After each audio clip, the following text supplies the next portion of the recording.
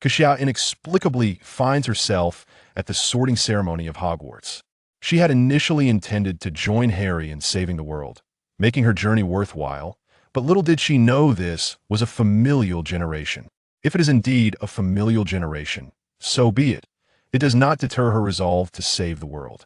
However, Voldemort, that unrelenting fiend, shows no regard for martial ethics, and with a single Avada Kedavra, he brings her into a new era.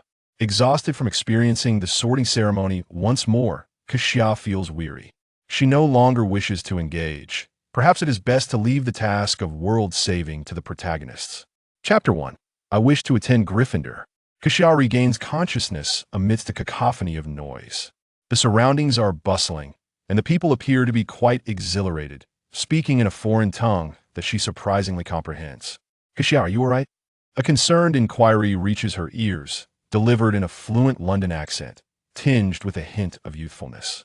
Kassia is jolted awake, turning her gaze to meet a pair of clear brown eyes. It is a small girl clad in a voluminous black robe, with chestnut red curls and a freckled face, looking to be no older than 11 or 12. Is she calling for Kassia? I'm fine, Kassia exclaims in astonishment. She instinctively utters a fluent sentence in English. The chestnut red-haired girl seems to sense her disquiet, gently patting her shoulder and reassuring her with a smile. Hey, don't be nervous, Kassia. At least we don't have to duel with a troll. I told you, Hogwarts wouldn't allow first years to duel trolls. That would be far too perilous. Hogwarts. Kassia extracts key information from the girl's English sentences. She silently surveys her surroundings. A grand and opulent hall filled with a multitude of children clad in black robes occupies her view. Above the tables, thousands of floating candles illuminate the hall, while at the head of the hall stands a long table occupied by an array of peculiar individuals. Before her, a familiar yet foreign scene unfolds. An elderly figure wearing a pointed black hat, resembling a wizard, stands upon the platform. One hand clutches a parchment, while the other holds a dusty, patched-up hat that appears quite worn and grimy. In an instant, Kassia comprehends the truth. She has been transported to the world of Harry Potter. It is the sorting ceremony for new students at Hogwarts. How exhilarating! Surely, she cannot be dreaming. Kassia's heart races with excitement, pounding incessantly. Before she has the chance to ponder further, she hears a steady female voice announce, Kassia Sue. The witch on the platform is calling her name. Kassia hesitated for a fleeting moment. Was Sue truly her surname? The little girl beside her excitedly nudged her, urging, It's your turn, Kassia, go on. They were indeed calling for her. Under the curious gazes of all present, Kassia's hand, which she had concealed within her sleeve, clenched nervously into a fist as she approached the stage and took a seat. The elder which beside her was likely Professor McGonagall. Kassia felt a hat gently placed upon her head, obscuring her vision. The sorting hat's ancient yet lively voice whispered close to her ear. Oh, do not be anxious, my child. Let me see where you belong. It was impossible not to feel nervous. Her excitement rendered her thoughts uncontrollable. What if the sorting hat truly read her mind? Kassia forced herself to refrain from contemplating her time-traveling predicament, though the hundreds of eyes fixed upon her made her rather uncomfortable. Well, you may indeed be quite anxious, but something seems amiss. It is rather strange that I cannot comprehend your thoughts.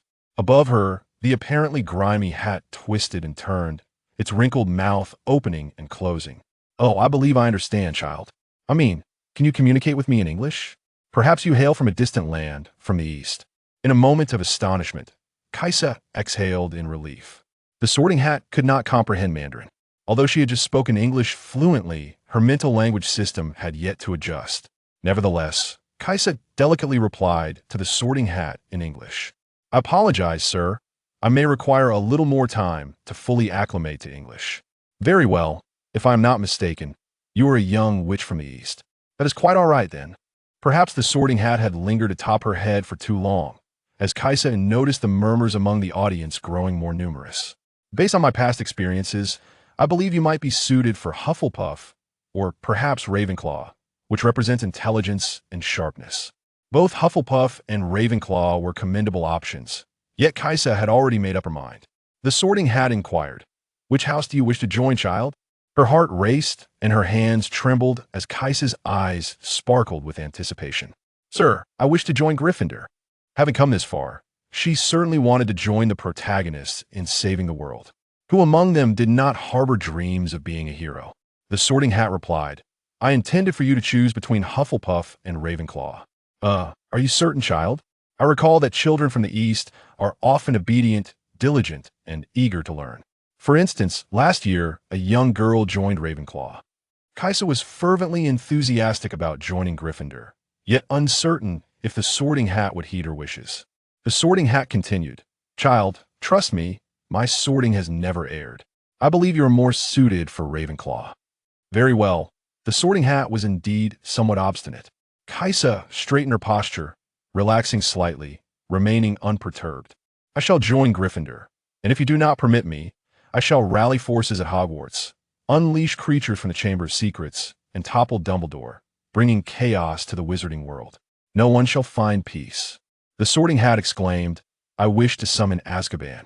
Where did this little troll come from? I miscalculated. This child is not easily swayed. After a 2-second silence, the Hat took a deep breath and shouted, Gryffindor! Wow! The Gryffindor table erupted in cheers, the little lions clapping fervently to welcome her. Kaissa felt a sense of satisfaction. Once Professor McGonagall retrieved the Sorting Hat, she joyfully skipped to the Gryffindor table.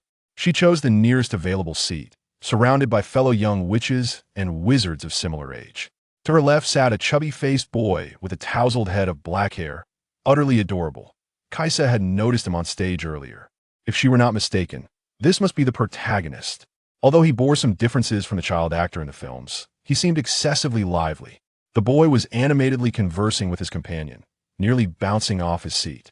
Upon noticing Kaissa's approach, he beamed widely, his eyes sparkling, and extended a small hand. Hey, hello. I'm James Potter. You're so cool. The Sorting Hat was on your head for quite a while. Must have been 3 minutes impressive. Hello, I'm Kaissa Sue. It's a pleasure to meet you. Kaissa smiled brightly and shook his hand. Wait a moment. What did he just say his name was? James Potter. Wasn't that Harry's father? Kaissa's smile froze upon her face. Merlin. She had traversed into the era of the original generation. Her sweet and soft Hermione. Her savior with the red lips and white teeth. Her chicken leg-loving Ron. They would all have to wait another 20 years to meet. Chapter 2. Nearly Headless Nick. Young James seemed utterly oblivious to her thoughts, chattering away to himself. Sue, is that your surname? Quite unique. But what were you discussing with the Sorting Hat? It took ages to place you in Gryffindor. You know, as soon as it touched my head, it bellowed, Gryffindor. He exaggeratedly mimicked the Hat's tone. To be honest, Kassia found it difficult to interject. James appeared disinclined to allow her a response, babbling incessantly, accompanied by animated gestures. But I truly think it's remarkable. How did it know I wanted to be in Gryffindor from the outset? My father was also a Gryffindor. It's the best house. I assent it. The Sorting Hat is truly impressive. I've heard it's been around for centuries. Kassia was momentarily taken aback. Enough, James, aren't you tired? Spoke a boy sitting slightly taller beside him, also with dark hair, a few strands falling casually over his eyes, exuding an air of elegance. Despite still possessing a hint of baby fat, one could discern the makings of future handsomeness. Noticing Kassia's gaze, he offered a subtle smile, casually brushing his hair back, chin slightly raised, his eyes reflecting a hint of pride. I am Sirius Orion Black. You may simply call me Sirius. The legendary Sirius Black. Kassia beamed once more. Hello? Sirius, I'm Kassia. Beside Sirius sat a rather well-behaved boy with light brown hair and bright eyes. Kassia stole another glance. He appeared to blush slightly. Hello? I'm Remus Lupin, and this is Peter Pettigrew. His voice was soft, yet discernible. Kassia nodded, her gaze drifting to the farthest Peter Pettigrew, who was quite short and appeared timid, emanating a sense of anxiety. Your surname is Sue? It doesn't sound British, Sirius suddenly inquired. Yes. I come from a country in the East. Kassia was uncertain how to respond, as she had yet to inherit the entirety of the original owner's memories. Her subconscious hinted that the original owner had arrived in England by ship just a week prior, and she seemed to have been alone, with little else known. Well, James was about to say something more when Dumbledore's voice interrupted him. His golden owl microphone had been enhanced with a sound amplification charm, allowing his voice to resonate throughout the hall. Welcome, esteemed new students, to Hogwarts School of Witchcraft and Wizardry. Before we commence our feast, I have a few words to share. Buffoons, crybabies, scoundrels, twist. With that, the banquet began. After Dumbledore seated himself, he waved his arm, and sumptuous food appeared upon the 4 long tables. Kassia joined in the applause with the others. What does he mean by that? Indeed, that's Dumbledore for you, James exclaimed, astonished by the sudden appearance of food. Roast beef, roasted chicken, pork chops, lamb shanks, sausages. James wiped his mouth, disregarding the meaning. Eat up, Sirius. He seized a chicken leg and began to devour it. Kassia was equally astonished. It was her first true encounter with magic, an extraordinary feeling. She was grateful to the heavens for granting her this chance to traverse worlds. She would undoubtedly dedicate herself to mastering magic. Kassia also began to gleefully gnaw on her chicken leg. After only a few bites, she noticed James looking around while eating, seemingly searching for something. His gaze settled on a girl diagonally opposite. As he tidied his hair, his tone suddenly becoming more subdued. Hey, Evans, you're in Gryffindor too. Kassia followed his line of sight. Lily Evans, James's destined partner, mother of the savior. Just as in the films. She was a lively and charming girl with flowing deep red hair. Lily had been laughing joyfully with a girl beside her, but turned to look when she heard her name. Kassia witnessed her smile vanish, resolutely turning away, averting her gaze. James awkwardly lowered his hand, taking a frustrated and despondent bite of his chicken leg. Kassia found the scene rather intriguing, while Sirius turned away in disdain. Just then, several ghosts suddenly emerged from the dining table, the floor, and the walls, drifting through the air and startling the first years into exclamations. Kassia dropped her sausage in fright. Fear not. These are the school ghosts. They will not harm us, explained a senior student sitting opposite her. Upon hearing this, the group turned to look at him. I am Ellis Boson, a 5th year and the Gryffindor prefect. His tone was gentle, with light, wavy blonde hair and pale blue eyes. As the blue-tinged ghosts floated about, frightening the newcomers, one plump ghost wearing a ruffled collar hovered above the Gryffindor table. Welcome to Gryffindor, he said. Long time no see, Sir Nicholas. How have you been? A senior girl greeted him. Terribly. I wish to join the Headless Hunt, but that Peeves fellow 1T tell me where it is. Elle explained to the newcomers. This is Sir Nicholas de Mimsy Porpington, the resident ghost of Gryffindor. We call him Nearly Headless Nick. A bunch of pesky little imps, Nearly Headless Nick remarked. Clearly displeased with the moniker. James seemed intrigued. Kassia suddenly had a foreboding feeling. No, don't ask.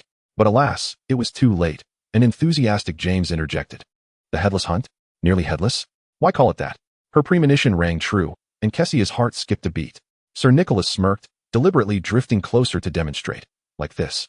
He shook his head, tugged at his hair, and removed his head from his neck, holding it aloft, revealing a gory neck, the head swaying precariously, still connected by a few tendons. The visual impact was overwhelming, especially as his head fell just as his eyes met Kessia's. Though there was no blood, her appetite was severely affected.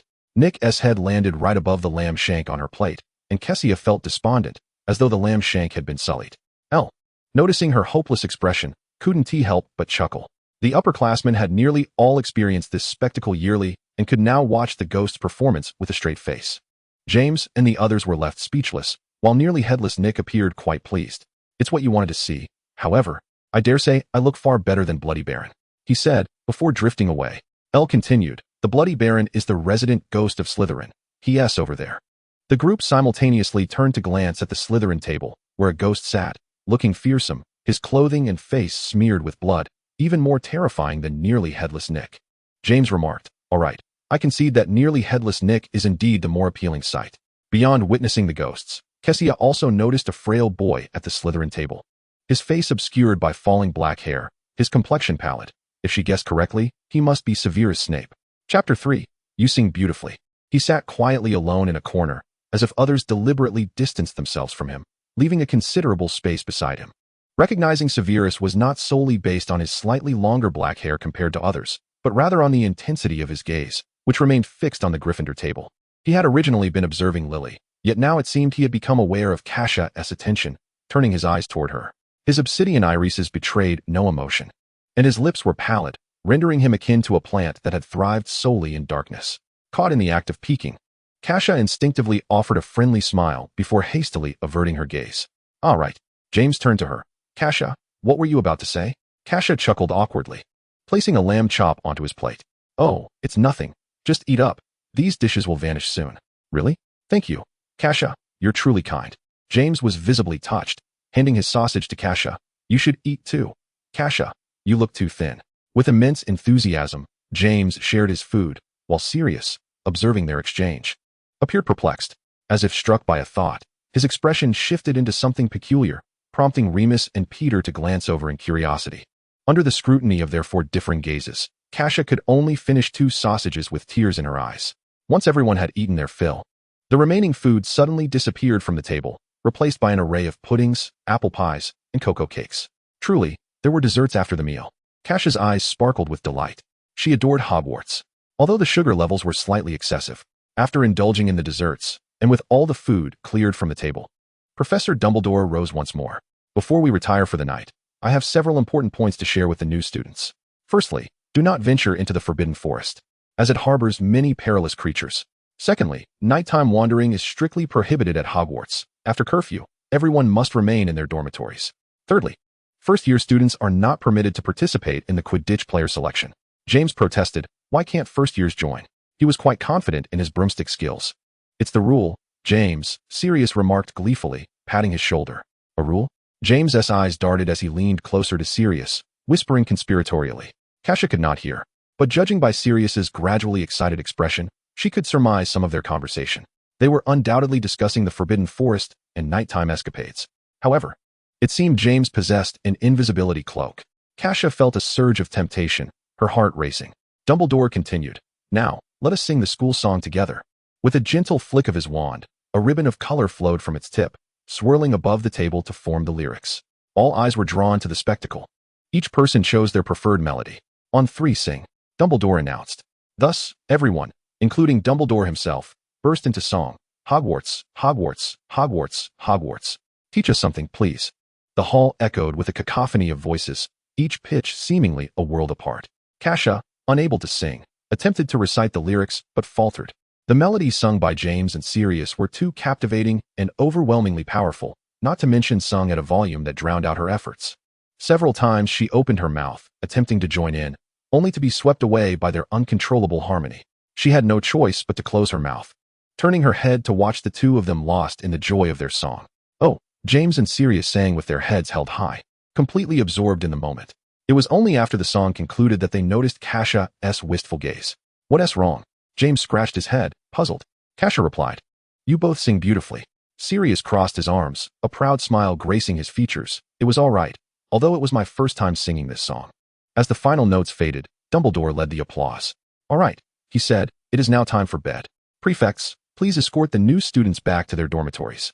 With that, the crowd began to chatter.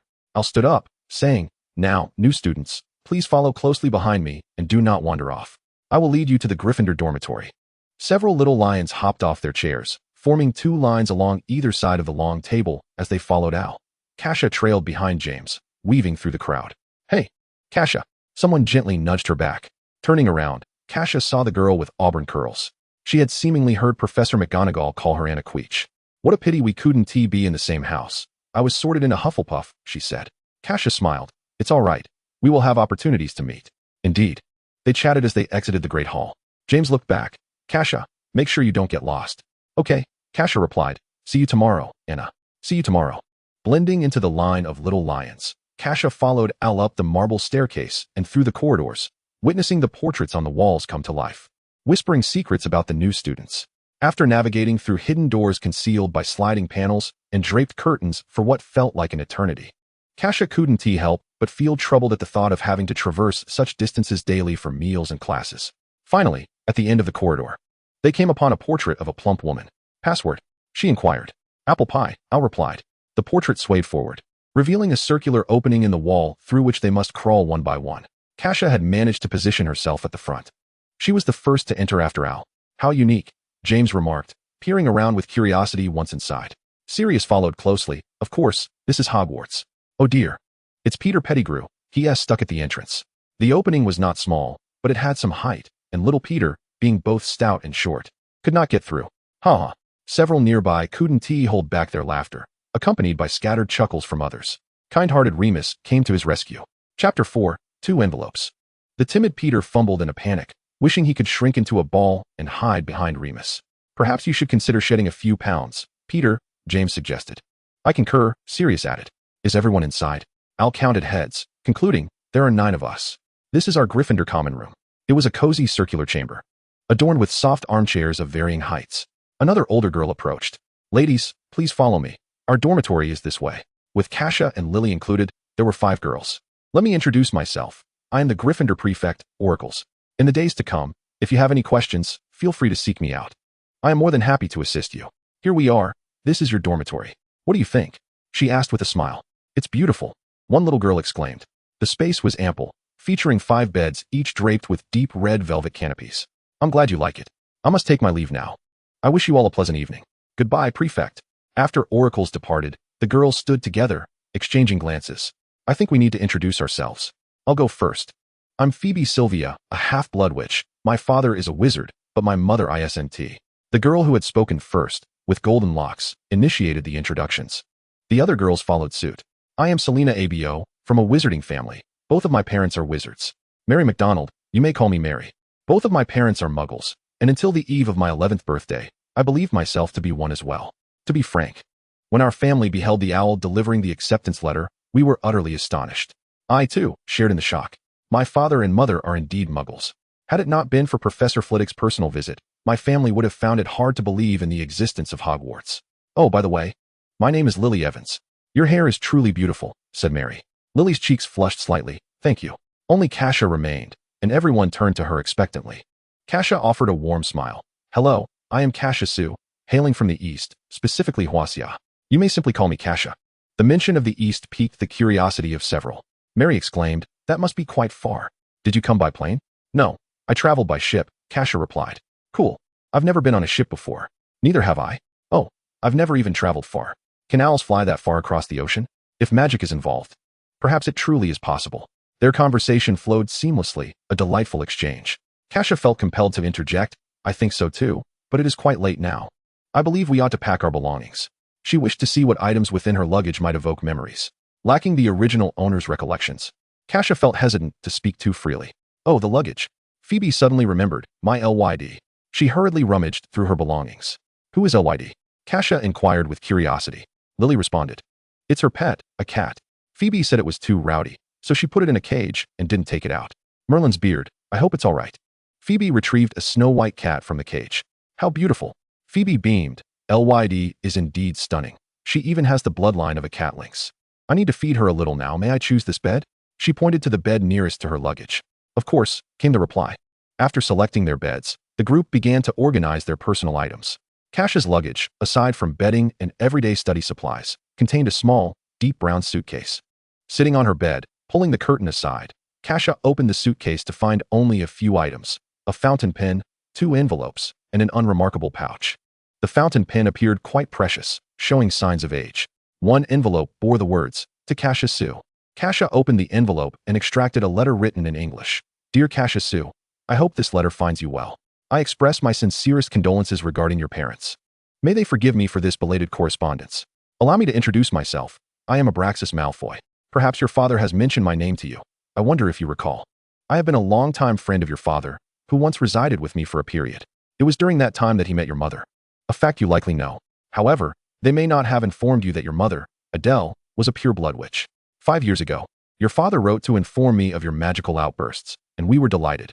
You are indeed a charming little witch. Your father mentioned that should you receive a letter from Hogwarts or any other wizarding school, they would take you away from China to once again set foot on British soil for your education. Yet, none anticipated the unfortunate events that would unfold. The last letter your father sent to me expressed his desire for you to attend a wizarding school and graduate successfully. If you wish, I have prepared a ticket and travel funds for you. Perhaps I should have informed you sooner, but I heard you moved shortly thereafter, and I lost contact. I learned from Dumbledore, the headmaster of Hogwarts, that you have been accepted into the esteemed institution. This letter accompanies your acceptance notice. You need not feel fear or anxiety. Dear child, I have arranged a room for you at Malfoy Manor. I look forward to your arrival. Sincerely, Abraxas Malfoy. Upon finishing the letter, Kassia's heart raced with astonishment. If she understood correctly, the original owner, her father was from Huaxia and possibly a muggle, while her mother was a pure-blood witch from England. Her father and Abraxas Malfoy were friends, and it seemed that during this visit to England, the original owner might be temporarily residing at Malfoy Manor. Most significantly, it appeared that the original owner's parents had met with some misfortune and had passed away, though the details remained unclear. The other letter contained the acceptance notice from Hogwarts, its content mirroring what Kassia had seen in the films of her past life. Lastly, upon opening the pouch, Kassia was astonished once more. It was filled with gold. She presumed this to be galleons. After counting, she found a staggering 354. The pouch, though small, clearly had been enchanted with the undetectable extension charm to hold such wealth. Kassia's eyes sparkled. This pouch was anything but unremarkable. Its brilliance was truly captivating. As for why the original owner carried so much money rather than depositing it in Gringotts, Kassia surmised it might stem from a lack of security. She carefully stored the suitcase and lay back on her bed, contemplating the necessity of acquiring a lock for it soon. Chapter 5. What is it to you? The following morning, everyone awoke simultaneously, still groggy, and descended to freshen up. I admit the beds in the Hogwarts dormitory are quite warm, Mary remarked, sporting dark circles under her eyes, but I don't know why I couldn't fall asleep until late at night. Perhaps you're not used to the bed. You'll adjust in time, came the reply. I hope so, or I might go mad. After Kassia finished her morning routine, she waited for the others while gazing into the mirror. She had not had the chance to observe herself the previous night, only knowing that the original owner's hair was golden and slightly wavy. Unlike Phoebe's light gold, hers appeared brighter and deeper, possibly inherited from her mother. Her features were exquisitely refined. She had black eyes, a prominent nose, rosy lips, and cheeks that still bore the innocence of youth. Beneath the bright candlelight, her skin gleamed as white as jade. Are we all ready? Yes. Let's go, ladies. We must head for breakfast. I hope there are syrup fruit pies today. The five exited the dormitory together. In the common room, Kassia spotted James leaping down the spiral staircase with remarkable exuberance. Hey, Kassia. Good morning. James, his hair in disarray, had not properly fixed his robe's collar. Good morning, James. Your collar is a bit askew. James shrugged it off. That doesn't matter. I'll fix it later. Oh, Evans, you're here too. He hastily ruffled his hair and adjusted his collar. Lily, standing just behind Kassia, pretended not to see and turned to leave. Hey, wait, Evans. James attempted to pursue her, but then hesitated. Sirius and Remus joined them. Good morning, Kassia. Good morning. They all appeared to be in good spirits, likely having gotten a decent night's sleep. After all, it was only the first day. They probably weren't ready for a midnight adventure yet. Kassia was quite eager to join them for a nocturnal escapade, especially to explore the Forbidden Forest and the Room of Requirement. Given her circumstances, she thought one ought to indulge in some excitement. Gryffindor, after all, was known for its courage and love of adventure. What is our entrance password again? Sirius inquired as they passed through the entrance. Apple pie, Kassia replied. If you cannot respond to the password, Madame Pomfrey will not grant you entry. It was Ael's voice. He approached with a few others, inquiring, How did you sleep last night? Kassia replied, Quite well. James chimed in, Very good. Remus added, So did I. Sirius remarked, Am I the only one who slept poorly? To be honest, it was James's snoring that disturbed me. It was quite loud. Nonsense. I never snore when I sleep. James protested, visibly agitated. Sirius smirked lazily. All right. I was merely jesting. I slept exceedingly well. Al smiled. That is splendid to hear. However, I must remind you to be cautious of the stairs beneath your feet, for they are not entirely stable. The ladies ahead should take heed as well. Look there. Al gestured towards the bottom segment of the staircase, which was wobbling precariously from side to side. Two students stood upon it, patiently waiting for the stairs to stabilize before they could pass swiftly. Merlin, this is simply marvelous. Phoebe exclaimed. Al replied, You want to think so when you're late to class because of it, or worse, end up in the wrong place. Descending from the staircase and traversing the lengthy corridor, they re-entered the great hall, preparing for the meal. James wished to sit beside Lily, but alas, she was flanked by others. Thus, he reluctantly settled for a seat opposite her. You should sit on my side, James muttered, dissatisfied with Kassia occupying the space beside Lily. Kassia remarked, She truly did not think much of it. Lily retorted, I do not welcome you, Mr. Potter. Why not? James exclaimed in disbelief, unable to fathom why someone as splendid and perfect as himself would be denied. Fearing an argument might ensue, Kassia hastily changed the subject. There really is fruit pie with syrup, Selena. Thank Merlin. Let us eat quickly. We have classes soon. Mary inquired, What classes do we have today? As they ate and chatted, Kassia pondered, Today is Wednesday. I recall we have a herbology class in the morning, and I forgot. There's also a defense against the dark arts class, and in the afternoon, a transfiguration class, Remus supplemented. Kassia looked at him in surprise. Have you memorized the entire schedule? Remus seemed momentarily taken aback, then shyly nodded. Impressive. I haven't even remembered what classes we have, she admitted. The core classes in the first and second years were numerous, and having just arrived, Kassia had not familiarized herself with them. She had only glanced at the schedule that morning. Perhaps due to the compliment, a faint blush crept onto Remus's cheeks as he offered her a bashful smile. Sirius interjected. Didn't you read any books before coming here? His tone seemed somewhat harsh. Kassia bristled. Oh, what does that have to do with you? I didn't ask you. Sirius, showing some restraint, merely huffed and said nothing further. Well, there are no flying lessons, James noted, somewhat disappointed but quickly regaining his enthusiasm. However, I often flew over the woods when I was in the valley. The broom I'm using now is the latest Comet model, gifted to me by my parents. I've even raced against other wizards, some of whom were adults, and they couldn't team match my speed. To be honest, I have never lost in this regard. If I could make it onto the Quidditch team. James continued to boast about his accomplishments, pride evident in his demeanor, occasionally glancing at Lily across the table. Kassia silently inched her plate closer to herself, wary of being splattered by James's exuberance. Even Sirius subtly shifted his chair. Halfway through the meal, a flurry of owls suddenly swooped in through the window, clutching parcels. They flapped their wings above the 4 long tables, delivering letters and packages to their respective owners. Oh, my fruit pie, my head. Merlin, how terrifying, Kassia exclaimed, as the falling parcels risked striking people or food. Several owls circled above Kassia's head. Lily and James received their letters and packages, while Kassia received nothing, which was expected and did not bother her.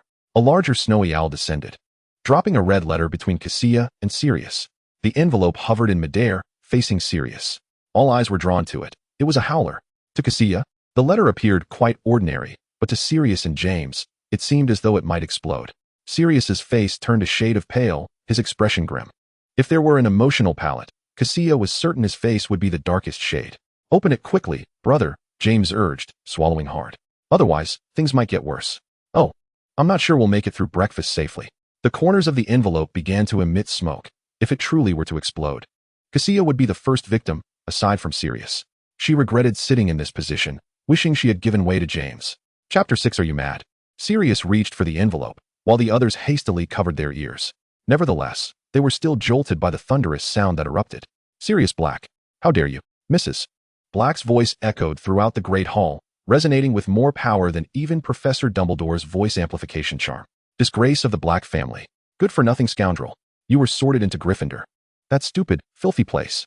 You do not deserve to bear the sacred surname of Black. Listen here, Black. I will have Dumbledore transfer you to another house. Before that, you better behave yourself and refrain from doing anything that would bring shame to the Black family. Otherwise, I shall retrieve you immediately. As the booming voice subsided, the hall fell into a stunned silence, all staring blankly at the red envelope as it spontaneously combusted into ashes, landing on the dining table. The others gradually turned back, whispering amongst themselves, their glances occasionally darting towards this side. Kassia quietly resumed using her spoon. As for Sirius, he wore a blank expression, his eyes glinting with faint derision. James swallowed hard, cautiously asking, "Are you all right, Sirius?" Sirius scoffed, gripping his fork tightly. Absolutely splendid, couldn't be better. If Mrs. Black's fury had served his purpose, then he had achieved what he desired, hadn't he? Seeing this, Kassia silently forgave Sirius for his earlier rudeness. To be honest, the howlers in the magical world were indeed somewhat intimidating. Oh, well, James stumbled, unsure how to provide comfort. Do you think Mrs. Black will really have you transferred? Sirius fell silent, equally uncertain. She won tea, Kassia interjected. Dumbledore will respect the sorting hats and the students' opinions. After all, in the original story, there was no transfer. Sirius had always been a Gryffindor. That's good, James sighed in relief. Kassia lowered her head, picking at her plate, a frown escaping her lips. As the red letter burned, a bit of ash floated into her plate, perhaps even an owl's feather, rendering her food inedible. Yet, she felt she hadn't eaten enough. What's this? Are you hoping I'd be transferred? Kassia looked up to find Sirius, expressionless, addressing her. Dude, are you insane? Kassia retorted, baffled. How could you possibly draw that conclusion? I just said you wouldn't be transferred. Oh, Cyrus exhibited a nonchalant demeanor as he continued to consume the toast on his plate. Keisha exclaimed, ah. It was infuriating that he had initiated the topic, yet now feigned indifference. In an instant, Keisha felt overwhelmed with frustration. Just then, Lily beside her remarked, I'm done eating, goodbye. In a huff, Keisha rose, declaring, we're leaving together, I want to eat anymore. Lily hesitated momentarily. Keisha, I intend to head to the Slytherin dungeon. James sprang up first. Are you going to find that sniveling wretch? Lily retorted angrily, Potter, Severus is my friend. Do not label him with nicknames. And what concern is it of yours? Mind your own business. Why? Slytherins are not good people. He will lead you astray. The two began to argue across the dining table, startling Phoebe, Remus, and the others. Keisha felt a headache brewing. It was her prerogative to choose her friends, whether they be James or Lily. James was utterly astonished. Keisha, how can you not support me? That sniveling wretch is a Slytherin. All right, James. I truly do not wish to quarrel with you. I believe you need to calm down. Keisha grasped Lily's hand and turned to leave, ignoring James's protests behind them. The two exited the Great Hall together. This was utterly dreadful. Lily was exasperated. Potter was insufferable. And what right did he have to dictate her choices? Exactly. Therefore, let us observe Severus a bit more. Perhaps it was the residual effects of recently watching the 7th and 8th films. But Kassia harbored a surprisingly favorable impression of Snape at present. Kassia, would you accompany me to Slytherin? She asked, her eyes imbued with a hint of hope and expectation. Although not all Slytherins were ill-natured, they were indeed challenging to interact with, especially on the first day of school.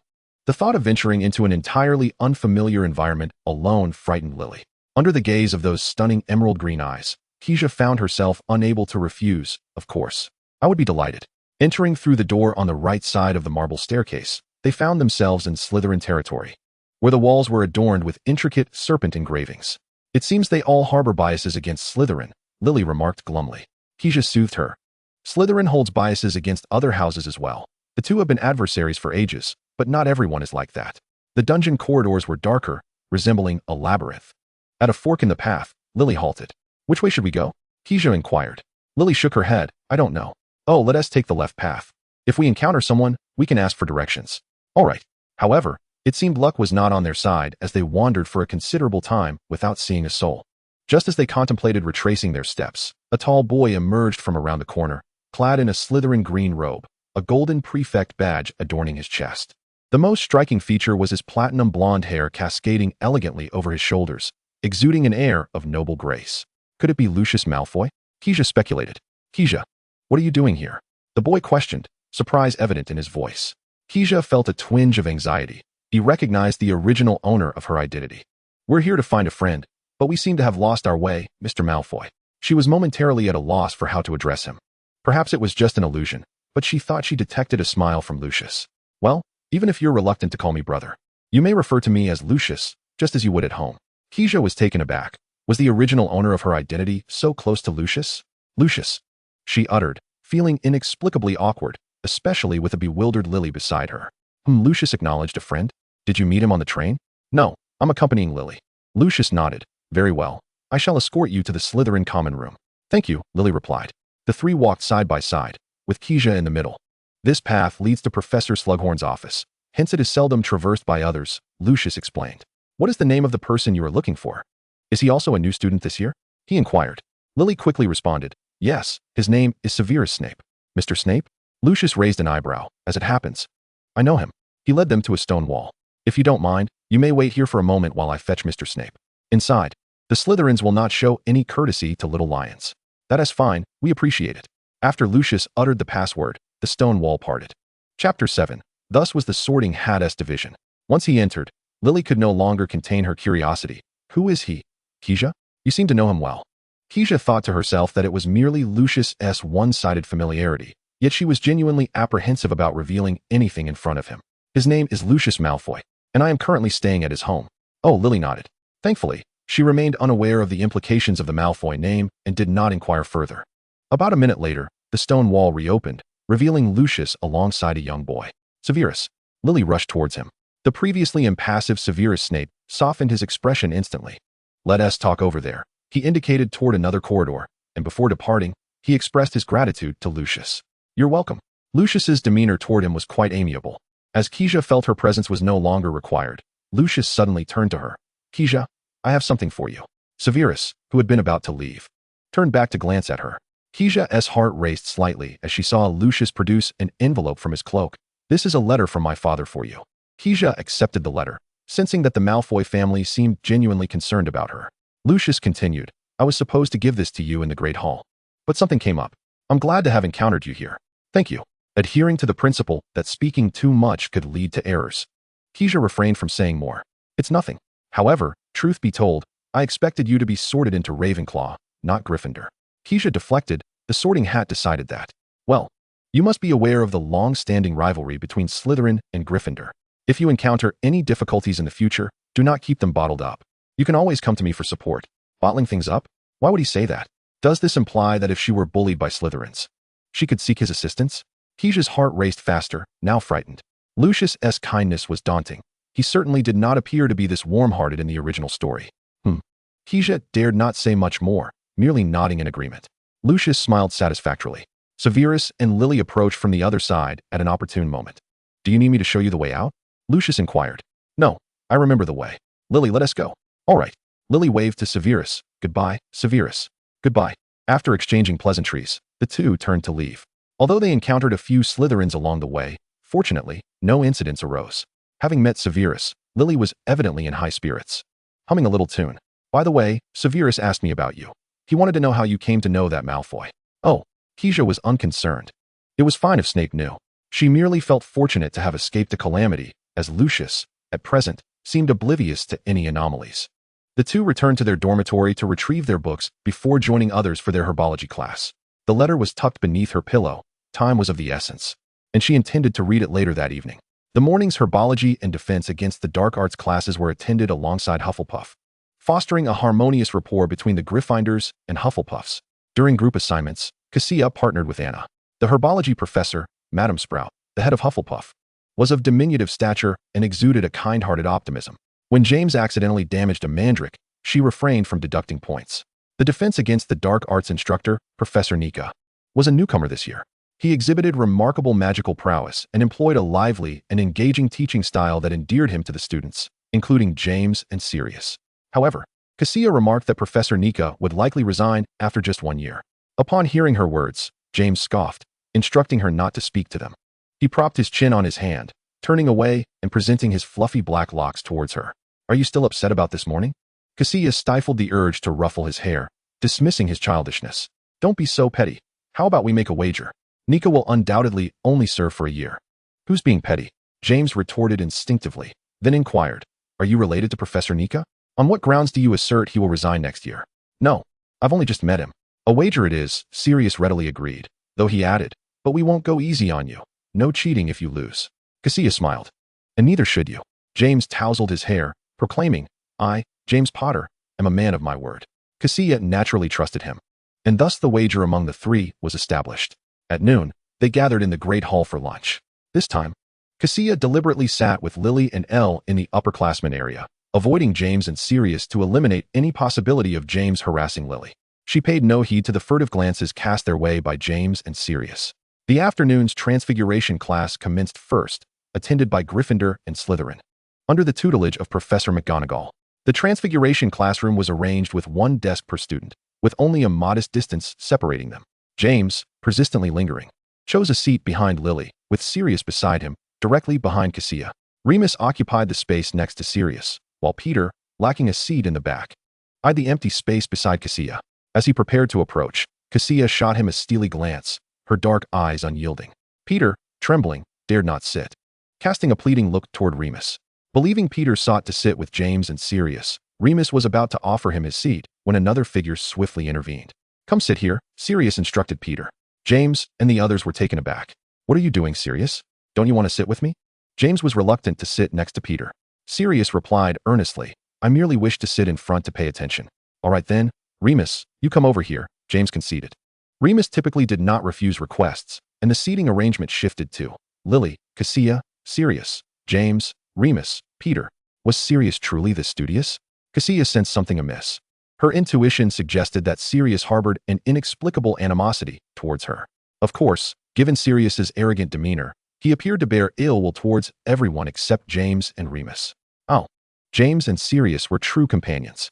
Kassia believed that Lily's disdain for James stemmed not only from Severus, but also from James's own childish and bothersome antics. As demonstrated in the present moment, before Professor McGonagall arrived, James feigned casualness, using the quill's feather to tickle Lily's back, provoking her ire as she turned to confront him, only for him to claim it was unintentional. Unable to retaliate, Lily shifted her chair forward, pressing her chest against the table. Professor McGonagall, tall and stern, appeared quite formidable yet was, in truth, a fair individual who would not show favoritism due to her role as head of Gryffindor, a fact that became particularly evident when compared to Professor Snape in later years. Transfiguration is the most complex and dangerous magic you will learn at Hogwarts, she declared sternly. Should anyone dare to cause mischief in my classroom, I shall escort them out and ban them from returning. Consider this a warning. Before class commenced, Professor McGonagall transformed the podium into a pig and back again, using it as an example to elucidate Gamp's law of elemental transfiguration. You can turn things into a pig. James's eyes sparkled with excitement. This is brilliant, mate. I must learn to transform people into pigs. Remus hesitated to voice his thoughts, ultimately remaining silent. Chapter 8. The Missing Book. After diligently recording a plethora of intricate notes, Professor McGonagall distributed a matchstick to each student, initiating hands-on practice to transfigure the matchstick into a silver needle. Kassia believed she might be a prodigy, as on her third attempt, she successfully transformed her matchstick into a gleaming, sharply pointed needle. She glanced around. Lily's matchstick remained unchanged, while Sirius S had seemingly narrowed slightly. "Merlin, you did it!" Lily exclaimed, drawing Professor McGonagall's attention. Adjusting her glasses, the professor leaned down to inspect Kassia's work with utmost rigor. "Excellent, Miss Sue," Professor McGonagall remarked, a rare smile gracing her features. "You are the first to succeed in transfiguration in my class." Rising, she continued, "It appears Miss Sue possesses considerable aptitude for transfiguration. For this, Gryffindor earns 5 points." Kassia felt that earning points in class was rather effortless. Perhaps she truly did have a gift. Subsequently, Professor McGonagall acknowledged the slight transformations achieved by Sirius and Remus, awarding each of them an additional point. Before class concluded, Professor McGonagall assigned homework, a paper on the day's lesson, no less than 13 inches in length. Due to Kassia's outstanding performance, she was granted a 5-inch reduction. Behind her, James complained about the excessive workload, even envying Kassia. After transfiguration class, Gryffindor had no further lessons for the afternoon. With dinner still some time away, Lily intended to seek out Severus while Kassia and Anna had planned to visit the library. Phoebe and the others returned to their dormitory. The library, located on the second floor of the castle, boasted thousands of shelves filled with countless books. Kassia completed the assignment assigned by Professor McGonagall there, while Anna, needing to prepare for her astronomy class that evening, could not stay long. After exiting, Anna returned to their dorm, and Kassia made her way directly to the Great Hall, conveniently along the way. Anna expressed her surprise at having another class that evening, complaining to her, "Honestly, I fail to see the purpose of this astronomy class. Is it merely to observe the stars? And we have to attend with Slytherin. Oh, how utterly dreadful." Kassia pondered, "Perhaps it is meant to teach us weather prediction? Yet it seems rather pointless." Moreover, what vexed her most were those infuriating staircases. Their unpredictable movements were utterly disconcerting, and Peeves had nearly caused her to be late that morning. Indeed, Peeves was quite bothersome.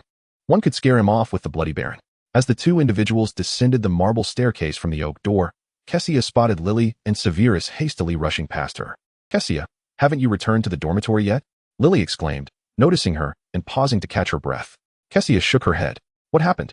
You both seem rather anxious." A flush crept onto Severus's pale face. Lily sighed. "Severus's book has gone missing. After leaving transfiguration class, we searched the entire first floor." The thought of Severus's book, particularly after transfiguration class, sparked a guess in Kassia's mind. After a brief respite, Lily said, "We must go. We plan to check the boys' restroom." "Lily," Severus grasped her arm. His lips pressed together and his expression grave. "You must listen. I believe someone may have deliberately taken my book." "Who? A Slytherin?" "No." He inhaled deeply. "I mean someone from Gryffindor, perhaps Potter." "How could that be?" Lily was taken aback, hesitating for a moment. Could it be merely because? She struggled to articulate her thoughts, evidently unaware of the depths of Potter's audacity. Seeing her confusion, Severus's breath quickened. "Lily, they are not good people. Do not be misled by those individuals." "Very well, Severus, we will check the boys' restroom again, and if it's not there, I shall accompany you to find Potter." Once the pair departed, Kassia exchanged a glance with Anna, and they continued on their way. Anna shook her head. "Kassia, I truly question my eyesight. A Gryffindor is actually walking alongside a Slytherin. Lily and Snape have known each other since before our enrollment." Kassia paused. "Anna, we must part ways now." "All right. See you tomorrow." "Tomorrow," Kassia replied. Once Anna left, she did not proceed directly into the Great Hall, but instead turned and walked outside. She ventured forward, crossing the lawn and descending towards the lakeside. Beneath the beech tree by the lake, she indeed spotted 4 familiar figures. Remus was seated on the grass engrossed in a book. Peter was pulling at weeds. Sirius was lazily leaning against the tree, unconsciously tapping a stick in his hand. And James was bouncing about, grasping at the leaves overhead. Upon seeing her, James grinned widely. "Kassia, what brings you here? Surely you find the library dreadfully boring compared to joining us?" Kassia retorted, "If by interesting you mean languidly playing with leaves, I suggest you all return to the library." Remus closed his book, smiled at her amiably, and greeted her. Kassia returned his smile. Sirius deliberately snapped a twig, making a noise. "I presume the clever Miss Sue has completed her homework. After all, she is the favored student of Professor McGonagall since the very first class." Although Sirius excelled in transfiguration, he still paled in comparison to Kassia. Choosing to ignore Sirius, Kassia turned to James. Did you take Severus's book from Transfiguration? James yelped as if a cat had stepped on his tail, attempting to cover up his deceit with volume. What? Not at all, Kassia. Do you have any proof? Kassia needed no proof. She had not missed the fleeting look of guilt in Remus's eyes. Remus, can you tell me where James has hidden the book? Remus hesitated. Don't say a word. Sirius shouted, even standing up to cover Remus's mouth. He turned to glare at Kassia. What gives you the right to assist that Slytherin? You're a Gryffindor. Exactly. James added angrily. You should be on our side. Kassia replied. So you believe your actions are justified? And what of it? James's tone had noticeably diminished, yet he remained unapologetic. Kassia had zero tolerance for bullying, and she now found herself at odds with the four of them. Yet Sirius still kept his hand over Remus's mouth, leaving Remus to look helplessly at her. Kassia sighed inwardly. It seemed mere lecturing would not retrieve the book. Chapter 9. The book is with me. Well, since it has come to this, Kassia stepped back, just as they all assumed she was about to retreat. She declared, I shall inform Professor McGonagall about your plans to sneak into the Forbidden Forest tonight. James's eyes widened in shock. How would you know? Suddenly realizing. He hastily covered his mouth, his eyes bulging with astonishment. She had caught him off guard, and a triumphant smile crept upon Kessia's lips. The other three were equally stunned, for James had only shared this with them. Sirius released his hold on Remus's mouth. Remus, did you tell her? Remus's face flushed crimson as he shook his head frantically. It wasn't me. Kassia interjected. Not him. No one told me. I overheard it myself. James, exasperated, exclaimed, You actually eavesdropped on us. I merely heard it within the bounds of normal social interaction. That hardly qualifies as eavesdropping. Her innocent face wore an expression of genuine naivety.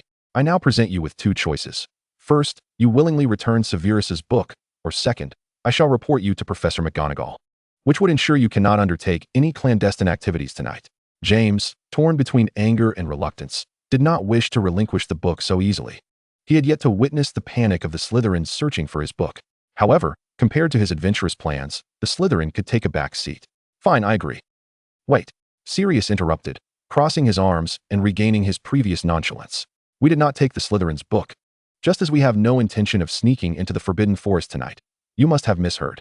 He attempted to deny any wrongdoing, reasoning that they hadn't yet ventured into the Forbidden Forest, and even if Kassia reported to Professor McGonagall, there was no evidence. Worst case, they would simply not go tonight. There would be other opportunities. James quickly understood, nodding fervently. Exactly. What gives you the right to say we were going to the Forbidden Forest? I never said such a thing. His eyes darted sideways.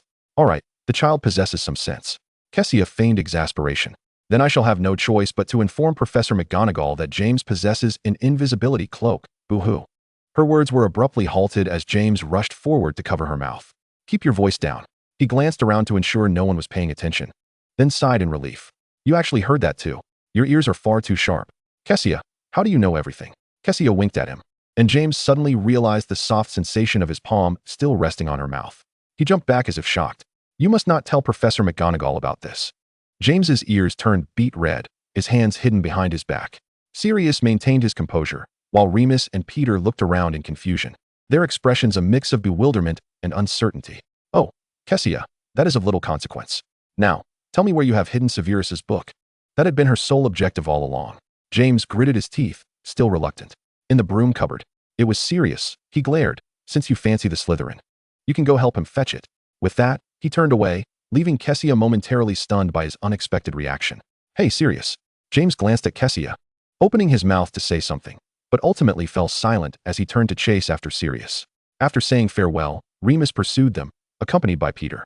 Once the crowd had dispersed, Kassia returned to the castle, making her way directly to the broom cupboard. Inside, she discovered a copy of Beginner's Guide to Transfiguration. Devoid of a name, yet filled with annotations on the early pages. She did not encounter Lily and Severus on the first floor. They might have been uncertain about where to locate James. Clutching the book, Kassia proceeded to the Great Hall. It was dinner time, and Phoebe and her companions had already arrived, though Lily was conspicuously absent. Kassia took a seat opposite them. Good evening, Kassia, they greeted. Did you spend the entire afternoon in the library? Not entirely. I also took a stroll outside the castle.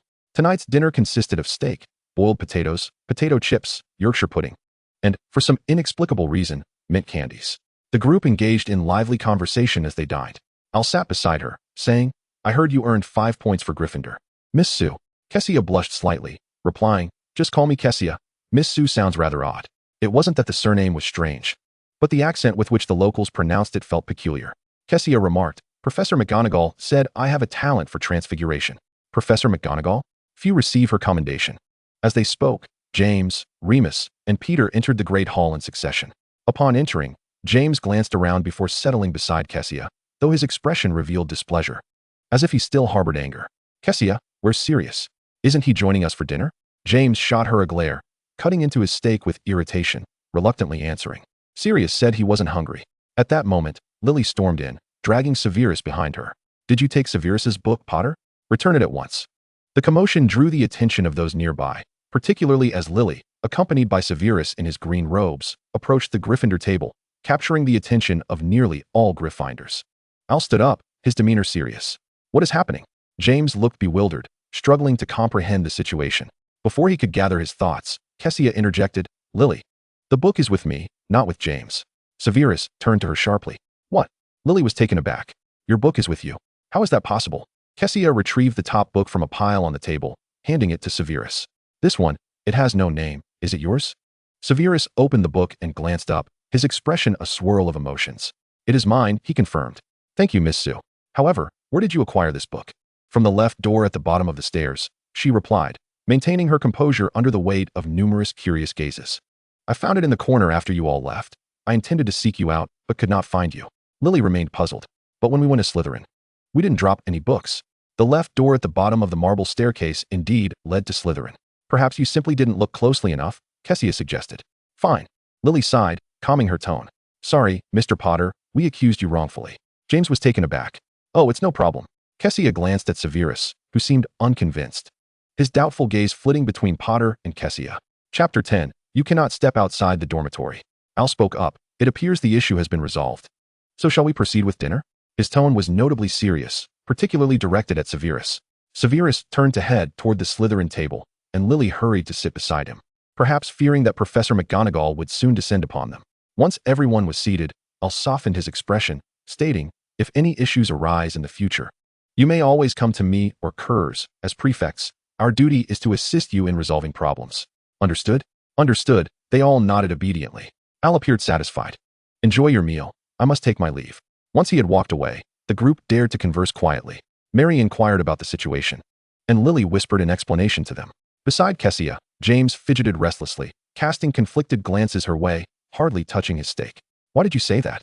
He leaned closer, whispering, aren't you on the same side as Snivellus? Kassia found his childishness amusing. How immature. What do you mean on the same side? And don't refer to him as Snivellus. Flushed with embarrassment after being called immature, James retorted, forget that. I simply want to know why you lied earlier. Can't you tell? I'm helping you, Kassia replied, setting down her pudding and switching to her persuasive mode. If Lily found out that you were the one who took Snape's book, causing them to search all afternoon without success, she would only grow to dislike you more. Moreover, this would provide Lily and Snape a chance to be alone together, deepening their bond. How counterproductive is that? James, in his innocent confusion, suddenly understood. I see now, Kassia. I didn't realize you were helping me.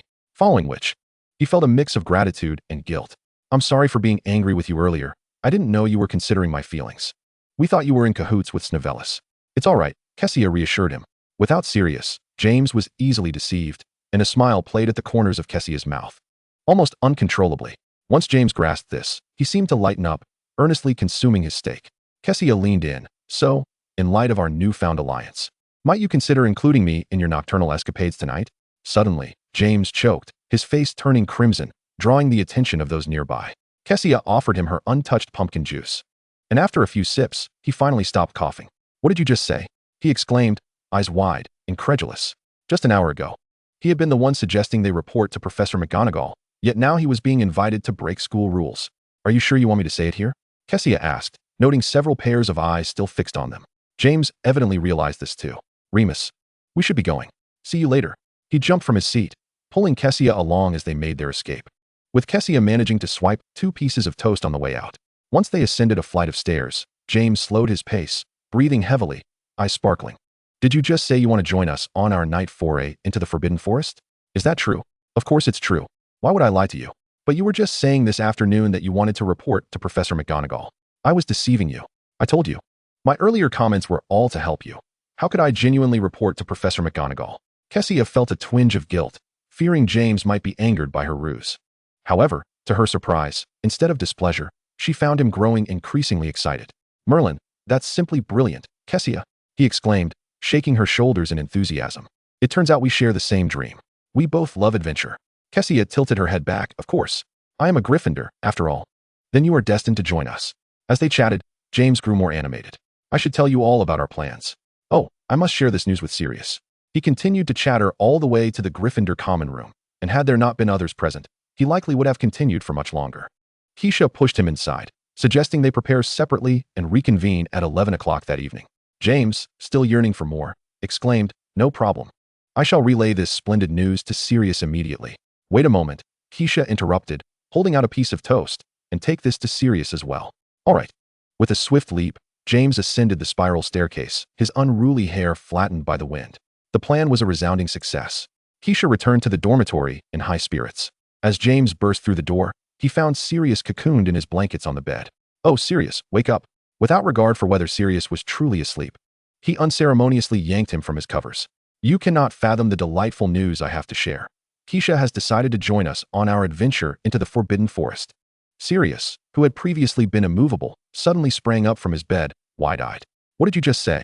You two must find this news utterly fantastic, don't you? It's truly marvelous. Our little band of adventurers has just gained another member." He was lost in his excitement, completely oblivious to the disconcerting expression on Sirius's face. "James."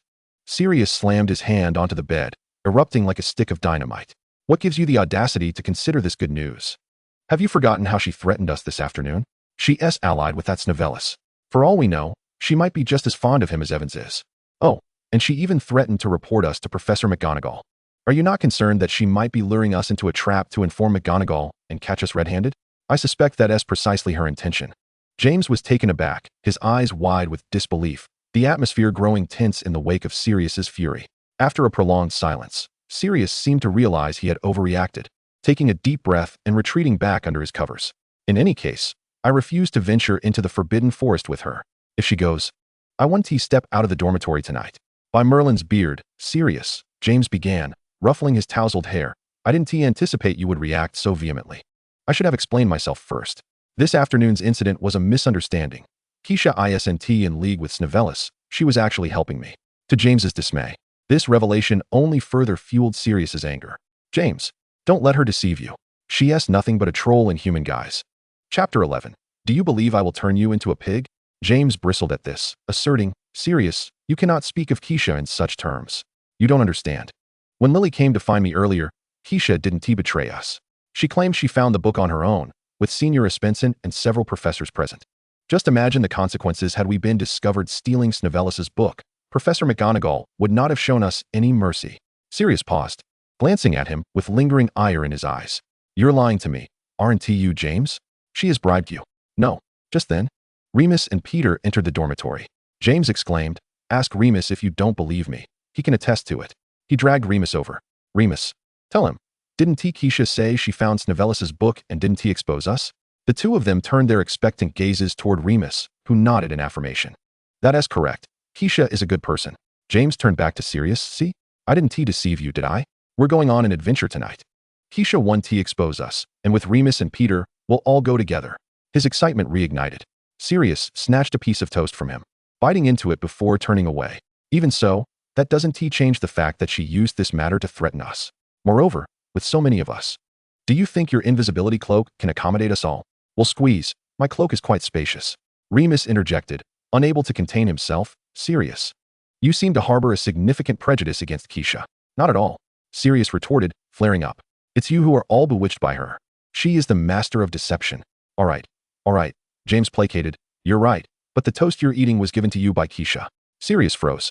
The half-eaten toast suspended midair, unable to decide whether to consume it or not.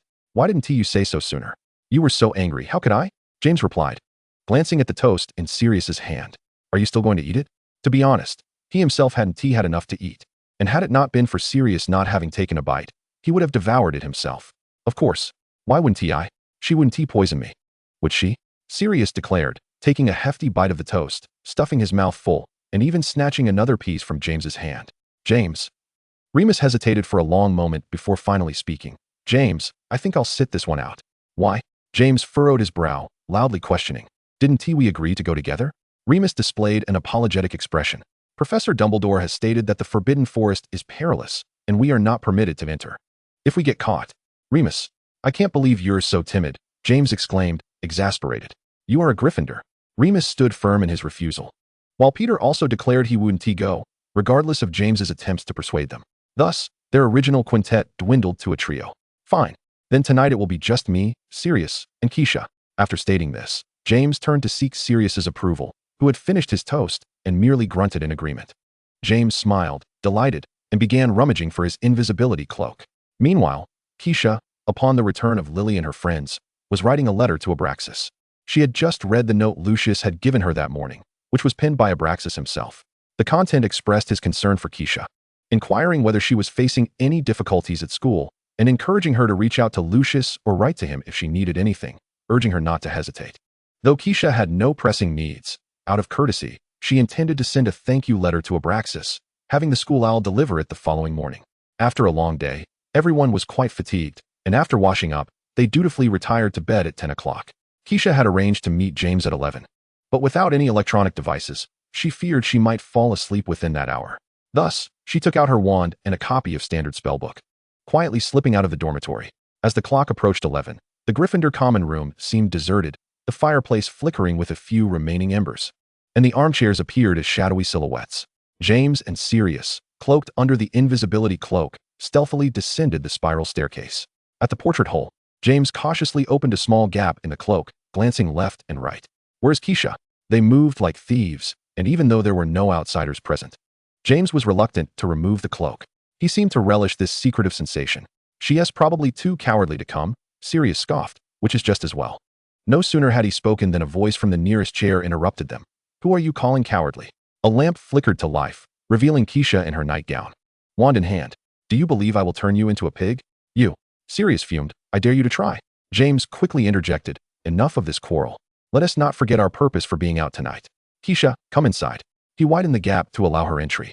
Kassia erupted in laughter. James, do you truly intend for us to clamber through the entrance together? Are you quite certain we won't end up stuck like Peter?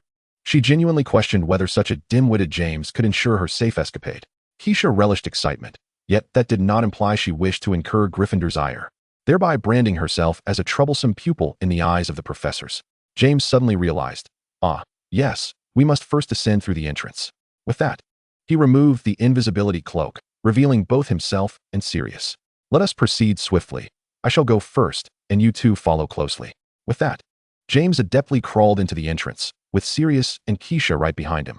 Once they emerged, the trio huddled together beneath the cloak, which, while snug, was not excessively cramped. James displayed his gentlemanly demeanor by placing Kassia in the center, sparing her the burden of holding up the cloak. Throughout this, Sirius remained utterly silent. They strolled briskly along the fat lady's corridor, moonlight cascading through the high windows, casting silvery beams upon the floor. As they rounded a corner, the ethereal blue apparition of the Bloody Baron suddenly materialized before them, causing the trio to collide in fright, nearly losing their balance. Fortunately, they evaded detection by the Baron and quietly descended the stairs. Sandwiched in the middle, Kassia felt a slight warmth, but nothing more. However, their luck seemed to falter. As they reached the fourth floor, a thunderous sound erupted, and the marble staircase began to shift unexpectedly. Damnable staircase. James clenched his fists. Silence. Let us wait a moment. Kassia whispered. Chapter 12, A Secret Passage. Once the staircase ceased its movement, they hurriedly made their way across, only to find themselves unfortunate enough to enter the armory corridor, lined with numerous suits of armor, all of which were animated. James widened the gap in the cloak, gazing longingly at the armors. Oh, how I wish to touch them. Sirius cautioned, I advise against it unless you wish to attract Mr. Pringle's attention. Very well, James replied, his disappointment evident as he lowered his hand. You can come during the day, Kassia suggested. We have a more pressing mission at hand. You are right, James resumed, leading the way. Upon turning the corner of the armory corridor, they arrived at the trophy room, where gleaming medals, shields, and trophies filled the display cases. The trio moved forward, admiring the treasures. Suddenly, James became animated, extending his hand from beneath the cloak and whispering excitedly, Look, it's the trophy for the Triwizard Tournament. I've seen it in the newspapers. Who is there? A voice suddenly echoed, startling the three of them. A voice that was not Pringle's. Their hearts raced, and James swiftly withdrew his hand, but alas, it was too late. Something darted from behind the counter, cackling, Look what I've found. It was Peeves. shrieking in delight as he flung open the door to the trophy room. "There's definitely someone here. I can't be mistaken. Come out. I shall find you all." The trio intended to remain motionless beneath the invisibility cloak to evade Peeves, but instead, he began careening through the corridor, shouting and searching. "Pringle! Pringle! Come quickly! Students are out roaming the halls, in the trophy room. Run!" Kassia commanded, and together they sprinted in a singular direction. In their haste, the cloak failed to conceal them properly, and James had no choice but to fold it away as they dashed, leaving them fully exposed in the corridor. Upon spotting them, Peeves screeched and chased after them, annoying first-year brats, out after hours. "I shall inform Pringle, and he will surely punish you. Look what you've done, James," Sirius exclaimed, still managing to blame him amidst their panic. "Peeves is the hardest to deal with." James, breathless and heart-pounding, replied, "I acknowledge my mistake, Sirius. But who could have foreseen Peeves lurking inside at this hour?" Kassia, focused on navigating their escape, interjected, "This way." They exerted every ounce of energy, racing through corridor after corridor, Kassia leading the charge, inexplicably blessed with stamina while James and Sirius struggled to keep up. With so many corridors, Kassia lost track of their route, relying solely on instinct until they emerged near the charms classroom, several miles away from the trophy room. "We've lost Peeves." James collapsed onto the floor, exhausted. "Indeed, you should be grateful he didn't summon Pringle, or we would all pay dearly for our nocturnal escapade." Despite the fright and fatigue, once they caught their breath, a thrill coursed through them. Kassia surveyed her surroundings, a touch astonished. "So, how did we traverse from the trophy room corridor to the charms corridor? That's quite a distance. Wasn't he at your lead?" Sirius asked. "I ran too quickly. I can't recall," she confessed. "There must be a secret passage," James exclaimed suddenly, his eyes lighting up. "It connects the armory corridor and the charms corridor." "How splendid." "Kassia, this is an extraordinary discovery. If true," Sirius mused, "James, we should uncover it, as it would facilitate our evasion of Peeves and Pringle in the future." Now, James's enthusiasm waned considerably. "I suspect Peeves has likely summoned Mr. Pringle, if you're not afraid of encountering them again." "All right, let us return," Kassia conceded. "The passage 1T vanish. We shall seek it out tomorrow night." After resting sufficiently, the trio once again donned the invisibility cloak and stealthily returned to the 8th floor. Upon reaching the portrait of the fat lady, James tucked away the cloak. "Where have you all been?" the fat lady inquired, having just returned from her rounds, noting their disheveled pajamas and tousled hair. "Nowhere, just apple pie," they replied as the portrait swung open, allowing them to file into the common room. "You ought to return to sleep," Kassia remarked, picking up her charms book. "Wait, Kassia, how did you find tonight's adventure?" James inquired, unable to mask his delight as they awaited her response. "It was quite enjoyable, although we hardly ventured beyond Hogwarts. We barely made it to the 4th floor. Oh, I thought it was marvelous. As for the Forbidden Forest, we shall have ample opportunities for that. Farewell, Kassia. Goodbye." Kassia stifled a yawn, quietly retreated to her dormitory, and collapsed into bed without disturbing a soul. The following morning, the group reconvened in the Great Hall for breakfast. The quartet arrived a bit late. Sirius bore the unmistakable signs of fatigue, and James's tousled hair spoke volumes of his unrest. Kassia surmised that Remus had likely struggled to rouse them. However, upon catching sight of Kassia, James sprang back to life, greeting Lily before taking a seat across from them. "Kassia, Sirius and I thought of a new plan last night. I bet you will love it. I'll tell you shortly." Kassia nodded, acknowledging his excitement while hastily cramming food into her mouth. Having learned from the previous morning's owl delivery debacle, Kassia understood that nothing could deter her from eating, especially since she had a letter to send. When the owls arrived, Kassia had nearly finished her meal. After delivering her letter to the tower, she and her friends proceeded to their classes. The first lesson of the morning was Professor Bin's History of Magic. The students were particularly intrigued as the only ghost professor at Hogwarts glided directly through the wall into the classroom. However, they soon lost interest, as Professor Bin's lectures were far from captivating. In fact, they were downright tedious. His voice resonated like an antiquated vacuum cleaner, a constant hum that was more hypnotic than a lullaby. The trio, having indulged in nocturnal escapades the previous night, had already succumbed to slumber, their heads resting heavily upon their desks, completely oblivious to Professor Bin's droning. Only Remus and Lily managed to maintain their resolve, diligently taking notes for a full 2 hours under the professor's soporific spell. At the conclusion of History of Magic, Lily roused Kassia from her slumber, and they hastily made their way to the charms classroom. On the way, James scanned the surroundings in hopes of rediscovering the secret passage they had inadvertently stumbled across the previous night, but to no avail. Chapter 13, Caught. The Charms Professor. A diminutive figure named Flitwick bore a striking resemblance to his cinematic portrayal. He required a stack of books to elevate himself for the lecture. Nonetheless, He was remarkably affable and could easily engage in jest with his students. By the end of the session, charms had become one of the students' favorite classes. However, this did not extend to Sirius, as Kassia once again emerged as the first student to complete the task, successfully levitating a feather and skillfully controlling its trajectory. This delighted Professor Flitwick, who awarded 5 points to Gryffindor, prompting James and Remus to seek her guidance, much to Sirius's chagrin. Kassia pondered whether her uncontainable brilliance had overshadowed Sirius, the so-called fairest of Hogwarts, causing the ever-noticed young black to feel a sense of inadequacy, thus leading him to harbor resentment towards her. Otherwise, she could not fathom how she had provoked the young gentleman. After lunch and a 2-hour respite, they were to attend defense against the dark arts with the Hufflepuffs. Fortunately, Gryffindor had only one class that afternoon, and afterward, the students would have their free time. Kassia had initially worried about James and Sirius seeking trouble with Severus again, but to her surprise, they became engrossed in a game of chess, playing for the entire afternoon. As evening fell, Kassia returned from the Great Hall with her roommates and found James, Sirius, and their companions gathered around the notice board in the common room, pointing at a piece of parchment affixed to it. Curious, she leaned in closer. It was posted by Senior Owl, stating that there would be increased surveillance on students violating school rules over the next few nights. Remus replied. He's targeting us, Sirius grumbled. It's all Peeves' fault. He shouted and drew Filch's attention. James fumed. Keep your voice down, James, Remus cautioned, tugging at his sleeve, aware of their surroundings. Kassia perused the notice, which indicated that Mr. Filch had received reports from Peeves about 3 Gryffindor students wandering out at night without informing Professor McGonagall. Filch's leniency was evident, as he did not wish for such occurrences to repeat. Al had specifically referenced first-year students, clearly suspecting James and his friends. Kassia surmised that Filch had not fully believed Peeves' account, which was why he had not informed McGonagall, a decision not born of mercy but rather skepticism. Filch was as strict as ever, rivaling even the formidable Argus Filch in his penchant for punishing students. Perhaps we should refrain from nocturnal adventures for the next few nights, Kassia suggested soothingly. That is out of the question. We are Gryffindor warriors. How can we retreat in the face of such minor adversity? My goal is to explore the entire Hogwarts castle, James declared, filled with ambition. I must uncover the location of last night's passage. Otherwise, I shall lose sleep over it. You said the same last night, yet you slept like a log, Sirius retorted without mercy. James pretended not to hear, his determination unwavering. Beyond that passage, there are surely many secrets within the castle that we have yet to discover. Shall we continue our exploration tonight, Kassia? Of course. James seemed to possess an innate charm, and Kassia found herself easily swept along by his enthusiasm. Besides, she had already contributed 10 points to Gryffindor. So if they were caught, she was confident she could earn them back.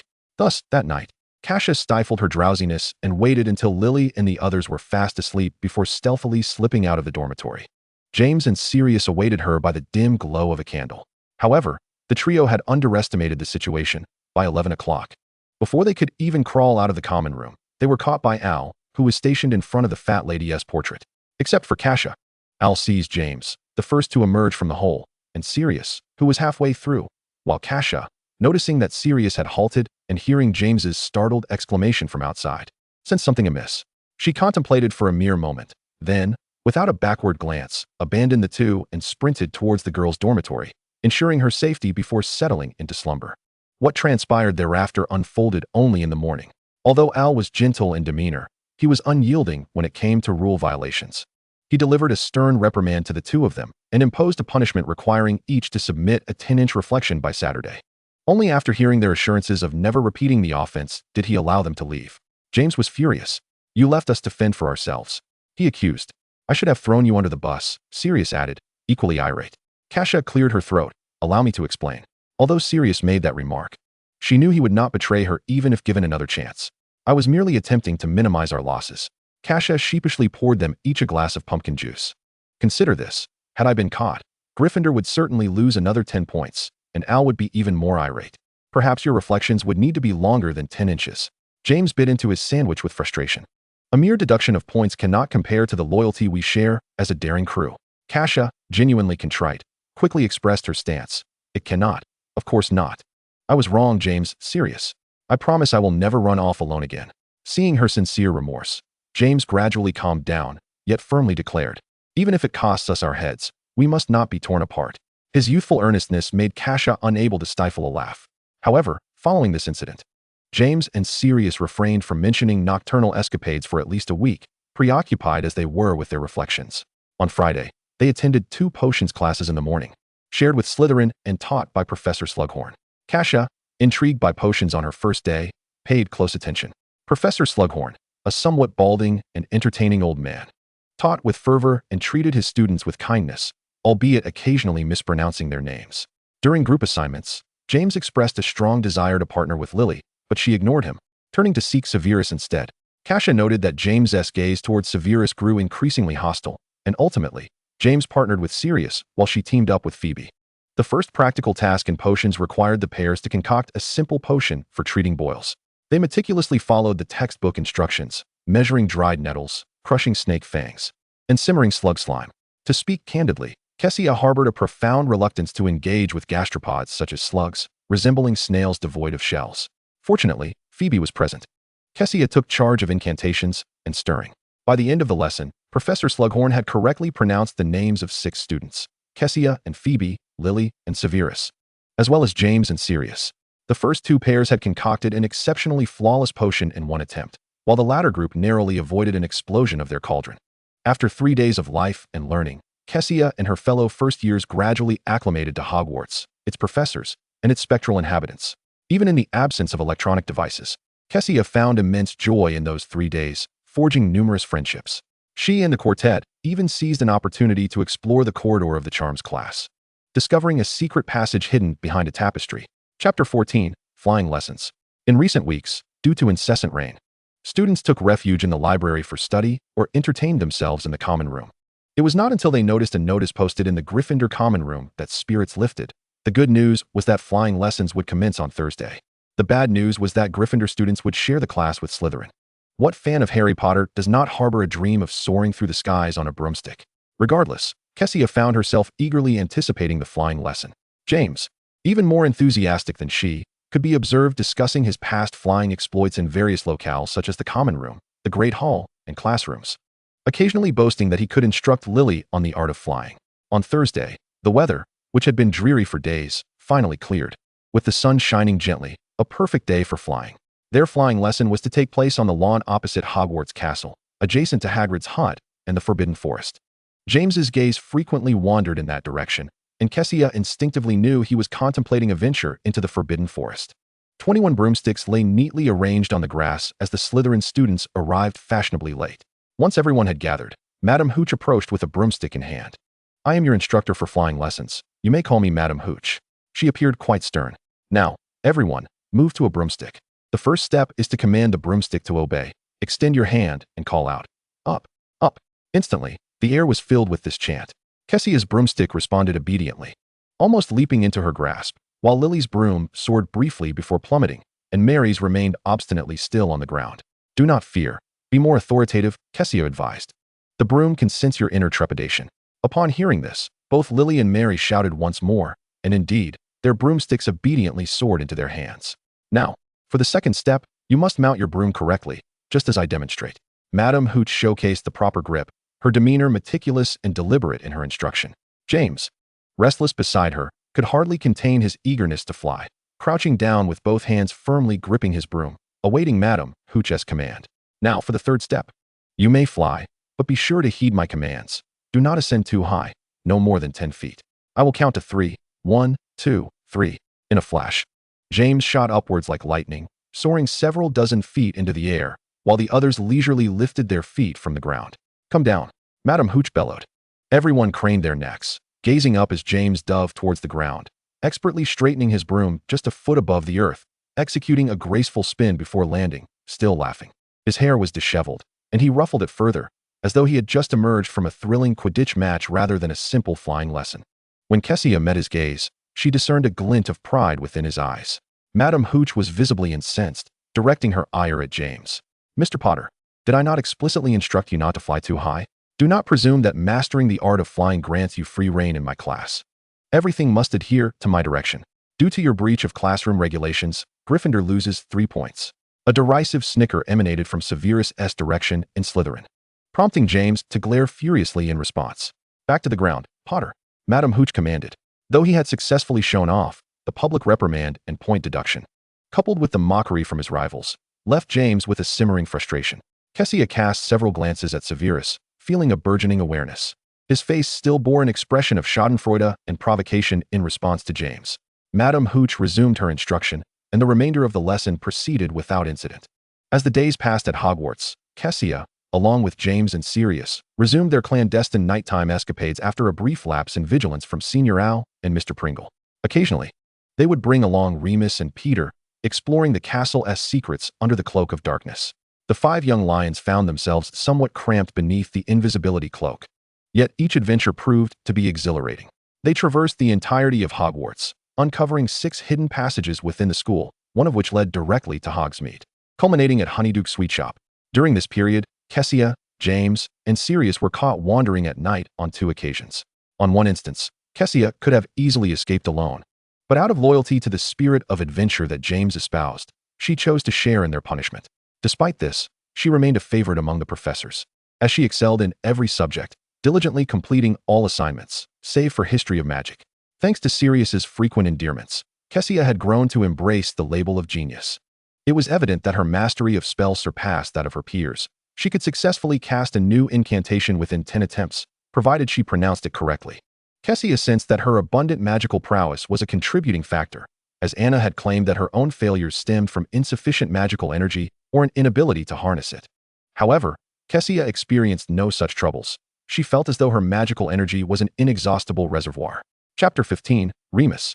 As November approached, the weather turned decidedly frigid, with the surrounding mountains cloaked in a gray veil of ice and snow.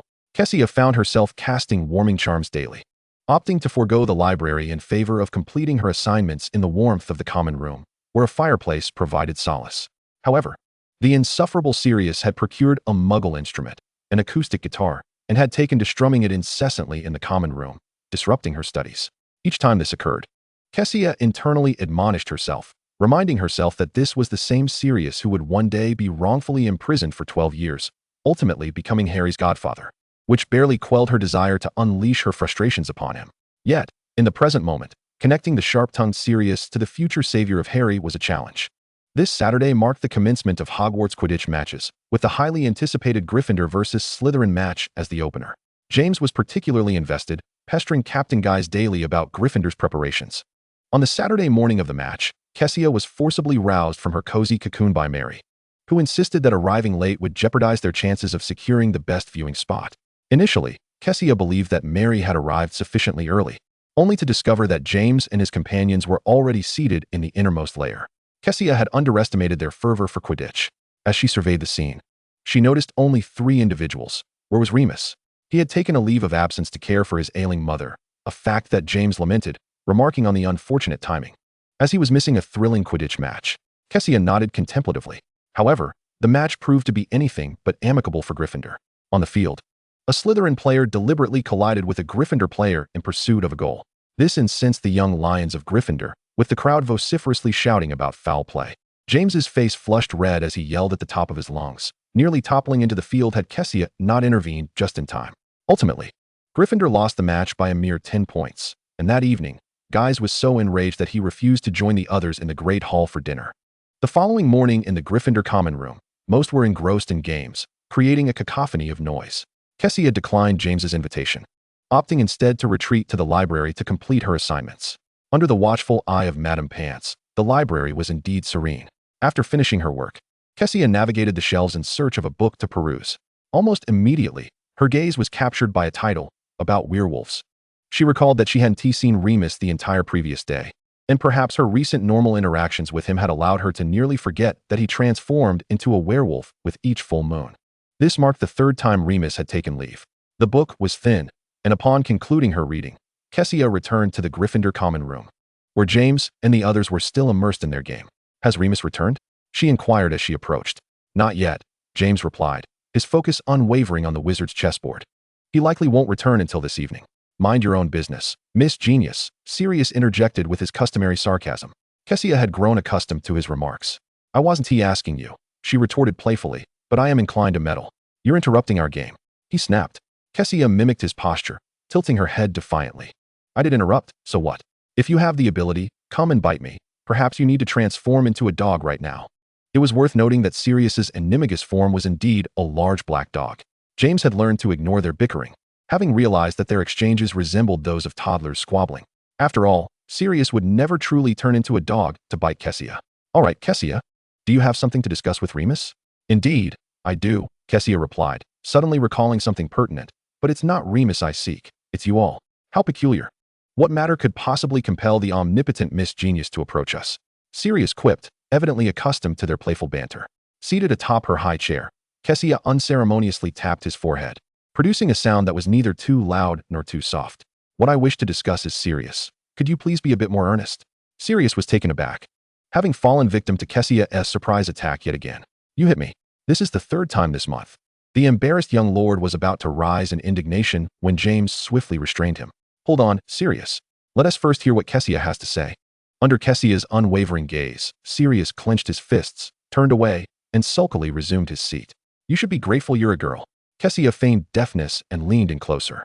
She beckoned, and the three heads quickly gathered around. In a conspiratorial whisper meant only for them, she said, has no one noticed? This marks the third time Remus has taken leave, and each time seems to coincide with the full moon. What a coincidence. Sirius remarked with a click of his tongue. You seem quite invested in Remus. Kassia ignored his comment and continued. I believe there's a secret behind this. Don't you find it curious? Perhaps due to the rarity of such events, they had yet to consider this angle. James appeared hesitant. It could just be a coincidence. Remus's family might be unwell. The last 2 times it was him, and now it's his mother. But why did he seem so haggard a few days ago? Are they all ill? What illness strikes only during the full moon? Sirius, displaying a glimmer of insight, caught the crux of the matter. Kassia offered him an appreciative glance, prompting Sirius to huff and avert his gaze. If it were merely an illness, Remus's father could take care of his mother. After all, Remus is only 11. If it's Remus who is unwell, why not seek Madame Pomfrey's assistance? Why isn't he confided in us? We are his closest friends. She turned to James. James, aren't you the valiant Gryffindor? Your friend may be in distress, and he needs your aid. James's expression transformed in an instant. His resolve reminiscent of someone ready to draw Gryffindor's sword at any moment. You're right, Kassia. Regardless of what Remus is facing, we must assist him. The Gryffindor Braveheart adventurers cannot abandon a single comrade. Kassia felt a surge of satisfaction. Then it's settled. If Remus uses illness as an excuse to take leave during the next full moon, we shall stealthily follow him to uncover the truth. However, prior to that, we must not disclose our plan to anyone, nor allow Remus to suspect a thing. Understood? Both nodded in agreement. However, Kassia added, but, Kassia, this should be my proclamation. I am the leader of the Braveheart adventurers. James couldn't resist interjecting. Kassia patted his shoulder. Understood, leader. You can announce it next time. For now, we're dismissed. After saying this, she stood to return to the dormitory and summon Lily and the others for dinner in the Great Hall. That phrase should also be mine. Kassia, you're not trying to usurp my leadership role, are you? If so, I shall challenge you to a duel. James called after her. Of course not. She replied with a smile, just before entering the dormitory. Kassia mused that perhaps she could sooner enlighten James and the others about Remus's transformation into a werewolf so that they could begin their training as animagi to accompany him. Yet, she realized that this knowledge would not alleviate Remus's suffering. If only the Wolfsbane potion could be developed more swiftly. She needed to conduct further research. Chapter 16. All have entered the hospital wing following the conclusion of the Quidditch match. Student life returned to its mundane rhythm, except for the Braveheart adventurers. They embarked on 2 more nocturnal escapades, even managing to access Hogwarts' underground. From a small room on the 4th floor, they discovered a passage leading to a series of chambers below, consisting of 7 abandoned and cluttered storage rooms, all quite spacious. Kassia speculated that this might be the very location where Harry and his friends navigated to secure the Philosopher's Stone in their first year, although at present, it was merely a repository for junk. James deemed the place to be clandestine and expansive, thus designating it as one of the secret bases for their adventuring group. If one were to inquire which class caused the most trepidation among the young lions, it would undoubtedly be the 2 potions classes held on Friday mornings alongside Slytherin. Certain Slytherins would go to great lengths to find opportunities to attack Gryffindor, especially when they encountered the duo of James and Sirius, resulting in a scene only Professor Slughorn could rein in, often leading to point deductions for both houses. As she walked along the path, Kassia often witnessed members of Slytherin bullying the gentle-hearted Mary. Regardless of their year, whether upperclassmen or lowerclassmen, Kassia was fortunate to possess a repertoire of spells that enabled her to scare them off. Recently, James and Sirius appeared to have settled down somewhat. Kassia suddenly realized that they hadn't deducted any points from Gryffindor lately, and even awarded 2 points for good performance in Transfiguration class. However, her thoughts soon shifted, as it seemed the 2 were simply biding their time. After attending 2 potions classes, Kassia was hurrying back to the dormitory with Lily when Anna rushed over, breathless.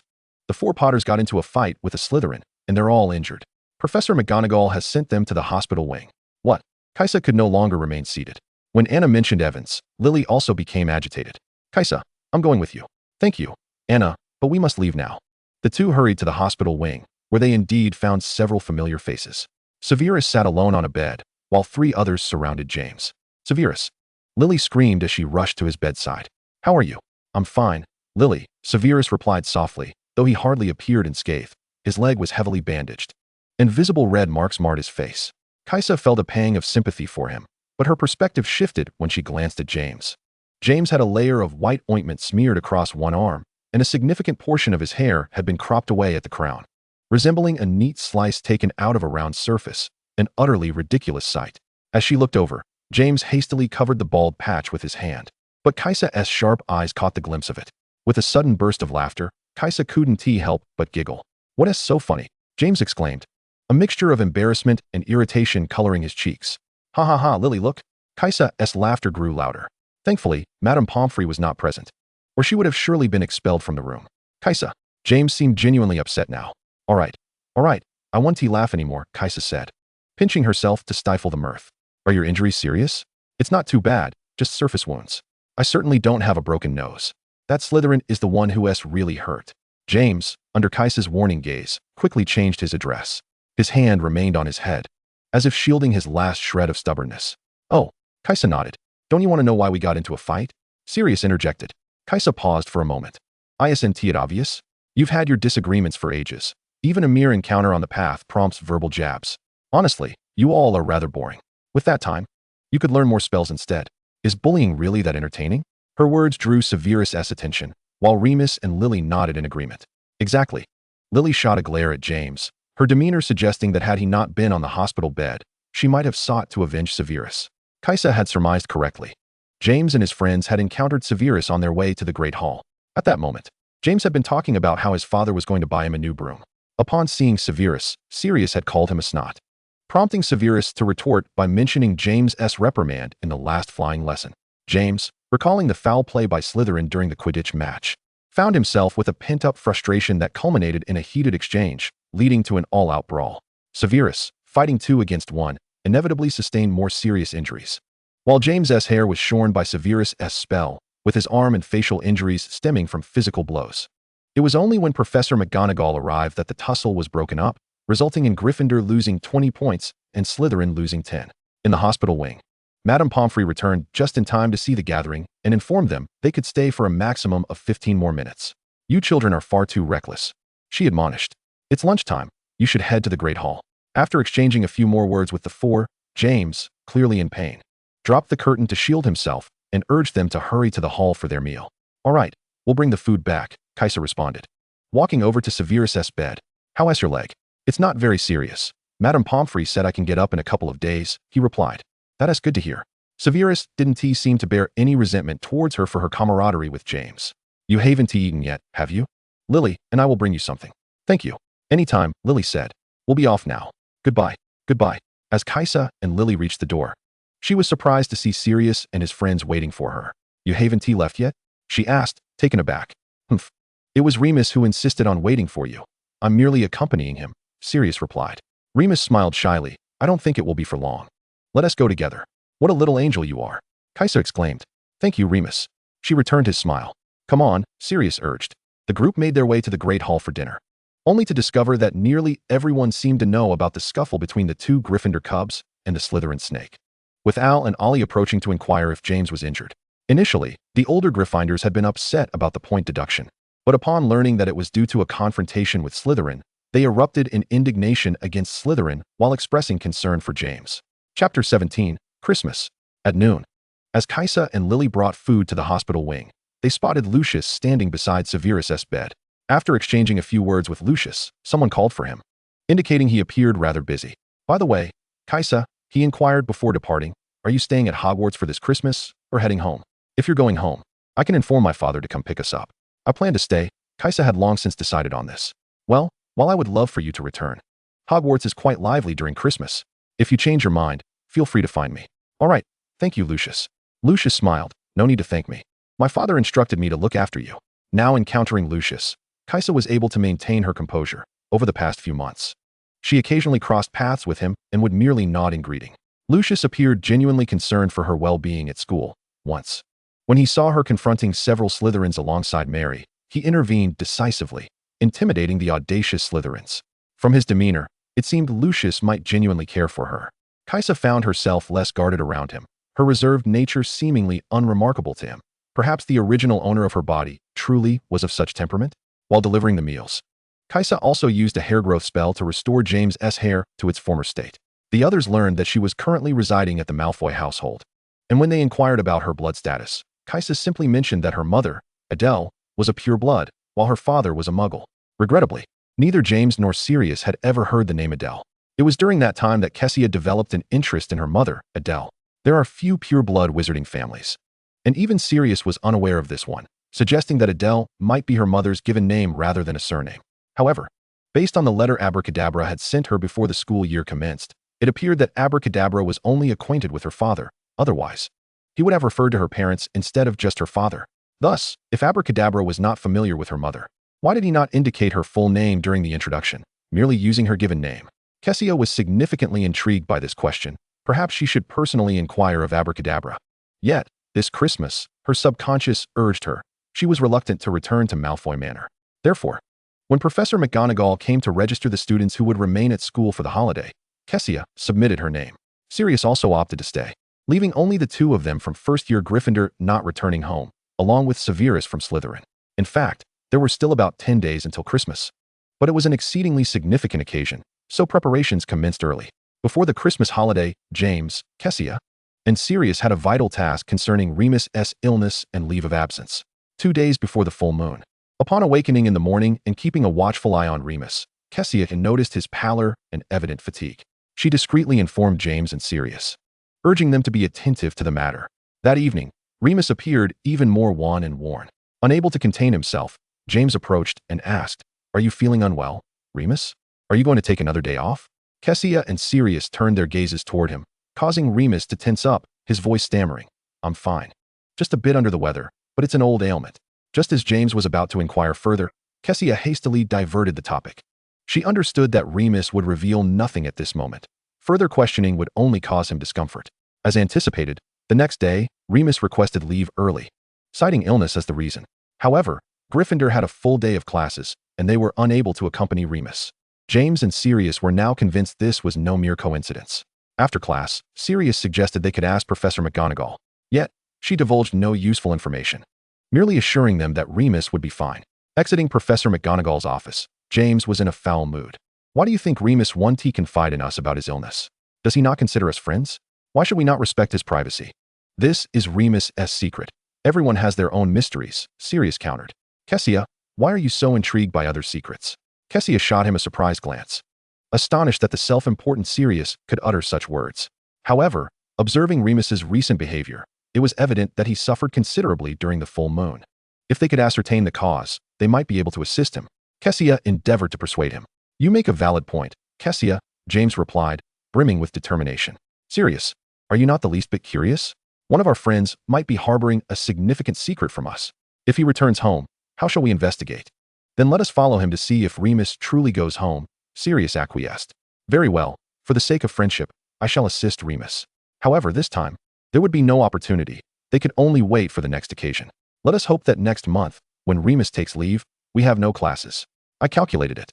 Next month's full moon conveniently falls on a weekend," Kassia replied. Upon Remus's return, Kassia greeted him appropriately, refraining from further discussion. All the students and faculty were eagerly anticipating the Christmas break. The first snowfall of December fell throughout the night, blanketing the mountains in pristine white. Kassia awoke early for a change, frolicking in the snow with her companions, with students from all 4 houses present. James and the others seemed unable to muster a proper snowman, constructing a rather bizarre figure that earned Kassia's merciless ridicule. James and Sirius retaliated by lobbing snowballs at her, while Lily and Phoebe joined in to assist, and Remus and Peter also joined the fray, resulting in a delightful chaos among the group. After the snowfall, the number of owls delivering letters each morning diminished significantly. The poor owls bravely battled the stormy skies to deliver parcels to the students, enduring numerous hardships. The weather grew increasingly frigid, yet fortunately, The Gryffindor common room and the Great Hall boasted roaring fires, though the corridors, with their drafts, still caused shivers to run down their spines. In this context, the advantages of Kassia and James's nighttime escapades became evident. They had mapped the shortest routes from one place to another, even utilizing secret passages, saving considerable time. Nevertheless, the classrooms remained cold. Even with all windows shut, the chill seeped through every crack. Ironically, they found themselves rather fond of potions class, as the bubbling cauldrons provided warmth for the students to gather around.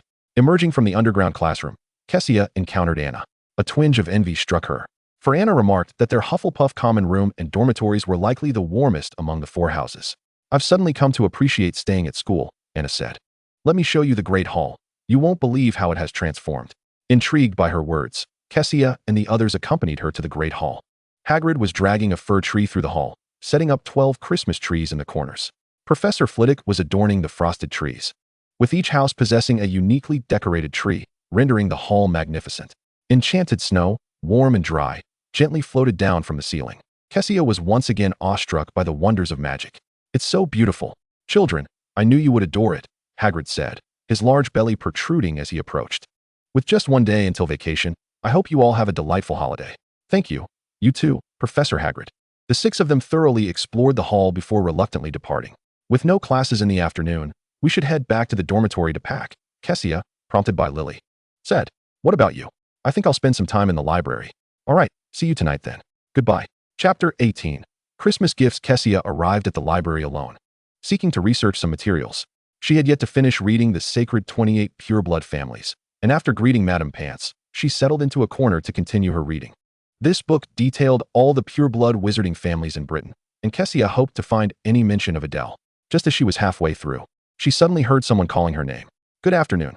Severus stood before her, clutching a book, his voice slow and seemingly tinged with nervousness. "Snape?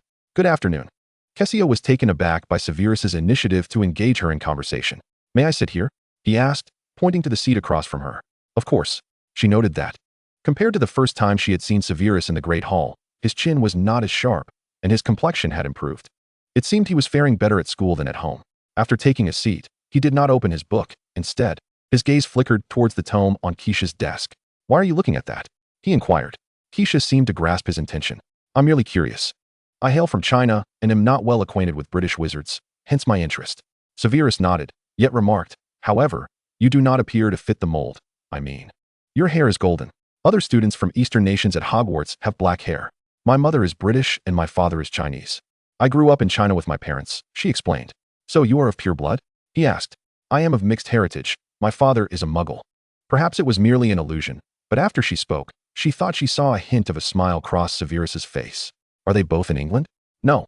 They have passed away before I turned 11. Severus was momentarily taken aback, but soon Keisha noticed a flicker of fear in his eyes as he glanced behind her.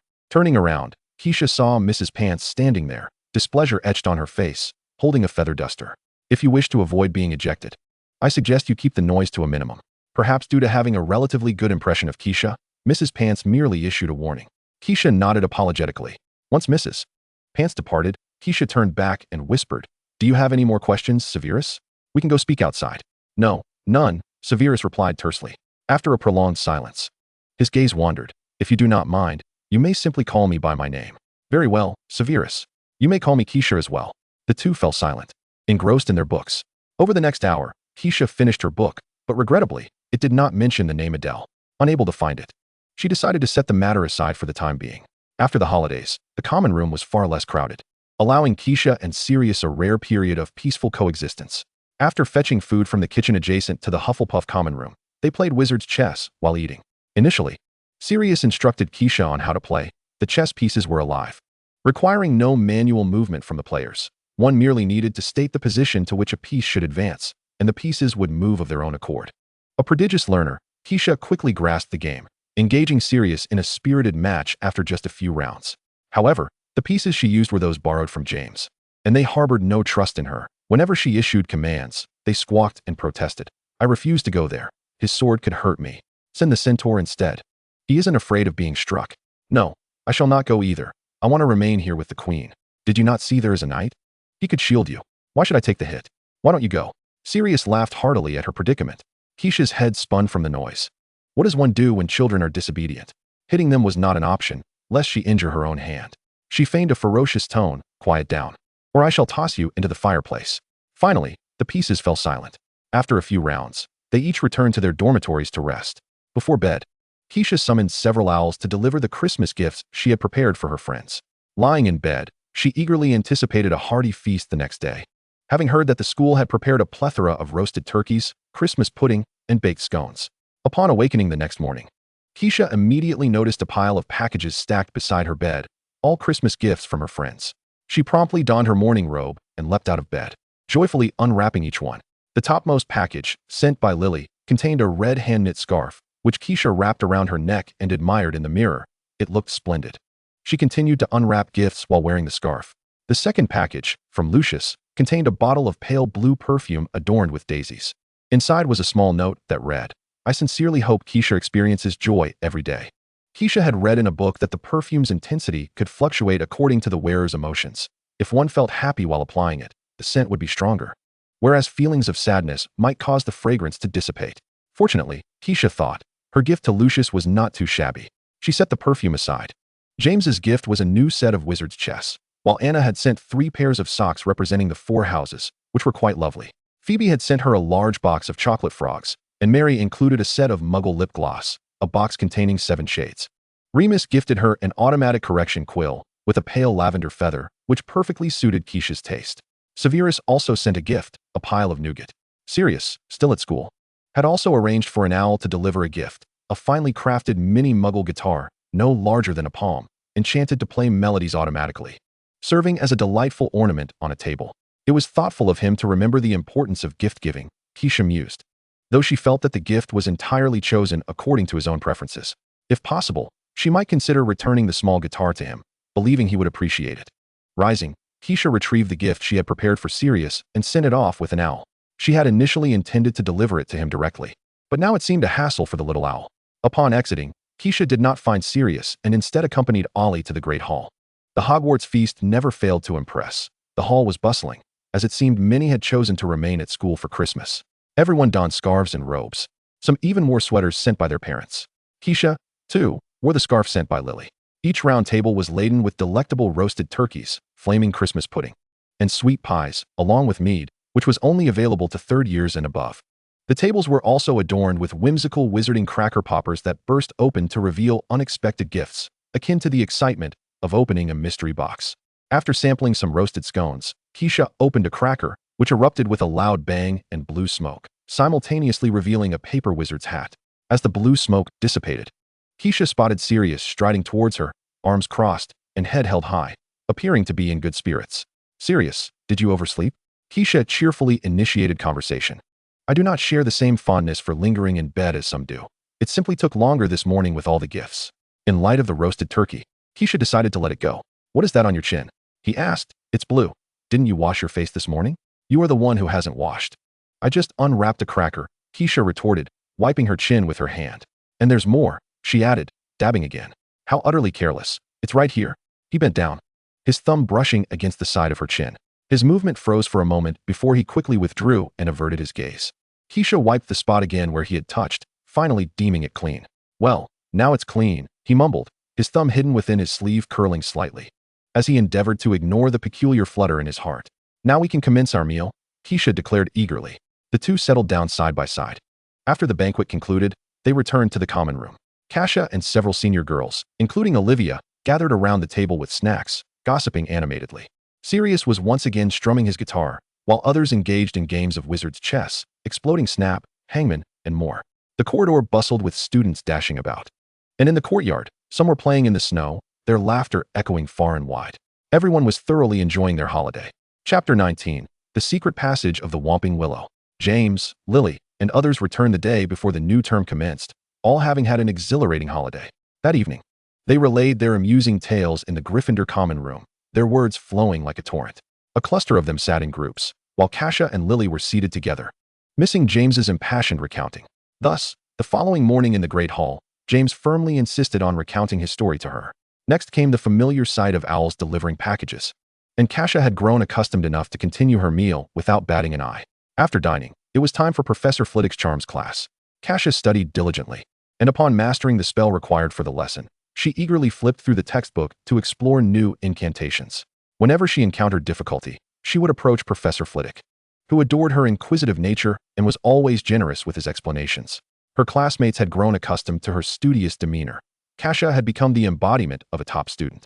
Yet, her recent fervor for learning spells was driven by the adventurer's plan set for 3 days hence. In 3 days, the full moon would rise, during which Remus would undoubtedly take a leave of absence. On that weekend, they could accompany him, should they encounter Remus in his werewolf form. Knowing additional spells could prove invaluable for delaying any potential mishaps. Kassia's understanding of werewolves was limited, as cinematic portrayals often glossed over such details. She had gleaned information from a commentary video, learning that Remus transformed into a werewolf during the full moon, enduring a harrowing night, and that his 3 friends could alleviate his suffering upon transforming into animagi. Though she longed to invite James and Sirius to study alongside her, she reconsidered. They would much rather tug on Hagrid's beard than visit the library for scholarly pursuits. On this particular day, the weather howled with a frigid wind. The courtyard blanketed in snow and deserted. The cold had driven most students without classes to huddle in their respective common rooms. Kassia and her roommates were engaged in conversation in their dormitory when the mini guitar on her desk unexpectedly erupted into a delightful melody. "It can sing." "I thought it was merely a decoration," Mary exclaimed. Lily watched with curiosity, speculating that it had been enchanted, although they had not moved it. "I suspect Sirius is looking for me," Kassia said, rising to don her outer robe. "I'll step out for a moment." "All right." The common room was devoid of James and his trio, and as Kassia slipped on her robe and crawled out of the hole, she found James and Sirius indeed awaiting her by the fat lady's portrait. "Remus has gone out," James whispered. "He took another leave, claiming he needed to care for his mother. We sent Peter ahead to check, and James brought the invisibility cloak." Just then, Peter rushed over from the hallway. Remus went to the 4th floor. He entered the hospital wing. "We should follow," they decided. Silently, the 4 made their way to the 4th floor, where few students lingered. At the top of the stairs, James scanned the area, ensuring it was clear before they donned the invisibility cloak. Just as Kassia nestled into the cloak, Madame Pomfrey and Remus appeared around the corner. They held their breath as Madame Pomfrey escorted Remus past them, oblivious to their presence. Remus appeared quite distressed. The 4 tiptoed behind the pair as they descended the stairs and exited Hogwarts Castle. In the icy landscape, Madame Pomfrey and Remus walked ahead, unaware that their footprints were being gradually obscured by 4 smaller ones that had mysteriously appeared. The sky darkened, the night slowly enveloping them. "This wretched weather," James muttered, gripping the cloak tightly as the wind threatened to whisk it away. "Shoo, keep it down, Sirius," he warned. "Look, Madame Pomfrey is leading Remus towards the Forbidden Forest. He indeed harbors a secret. How could his mother be in the Forbidden Forest?" It seemed Remus had ventured into the Forbidden Forest several times without them. From a distance, they observed as Madame Pomfrey and Remus halted before a colossal willow tree. "That's the Whomping Willow. It's terrifying. Why would Remus come here?" James recalled the time he accidentally intruded upon its territory during a flying lesson and was sent flying several feet by a thick branch. "Pay attention," they whispered, inching closer to Madame Pomfrey. She picked up a long stick from the ground and prodded the tree, specifically targeting its knots. The previously restless Whomping Willow suddenly fell still. The sight left the cloaked onlookers astonished. "So that is how it works?" Kassia murmured. "How marvelous." Suddenly, Remus turned and glanced in their direction, prompting Kassia to quickly cover her mouth. Fortunately, a gust of wind swept by, and Remus looked around, spotting nothing amiss. "Good boy, you may approach now," Madame Pomfrey said. "I shall return for you in the morning. Go now, poor child." Remus obediently nodded, and they witnessed an unexpected scene. A secret passage lay beneath the Whomping Willow. Remus crawled through the opening. James gaped in astonishment, his eyes wide. Once Remus had fully disappeared, Madame Pomfrey turned to leave, her figure fading from view. James ripped off the invisibility cloak and sprinted toward the Whomping Willow's passage. "Come back, James." Kassia rushed forward to grasp his arm. "We do not yet know what lies within. Do not be hasty." But Remus had already entered. "We shall go in together," Sirius declared, turning to Peter. "However, someone must keep watch above. I trust you wouldn't mind assisting us in this matter, Peter." The portly Peter shrank back, wringing his hands. "Well, of course." He took a couple of steps back. James tossed the invisibility cloak to him. "Don't lose it, Peter. We're off." Kassia drew her wand and was the first to enter the tunnel. The entrance was slick, and she rolled down a steep slope into a very low tunnel, with James and Sirius flanking her. The tunnel was cold and damp, dimly lit. "Lumos," Kassia whispered. The tip of her wand flared to life, illuminating the path ahead. "This way," she directed. "Where does this passage lead?" "I have no idea," Sirius replied quietly, surveying their surroundings. They pressed onward as rapidly as they could. the tunnel stretching on for what felt like an eternity, longer than the passage leading to Honeydukes. They quickened their pace. The tunnel began to incline, revealing a set of stone stairs ahead. The three focused intently, carefully ascending the stairs while striving to remain silent. Eventually, they emerged from a square opening onto the floor of a room. Chapter 20. The Werewolf. It was a disheveled room, shrouded in gray, with peeling wallpaper and stained floors. The furniture was dilapidated, as though ravaged by some violent force, and the windows and doors were boarded up. James's heart raced with a mixture of fear and exhilaration as he grasped Kassia's hand. Knox. Kassia extinguished the glow of her wand. I believe this must be the Shrieking Shack, a house near Hogsmeade. The room was devoid of inhabitants, with a small door ajar on the right, revealing a gloomy wooden staircase beyond. Sirius's gaze swept the room, landing on a nearby wooden chair from which a large piece of wood had been torn away. 3 sharp scratches marring the wound, as if inflicted by some feral creature. Should we venture inside? James swallowed nervously. Kassia hesitated for a moment. You all stay here. I will ascend to investigate. No. Sirius immediately countered. At that moment, a creaking sound emanated from above. Something was scurrying above, and the trio heard a mournful howl echoing from the upper floor. They all looked up at the ceiling, Kassia's hand clenched tightly. Is that the sound of a wolf howling? Suddenly, a sliver of light pierced the dim room. The moon, resembling a luminous disk, emerged from the dissipating clouds, casting its glow through the glass windows into the room. Could Remus be in danger? No, he has been here 4 times already. No sooner had the words left his mouth than another cacophony erupted from the ceiling, shaking the very floor beneath them. Dust raining down as if the ceiling might collapse at any moment. Simultaneously, a series of whimpers and fierce howls resonated from above. This time, everyone distinctly recognized the sound. It was unmistakably that of a wolf. We must ascend together to ascertain what's happening. Wait, Kassia exclaimed, as Sirius grasped her arm, his complexion slightly pale. If there truly is a wolf up there, it must be Remus. Sirius. James gasped, his eyes widening in shock. Kassia stood frozen, speechless. She had anticipated disbelief if they had not witnessed it firsthand, yet Sirius proved to be more astute than she had imagined. The shrieking shed appeared to have no entrance from the outside. All windows and doors were firmly sealed, and the only point of access was through the Whomping Willow, which they had all seen. Only Remus had entered moments ago. Thus, Remus is a werewolf. James uttered the incredulous conclusion, astonished at the revelation himself. Could it be that Remus has kept a wolf, or perhaps his mother? He felt a wave of anxiety wash over him. The tremendous noise above persisted, prompting the group to instinctively retreat toward the tunnel's entrance. Perhaps we should return for now. We can inquire further once Remus returns, Sirius suggested. As James and Sirius prepared to descend into the tunnel, Kassia suddenly felt a tense rigidity, as if a terrifying creature had locked onto her. Startled, she turned, and in an instant, she found herself staring into a pair of ominous, glowing green eyes in the narrow stairway. Stupefied, Kassia swiftly raised her wand, shouting, "Run!" The stunning spell struck the creature with no effect. The massive wolf leapt high, slamming its front paws into her chest, sending a sharp pain coursing through her as blood instantly flowed forth. Kassia, Sirius, halfway down, suddenly turned and rushed back. Kassia fell backward amidst a tangle of wolf fur, feeling the hot breath escaping from the creature's maw and glimpsing its razor-sharp fangs. Yet, the force of the wolf's assault was overwhelming, rolling over her. Despite the agonizing pain in her chest, which felt as though several ribs had fractured, she struggled to rise. The massive wolf roared, pivoting to launch another attack. Sirius dashed forward, leaping at the wolf with greater speed just as it lunged again, tackling the beast. Vanishing Charm. Kassia directed her wand at the wolf. A flash of green light erupted, and the wolf was hurled from Sirius, crashing into a nearby abandoned table, but it quickly. Impediment Jinx. James peeked from the tunnel and cast the jinx at the wolf, momentarily slowing its charge. Incarcerus. Kassia's wand emitted serpent-like tendrils that ensnared the wolf's mouth, legs, and body. Although it soon broke free of the bindings, the two had bought precious seconds for Sirius. Kassia hurried to the tunnel's entrance, and as James entered, she leapt in, calling, "Come quickly, Sirius." Sirius sprinted towards her, just as the enraged wolf howled and lunged again. He dove into the tunnel, landing in Kassia's outstretched arms. As gravity bore down upon her, Kassia aimed her wand at the wolf above the tunnel's opening. Petrificus totalis. The massive wolf's body stiffened midair for a brief moment before crashing onto the floor with a resounding thud. The two tumbled down the staircase, and James was there just in time to catch them. "Are you all right, Kassia? We must flee." And so, the trio bolted, their heavy, uneven breaths filling the tunnel as they stumbled and supported one another, daring not to pause until they spotted a circle of light ahead. They crawled and rolled towards it, James and Sirius collapsed on the ground, trembling, gathering their composure.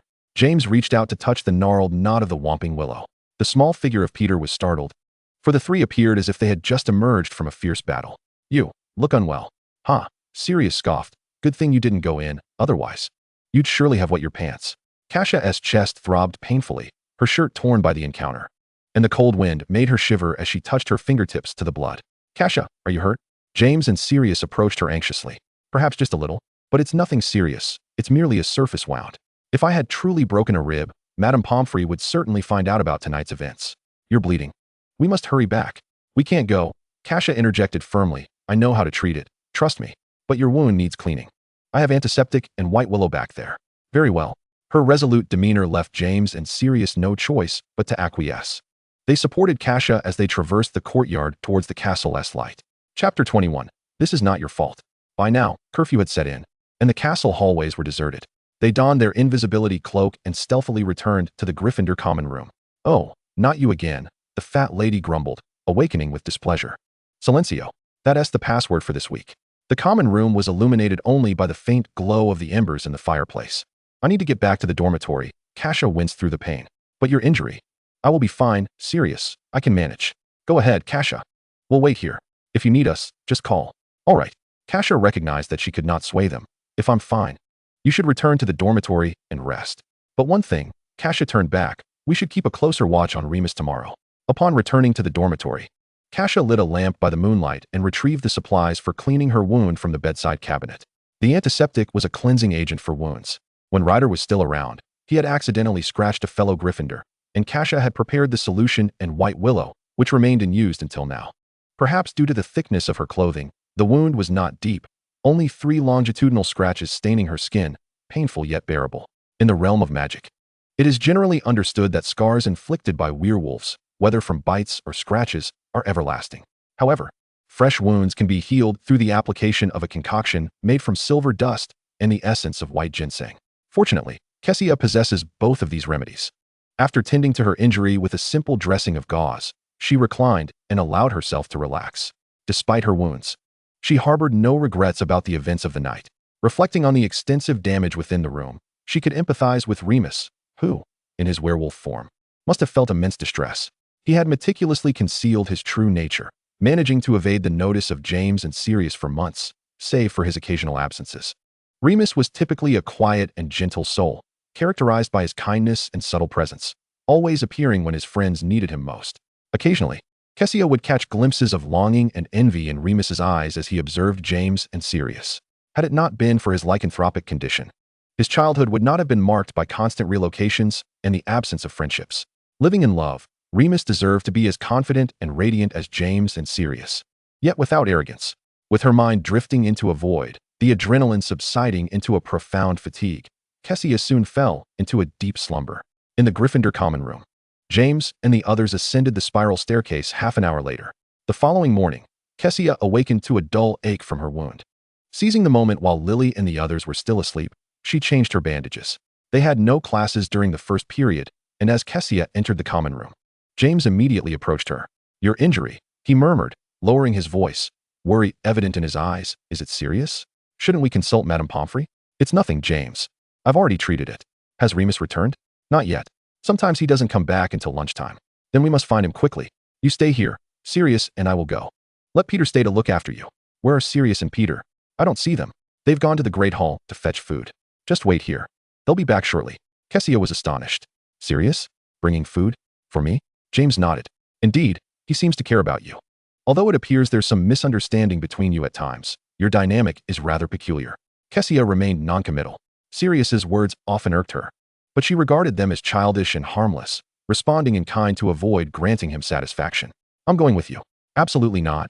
James decisively refused. "Remus is normal during the day. He won't harm us. But you're injured, and Sirius has already agreed that you shouldn't go." "My injury is minor. My going has nothing to do with Sirius. I'm looking for Remus, not him." "James, you are the leader of the brave adventurers. Why should you heed Sirius's words?" James found himself entangled in her argument, hesitating for a moment. "Fine, but remember to wear several layers." Barely had he spoken when Sirius and Peter returned, laden with food. Placing it on the table, "Eat up, Kassia. You need to replenish your energy so you can heal faster," James urged, pulling her to sit. Sirius, Kassia says she is going with us to find Remus. Why? Sirius replied disapprovingly, glancing at her. You were injured last night. It's not serious, Sirius. James agrees I should go. At this, Sirius turned his ire towards James. She insists on going. Can you stop her? James swallowed a mouthful of pudding. Sirius lowered his gaze, locking eyes with Kassia's determined, dark orbs. He opened his mouth to protest, but ultimately relented. Take care of your wound. Kassia nodded. Somewhat surprised that Sirius, perhaps recognizing her injury, had chosen to speak reasonably. After hastily finishing breakfast, the group exited the common room. Contrary to their expectations, they encountered Remus beneath the headmaster's tower before they had even left the castle. Upon seeing them, panic washed over his face. He appeared weak and unsteady, needing to lean against the wall to walk, bent over as if enduring great pain. His complexion was pale as parchment, streaked with tears yet to dry. Kassia, he choked, his eyes brimming with sorrow and guilt. I'm so sorry. It's my fault you were hurt. Remus, Kassia stepped forward. If we hadn't barged in. No, it's all my fault. As you saw, I am a werewolf. He struggled to articulate the word. And so? Sirius questioned skeptically as he descended the stairs. You're not suggesting that just because you can transform into a wolf, you will no longer play with us, are you? Do you look down on us? Remus hesitated, urgently explaining.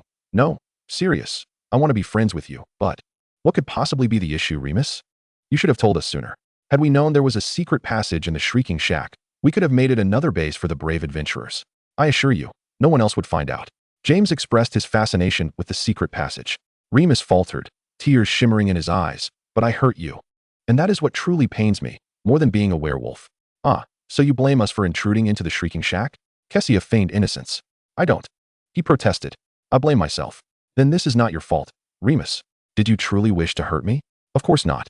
Then listen carefully. Remus, Kassia said, locking her gaze with his green eyes. You need not feel guilt or remorse regarding this matter. We do not blame you. Your transformation is indeed unique. But you need not hide it from us any longer. We will not distance ourselves from you, nor harbor any negative sentiments. For Sirius and James, they may even find it intriguing, if not enjoyable. Humph, Sirius lifted his chin. When I learn to become an animagus, I will transform as well.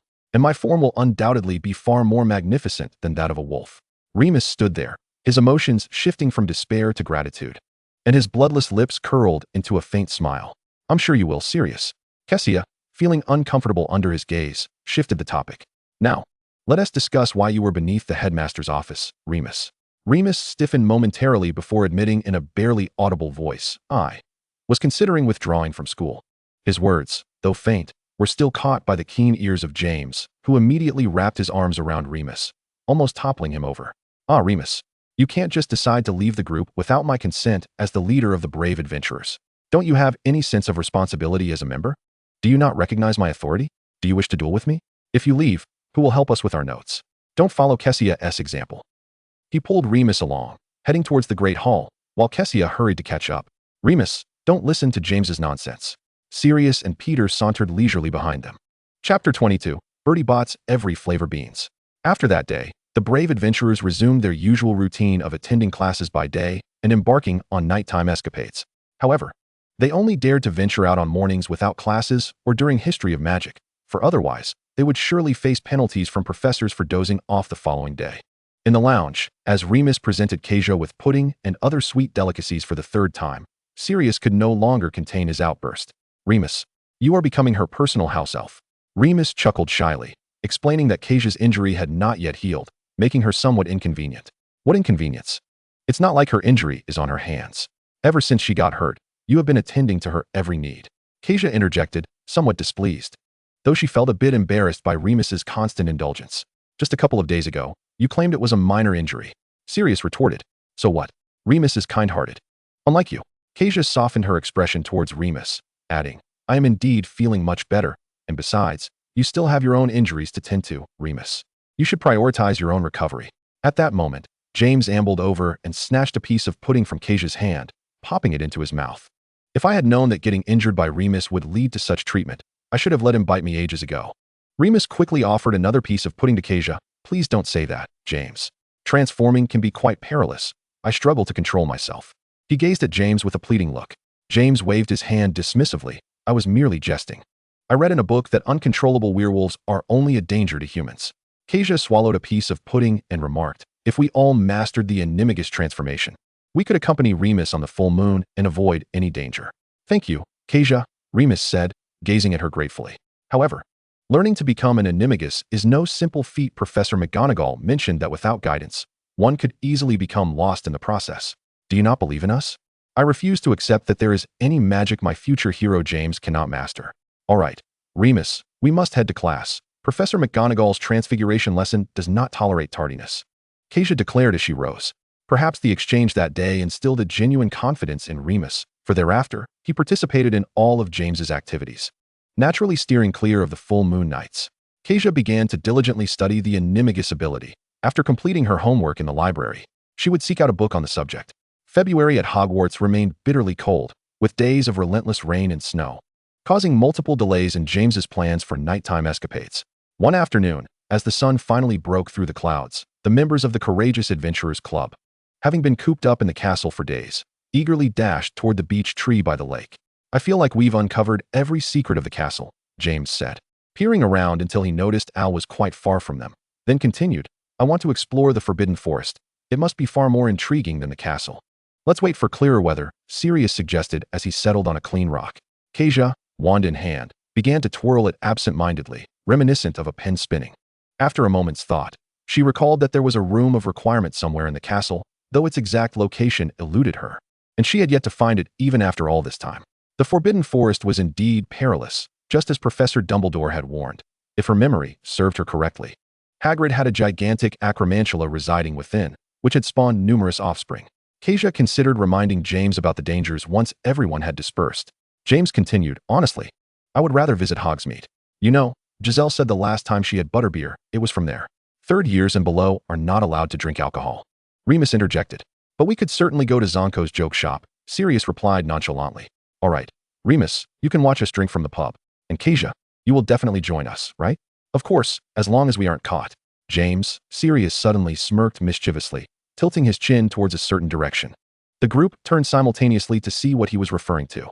There, on the opposite lawn, a small Gryffindor and a small Slytherin sat side by side, each engrossed in a book, engaged in animated conversation. It was none other than Lily and Severus. With a snap, James broke a twig in frustration, gritting his teeth. That detestable fellow is once again pestering Lily. Without hesitation, he strode toward them, a fierce determination in his stride. Kassia felt a pang of alarm, irritated by Sirius's penchant for stirring trouble. James, come back, she called, stepping in front of him. James halted. Kassia, do not obstruct me. I intend to teach that guy a lesson today. Sirius added fuel to the fire. You are absolutely right, James. Ignore her, let us go together. Sirius, be quiet, Kassia said, grasping James's arm while also trying to manage Sirius's enthusiasm. Have you forgotten the last time you fought and ended up in the hospital wing? James, if you lose any more of your hair, I will not help you. Remus was perplexed by the sudden shift from camaraderie to conflict, yet he stood on Kassia's side. James, perhaps we should refrain from confronting them. But Lily will be led astray by him. He is a Slytherin, James argued, his anger simmering. Severus excels in potions and herbology far beyond you, James. The words silenced him momentarily. While his potions grades were decent, they paled in comparison to Severus's prowess. Sirius scoffed. So what? Our transfiguration and flying classes are leagues ahead of that's Novellis. Fine. Kassia released her grip and stepped back, suddenly shifting her demeanor. Then you may go. She turned and walked back toward the castle without another word. The abrupt change left the four of them momentarily stunned, watching her retreating figure in silence. Is she angry? Remus pondered anxiously, wanting to follow her. Sirius dismissed the notion. Impossible. I've said similar things before, and she didn't get upset. So you are aware that your words can be hurtful, Sirius. I thought you were oblivious, James remarked innocently. Sirius scowled. James chuckled awkwardly. But honestly, Kassia is quite something. She clearly stands with us, yet she insists on befriending that Slytherin. Remus withdrew his gaze from the lawn. I believe Kassia is not truly upset. She likely just wanted to let you go since Severus and Evans have already left. The two turned to look, and indeed, Lily and Severus had vanished from sight. Just as Remus had suggested, Kassia had only released her hold because Lily was no longer present. Otherwise, she would not have allowed James and Sirius to approach, lest they stir up another conflict and risk losing more Gryffindor points. Not long after they returned to the dormitory, Lily and Phoebe arrived together. Engaged in conversation with smiles on their faces, Phoebe wearing a particularly mysterious grin. I just encountered Lily in the library. She was once again sitting with that Slytherin boy. Phoebe remarked. I thought they were dating, but Lily insists they are not. Is that so, Lily? I assumed you two were already together, Kassia replied, intrigued. No, Severus and I are merely friends, Lily quickly clarified. Well, I suppose I was mistaken. My mother wrote to say that Lytus has given birth to 3 adorable kittens, one of which is black. My father is not fond of black cats and complained in his letter about Lytus's poor taste in felines. Oh, I think black cats are quite beautiful. They resemble wizards of the feline world. I agree, Kassia concurred. After chatting for a while, the 5 girls set off to the great hall for dinner. Remus suddenly plopped down beside Kassia, nervously offering her a handful of colorful jelly beans. This is an apology from James and Sirius for you, Kassia. They claim to have recognized their errors and hope you will accept it. Kassia was utterly astonished. Who? James and Sirius? I'd sooner believe this is a BirdieBot's every flavor bean sent by Merlin. She glanced across the way, where James and Sirius were furtively observing her, their eyes darting away awkwardly when they met her gaze, pretending to be engrossed in the ceiling and floor. The two of them wore expressions that screamed mischief.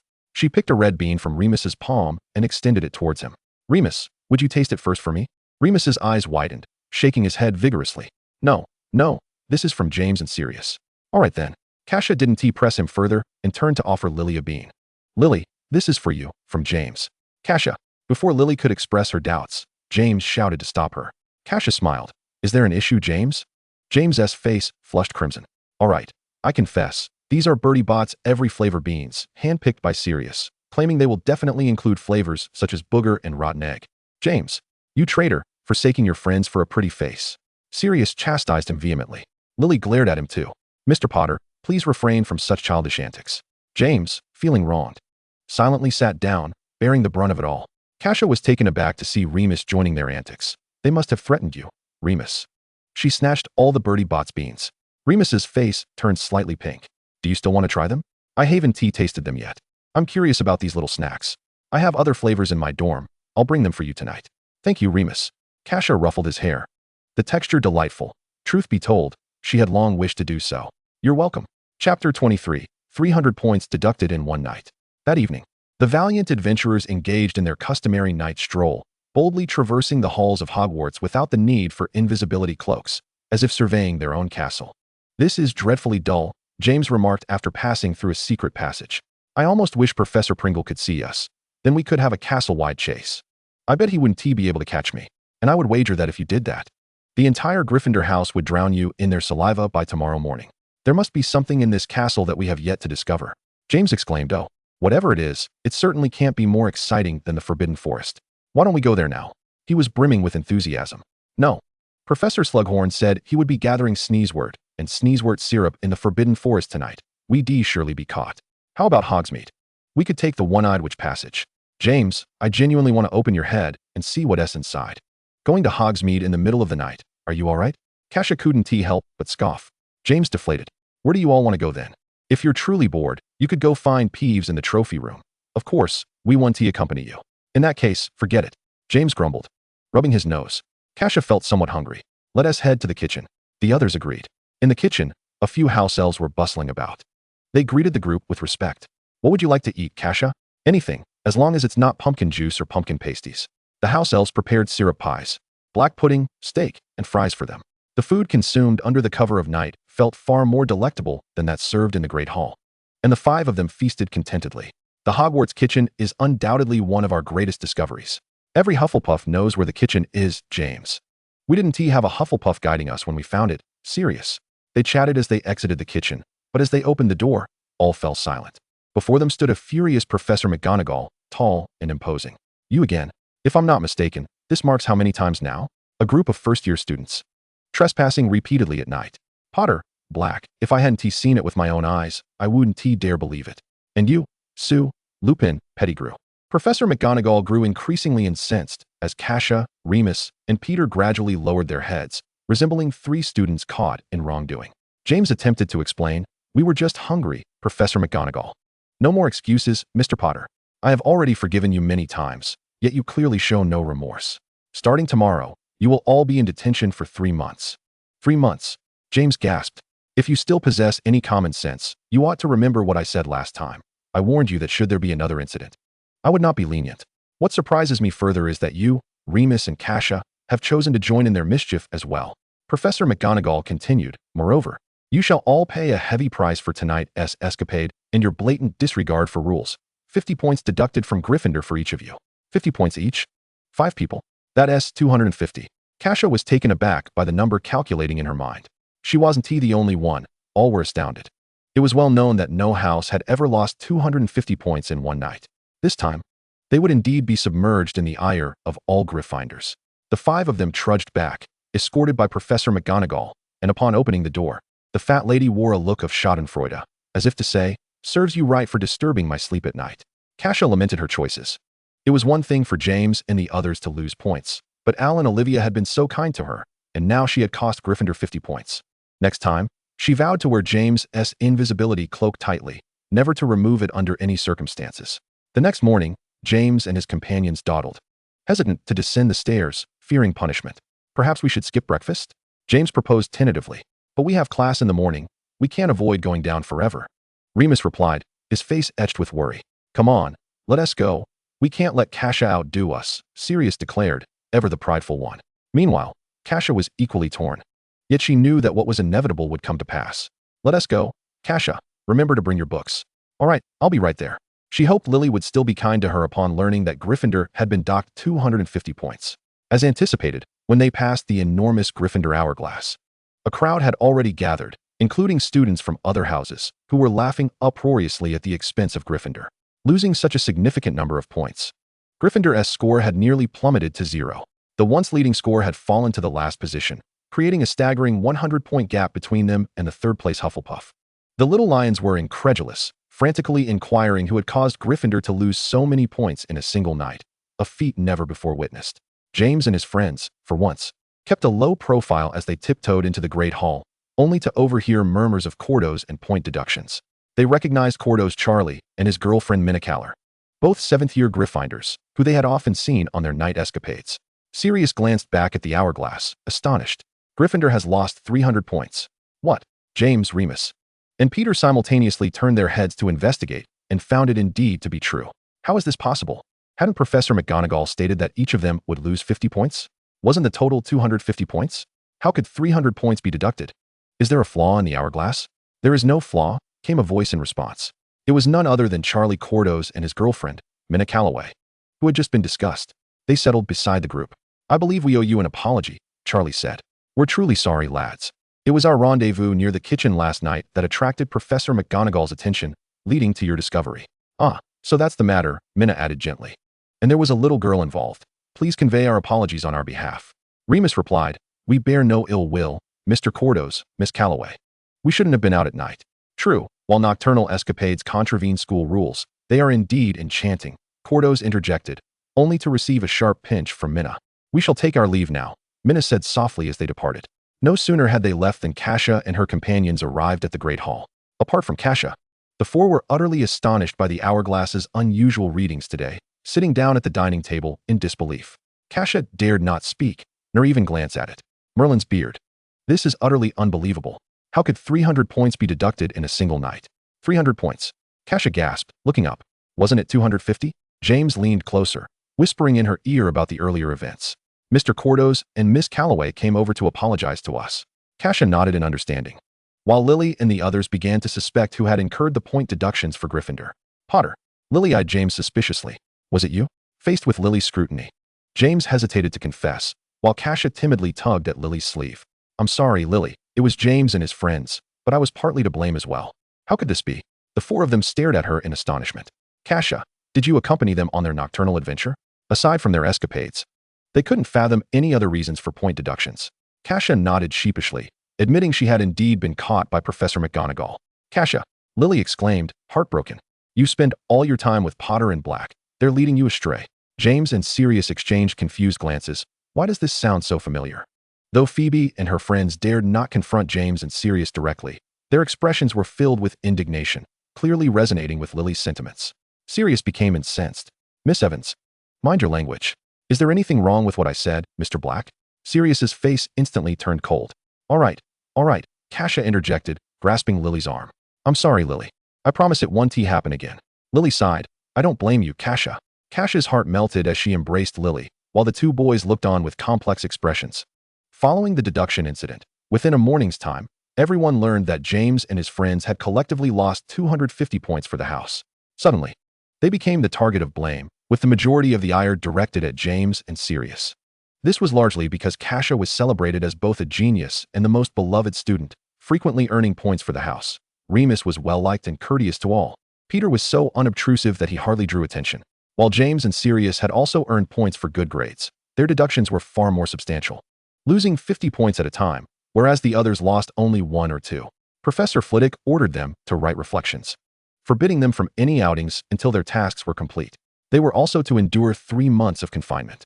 Professor McGonagall entrusted them to Professor Pringle, who assigned them the daily chore of polishing the grand candelabras and the awards in the trophy room. This proved to be a calamity for the fun-loving James and the inexperienced Sirius, who also had to endure Peeves' incessant taunts, making their plight unbearable. Slytherins passing by would mock them loudly, drawing reprimands from Lucius before they quieted down. Only Cordos and Minna, who were also confined, offered them solace. Count yourselves fortunate, children. This confinement is merely physical labor, not corporal punishment. Professor McGonagall has shown remarkable leniency in only now confining you after your numerous infractions. Indeed, had Professor McGonagall not provided prior warnings, old Pringle would have certainly wielded his cane against us, Minna added, worried they might be distressed by the point deductions. The kind Minna reassured them. We too have been losing points since our first year. It happens frequently. It's nothing to be overly concerned about. Cordos chimed in. But we have never lost 250 points all at once. Minna discreetly pinched him, causing Cordos to grimace in pain and fall silent. Good children, do not dwell too much on this. Focus on your studies. They now fully understood the grave consequences of being caught on a nocturnal escapade. James would surely never again mention a chase through the castle with Professor Pringle. Subsequently, Lucius visited Kassia to inquire about her well-being. Kassia assured him she was fine, which calmed his worries. Lucius then subtly advised her to choose her friends wisely and to be mindful of her safety, to which Kassia obediently acquiesced. Chapter 24, Bullying. Due to the exhaustion from confinement, or perhaps genuinely frightened by Professor McGonagall, the brave adventurers refrained from any nocturnal escapades for at least the next 3 months, behaving themselves like model students. During this time, Kassia and Remus devised various methods to earn points for Gryffindor, diligently participating in class and ensuring they did not repeat tasks that could be completed correctly the first time. Even Remus was actively answering questions. James and Sirius also displayed more restraint.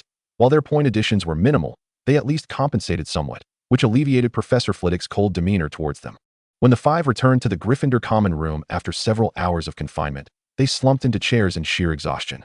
Lily and Serena were engrossed in a game of wizard chess, having developed a fondness for it, with Lily using Cassia's chess set. Cordos generously offered James and Kassia a taste of honeymead, albeit in small sips, and while dodging Professor Flitwick. This is a honeymead concocted by Professor Slughorn, which he gifted us at the Slug Club, Cordos explained. James savored a couple of sips, appearing to relish it. I thought it might be from the 3 broomsticks. Certainly not. One cannot purchase Professor Slughorn's personally brewed mead at a pub. What is the Slug Club? Kassia inquired. Minna replied.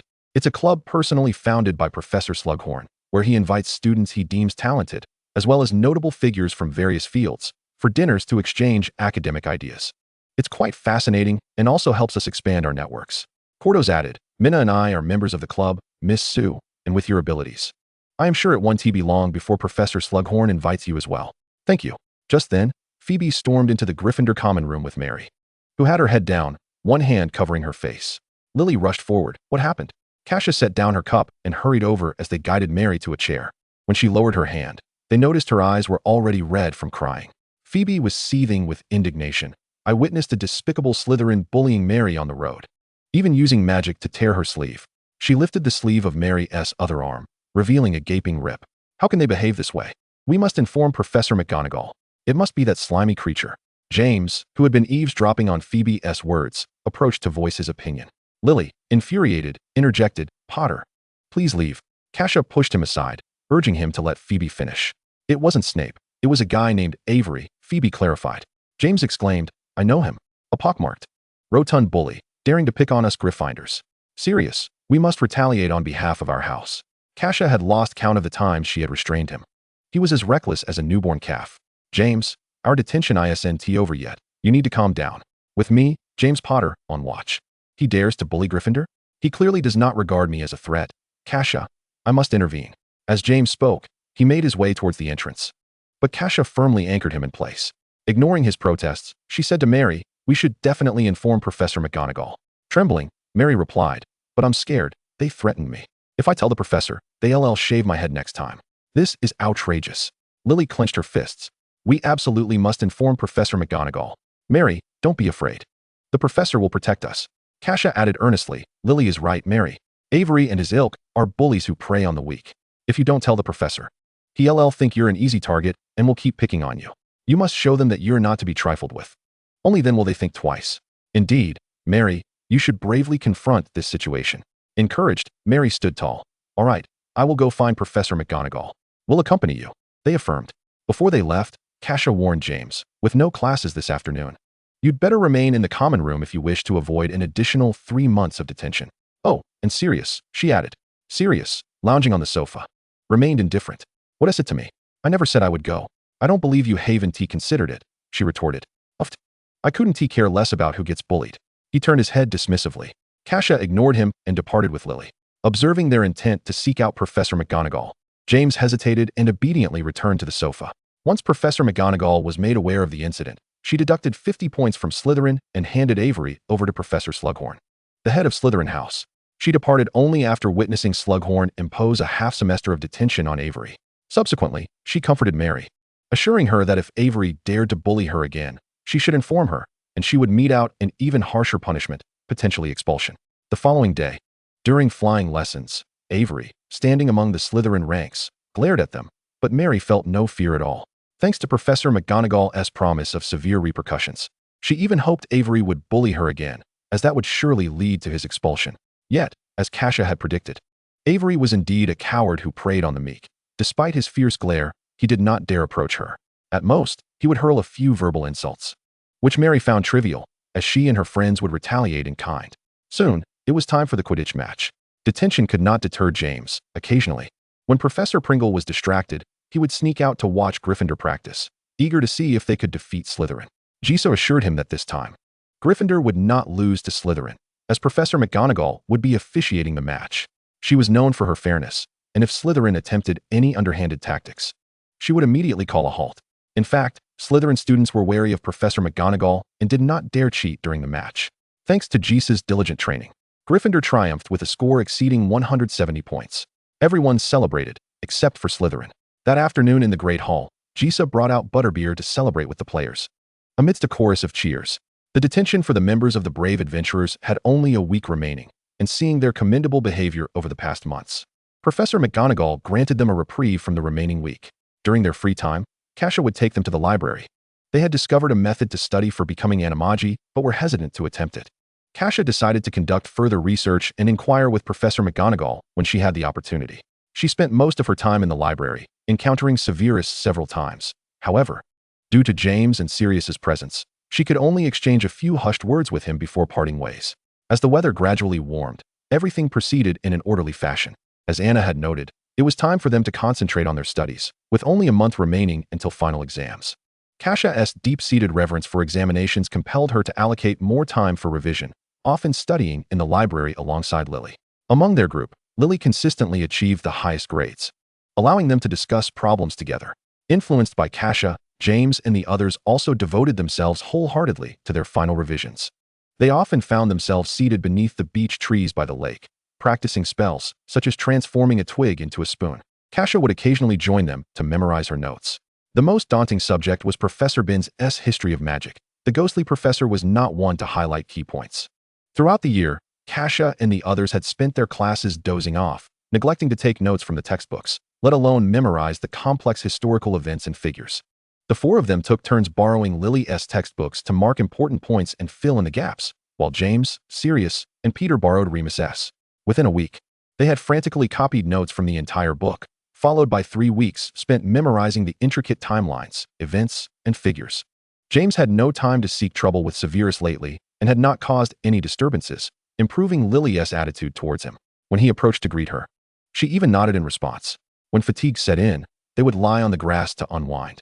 As summer approached, Hogwarts perched on the cliff, with cotton clouds drifting freely like snow or waves, and the sky was a pure azure. Chapter 25, The Holidays.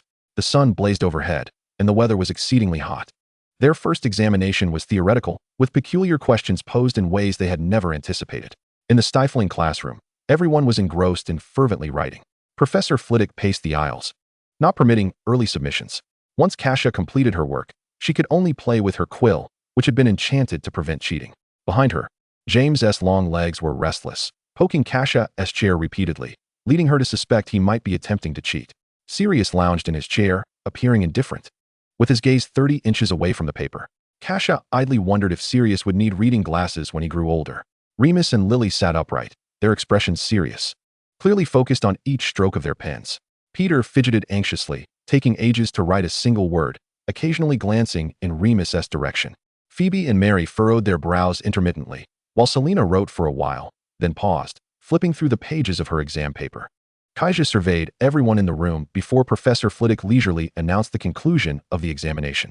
Instantaneously, the classroom was filled with sighs of resignation as students clamored and grumbled their way out, two girls passing by Sirius inexplicably blushing. Once outside, James inhaled deeply the fresh air beneath the azure sky. Kassia complained, "Can you tuck away those long legs, James? If it weren't for our brotherhood, I would have reported you for cheating without hesitation." James replied, "Have a little understanding. I simply can't resist wanting to stretch my legs. I believe I performed quite well this time." Sirius was in high spirits.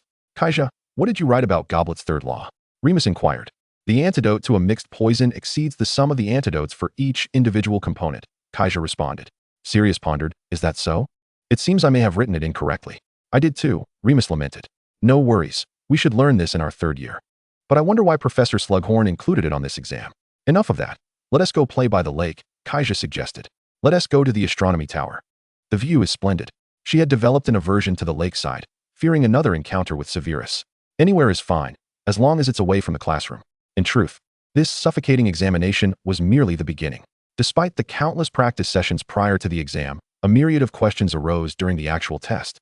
The final subject was history of magic, and it proved that Kassia's last-minute cramming was indeed beneficial, as she nearly filled an entire parchment. Even if she didn't know the answers, she could fabricate them, hoping Professor Binns wouldn't accuse her of rewriting history. "I've never felt so at ease," James exclaimed as they exited the examination room. Despite the sweltering heat, they mustered their spirits. The library, though cooler, held no allure for anyone. They returned to the astronomy tower, sitting in a line against the wind, where they could see the entirety of the Black Lake. "The holidays are almost upon us. Have you decided where to go?" James asked eagerly. "My dad said he would take me to Australia to see dragons," he continued. "I'll go wherever my uncle goes." Sirius added, "My parents plan to take me back to our hometown," Remus chimed in. "I'm going home," piped up Peter. "We all know you're going home," James quipped, turning to Kassia. "What about you?" Kassia pondered for a moment. "I suppose it will be Malfoy Manor. To be honest, if I could, I would return to China." However, the original owner's parents were no longer alive, and she knew nothing of the past. Her country might be in turmoil now. But after graduating from Hogwarts, Kassia hoped her magic would enable her to do something meaningful. "Why return to Malfoy? Can't you go back to your own home?" "My parents have passed away. It matters little whether I return or not. Even if I did, there's nowhere to stay, especially since I'm only 12. The group fell silent, and James stammered, "Sorry, I shouldn't have brought that up." "It's all right. It's been a long time." James quickly changed the subject. "So, do you want to join me in Australia? This trip will surely be exciting." "No, perhaps staying at Malfoy Manor wouldn't be so bad." "I don't think so." Sirius scoffed. "We'll see when the time comes. Don't forget to write. I'll send my owl with messages." Before the holidays commenced, Hogwarts held an end-of-year feast, reminiscent of the start-of-term banquet. The end-of-year feast took place on the evening of each academic year's conclusion, featuring the awarding of the House Cup to the house with the highest score, with the decorations in the Great Hall reflecting the winning house's colors. Kassia and Lily donned their pointed wizard hats once more and made their way to the hall. But to be frank, the faces of the Gryffindors wore few smiles, as evidenced by the green banners hanging from the ceiling indicating Slytherin's first-place victory. Dumbledore rose to address the assembly. "Another year has passed."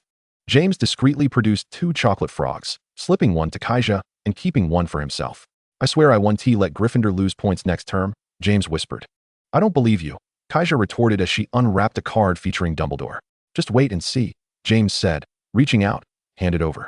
"I want to collect all the character cards." On stage, Dumbledore began announcing the house points. In 4th place, Gryffindor with 303 points. Sparse applause echoed from the Gryffindor table. Next, in 3rd place, Hufflepuff, 2nd place, Ravenclaw, and in 1st place, Slytherin with 540 points. The thunderous applause and cheers from the Slytherin table erupted like an explosion. Kassia hoped for a twist of fate, but alas. She was not the protagonist and had not performed any earth-shattering deeds. No matter how much Dumbledore favored Gryffindor, he wouldn't grant them extra points simply because the weather was lovely. At long last, the day of departure from school arrived, preceded only by the release of their exam results.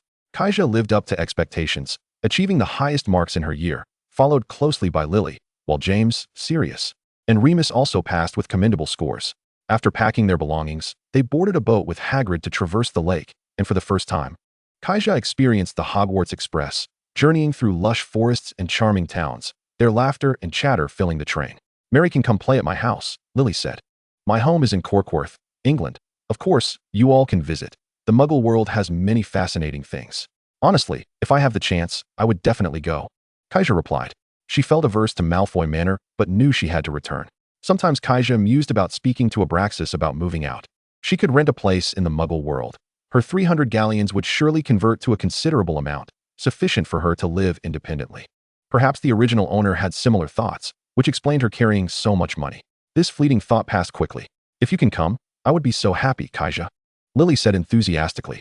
"I had wanted to return and show my parents the magic I learned, but I was informed that underage wizards cannot use magic in the Muggle world." Mary sighed. "Perhaps it is for our safety." After disembarking, they bid each other farewell. Upon crossing platform 9 3/4, Lucius was searching for her. Kassia noticed that Lucius had trimmed his platinum blonde hair, which now only reached his shoulders. "Dobby has come to fetch us," he said. "There are many Muggles coming and going here. Dobby cannot be seen, so we must wait for them elsewhere." Following Lucius into a secluded corner, Kassia spotted a house elf with large green eyes. Chapter 26, Malfoy Manor. Dobby was clad in nothing but a tattered piece of cloth. He stepped forward and bowed deeply to Kassia, his pointed nose nearly touching the ground. "Dobby is very happy to serve Miss Kassia." Dobby took hold of their sleeves, and in an instant, the world spun around them, the air distorting as Kassia felt her body being compressed, her insides rearranging. They apparat back to the Malfoy residence. As Kassia felt her feet firmly planted on the ground, her complexion turned pale, and she could no longer suppress the tumultuous churn in her stomach, doubling over in dry heaves. "Kassia, are you all right?" Lucius inquired, offering her support. "Oh, it's all Dobby's fault. Dobby forgot to remind Miss Sue to prepare. It's all Dobby's mistake. Dobby must punish himself," the little elf exclaimed, tugging at his ears and banging his head against the wall, seemingly oblivious to the pain. "Naughty Dobby, very naughty." Kassia, having eaten nothing during her journey, could produce nothing to vomit, yet Dobby's antics startled her. "I'm fine, Dobby, stop it. I command you to cease." Acknowledging her command, Dobby halted his self-punishment. "I'm merely a bit uncomfortable, but I feel much better now." It was then that Kassia seized the opportunity to survey the magnificent Malfoy Manor. They found themselves in the grand foyer.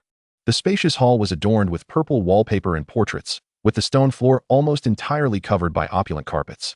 The furnishings were lavish, with a marble fireplace and gilded mirrors, and the grand chandelier spoke volumes of the manor's exquisite grandeur.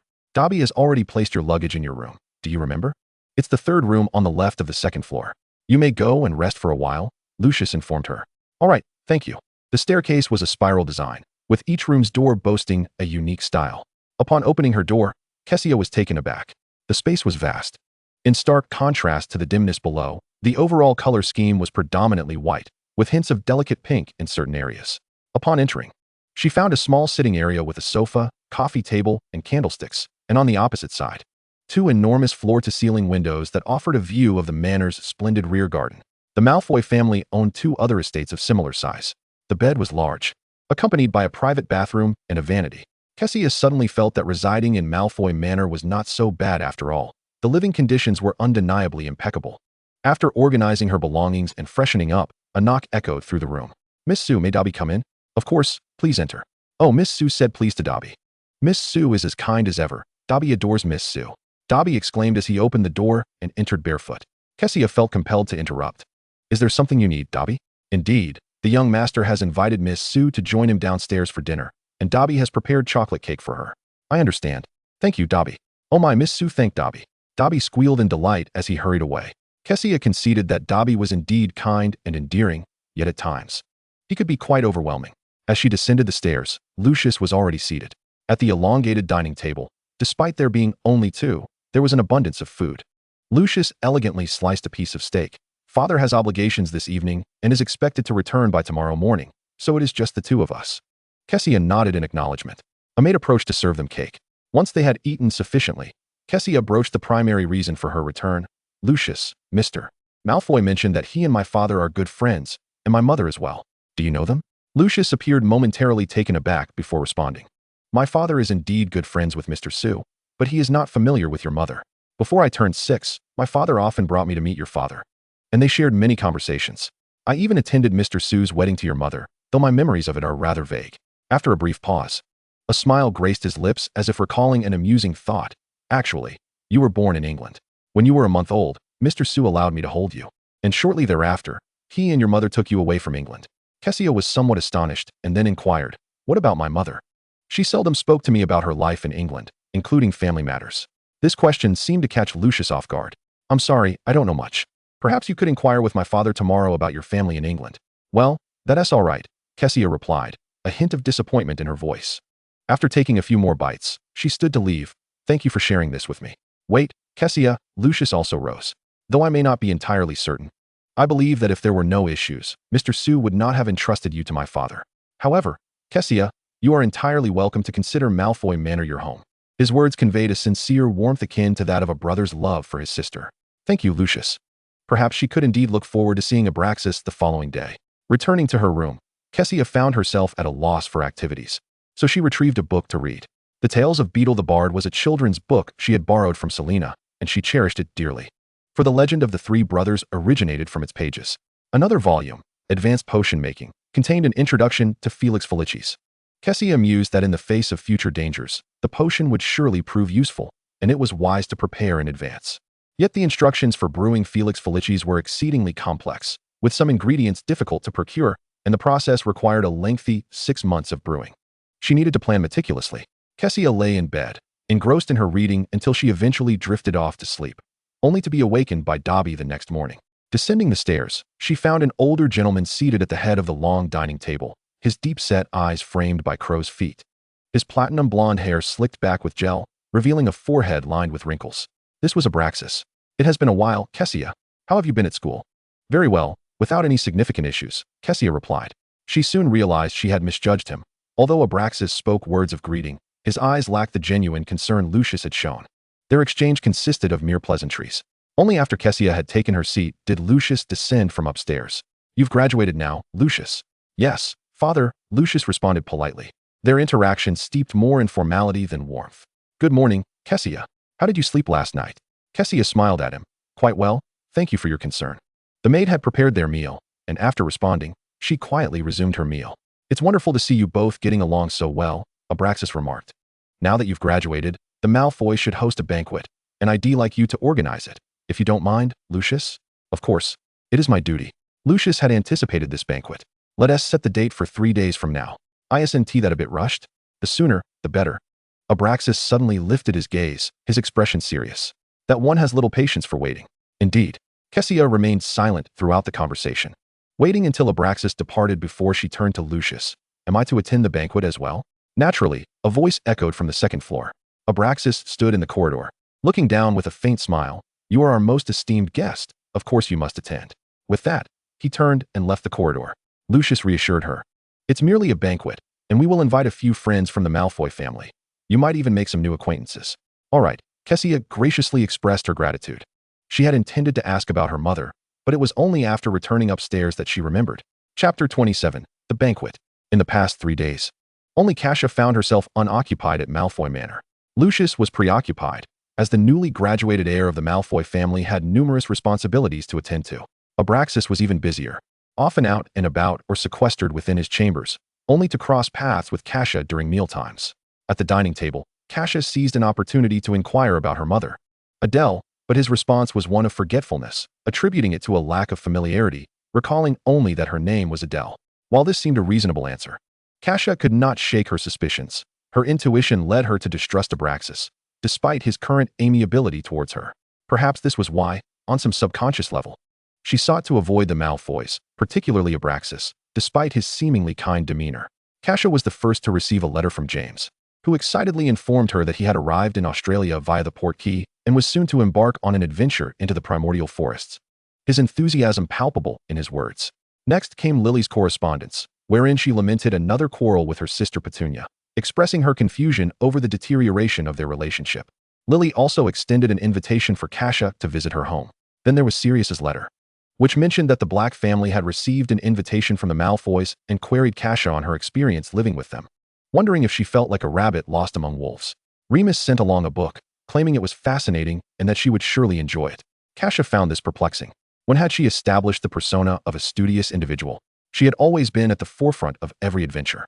With time on her hands, Kassia was uncertain of what to write back to her friends, settling on a simple note to assure them that she was well and hoped they were enjoying themselves. On the morning of the grand banquet, Kassia donned the gown Lucius had prepared for her, a delicate shade of green, with a voluminous and airy skirt adorned with exquisite lace and bows, perfectly suited for a 12-year-old girl. A maid applied lipstick, placed a diminutive crystal tiara upon her head, and adorned her neck with a necklace of emerald gemstones that complemented her dress beautifully. Kassia smiled and expressed her gratitude, causing the maid to look somewhat taken aback. Downstairs, the Malfoy banquet hall was resplendent with light. A round table was set with a pristine white tablecloth, and the polished silverware and glimmering crystal goblets were arranged meticulously. Lucius awaited her arrival, and upon seeing her, he generously complimented her beauty. Kassia smiled again in thanks, feeling as though her lips would not part from their upward curve all day. As they traversed a corridor together towards the banquet hall, they could see a considerable number of guests had already arrived. These attendees were clad in tailored evening attire, their skirts swaying gently with their movements, while pearls and jewels sparkled under the lights adorning their necks, heads, and collars. If you feel uncomfortable, you may retreat to the drawing room and let Dobby accompany you, Lucius suggested. Before Kassia could respond, Abraxas entered with two companions from the foyer. Lucius, come greet the guests, Mr. Avery and his son, whom you have met before. Yes, father, Lucius replied, stepping forward to greet them, though it was evident that Mr. Avery was far more intrigued by Kassia. This beautiful young lady. I don't believe I have had the pleasure of meeting you before, he remarked. There are certain talents one is born with, Kassia replied, stepping forward to curtsy. I am Kassia Sue. It is a pleasure to make your acquaintance, Mr. Avery. The rotund Mr. Avery beamed, his face becoming a landscape of jowls. I am likewise pleased, beautiful young lady. Sue. That is quite an unfamiliar family name. Abraxas is a friend and also a guest of the Malfoy family, he interjected. How fortunate. Albert, I believe you two shall find much in common, Abraxas continued. Albert Avery was indeed the very Slytherin who had bullied Mary at school and was punished with half a semester of detention. The animosity between them was palpable, yet Kassia managed to maintain her feigned smile, doing her best to uphold the Malfoy reputation. Unexpectedly, she noted that the chubby Albert was managing to suppress his ire. After all, he had learned of Cassia's stay at Malfoy Manor and would not dare antagonize her, knowing his father was eager to ingratiate himself with the Malfoys. As Abraxas and Mr. Avery proceeded into the banquet hall, Lucius had no choice but to follow. The drawing room was already prepared with desserts and snacks. Kassia, please take Mr. Avery there, Lucius instructed. Of course, she replied. Once Lucius departed, Albert forced a smile, his face brimming with pimples. Perhaps we could reacquaint ourselves? I am Albert Avery. Kassia, uninterested in noble etiquette, merely ignored him, lifting her skirts and turning to leave. Albert froze, anger flaring as he withdrew his hand, but dared not voice his displeasure. In the drawing room, only Dobby remained, who first informed Kassia that he had prepared her favorite cake before welcoming Albert. After expressing her thanks, Kassia and Albert sat in silence, at a loss for conversation. True pureblood families would never be sorted into any house other than Slytherin, Albert stated, echoing words once imparted by old Avery. As a guest of the Malfoys, you should not associate with Gryffindors. You ought to befriend me, Mulciber, and Rosier. He lifted his head haughtily as he spoke.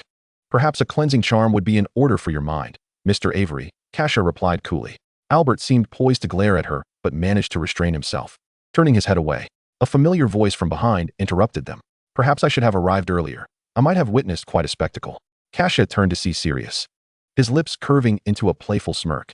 Uncharacteristically, Sirius was dressed in formal attire, accompanied by a slightly shorter boy with dark, curly hair. Both bore a striking resemblance, particularly in their proud expressions. The younger boy, however, was evidently more polite. Hello, I am Regulus Black, he introduced. Kassia rose with a smile. Kassia Sue, it is a pleasure to meet you. You look rather unappealing today, Kassia, Sirius quipped, ever capable of uttering incongruous or insincere remarks. Kassia knew her own beauty and chose not to engage with him on that front. You shouldn't speak this way to a beautiful young lady, brother, Regulus admonished, his cheeks flushing. Miss Sue is the most beautiful young lady I have ever encountered. Kassia beamed sincerely. Thank you. You are quite handsome yourself. Please, call me Kassia. Sirius scoffed. You've hardly met any young ladies, and do put away the facade for mother. Kassia gritted her teeth. Sirius, are you here solely to provoke me? No. I came to see how thoroughly those pure bloods are tormenting you. That will surely disappoint you, young master, for I am faring quite well. Sirius unceremoniously took a seat beside her, indeed looking somewhat let down. Ignoring him, Kassia turned to Regulus with a smile. Please, have a seat, young Mr. Black. Thank you. Albert hesitated, forcing a smile. It has been a while, gentlemen. Who cares to see you? Had it not been for circumstances, I would not have bothered to come. Sirius rolled his eyes, far more direct than Kassia. Regulus let out a soft sigh, and politely responded, It is a pleasure to see you again, Mr. Avery. As the grand doors creaked open, the fifth little guest made his entrance into the foyer. Evan, at last, a good friend from Albert Slytherin, the chubby boy exclaimed, waving joyfully. Upon spotting them, Evan Rosier appeared visibly surprised, particularly by Kassia. Addressing the two young masters of the Black family, he spoke first, Good day, young Black. Kassia and Sirius simultaneously turned their heads, choosing to ignore him. A hint of awkwardness crept across Evan's face, but Regulus came to his rescue, saying, Hello, Mr. Rosier. Please, come and sit. Evan, Albert beckoned. Shortly thereafter, other children from pure-blood families, such as Mulciber and Travers, arrived, some of whom were acquainted from Hogwarts. Engaging in conversation amongst themselves, Regulus, Sirius, and Kassia formed a small enclave, while others who attempted to join were swiftly dismissed by Sirius. During this time, Dobby made a brief appearance, serving them sweets and replenishing their tea. Did you not say you were spending the holiday with your uncle? Kassia inquired. Is he here as well? No, Sirius suddenly replied, his expression darkening. Mother would not allow my brother to be with Uncle Alfred, Regulus added. Very well, Kassia said. Standing up. I've eaten too much. I shall take a stroll. Would you care to join me? Where to? Sirius and Regulus rose in response. Shall we go see the white peacocks at Malfoy Manor? Regulus's eyes sparkled with excitement. Kassia had already visited more than once, leading them through the misty fountain, around the meticulously designed garden paths, until they finally beheld the leisurely strolling white peacocks on the lawn, adorned with wildflowers. They seemed draped in a dreamlike veil of white, their long tails trailing gracefully on the grass. How beautiful, Regulus exclaimed, unable to hide his admiration. It's merely adequate, Sirius remarked, crossing his arms while appraising it from head to toe. Far more handsome than you, he added with a smirk. Humph, you lack discernment. Have you not seen how popular I am with the girls at school? Ah, that is because they are oblivious to the arrogance and rudeness that lie within you. And what of it? Just as he spoke, the dense bushes ahead rustled unexpectedly, producing a faint rustling sound. Who goes there? Sirius shouted, his gaze fixed intently. Is someone there? Kassia lifted her skirts, preparing to investigate. Do not approach. What if it is dangerous? Sirius warned. Sirius, this is Malfoy Manor, not Hogwarts. Only then did Sirius relent. The commotion in the underbrush startled the white peacocks, and from within emerged a small boy covered in leaves, with short, light yellow hair and rosy cheeks.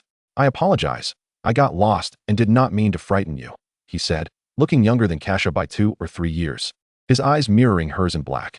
What is your name? Kassia inquired. The boy fumbled with his lips, softly responding, Barty Crouch. Little Barty Crouch. The Death Eater who leaves one with a sense of unease.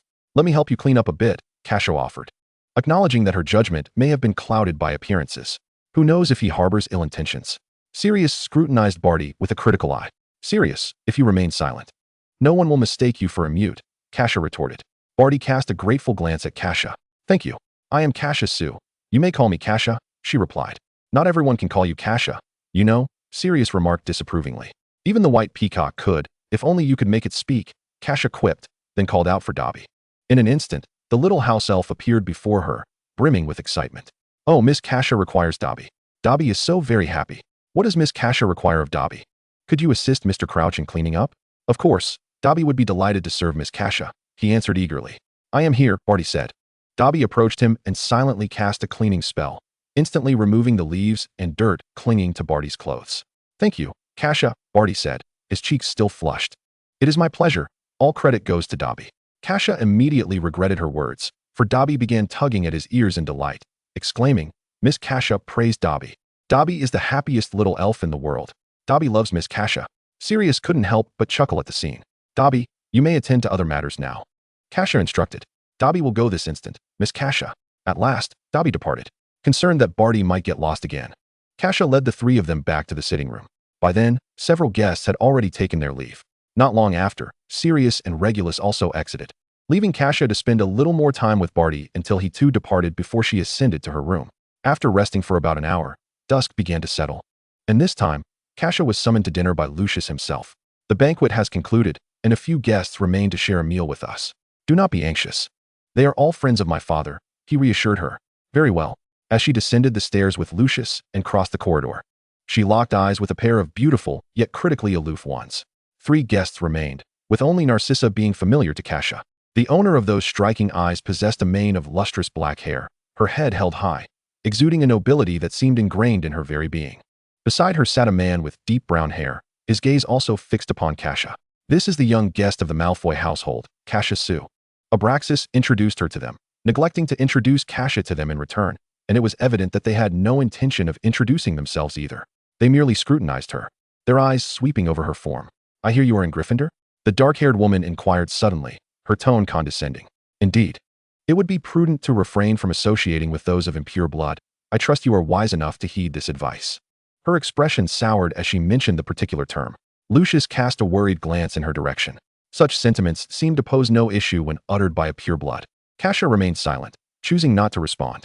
The woman appeared to have no expectations of an answer, as if Kassia's thoughts or existence held little significance. The 6 of them finished their dinner in quietude around the table. Chapter 28, Diagon Alley. A week had passed since the banquet concluded, and within Malfoy Manor, Abraxas and Lucius remained exceedingly busy, hardly visible throughout the day.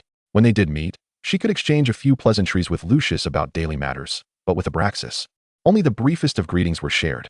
Kassia consistently referred to him as Mr. Malfoy, to which Abraxas showed no apparent reaction. With little else to occupy her time, Kassia busied herself with her assignments and books, fortunate enough to appreciate the opulence of Malfoy Manor, having explored every accessible area of the lavish estate. Aside from the basement and various bedrooms, she spent the most time with Dobby and the white peacocks, who had grown accustomed to her presence, allowing her to pet them without protest. Kassia once again received a letter from her friends. Phoebe mentioned in her correspondence that her father intended to give away a small black kitten belonging to Ryder. Although it was a difficult decision, their household was indeed becoming overcrowded with cats. Nevertheless, Lily expressed her willingness to adopt the little black cat, and Phoebe's family joyfully entrusted the kitten to Lily's family. In Australia's ancient forests, James encountered a colossal fire dragon and captured numerous photographs. Sirius had a fierce argument with his mother over some matter, leading him to seek refuge in the Muggle world with his uncle. Kassia also yearned to visit the Muggle realm. Despite the beauty of Malfoy Manor, it was undeniably dull. Occasionally, peculiar individuals would visit the estate, including the raven-haired woman and the brown-haired man from the previous encounter.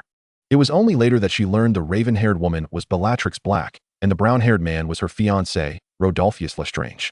These two, along with the Malfoys and a significant number of guests at that banquet, were all in service of Voldemort. The very name Voldemort struck fear, yet Kassia understood that.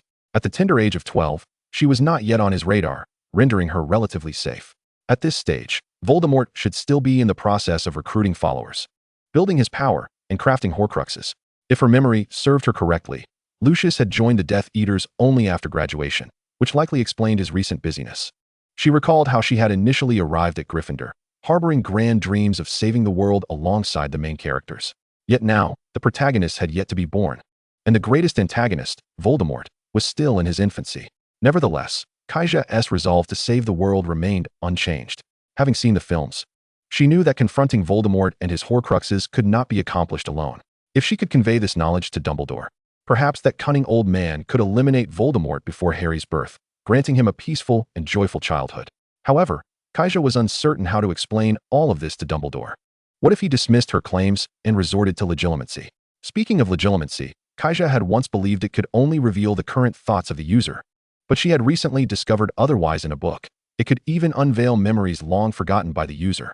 But why had the sorting hat revealed nothing during her sorting? Was it possible that it had accessed the original owner's past? Legilimency allowed both parties to witness the experiences of the user. Yet Kassia had drawn a blank under the sorting hat. It was plausible that the hat had not employed legilimency on her, but merely listened to her innermost thoughts. She dared not gamble, nor reveal her secrets to anyone. Quietly, Kassia resolved to prioritize learning the art of occlumency. The timeline was too distant, and the uncontrollable factors were numerous. If her actions altered certain events, who could guarantee that these changes would be beneficial to the future? This was the magical world, where some occurrences might be predestined, such as Professor Trelawney's prophecy, The only ones capable of defeating the Dark Lord were Harry and Neville. With such thoughts, Kassia realized the multitude of factors she had to consider, preventing her from making arbitrary changes. Were she reborn in the next generation, perhaps she could be more liberated. However, that did not imply she would remain inactive. Utilizing her foresight, she could alter the fates of James and Lily and change the unjust imprisonment of Sirius for 12 years. Simply by persuading James not to choose Peter Pettigrew as their secret keeper. For now, Kassia could not truly find peace at Malfoy Manor. She longed to depart from this place. During one dinner, she broached the subject with Abraxas. Given the current circumstances, he was unlikely to refuse her request. Kassia, my friend has invited me to her home. We made plans while at school. Abraxas glanced at her. Are you certain? Yes, Mr. Malfoy. Very well. I have no authority to interfere with your decision. Thank you. Indeed, Abraxas would not deny her modest request. Kassia felt a wave of relief in that evening. She had her owl work tirelessly, writing to Lily to inform her that she would soon arrive in the Muggle world, and she also penned letters to Sirius and Severus. The following morning, she received prompt replies from Lily and Severus. Lily's family warmly welcomed her arrival and had prepared a separate room for her. Lucius was not present that day and learned of her departure only the next morning. He merely advised Kassia to take care. However, Dobby was quite distressed at her impending departure, wiping away tears with his tattered clothing, lamenting, Miss Kassia is leaving Dobby. Dobby is so sad. Feeling weary, Kassia consoled him. It's just a temporary leave. I will return. But before that, I need Dobby's help. Dobby can help Miss Kassia? Dobby will certainly be of assistance. I would like to visit Diagon Alley first to purchase some things. Dobby, can you take me there? Dobby can. Dobby will take Miss Kassia right away. But no. Miss Kassia will feel very sad. Dobby is so useless. It's all Dobby's fault. Dobby sobbed, then frantically dashed against the door, creating a ruckus. Kassia could not intervene in time. Stop, Dobby. I'm fine. Last time I just wasn't prepared. You were quite helpful, and I still need your assistance. Dobby, teary-eyed, paused. Really? Dobby one tea make Miss Kassia sad again. Of course I promise. Having gathered her belongings, Kassia grasped Dobby's hand. That's enough. Dobby. Ready, Miss Kassia. Once again, she experienced that familiar sensation. This time, with some mental preparation, Kassia felt discomfort but did not suffer the same overwhelming nausea as before. When she regained her bearings, they stood in a broad archway leading to a winding cobblestone street, bustling with people dressed in wizarding attire. As Kassia and Dobby materialized, the passing wizards regarded them with indifference. Noticing Kassia's pale complexion, Dobby began to sob again, banging his head against the wall. Dobby is so useless. Dobby has made Miss Kassia sad again. It's all Dobby's fault. Kassia hurriedly seized him. Dobby, I'm not that upset. Please stop. Thank you, Dobby. Really? Miss Kassia need not say thank you. This is what Dobby is meant to do. Can Dobby accompany Miss Kassia while shopping? Dobby can help carry things. No, Dobby. I can manage on my own. Oh, Miss Kassia no longer needs Dobby. Dobby is so useless. Dobby cannot help Miss Kassia. He pulled up the hem of his clothing and continued to cry. That is not true, Dobby. You are very useful, but you should return to prepare lunch for Mr. Malfoy and Lucius. Otherwise, Mr. Malfoy might lock your ears in the oven. Oh, Dobby must return to prepare lunch for his master. Dobby does not want his ears locked in the oven. Dobby is very afraid of that. Miss Kassia, goodbye. Goodbye. We'll meet back here in 3 hours. All right. Once Dobby vanished, Kassia finally breathed a sigh of relief. Dobby truly was excessively enthusiastic. Kassia's luggage consisted merely of a few changes of clothes, all neatly packed into a single suitcase. With a flick of her wand, she employed the shrinking charm to diminish the suitcase's size, tucking it into her pocket. Grasping her wand firmly, Kassia officially embarked on her journey to Diagon Alley. This realm was entirely new, a bustling yet somehow orderly chaos, where the shops seemed eccentric, displaying an array of peculiar items: owls, flying brooms, quills, and ink, amidst buildings that leaned at odd angles, most notably asymmetrical, with interiors vastly more spacious than their exteriors suggested. As a first-time visitor to this enchanting locale, Kassia was filled with curiosity, reminiscent of the first-year witches and wizards who had yet to commence their studies. Above her, owls and bats flitted about, while witches and wizards, both young and old, strolled hand in hand, adorned in an assortment of pointed hats. Absorbed in the sights, Kassia inadvertently collided with a witch, who, with a warm smile, steadied her as she nearly stumbled. Do be careful, dear, she advised. Thank you, Kassia replied, her cheeks tinged with embarrassment. The first shop she passed displayed an array of cauldrons, with a sign hanging by the entrance proclaiming, copper, brass, tin, and silver cauldrons. All models available, with automatic stirring and foldable features. Kassia stepped inside, realizing she truly required a cauldron that could stir itself for her private potion-making endeavors. "Welcome to the Patched Cauldron Shop, lovely young lady," greeted a tall, slender man clad in a gray robe. "Are you a new student this year?" Kassia had to tilt her head back to meet his gaze. "No, sir, I am in my second year." "Ah, I see. If you're in need of a new cauldron, what material do you prefer?" "I recommend tin. It's suitable for second-year witches and wizards." "I would like a silver one, please," Kassia replied. "Silver? Oh, certainly. Though it is a tad more expensive." The shopkeeper bent down to retrieve a pristine silver cauldron from within. "How about this one?" Kassia examined it closely. "It's perfect. Thank you, Mr. Patched." After completing her purchase, she cast the shrinking charm on the cauldron and tucked it into her pocket. Next, she could not resist visiting the magical menagerie, where the shop was teeming with life. The walls were lined with cages, and even the ceiling was not spared. Shelves overflowed with a variety of exotic pets: toxic orange snails, turtles adorned with jewels, sleek black rats, owls, ravens, cats of all hues, fluffy creatures, and even shape-shifting rabbits. However, amidst the cacophony of meows, Kassia merely petted the animals without purchasing any. She had no home to bring them to and did not wish to subject them to hardship. Reluctantly, Kassia exited the magical menagerie. Next, she aimed to procure gifts for Lily and her family, as she would be intruding upon them for a time. Having heard of an ice cream shop, she first sought out Florian Fortescue's ice cream parlor, where she indulged in a butterbeer-flavored ice cream cone. Following this delightful treat, she began selecting gifts for Lily and her family from various shops. For Lily and her sister Petunia, she chose color-changing ink, while for Mrs. Evans, she planned to gift a beauty potion.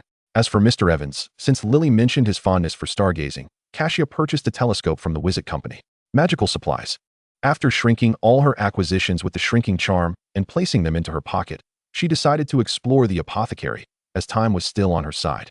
The apothecary offered a plethora of ingredients essential for potion making, and the air was thick with the pungent scent of rotten eggs and decaying cabbage leaves. Bundles of feathers, strings of sharp teeth, and furry claws dangled from the ceiling, while an array of dried roots and vividly colored powders were neatly arranged against the walls. The clerk behind the counter was engaged in conversation with another customer, a short figure clad in tattered robes, with unkempt hair, suggesting a prolonged absence from grooming. He produced a bundle of mugwort, daisy roots, and hemlock, alongside several herbs unknown to Kassia, which he placed upon the counter. The clerk examined each item, nodding as he stated, "Mugwort is 10 nuts per bundle, daisy roots 50 nuts per bundle, hemlock 100 nuts, totaling 3 galleons and 13 sickles." The customer then pulled out 3 dark leaves. Blackroot. This is a rare and potent magical plant, capable of warding off dark magic, quite valuable. With black stems and white flowers. Kassia and the clerk's eyes brightened simultaneously, and both turned to her, as it was Kassia who had exclaimed blackroot. Embarrassed, she smiled sheepishly. "I apologize for interrupting." "Not at all," the clerk reassured her, then turned back to the customer. "Blackroot is 2 galleons each, totaling 5 galleons and 13 sickles." The clerk counted out sufficient money and collected the herbs. "Thank you." After the customer departed, the clerk turned to Kassia. "How may I assist you, lovely miss?" Kassia stepped forward, standing on tiptoe to peer over the counter. "Hello, sir. I would like to inquire about the prices of fire ash snake eggs and bird egg snake eggs." "Ah, those are quite rare ingredients. Unfortunately, we do not have fire ash snake eggs at the moment. As for bird egg snake eggs, a small vial costs 5 galleons."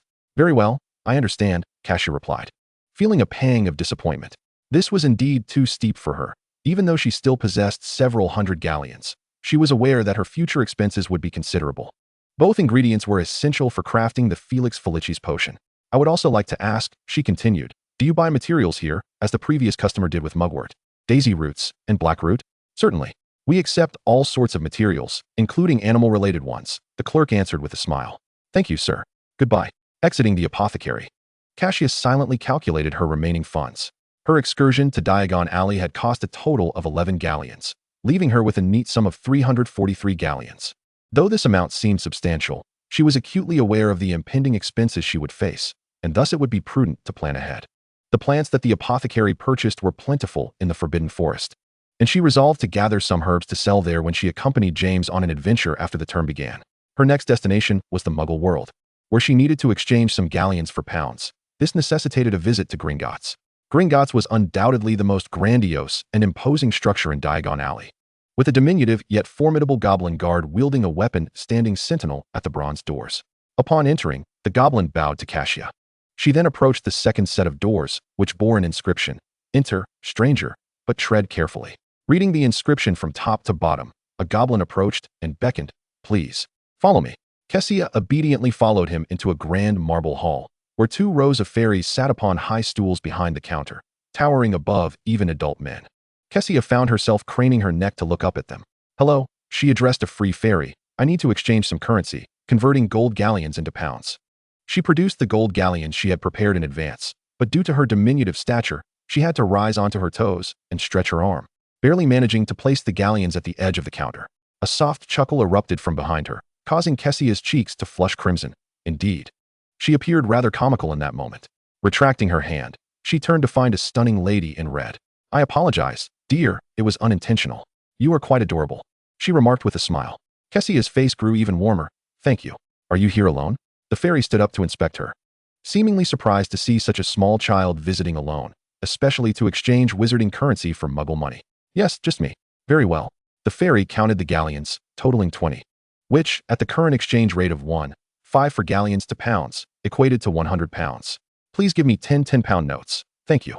The fairy, deeming the amount too small, waived any transaction fees. Surely, 100 pounds would suffice for her adventures in the muggle world, wouldn't it? She had forgotten to inquire with Lily regarding matters of finance. Shortly after departing from Gringotts, Kassia encountered Dobby on her path. Dobby swiftly located her, exuberantly exclaiming, "Miss Kassia, Dobby is here, sent by the little master." Dobby's ears will not be locked in the oven anymore. "Lucius?" "Yes." Kassia chuckled. "You arrived at the perfect time, Dobby. Take me to Lily's home in Corkworth, England." Dobby knows. Dobby knows everything," he exclaimed, brimming with excitement. "All right then, Dobby, please wait a moment."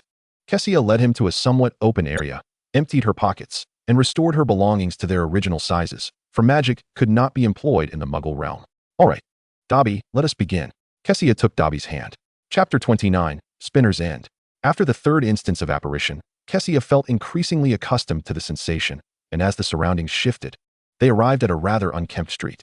The thoroughfare was deserted, flanked by buildings constructed of a dull brick, characterized by an industrial style that bore a striking resemblance to one another. In the distance, a massive factory chimney belched forth black smoke. Dobby remained attentive to Kassia's demeanor, and upon noting her lack of adverse reaction, he leaped for joy, exclaiming, "Oh, Dobby has accomplished something good." Kassia smiled at him. "Thank you, Dobby." Tears welled in Dobby's eyes.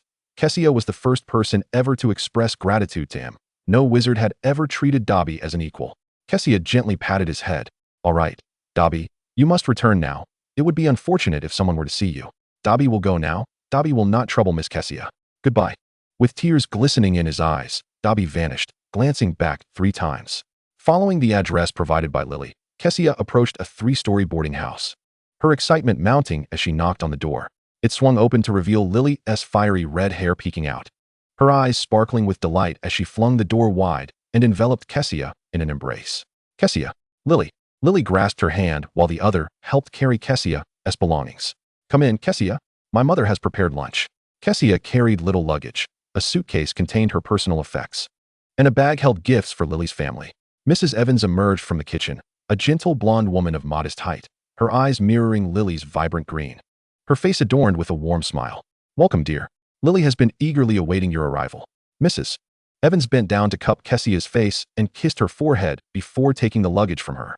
It was Kassia's first instance of being greeted in such a manner by a stranger. "Madam, I have prepared gifts for you." She produced color-changing ink and a beauty potion from her bag. Mrs. Evans and Lily were taken aback with delight. "Thank you, dear. I absolutely adore this gift," Lily exclaimed, picking up another bottle of color-changing ink. "Is this one for Penny?" "Yes," Kassia nodded. Suddenly, a commotion erupted from the staircase, and as all eyes turned, Penny stumbled back in a fluster. Mrs. Evans gently coaxed, "Come here, Penny. Lily's friend is visiting, and she has brought you a gift." "I don't want it," Penny suddenly shouted, her face contorted with disdain. "You're all freaks." "Freaks." Kassia stood stunned, watching as Penny fled upstairs in a panic. After a brief silence, Lily apologetically turned to her. "I'm sorry, Kassia. Penny didn't mean it." Kassia gave her hand a reassuring tug. "It's all right, Lily." Mrs. Evans sighed. "Perhaps she just needs a little more time, dear. You both enjoy yourselves. I will go check on her." She took Kassia's luggage upstairs with her. Lily led Kassia to the sofa, her spirits lifting again. "I'm so glad you could come. Ever since I received your letter last night, I've been planning all the fun things we'll do. I'm thrilled as well. At Malfoy Manor, I could only play with the white peacock. Who doesn't understand me at all?" After sharing her experiences at Malfoy Manor, Kassia listened as Lily mentioned the nearby Spinner's End. "Severus lives there. It's quite close to us. We can visit together. Before long, Mrs. Evans returned downstairs with Penny. It's time for lunch, dears. Let us go? Lily took Kessia's hand. Penny walked past them with a sullen expression, not sparing them a glance. Lily, feeling a bit miffed, reassured Kassia, don't mind her. That's just how she is. Mrs. Evans had prepared an extra set of utensils for Kassia, to which she smiled in gratitude. No need to mention it, dear. Knowing of Kessia's arrival, Mrs. Evans had prepared a sumptuous meal. My father won't return until evening. He has a lot of work to do. Throughout lunch, Lily continued to engage Kassia in conversation, with Mrs. Evans occasionally chiming in, while Penny remained utterly silent. After they finished, Lily took Kassia to the second floor where her room was prepared, and after exploring it, they went to Lily's room. Lily had a game of high-strategy checkers, while Kassia had a 15-piece chess set, and they played together all afternoon. In the evening, Kassia met Mr. Evans and presented him with gifts, which he received with great delight. Kassia wrote to her other friends to inform them of her new location, ensuring they wouldn't send letters to the wrong address. On her first night at Lily's home, Kassia shared a bed with Lily, as they had countless secrets to whisper to one another. In summary, it was the happiest day Kassia had experienced since the beginning of her holiday. The following morning, Lily announced her intention to take Kassia to visit Severus. She initially considered inviting Penny, but the latter still harbored resentment towards them. Kassia realized she had forgotten to buy a gift for Severus, which, while not critical, prompted her to enter a convenience store to purchase 2 bags of candy and chocolate as they passed by. Beside the convenience store stood a hamburger joint, and Kassia, having not indulged in a burger for quite some time, found herself unable to resist the temptation. With eager anticipation, she inquired, Lily, would you care for a hamburger? Lily, her eyes gleaming with desire, nodded emphatically, yes, yes. Together, they entered the establishment to place their orders, where the staff greeted them with polite hospitality. Kassia asked, which one do you wish to have? The butter burger, Lily replied. I shall have a butter burger as well, Kassia added after a moment's thought. Make it 2. Lily, taken aback, exclaimed, can you consume 2? Kassia shook her head. The second shall be a gift for Severus. Before long, the staff had prepared 3 butter burgers, each neatly packaged for them. Lily then led Kassia to the lawn behind the factory, a place where she and Penny often played. To reach Severus' home, they first had to traverse this grassy expanse. A winding river meandered through the area, flanked by overgrown weeds, and a towering, abandoned chimney loomed in the distance. An old railing separated the river from a narrow pebble-strewn alley. Following the river, Lily guided Kassia to a row of dilapidated brick houses where most of the factory workers resided. Kassia, unaccustomed to such squalor, noted the narrow streets occasionally marred by puddles of murky water. Kassia grasped Lily's hand, and Lily softly remarked, Severus' home is the last house at the end of the alley. They navigated through the labyrinthine streets until they arrived at the final house. With a nervous knock, Lily rapped on the door. It creaked open almost immediately, revealing a wary woman with dark hair peering out. Lily? The woman rasped, recognizing her, before fully opening the door to reveal herself. In the dim light, Kassia discerned the woman's haggard appearance. Her deep-set eyes and sallow complexion bore the marks of age, though traces of her former beauty lingered. Her clothes were faded and patched, hanging loosely on her frail frame. Kassia sensed a wave of relief wash over Lily as she called out, Mrs. Snape, I've come to see Severus. This is Kassia, a friend from school. The woman, now identified as Eileen, momentarily appeared taken aback upon seeing Kassia, her gaze momentarily lost.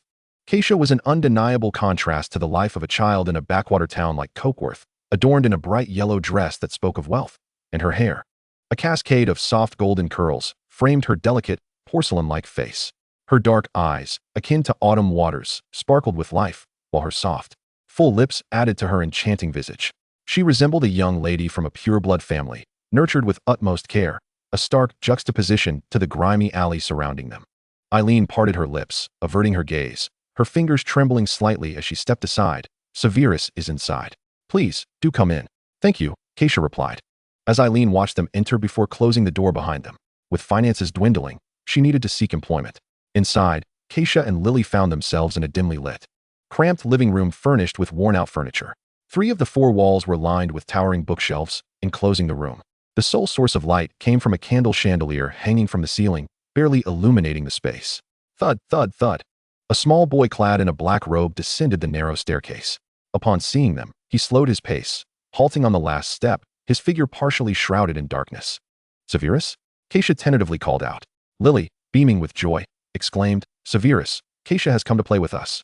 She'll be staying at my house for a few days, and we can have so much fun. Severus offered no reply. After a moment, he stepped into the light, revealing the bruises that marred his forehead and cheek. Lily gasped, "Severus," and rushed towards him. "Is it your father?" she asked, her expression a mix of concern and confusion. "Yes," Severus mumbled, "it's nothing." He turned his head, not wishing to meet Lily's gaze, only to inadvertently lock eyes with Kassia.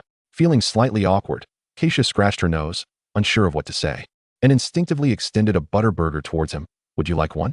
The aroma of beef wafted through the air, causing Severus to pause, his empty stomach audibly protesting. He flushed with embarrassment. "I only had a piece of toast with my mother this morning. Consider it a gift." Kassia stepped forward, and Lily followed suit. Severus glanced at the identical burger in Lily's hand, mistakenly believing it too was a gift from Kassia, and thus did not decline. "Thank you," he said, reaching for the bag Kassia offered. Kassia scanned the room filled with books and couldn't help but marvel. "You have an impressive collection of books." Severus, feeling a sense of pride, replied, "They were all collected by my mother. Despite our hardships, she never considered selling them, perhaps because they wouldn't fetch a good price." "May I take a look?" Kassia asked. Severus suddenly felt anxious. Most of the books were on potions, with many delving into dark magic. Yet, he couldn't refuse Kassia's request. "Of course, you may." Kassia approached the nearest bookshelf, her fingers brushing against the aged black and brown covers. "The brain-blocking charm?" she exclaimed in surprise, picking up a volume that detailed the spell. "Do you like it?" Severus inquired. "Yes, I've been wanting to learn it," she replied, looking up at him. "Could you lend it to me?" "Certainly," he said. Kassia smiled. "Thank you, Severus. I'll take it with me for now." Lily suggested, "Shall we go play by the river?" "How about that grassy patch?" "Sounds good," they agreed. Once outside, they settled on a clean patch of grass by the river, enjoying their hamburgers while chatting away the afternoon. Lily spoke once more of her sister Penny, lamenting the tension that had developed between them. "Though it was initially my fault for reading my sister's letter, I've apologized. And I don't understand why Penny remains so resistant." Feeling glum, Lily added, "Sometimes we argue." Severus wished to interject. "Ignore her. She is simply envious of you." But with a mouthful of burger, he was unable to voice his thoughts. "I believe Penny has a strong sense of pride. We should be more forgiving," Kassia gently suggested. "Perhaps you could find a moment to sit down with Penny and talk things through. After all, you are sisters and care deeply for one another. In time, she will come to accept it." Swallowing his last mouthful of the beef burger, Severus let that sentiment slip down along with it. His intuition told him that, compared to Kassia's words, his own thoughts were best left unspoken. "You are correct, Kassia," Lily agreed. "I should have a proper conversation with Penny." Afterward, Lily inquired about Malfoy Manor, expressing her keen interest in Kassia's descriptions of its opulent decor. Kassia shared tales of the White Peacock and Dobby, explaining the essence of Malfoy Manor, while also mentioning the grand feast held a week prior. "Were all the sacred 28 pure-blood families present at the banquet?" Lily asked, now aware of the sacred 28. "Indeed, I also encountered the insufferable Avery. Aside from Sirius, there are few with whom I can engage in conversation.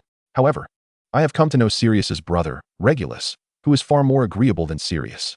Perhaps he will join us at Hogwarts next year. Oh, and there's young Barty Crouch. Is he the one who bullied Mary, Avery? He did not bully you, did he, Kassia?" "No. He wouldn't dare at Malfoy's party. So, why did you leave Malfoy Manor?" This question was posed by Severus. "Because I miss Lily too much," Kassia replied, her face momentarily mirroring Lily's hair color. Kassia smiled, adding that another reason for her departure was the utter boredom at Malfoy Manor. After saying this, she looked at Severus, asking, "You don't think I was expelled, do you?" Severus suddenly flushed. "No, of course not." "All right," Kassia replied, uncertain if he believed her. "Those who wish to visit Malfoy Manor are all Slytherins, and I am not well acquainted with them. We do not share the same interests." Lily interjected. "Do pureblood families look down upon wizards of Muggle descent?" Although Lily did not feel inferior or resentful about her Muggle origins, she, as a newcomer to the wizarding world, experienced emotional turbulence due to the ostracism from the natives. "Certainly not," Kassia stated earnestly. "There is no absolute correlation between the two. Are you familiar with the Weasley family? They are purebloods, yet Mr. Weasley and his wife greatly admire the Muggle world. They do not look down upon wizards of Muggle descent. There are also the Abbotts and the Macmillan families, among others." Lily suddenly felt a twinge of envy. "Kassia, you are so knowledgeable." Kassia blushed shyly. "It's nothing, really. Just what I've gleaned from books. Do you know about dark magic?" Lily asked suddenly. Severus tensed instantly, pressing his lips together. "Dark magic? I know a little." "Why do you ask?" Kassia inquired. "Nothing much. I've merely heard that many pureblood Slytherins are studying dark magic, which is a very malevolent form of magic that should not be encouraged." "That is indeed true," Kassia affirmed. "However, to be frank, I find dark magic quite intriguing." "What? Why?" Lily exclaimed, nearly jumping up in shock and confusion at Kassia's gaze. Objectively speaking, while excessive use of dark magic can affect one's mental state, the true evil lies with those who wield it to harm others, not with dark magic itself. We cannot categorically label those who use dark magic as inherently wicked, nor can we assert that virtuous individuals would never resort to it. Is that so? Lily appeared to be absorbing Kassia's words. Yes, otherwise. When someone uses dark magic against you, how will you retaliate? If I were to live with Lucius, who studies dark magic, or if I were to learn it to protect myself, does that make me evil? Of course not. Lily immediately countered. But there are counter curses, aren't there? Counter curses can only negate. When a person wishes to kill you, can you merely evade and not retaliate? Isn't it justifiable to return evil for evil? Employing an ancient proverb, Kassia pondered how to translate it. She continued, I believe that as long as dark magic is not inflicted upon the innocent, it cannot be deemed malevolent. Your perspective holds some merit, Lily murmured. Perhaps Lily's limited understanding of dark magic, untainted by outside influence, allowed her to be easily swayed by Kassia's reasoning. Is this how you truly feel? Severus inquired, his eyes reflecting surprise. Many may share this sentiment, Kassia replied. Chapter 30. Reconciliation. Upon returning to Lily's home that evening, Petunia was absent, having gone to play with her friends from school. Kassia spent the night alongside Lily. Petunia's room was adjacent to Lily's, and one morning, as Kassia passed by, she noticed that the door was ajar. She clearly saw the gift she had given Petunia, the already unwrapped color-changing ink, prominently placed on the desk. The relationship between Lily and Petunia was already strained, and since Kassia's arrival, the atmosphere seemed even more tense. Whenever Petunia spoke, she would call them freaks, and sometimes, in her frustration, Lily would retaliate, only to regret it later. Lily wanted to have a good conversation with Petunia, as Kassia suggested, but she never found the right moment and was unsure of how to approach it.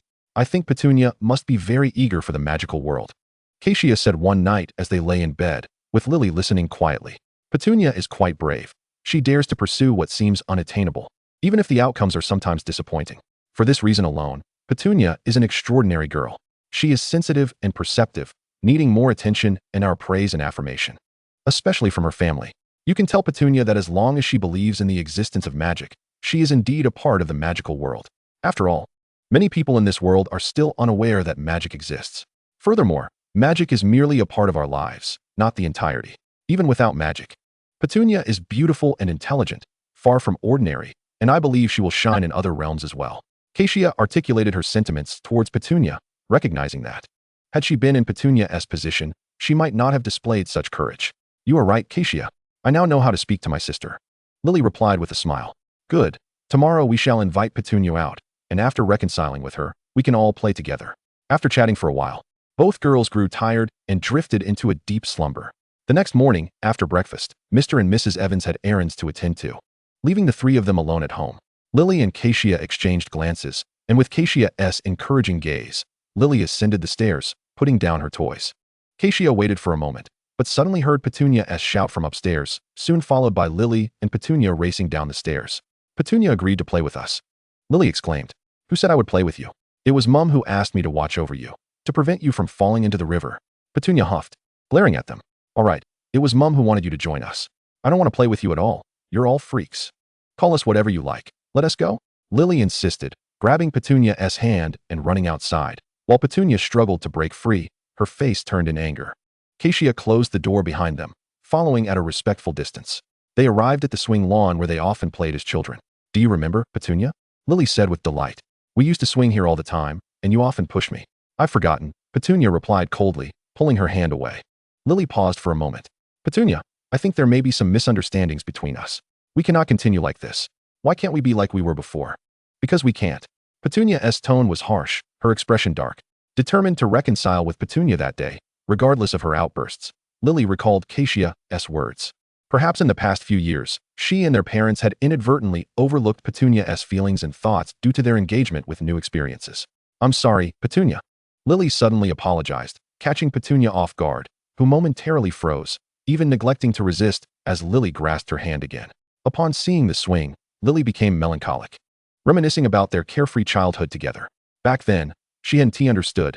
Now, reflecting on it, she realized it had always been Petunia caring for her. Every time they swung, Penny would push her as long as she wished. Penny, I do not want magic to alter the nature of our relationship. We were once so close, were we not? What of it? Do not expect me to treat you as if you were an ordinary person, Penny replied, attempting to withdraw her hand, but Lily held on tightly. Yet, even with magic, it could not erase the bond of blood that tied them. They were each other's closest kin. And you are my sister. This is a truth that magic cannot change. Magic is not omnipotent. Even with it, Penny remains far more intelligent than I in numerous respects. Although this has resulted in our parents' diminished attention towards you, it also signifies their trust in you, Penny. You have always excelled in every aspect since childhood. Cecilia stood at a distance beneath a tree, unable to hear the words exchanged between Lily and Penny, only observing their intertwined hands, and noting that Penny did not shake off Lily's grasp. Out of the corner of her eye, a shadow emerged from the other side of the tree, seemingly intent on approaching Lily. Cecilia hurriedly ran forward to intercept him. Severus, do not go over there. Why not? Severus questioned, glancing towards them with a troubled expression. Do you look down upon muggles? After a moment's hesitation, Severus replied, no. It is best that way. Penny is Lily's sister. Cecilia released her grip and sat directly on the grass. Severus hesitated for a moment, smoothing his robes, then sat beside her. The scar on your forehead has yet to heal. Did you not use any murtlap essence? Cecilia inquired. I forgot to bring it to school, he admitted, though in truth, they had run out at home. I have a little left. I will fetch it for you shortly. Thank you. This word was one Severus had not uttered so frequently to anyone in a long time. A gentle breeze stirred, lifting Cecilia's golden locks. As they sat side by side, just the two of them, the sunlight glimmered off her hair, momentarily distracting him and evoking memories from long ago. Cecilia was one of the few who extended kindness towards him, or rather, she did not distance herself or mock him for being a Slytherin, a half-blood wizard, or for residing in the dilapidated Spinner's Inn with an alcoholic and violent father and a timid mother that rendered him perpetually morose and ill-tempered. Yet, no one knew that from the very beginning. During that first glance at the new student feast, he had loathed this golden-haired girl as much as he disliked Potter, solely for the confidence and cheerfulness they shared, their laughter and radiant smiles that were utterly irksome. Had he not learned of her connection to Malfoy? Had she not been labeled by him? And had she not enjoyed the protection of Lucius within Slytherin, he might have allowed those feelings to surface. However, Cecilia's rapid rise to fame as a prodigy and the accolades she received from others made Severus realize that she was unlike Potter and his ilk, likely far more intelligent. With each subsequent interaction, it became evident that Cecilia had unwittingly helped him resolve many conflicts with Potter, especially during his times of disadvantage. This made her presence all the more perplexing. She spent every day with the insufferable Potter, did she not? Why would she repeatedly assist him? But what baffled him even more was that Cecilia, who had aided him countless times, still maintained a good rapport with Potter and the others, despite occasionally witnessing her in heated arguments with that black.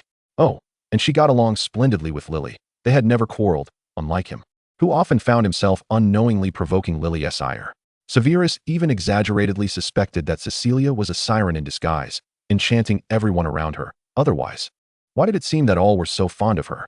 Even after numerous late-night escapades resulted in punishment, and despite Gryffindor's scores suffering as a consequence, the prefects and professors remained cordial with her. Was it merely due to her magical prowess? He could not pinpoint when he had lost his disdain for her. Perhaps it was that day in the library when she revealed that she was a half-blood, with a wizard mother and a muggle father. Upon hearing this, a hidden joy surged within him, realizing that even someone as radiant as she had a background akin to his own. Yet, in the next moment, he scorned himself. So what? They were not the same. At least her father did not abuse alcohol, and her mother would not cower in the face of her childish bullying. And their family did not dwell in the filthy Spinner's Inn.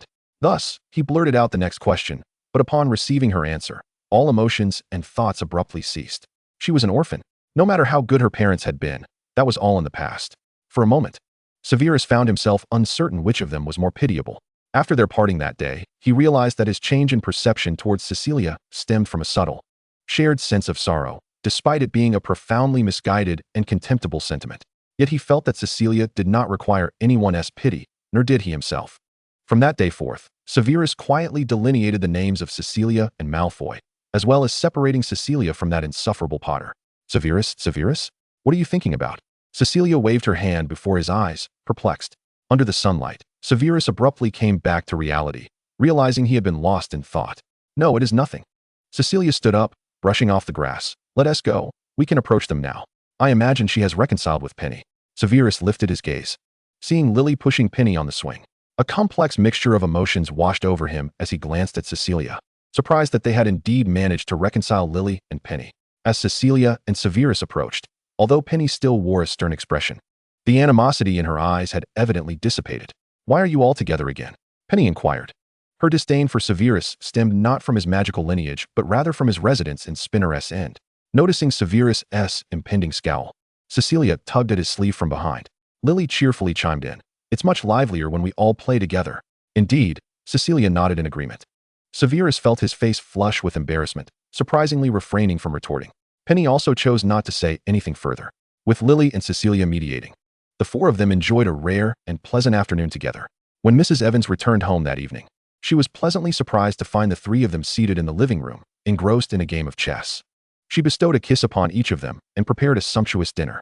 As the three ascended the stairs together, Cecilia mentioned her intent to return to her room to write letters to her friends, prompting Lily to insist on sharing a sleepover with Penny. Initially, Penny objected, but when Lily knocked on her door clutching a pillow, she relented, albeit with a hint of reluctance. Cecilia at the threshold. Penny suddenly called her name for the first time, catching Cecilia off guard. "What is it, Penny?" Penny fidgeted with the hem of her garment, looking quite awkward. "I really liked your gift, thank you." Cecilia smiled. "I'm glad you liked it, Penny. I like you as well." Upon hearing this, Penny's face flushed crimson, and she hurriedly retreated into her room, shutting the door behind her. Faintly, the sound of Lily's laughter could be heard from within. From that moment on, Penny never uttered the word freak again. Kassia thrived in Lily's home, where Mrs. Evans treated her with remarkable kindness. Each day, the four of them ventured out together, indulging in games, reading, or completing their homework. Upon learning that she resided at Lily's, James felt compelled to write a letter almost every 2 days, starting each with a greeting for Lily, which Kassia found tiresome. He also sent numerous photographs of the fire dragon, particularly those featuring himself alongside the creature. Even without riding a broom, James sported a rather disheveled hairstyle in the photos, striking a pose he deemed handsome. Lily, upon seeing them, began to question the efficacy of James's family's potion-infused shampoo. Otherwise, why did his hair always seem to defy gravity? Penny, on the other hand, was quite fascinated by the moving photographs, though she remarked that the individual in them appeared rather unseemly. Sirius and his uncle did not spend long in the Muggle world before being summoned back by Mrs. Black, who gave them a sound thrashing and confined them to the house, forbidding them from stepping outside. Kassia replied to Sirius, promising to come over to the Blacks and mock him thoroughly when she returned. She could not remain at Lily's for the entire summer, as Lucius had also written to inquire about her return. In her response, Kassia instructed Dobby to come for her in 3 days. After bidding farewell to Lily and the others, she gifted Severus the remaining 2 vials of white essence and borrowed a few potion books from him before returning to Malfoy Manor with Dobby. Upon her return, Dobby was the most jubilant of all. Abraxas was away. Lucius informed her that he had gone on a long trip and would not return for about 2 months, a fact Kassia did not find particularly concerning. Although she held a rather unfavorable view of Abraxas, they would hardly cross paths even if he were present. Kassia occasionally visited the Blacks to see Sirius, or he would come to her. Sirius had indeed sustained considerable injuries, his arms marked with wounds from Mrs. Black's harsh treatment, and he was forbidden from using potion remedies. Consequently, Kassia clandestinely gifted him her last vial of white essence. After a few visits, she ceased her trips, as Mrs. Black's icy gaze was decidedly unwelcoming, perhaps due to Cassia's half-blood status. However, through Sirius, her relationship with Regulus flourished. In her leisure, Kassia took out her newly acquired silver cauldron, preparing to brew more vials of white essence and other potions to enhance her potion-making skills. She longed to experiment with Felix Felicis, though she lacked sufficient materials. On the 1st of September, Lucius accompanied her to King's Cross Station. At platform 9 3/4, she was surrounded by wizards and their families, pushing carts laden with luggage, their faces alight with excitement. They exchanged few words. Lucius merely reminded her to write should anything arise. With her heart brimming with anticipation, Kassia pushed her cart and dashed headlong into the wall. She beheld the familiar crimson train, its chimney billowing thick smoke, amidst a bustling atmosphere filled with the gasps of young witches and wizards, the greetings of elder wizards, the flapping of owls' wings, and the croaking of toads, a scene teeming with life. "Kassia, hurry aboard," came a voice from ahead. James had half of his body protruding from a window, grinning widely and waving enthusiastically, drawing the curious gazes of several wizards. Kassia hurriedly jogged toward the train, her golden hair billowing in the sunlight. Along the way, she greeted everyone she recognized, responding warmly to each salutation. Upon reaching James's compartment, they had just disembarked. "Hey, Kassia, let us help you with your trunk," James declared, as if to showcase his strength, lifting her trunk with one hand. However, he quickly realized it was heavier than anticipated, grimacing as the veins on his hand bulged, ultimately resorting to using both hands. "Is it heavy?" Kassia asked, relishing his struggle. No, not at all, he feigned nonchalance, casually tossing his hair back. Not heavy, you say? I've got an entire summer's worth of potions in there, 40 vials, along with several books, Kassia replied, unable to suppress her delight. James discreetly rubbed his wrist, muttering under his breath, no wonder, it's a killer. Sirius hoisted her remaining bag onto the train, liberating Kassia's hands. Have you healed completely? Kassia inquired. Long since, he replied. What about Regulus? Isn't he starting this year? Kassia followed them inside. Next year. Why do you care? Who is Regulus? James asked. My brother, Sirius answered, appearing unwilling to elaborate. Inside the compartment, Remus and Peter were already present, and Kassia greeted them warmly. Remus, how was your summer? Quite splendid, he replied, his spirits high. Kassia sat beside Sirius, while James occupied a seat with Peter. Oh, by the way, Kassia, did you see the photographs I sent you? Aren't they magnificent? My picture with the fire dragon. James exclaimed excitedly. I did see them, but I failed to understand how the fire dragon affects your hair. After all, wouldn't they refuse to lay eggs on your head? It's dreadful enough to have Lily questioning the efficacy of your family's shampoo. Is that how Lily described me? Well, her taste is rather lacking. Don't you think it looks cool? He tossed his hair once more, much to Kassia's chagrin. Whereas the oil? That Slytherin is far greasier. James slapped the table in jest. All right, let us leave that aside, Kassia interjected, her enthusiasm renewed. James, do you remember the bet we made? You, Sirius, and I? What bet? James looked perplexed, the summer's events having clouded his memory. Are you referring to the one involving Professor Nika? Sirius interjected, recalling their defense against the dark arts professor from their first year. Kassia nodded. Precisely. If Professor Nika leaves this term, you must each grant me a favor. And if she doesn't? Sirius countered nonchalantly, a smirk playing on his lips. If she stays, you must also agree to our terms. Each of us a favor. James laughed heartily, as if victory were already assured, though his confidence seemed unwarranted. Just wait, Kassia. I'll make you pull Hagrid's beard. Then let us see what happens. Sirius, you wouldn't back out, would you? Of course not. Sirius, keep my word. He proudly lifted his chin. Remus seemed to know something, opening his mouth to glance between James and Sirius, then back at Kassia, ultimately choosing silence. He thought to himself that Kassia would not demand something as outrageous as pulling Professor Hagrid's beard. The express train departed, traversing towns and forests. Kassia made a brief visit to Lily's compartment, where she encountered the black cat gifted by Phoebe, a well-behaved female whom Lily had named Mellow. Upon returning to James's compartment, she found their table piled high with snacks, even pushing James's owl into a corner, as the four of them indulged merrily. How did you acquire so much? Kassia inquired. James has money. He bought every snack available, Sirius replied, his mouth full. Kassia remained silent, thinking that like father, like son. Go ahead and eat, Kassia. Take whatever you like, James urged. The five of them sat together, finishing the snacks, during which all came by once to check if James was causing trouble. After donning their Hogwarts robes, they soon arrived at Hogsmeade Station. Hagrid led the first-year students towards the Black Lake for a boat ride, their chatter filled with curiosity about everything, including the senior students, Kassia, and Hagrid's towering stature. Al took them along a different muddy path where over 100 carriages awaited, which they needed to board to return to the school. Do the carriages move by themselves? Someone inquired. Of course not, came the answer. I heard they are pulled by invisible horses. Kassia, somewhat doubtful of her own eyes, could distinctly see that each carriage was drawn by a magnificent black-winged horse, with the body of a dragon. I think I can see them, she remarked. Is that true? A Ravenclaw student beside her asked. They are thestrals. Only those who have witnessed death can see them.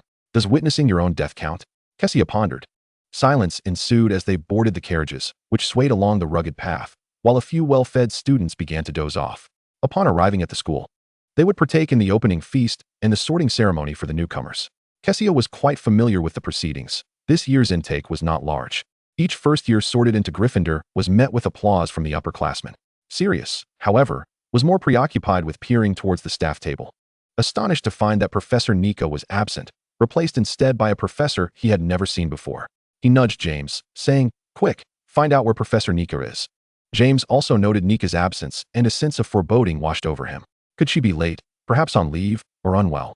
What about that tall, slender lady? Is she the new professor? Could Kassia's guess have been accurate? They both glanced at Kassia, who was busy applauding the arrival of a new little lion and had yet to notice their exchange. Never mind, we'll hear what Professor Dumbledore has to say shortly. After the sorting, Dumbledore typically offered a few welcoming remarks before summoning a feast of delectable food to the tables. The first years were awestruck and dug in without restraint. Kassia joined in, for such a lavish spread was a rarity, reserved for festive occasions. Suddenly, a throng of ghosts swept in, startling the newcomers once again. A tradition they had established. They chattered excitedly about everything. Dumbledore stood to announce some important notices, at which point James and Sirius perked up, only to hear the most astonishing news. Professor Nika had resigned for personal reasons, Dumbledore stated, and introduced their new defense against the dark arts professor, Miss Wilhelmina Julian. Let us welcome her with applause.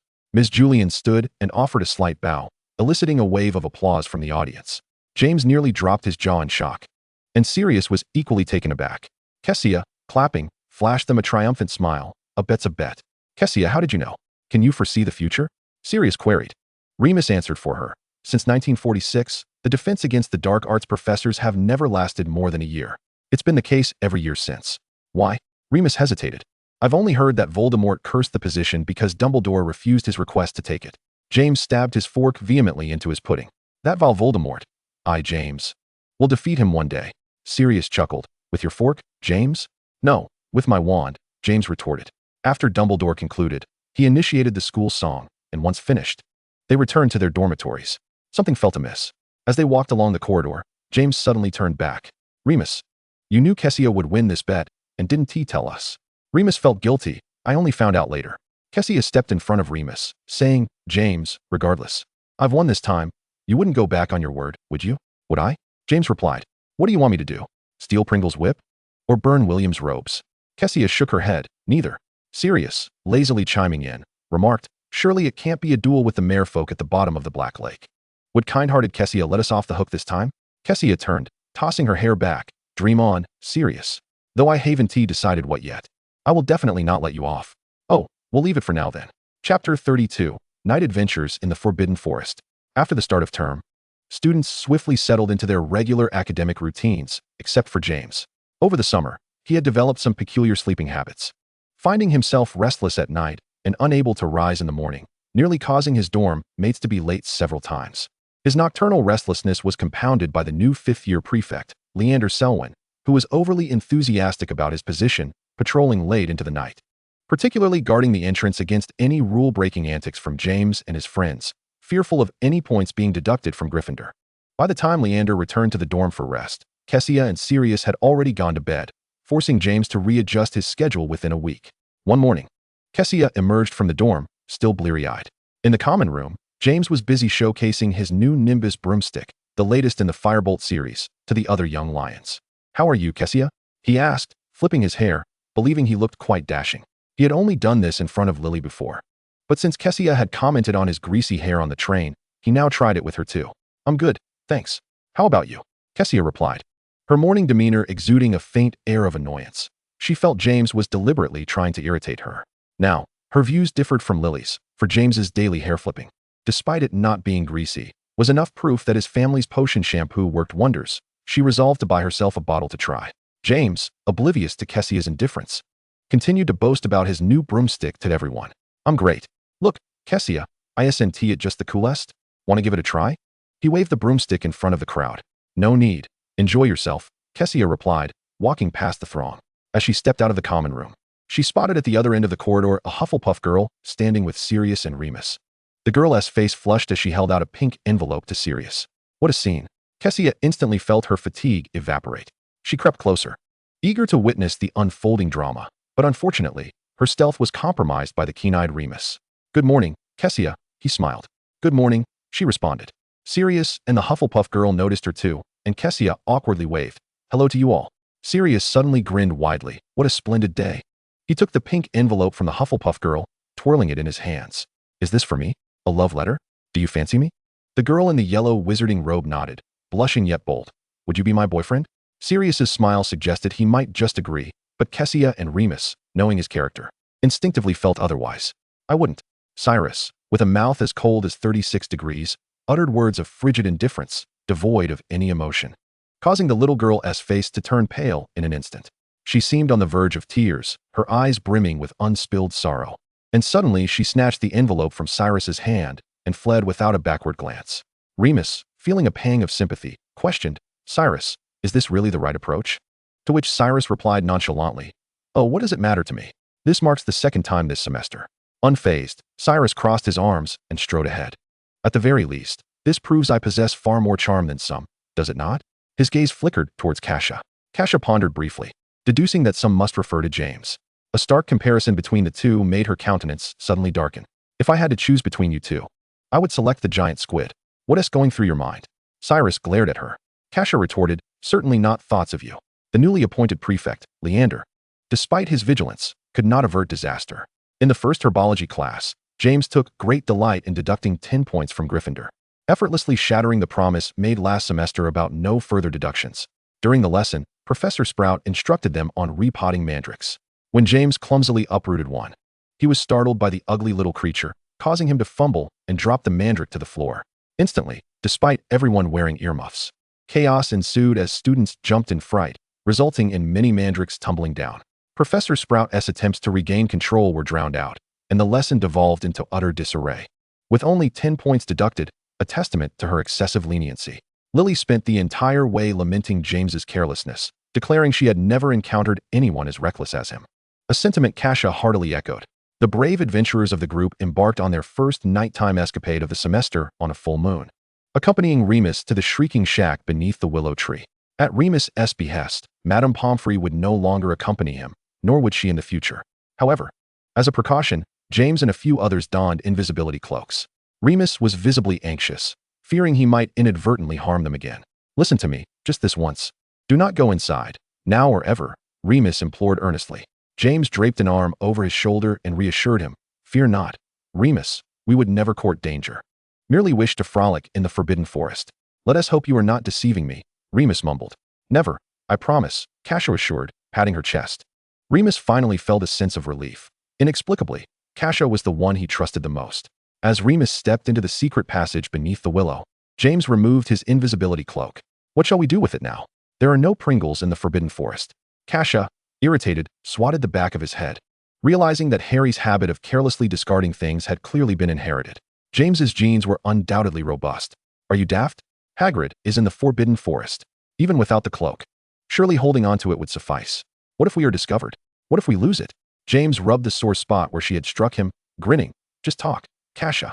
When did you become so irritable? Oh, my apologies. I shall be more mindful of my strength next time, Kassia replied nonchalantly. Let us hurry. Kassia, we are here for an adventure, not a picnic. What does carrying a bag amount to? Cyrus poked at the small blue bag on her back, as if it contained nothing of significance. Kassia was well prepared for this venture into the forbidden forest. Her small blue bag had been enchanted with an undetectable extension charm, allowing her to store useful potion ingredients she might find. Can it fit my invisibility cloak? James inquired, leaning closer. Sure, but you'll have to carry it, Kassia replied. James turned his head away. Forget it. How could a valiant warrior like me carry a girl's bag? The forest was dim, and being out under cover of darkness, they dared not use any light, relying on the moonlight to make out the path ahead. The trees were sparse yet towering, and the night breeze occasionally swept through, casting shadows that danced like towering giants. As they ventured deeper into the forbidden forest, eerie sounds echoed from the treetops, be it the calls of unknown birds or the rustling of bats flitting through the leaves. The small dog, Padfoot, would jump at these sounds, breathing heavily. Look back, and you can still see Hagrid's house, Cyrus remarked coldly. Padfoot curled up, trying to steady his breath. After traversing a short distance, aside from the occasional rustle of a passing creature or the sight of a tree frog leaping from a branch, they encountered no other beings. The roots and branches of the trees intertwined on the ground, resembling a twisted net, while a mist seemed to linger within the forest. Wait, Kassia suddenly halted, glancing toward a patch of grass. What is it? James asked, his heart racing. Kassia dashed toward the foliage, exclaiming, I see a whole patch of nightshade. I thought it was something else. Kassia, you seem quite intrigued by these things, Cyrus scoffed. I hope you haven't caught anything from that Slytherin over the summer. You'd better wash off that potion scent. Kassia carefully plucked a few sprigs of nightshade, her voice now hushed. Cyrus, perhaps you should wash off that aristocratic aroma of yours. Under the moonlight, Kassia uncovered a vast expanse of nightshade, glowing ethereally. What is that? A jumping mushroom? James inquired, spotting a nearby bouncing fungus. Kassia glanced at the hopping toadstool, a magical mushroom that served as a potion ingredient. Help me gather a few to put in my bag. Fine. Cyrus, you join us, she beckoned. Cyrus, with a hint of reluctance, approached but was suddenly alerted by a rustling from another patch of grass, as though something was concealed within. James continued to leap around, collecting mushrooms when Cyrus, sensing danger, pressed down on his shoulder and hissed, Don't move. Huh. What's wrong? James replied, Confusion etched on his face. Without warning, a spider the size of a human hand lunged from the underbrush, heading straight for James's face. Petrificus totalis. Kassia reacted swiftly, her wand at the ready. The spider froze mid-air, plummeting to the ground. James was paralyzed with fear, nearly losing control of his body. Kassia yanked him away. What are you waiting for? Run. Spiders are social creatures. Where there is one, there will surely be many more. Help. James stumbled as he stood up, sprinting and crying out. Cyrus and Padfoot followed closely behind. James, do you want to attract the professors? James immediately silenced himself, focusing solely on running. Wait for me. Padfoot called out, trailing behind. They did not dare look back to see how many spiders might be in pursuit. They simply ran for their lives.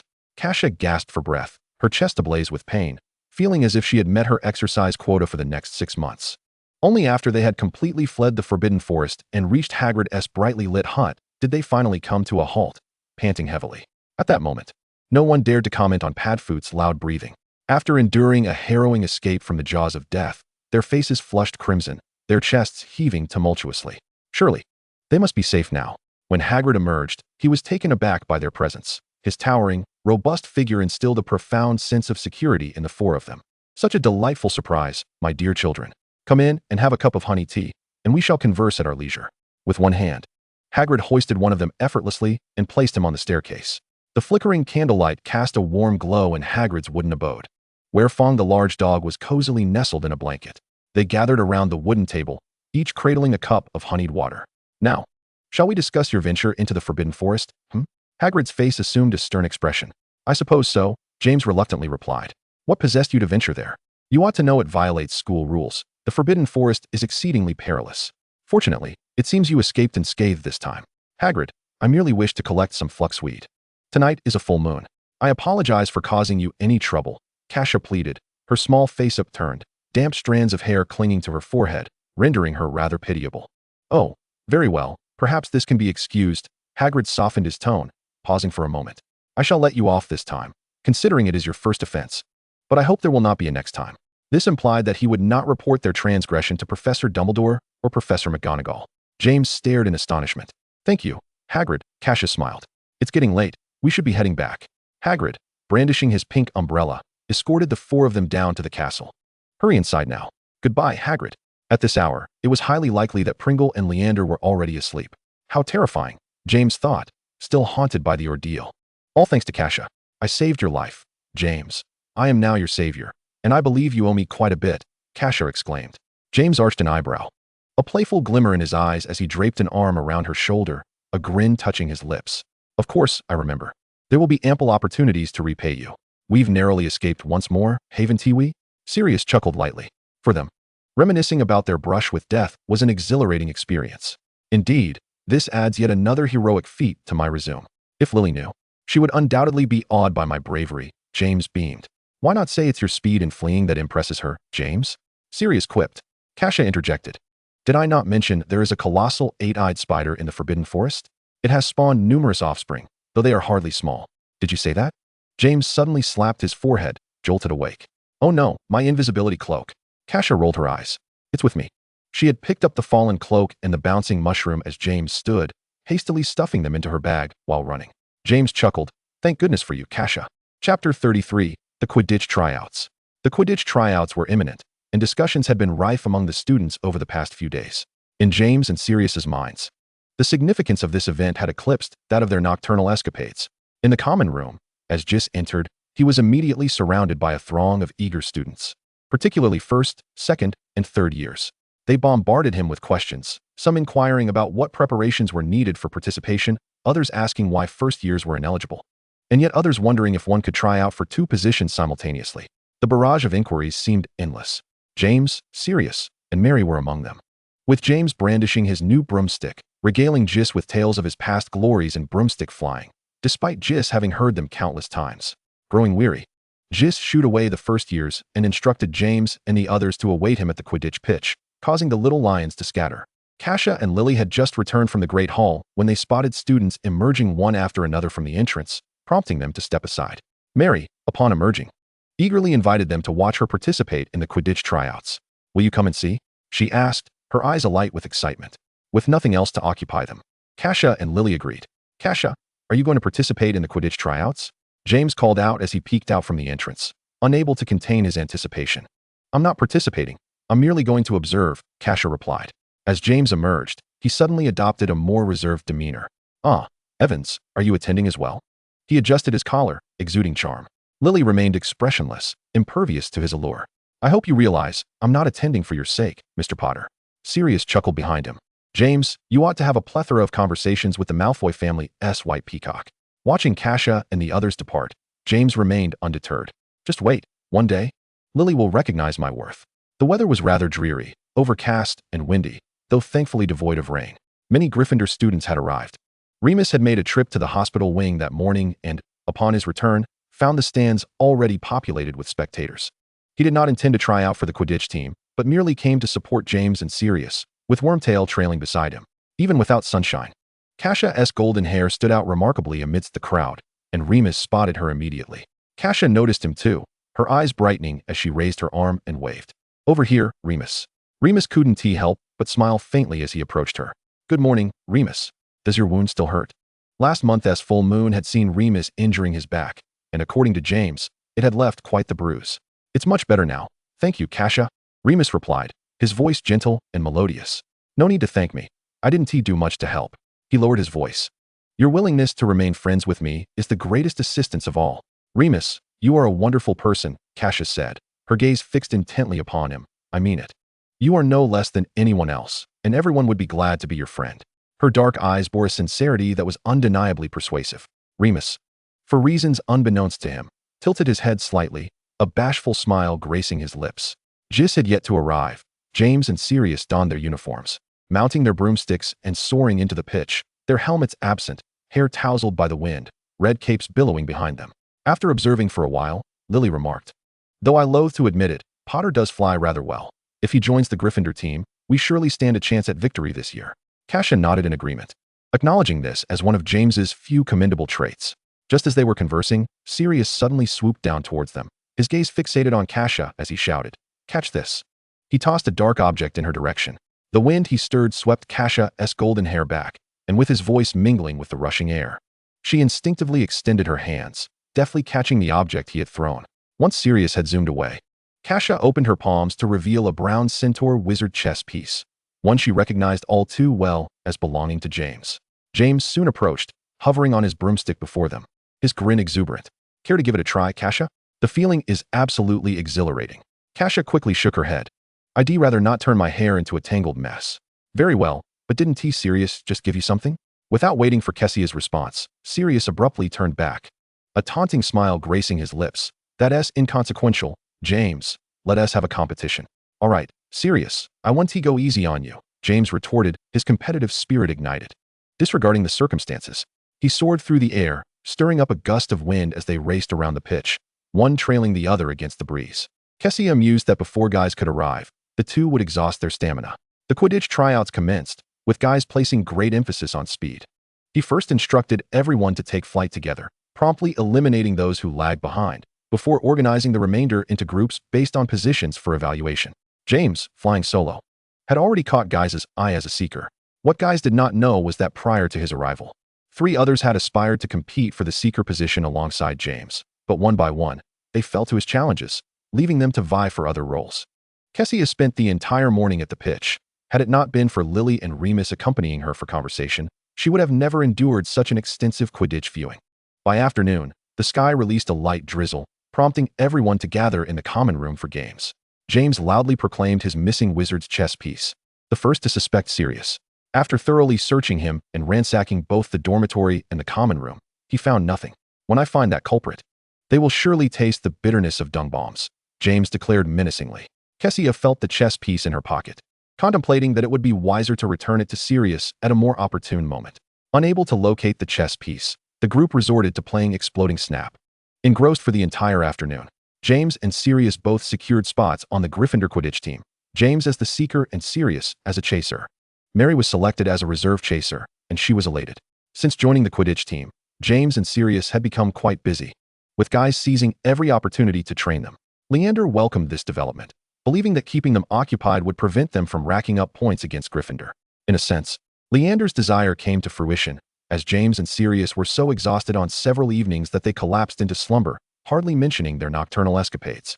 Under the magically enhanced ceiling of the Great Hall, a gloomy sky loomed, with droplets of rain visible, though they dissipated before reaching them. After breakfast, while Kassia was sipping her porridge, a flock of drenched owls flitted through the window, showering them with rainwater. Fortunately, Kassia had wisely cast the water-repelling charm on herself and her friends. The first class for Gryffindor was Defense Against the Dark Arts, where the new female professor was exceedingly strict, requiring everyone to maintain proper posture and attentively take notes. Weekly assignments consisted of notes and a 15-inch essay, with failure to complete them resulting in detention. The little lions and badgers lamented their plight, while Remus, Kassia, and Lily's notes became highly sought after every weekend. The afternoon brought her biology class, during which Kassia approached Professor Sprout after class and requested a mandrake. She, along with James and Sirius, had agreed to begin preparing for their Animagus training starting from the upcoming full moon. The initial step in mastering the Animagus transformation involved placing a mandrake leaf in one's mouth on the night of the full moon and refraining from swallowing or removing it for an entire month. This was an arduous process, particularly for James and Sirius, who found the bitter taste of the mandrake leaf nearly unbearable. With an object lodged in their mouths, they struggled to resist the urge to chew. Before the full moon, they needed to acclimate to the sensation of having the leaf in their mouths. But within just one day, the four of them had devoured the entire mandrake leaf. Consequently, Kassia had no choice but to cultivate another. After being rescued by Hagrid during their last nighttime escapade in the Forbidden Forest, Kassia and her friends decided to express their gratitude by bringing gifts to Hagrid's hut. However, considering James and Sirius's personalities, they would have never thought to express thanks. The gifts were solely Cassia's doing. The two merely sought to inquire whether the rumors of giant acromantula in the Forbidden Forest were true, and if they truly devoured small wizards. The kind-hearted Hagrid was delighted to receive Cassia's gifts, believing they were genuinely there to thank him, and mentioned that if they wished to collect herbs in the Forbidden Forest again, they could ask him to accompany them. However, concerning the acromantula, Hagrid confirmed that they indeed could consume a small wizard, advising them not to venture in alone. One morning, Kassia and Lily went to Slytherin to return a book to Severus and, upon returning, discovered a gathering around their common room, with James and Sirius at the center. Upon seeing them, James pushed through the crowd, clutching a fluffy object. "Look here, a puffskein," he exclaimed enthusiastically, presenting the creature to Kassia. A round, creamy white ball of fur with wide, innocent eyes gazed up at Kassia, utterly adorable. "Where did you get this?" Kassia asked, her surprise evident. "From Pringle." Though he might not be aware of it, James replied, tossing his hair back. "Hey, Evans, do you want to take a look?" Lily frowned. "Did you steal it?" Sirius approached, also holding a puffskein. "And what of it?" "Pringle uses them to clean the classrooms. So what's wrong with me borrowing one to tidy up our common room?" Lily's irritation flared. "Mr. Potter, I strongly advise you to return it promptly." Without another word, she bypassed him and returned to the dormitory. James stood momentarily stunned, while Sirius patted his shoulder with a smirk. "Another eye roll for you, James. That approach won't work on Evans." In a huff, James tossed the puffskein forward, which Kassia caught. "Just wait and see. I will eventually win Lily over," he declared as he departed. After he left, Sirius masked his laughter and casually inquired, "Where have you been?" "Me?" Kassia's thoughts were consumed by the puffskein in her hands as she absent-mindedly replied, "Sirius, when did you become so nosy?" "Who's being nosy?" "I couldn't care less about your affairs," Sirius retorted, his tone mirroring James's. Kassia looked up, but he was already striding away. James and Sirius had captured a total of 4 puffskeins from Pringle, which were later returned by Al. Soon, Halloween arrived. Hogwarts' Halloween festivities were nothing short of spectacular, with pumpkins adorning every corner. Hagrid brought in the giant pumpkins he had grown, placing them in the Great Hall, illuminated by candles, while tiny bats fluttered above. During the feast, James, in his excitement, inadvertently swallowed the mandrake leaf he had been holding in his mouth for 3 days, while Sirius simply spat his out and resumed eating. As for Kassia, she had run out of leaves, as it would take a week for the mandrake to grow another. On the way, Al offered her some toffee he had purchased from Honeydukes, inviting her to savor the flavor. Back in the common room, they played a game of hangman, which allowed for unlimited players. One person thought of a word while the others guessed letters. Kassia had never lost at this game, and in several rounds, she consistently guessed the word first. Showered with praise, Kassia gleefully unwrapped a piece of toffee, only to find herself unable to smile. The toffee was far too sticky, making it nearly impossible to chew, and Kassia was rendered speechless, unable to utter a single letter, let alone guess a word. The champion title was seized by Sirius. "Miss Genius, why have you fallen silent?" Sirius taunted her. Infuriated, Kassia unwrapped a piece of candy and forcefully stuffed it into Sirius's mouth. Reluctantly, he chewed, bewildered, and attempted to spit it out, but Kassia covered his mouth. "It's candy, very sweet," she managed to say. With skepticism, Sirius chewed a few more bites, gradually believing her. Though words eluded him, Kassia laughed triumphantly. "Go on, call out now." Sirius glared at her with his cheeks puffed out. Following Halloween, Sirius's birthday was approaching, and Kassia had prepared a gift long in advance. As the weather turned chilly, she gifted him a pair of warm blue gloves. That day was a Sunday, and they sat together doing homework. James, utterly bored, imitated Kassia by practicing twirling a quill. The feather quill proved difficult to manipulate. It fell to the floor, and he bent down to retrieve it, only to drop it again in front of others. Kassia, annoyed, remarked, "James, if you don't want to write, you can go play elsewhere." "All right, let us all go together. Stop writing," he replied. "I refuse," Kassia said impassively. "But today is Sirius's birthday." James suddenly had an idea, his enthusiasm palpable. "Why don't we celebrate Sirius's birthday in Hogsmeade?" "I think you just want to play," Sirius bluntly pointed out. James winked at him. "Sirius, don't you want to go? Kassia will definitely come too." Sirius scoffed. "Then let us go. Remus, you'll join us, right?" Remus hesitated for a moment. "If you all go, then I will too." "Of course, we all will." James eagerly went off to prepare. Meanwhile, Kassia thought, "These two didn't even bother to ask for my opinion." Chapter 34, Hogsmeade Shenanigans. Kassia set her book down. "Aren't you going to ask me?" Sirius looked up, his tone arrogant. "To celebrate my birthday, Kassia, you wouldn't dare not come, would you?" As if it were a grand honor to celebrate his birthday. His demeanor was truly infuriating, and Kassia clenched her fists, mentally repeating thrice, "It's the birthday boy, I mustn't hit him." She restrained her urge to strike. "Sirius, it's a miracle you've made it this far." Kassia ultimately decided to accompany them. The birthday itself mattered little to her. She primarily wished to enjoy Hogsmeade. The five of them stealthily slipped out of the Gryffindor common room. "Which secret passage shall we take? The one underground, or the one behind the mirror on the 5th floor?" "Let us take the 5th floor. I do not wish to tread on Slytherin territory." "All right, it's your birthday. We'll follow your lead." So far, they had discovered all the secret passages leading to Hogsmeade. The one behind the 5th floor mirror was among them. This route would lead them directly to a small grove behind the Wizarding Wheez's shop. The passage was long and dark, beginning with a lengthy slide that took over half an hour, followed by a steep, worn stone staircase of over 200 steps before they could emerge from the tunnel. One by one, they crawled out, exhausted, collapsing onto the ground. "Next time, let us choose the one-eyed witch passage," James suggested. Sirius agreed. Once they rested enough, Kassia stood up, brushing off the dirt. "Shall we head to Honeyduke's first?" "Absolutely." James sprang up with an excited glimmer in his eyes. "I want to buy sour exploding candies and put them in Severus's toast. Let us see how he reports on that. Why don't we go to the 3 broomsticks first?" Sirius raised an eyebrow. Kassia donned a professional smile. "I'm calling the shots. Are you coming or not?" "Fine. I won't argue with you," Sirius shrugged, preparing to stand. "Let us go, Sirius." James suddenly leaped onto Sirius, causing them both to tumble forward. "James, don't force me to retaliate on my birthday." Sirius gritted his teeth. "Ha ha, isn't this fun, Sirius?" The weather was gloomy, the trees lining the path adorned with candles. The streets were less crowded than Diagon Alley. As it was not yet time for Hogwarts to open, Kassia led the way, while James, with boundless energy, avoided the main path, hopping and skipping, jumping over large rocks and picking up small stones to throw far away, and leaping to touch tree branches. Peter followed in his wake, with Sirius and Remus bringing up the rear. Honeyduke's was sparsely populated, but Kassia's group made the cramped space feel crowded. Shelves overflowed with a kaleidoscope of candies. Ice creams, chocolates, and various sweets, arranged enticingly by size, beckoning all with their delicious allure. "Is this feather candy?" Remus eagerly rushed over to investigate. "Special effect candy." James picked up a small, dark, pepper-flavored treat. "Hey, Sirius, would you care to try it first?"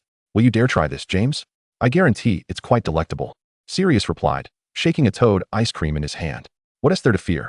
You eat mine, and I'll eat yours." Peter, particularly fond of sweets, gazed around wide-eyed, nearly drooling. "I love it here," he exclaimed. Kassia turned back. "Don't forget to pay first."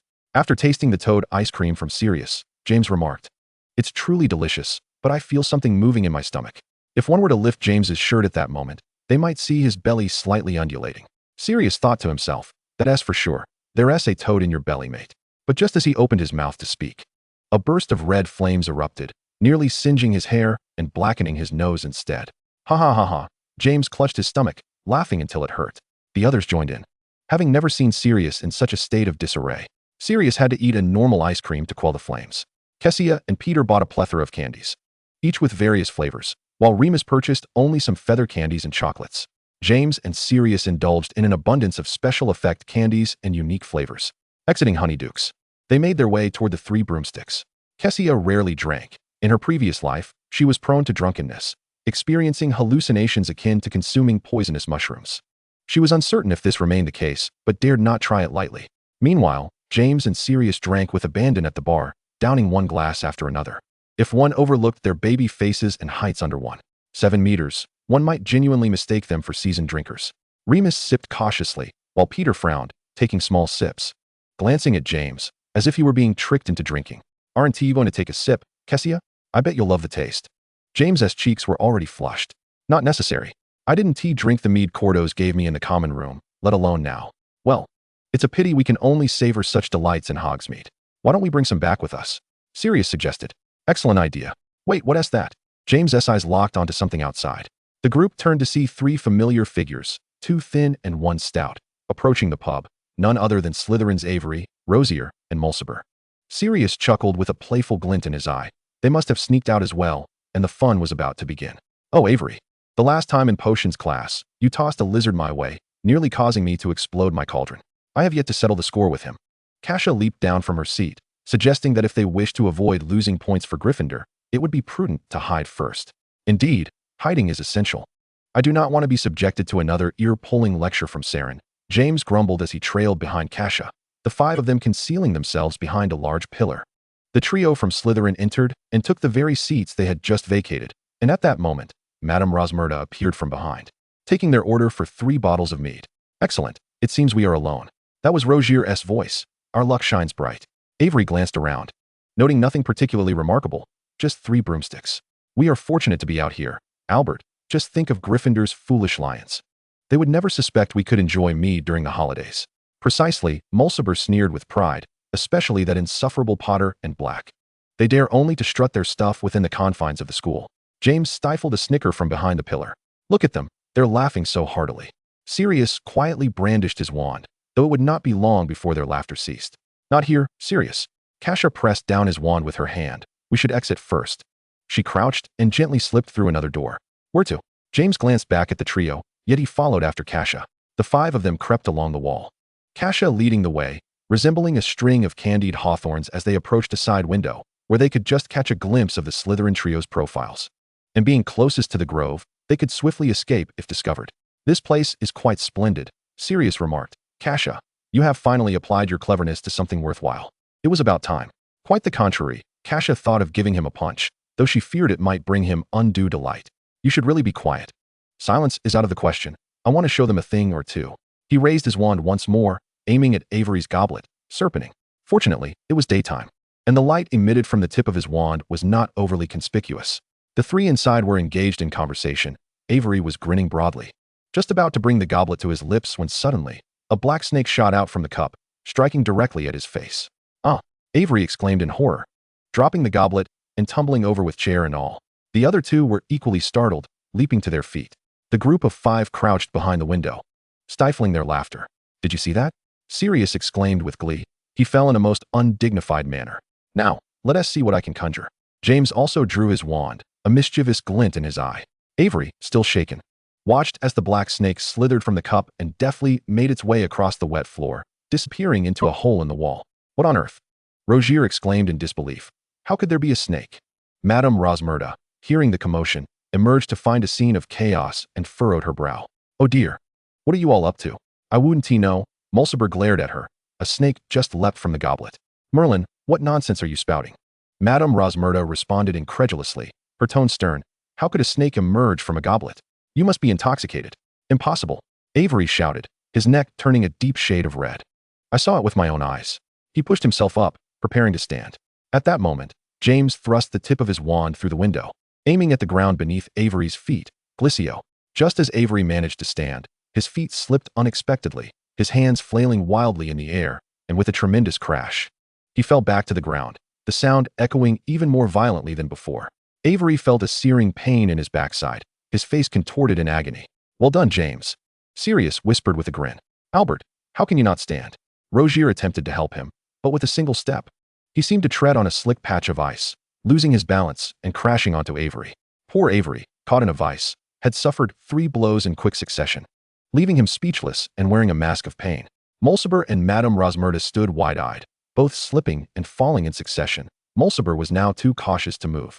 You all, how could this happen? Merlin's socks. Madame Rosmerta muttered in disbelief, truly astounded. It was as if they had encountered a ghost.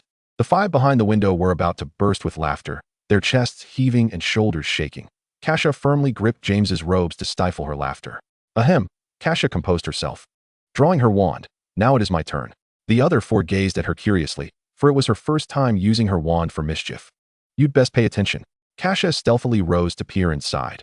The effect of the slipping charm had worn off, and Mulciber cautiously approached to assist Rogier. Avery and Rogier were helping each other prepare to stand. Permanent sticking charm. She surreptitiously bound the trio's clothing together. Suddenly, a cacophony erupted as the 3 of them, along with several chairs, toppled to the ground, one atop the other. James's eyes lit up. How cool. Mulciber abruptly turned to the window, and Kassia quickly ducked her head. We must vacate. The 3 of them hurriedly bent low, scurrying past the bottom of the window before dashing toward the nearby grove. Faint sounds of irate curses trailing behind them. Once they reached safety, the group could no longer contain their laughter. Did you see that? James gasped, nearly doubled over. That big fellow fell 3 times, ha ha ha. To be precise, it was 4 times. I wager his backside is going to be in 4 pieces. Sirius laughed heartily. They will likely be stuck together for life, save for the severing of their clothing. The permanent sticking charm is notoriously difficult to remove. Kassia, that was a brilliant move. James admitted, unable to restrain his praise. Kassia modestly replied, oh, it was nothing. You all did splendidly as well. Remus laughed, the corners of his mouth pulling at his injury, while Peter rolled on the ground in fits of laughter. I hope they didn't spot us, Remus expressed with concern. If they did, so be it. After all, we all snuck out. Do they dare to report us? Sirius and James shrugged nonchalantly. Quite right, Peter chimed in. It's a pity we didn't bring back more mead. That's hardly a concern, James replied. There will be plenty of opportunities in the future. The group linked arms and retraced their steps. Upon returning to Hogwarts, they found it was just in time for lunch. Entering the Great Hall, James produced the sour-popping candies they had purchased earlier. It was time to let Saren experience the might of my great white wizardry. Sirius suggested. Why not try some black pepper, mate? James winked. What if we combine them? It might yield unexpected results. Kassia patted his shoulder, wishing them good luck. I must find Lily first. Sirius chimed, as long as you don't go snitching.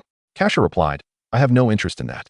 At the entrance of the hall, Kassia encountered Lily, who was walking alongside Ravenclaw's Marlene McKinnon.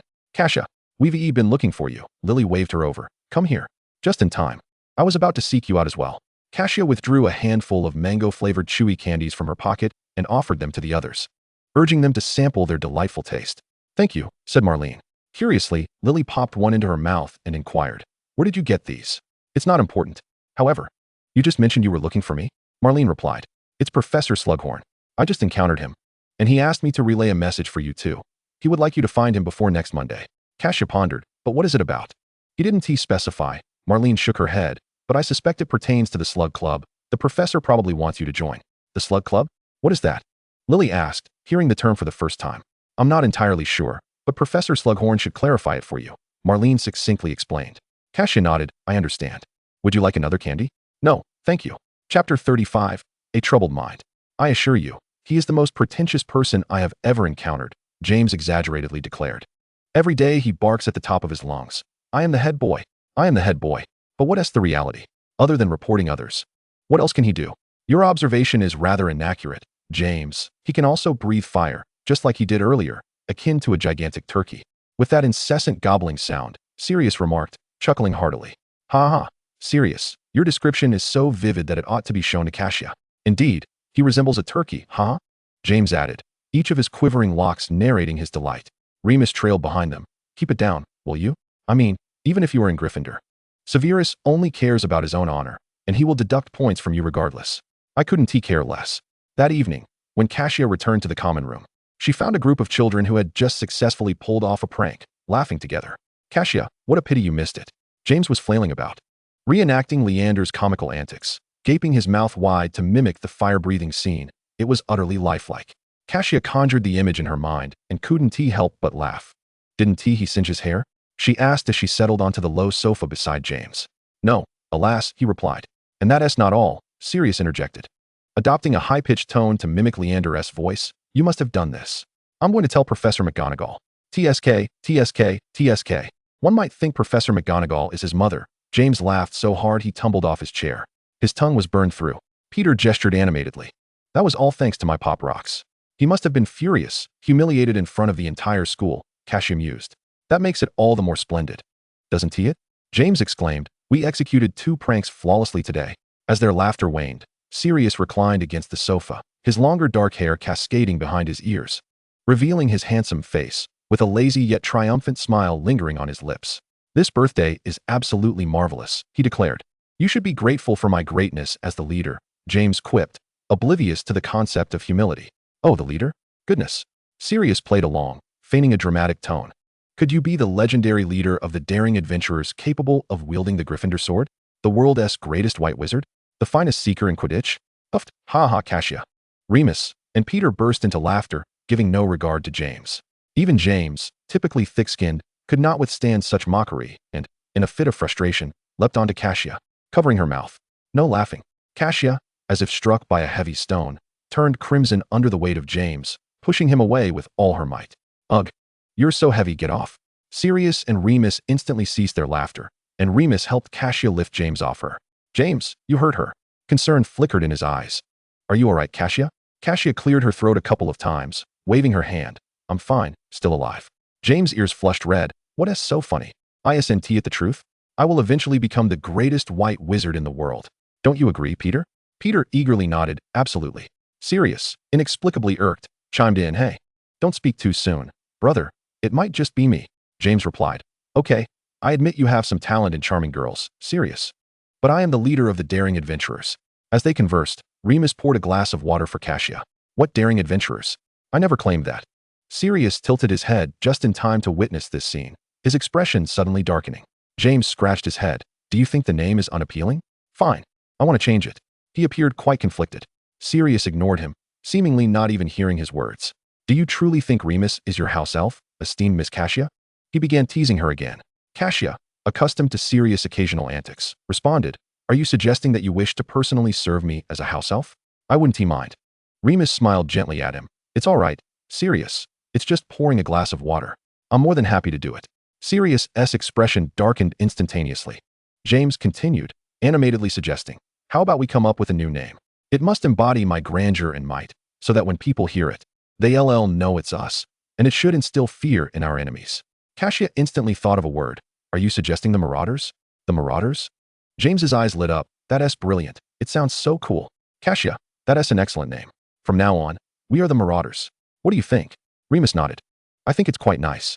Kassia quickly shook her head. Just the 4 of you. I'd rather not get involved. Lily would kill James if she found out. That's out of the question, Kassia, James exclaimed, pulling her closer by the shoulder. None of us can be left out. Sirius yanked James back onto the sofa. Can you listen to my opinion for a moment, mate? James reluctantly turned. All right, go ahead. I'm listening. Oh, Sirius stood up, nonchalantly. My opinion is that we should go to bed. Right now? He glanced at Kassia one last time before turning to ascend the spiral staircase. Kassia mused, understood. So Sirius is actually jealous because she stole James' attention. Realization dawned upon her. Shaking her head in sympathy, she patted James on the shoulder. James, you should spend more time with Sirius. After all, this relationship is destined to be. Contemplating this, Kassia sighed and returned to her dormitory. James, looking bewildered, asked, What does that mean? Why did everyone leave? Wasn't he done having fun? Remus, recalling Kassia's expression earlier, remained silent for a moment before replying seriously, I think. Pointing to his head, Kassia might believe there is something off with Sirius, which is why she suggested we be more understanding of him. Huh. James was taken aback. Well, actually, sometimes I wonder if Sirius has a few screws loose. Otherwise, why is his temper so unpredictable, especially towards Kassia, when she is so kind and wonderful? Don't you think? On the second day, a gentle rain began to fall, continuing for several days. Yet the Quidditch training for Gryffindor persisted unabated. During this time, Kassia and Lily seized the opportunity to meet with Professor Slughorn. Just as Marlene had surmised, he indeed wished to invite them to join the Slug Club. Professor Slughorn expressed his admiration for them, stating, Though you are merely in your second year, an age that will be the youngest at my dinner, I assure you that this very fact will facilitate your rapid acquisition of knowledge. This will undoubtedly benefit you, requiring only a meal with my friends. Naturally, everyone will be acquainted, and by the end of the meal, You shall know one another better." Kassia and Lily found no reason to decline the invitation, but Lily posed a question. "Professor, I wonder if Severus from Slytherin, who excels in potions, has been invited as well?" "Ah, Severus? I have indeed been contemplating whether to extend an invitation to him, though I suspect he may not relish such an occasion." "I shall not overlook any genius in the field of potion-making," Professor Slughorn replied. "I shall seek him out at another time." "Understood. Thank you, Professor. I shall attend," Lily affirmed. "So shall I," Kassia added. "Excellent. As for the timing, I tentatively proposed the first Sunday following the Christmas holiday. How does that sound?" "That works, Professor."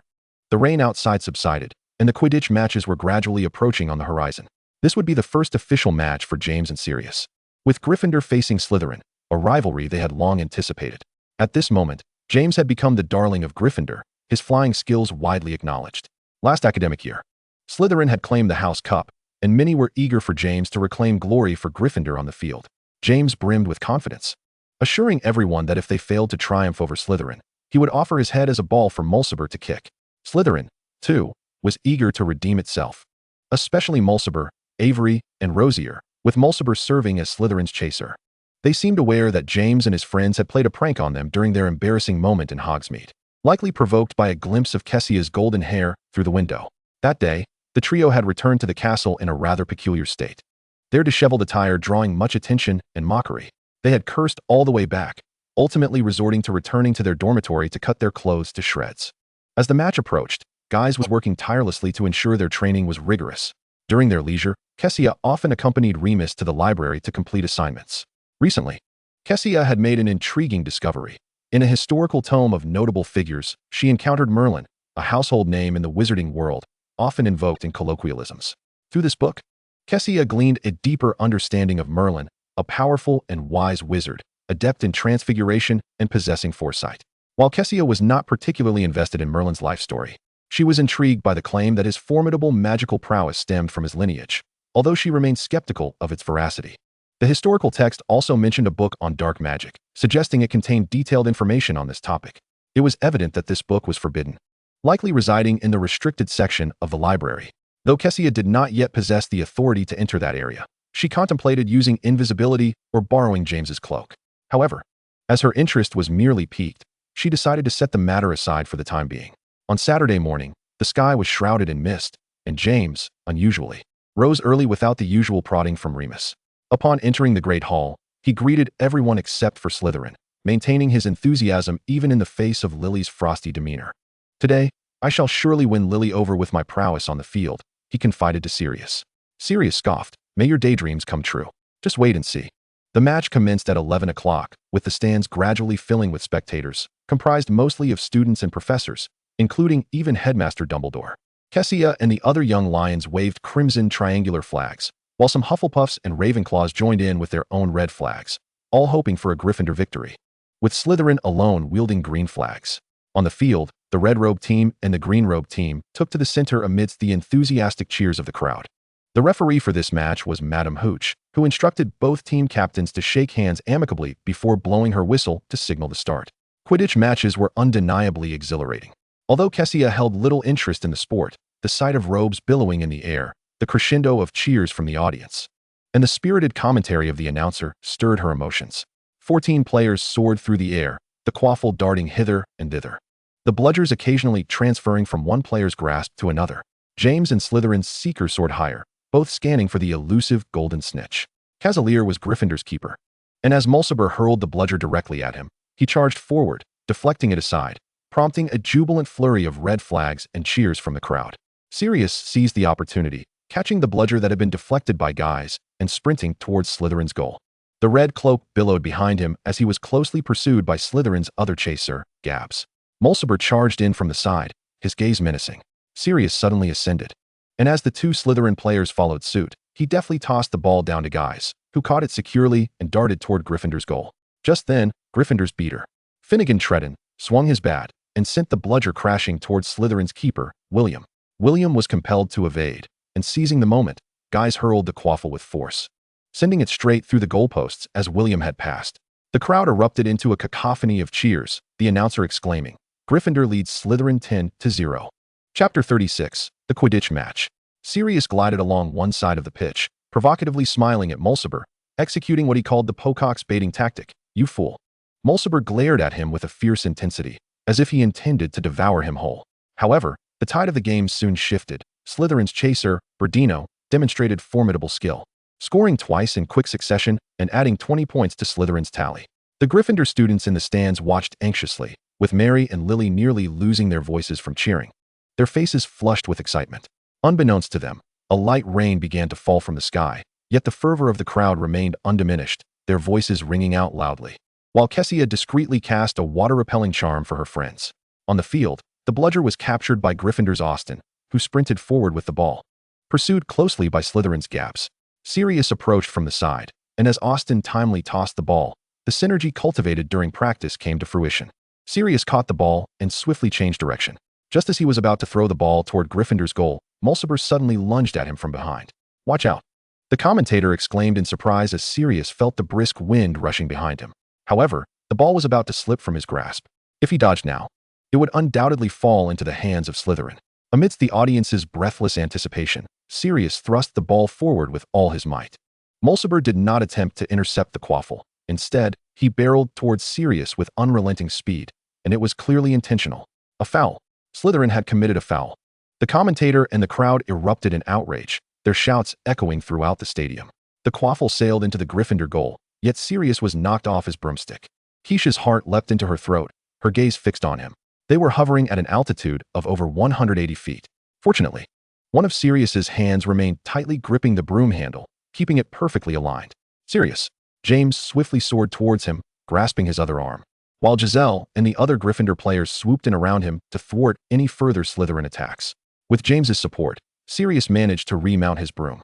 Madame Hooch ascended rapidly into the air, blowing her whistle and declaring sternly, "Deliberate collision with the Gryffindor seeker. Slytherin has committed a foul. Gryffindor will take the penalty shot." "How despicable!" Mary fumed, incensed that he dared to commit a foul in front of Headmaster Dumbledore. "Indeed, that Mulciber, how dare he? At least Blake is unharmed." Lily chimed in. "Look, Giselle has scored. Splendid." The Slytherin captain, William, failed to block Gryffindor's penalty shot, and Giselle successfully scored, putting Gryffindor ahead with a score of 30-20. "Fantastic. This is entirely Slytherin's doing."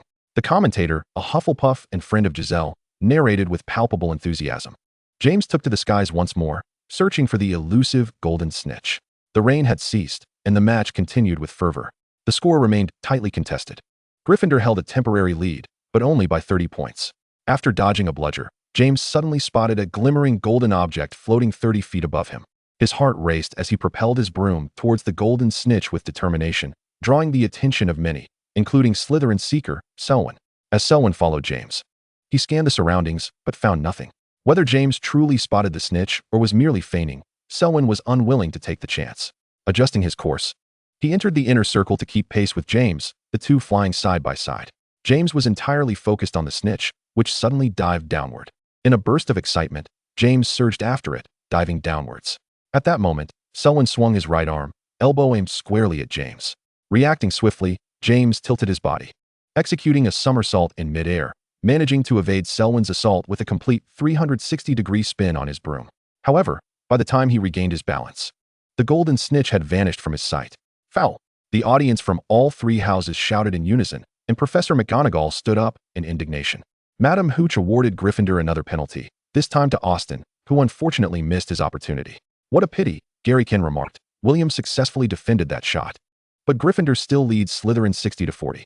Let's continue watching." The sun emerged, and the match had been in play for nearly an hour. The score was now 80-70 in favor of Gryffindor, with only a 10-point gap. "James!"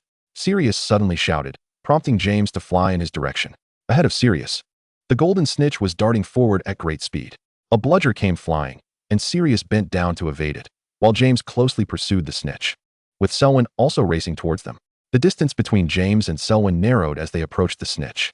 The snitch seemed to possess a will of its own, sensing its pursuers, and began to flutter its wings faster, suddenly changing direction and plummeting straight down.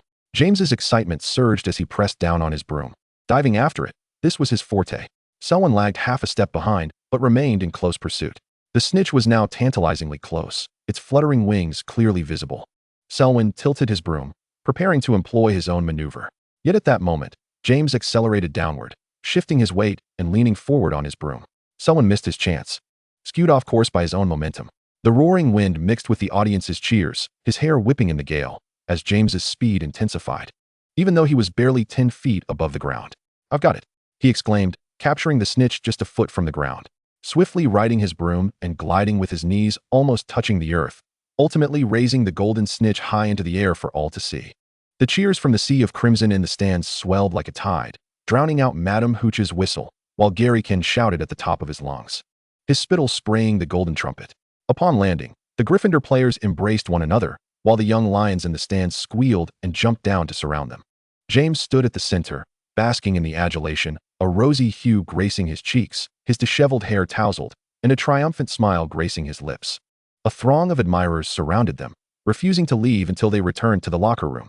Kassia and Remus found themselves at the back of the crowd, and once everyone else had departed, James pulled them directly into the locker room. "Kassia," James exclaimed with exhilaration, shaking her shoulder, "did you see? I caught the golden snitch." Yes, I saw," Kassia replied, pulling his hand away from her. "You're soaked. Change your clothes first, and we'll wait outside." All eyes turned towards them. And only then did James realize the awkwardness of the situation. "All right, you all wait for us outside." Sirius raised his chin with pride. "James, shouldn't you thank me first? If I hadn't spotted the golden snitch, we wouldn't have ended the match so quickly." James leapt over to thump his shoulder. "Hey, Sirius, didn't I thank you just now?" Giselle chuckled. "This is just the first match. It's only the beginning for you." As they made their way to the Great Hall, everyone except Slytherin greeted James and Sirius warmly, praising their prowess on the field. Throughout, the smiles on James and Sirius's faces never faltered. Following this match, it became apparent to everyone that James Potter was the most formidable seeker in all of Hogwarts. James boasted, "Did you see my spectacular dive just now? I dare say, I'm the only one in the entire school who could pull that off." "You've said that plenty of times already, James," Remus had to remind him. "All right, then let us talk about that roll I did on the field. Wasn't it utterly cool?" James was unstoppable, and those around him were eager to listen, showing great tolerance for his exuberance. Even Slytherin no longer shouted at him. Gryffindor's victory in this match was enough to keep their spirits high for an entire week. In early December, the weather turned frigid once more, the Black Lake froze over again, and heavy snow began to fall one night, continuing for several days. The Marauder team seldom embarks on nocturnal escapades anymore, having thoroughly explored Hogwarts Castle.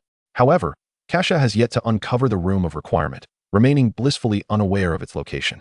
Perhaps a consequence of her inattentiveness during the films. As for the Forbidden Forest, they frequently visit Hagrid's hut, captivated by the sight of the hippogriff he tends to, which piques James's keen interest. Occasionally, under the pretense of foraging for herbs, they venture into the Forbidden Forest alongside Hagrid, all the while keeping their escapades a secret from Professor Dumbledore. On one such occasion, they chanced upon a centaur and a unicorn. Despite their infrequent nocturnal outings, they have amassed quite a number of demerit points, primarily due to James and Sirius, who always manage to stir up a bit of trouble in class. Incidents such as igniting the curtains during Charms class, or causing explosions in Potions class, or being caught red-handed by Pringle in the midst of their pranks, have led to Professor McGonagall deducting points. As Christmas approaches, Professor McGonagall is compiling a list of students who will remain at school, with Kassia being the first to report her intention, followed closely by Sirius. Initially, it seemed that it would only be the two of them, yet unexpectedly, James also decided to stay. While walking, James remarked, "It's my parents' 30th wedding anniversary. They are traveling to another country for their honeymoon. So they just abandoned you like that?" Sirius quipped, chewing on a piece of mandrake leaf. "Indeed, but they claim to have left me a rather large Christmas gift." Sirius responded with a nonchalant "Oh, that makes it the 5th leaf you've wasted this month," James admonished. "Sirius, why can't you just hold on for a few more days?" Kassia would certainly have something to say about it. With a playful glint in his eye, Sirius shrugged off the concern. "I'm not worried about her. She just asked Professor Sprout for 2 more plants. But you can't keep wasting them at this rate," James countered. "She had something to say when you were using 3 leaves every 3 days, didn't she?" James fell silent, acknowledging the truth in Sirius's words. The mandrake requires meticulous cultivation, yielding fewer than 10 leaves per plant, an exceedingly scarce resource.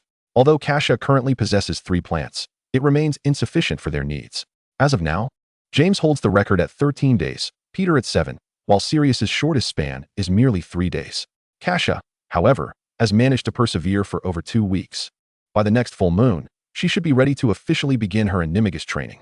Upon returning to the Gryffindor common room, Kassia was surprised to find the atmosphere rather subdued. Aside from a few students engaged in a game of wizard's chess, Leander stood watch over 2 first-year wizards, supervising their tasks. The 2 young boys appeared disgruntled, reluctantly scratching notes with their quills. Noticing the arrival of James and Sirius, Leander's demeanor soured instantly, indicating his disapproval. James and Sirius approached Remus, inquiring, "What's going on?" Remus explained, "Talon and Jerry's were caught out after hours last night, resulting in a 10-point deduction for Gryffindor. Selwyn is making them write lines." "Only 10 points?" James exclaimed in surprise. "It's likely their first offense." "Well, I suppose," James mused.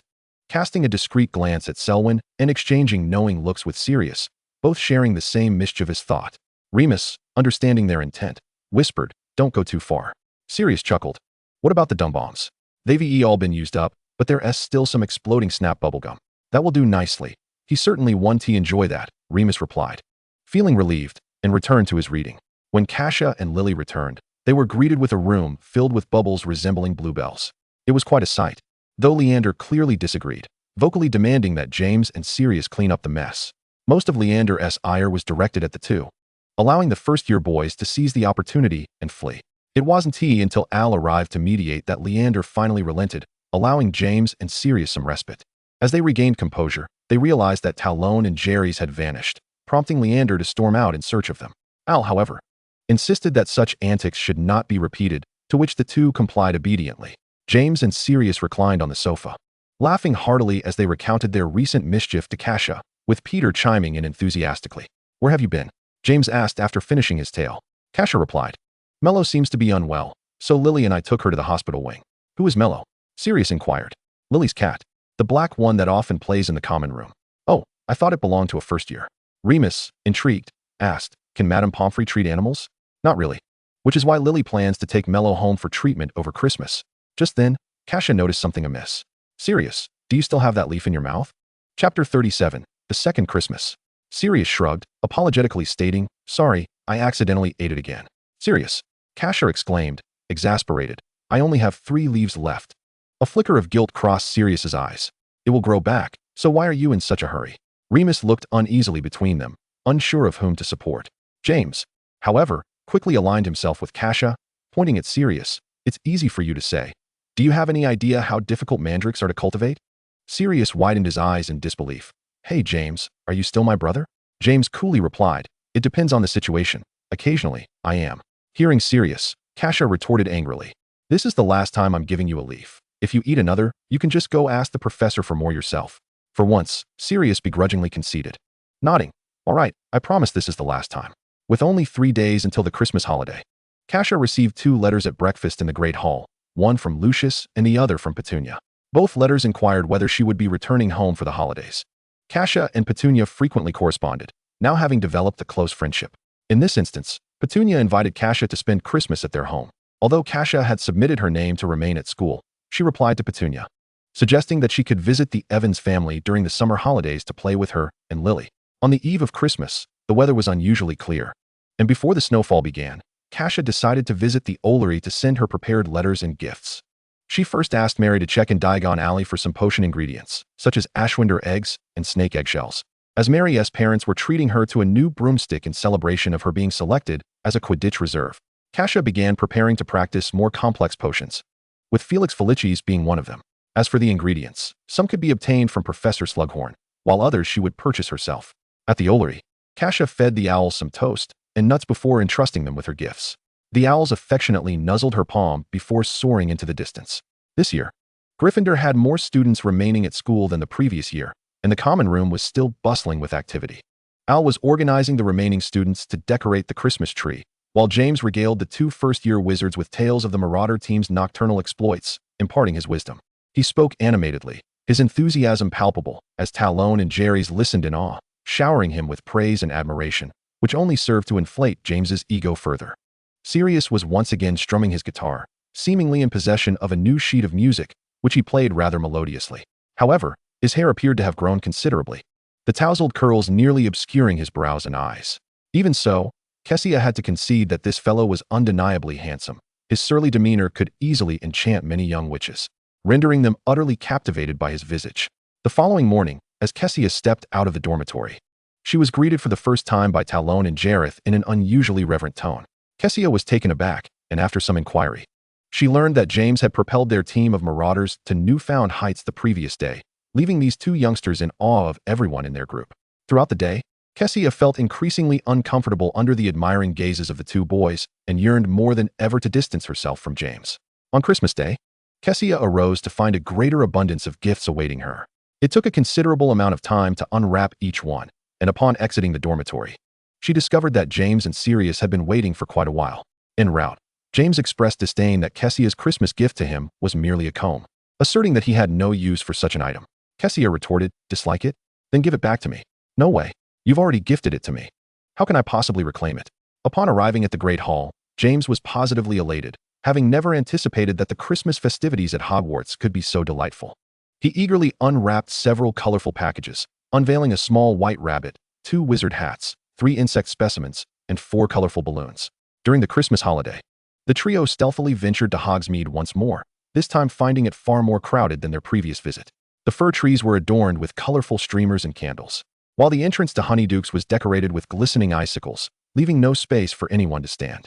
Inside the 3 broomsticks, Professors McGonagall and Hagrid were present, and they dared not enter, opting instead for Zonko's joke shop. Once inside, James and Sirius scurried about like mice in a grain bin, praising every product they encountered. They purchased a multitude of prank items, including dung bombs, hiccuping candies, frog spawn soap, and nose-biting teacups. Kassia found these items amusing as well, but opted to purchase only a few special quills. In the ensuing days, snow fell incessantly, prompting the trio to spend more time in the common room. James had recently formed a close bond with 2 first-year wizards, likely due to the immense satisfaction his vanity derived from their idolization. At present, he was engaged in a game of wizard chess with them, effortlessly besting both opponents as they lavished him with praise. Meanwhile, Sirius was instructing Kassia on how to play the guitar, starting from the very basics, as she had no prior experience. Curiously, Kassia, who could be deemed a genius in other realms, found herself utterly inept in music, struggling to play even after several lessons. "I've never taught such a dim-witted student before," Sirius remarked.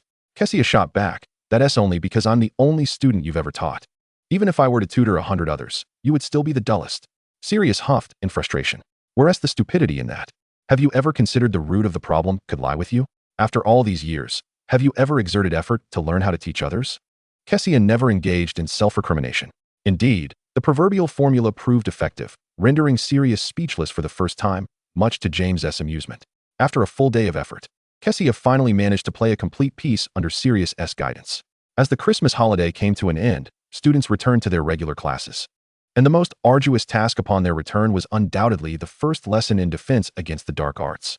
Professor Julian had assigned a 3-foot-long essay before the holiday, requiring students to discuss their understanding and opinions about vampires. However, many students had indulged in merriment during the break, neglecting their assignments, resulting in a frantic last-minute scramble to complete them the night before school resumed. As fate would have it, the defense against the dark arts class was scheduled for the very first period, and Professor Julian commenced the lesson by checking the assignments. As she measured each student's work with a ruler, anxiety rippled through the classroom, with most students watching intently, their nerves palpable. Unsurprisingly, the dismal pass rate incensed Professor Julian, who instructed those whose essays were subpar or fell short of 3 feet to stand up and face detention that evening.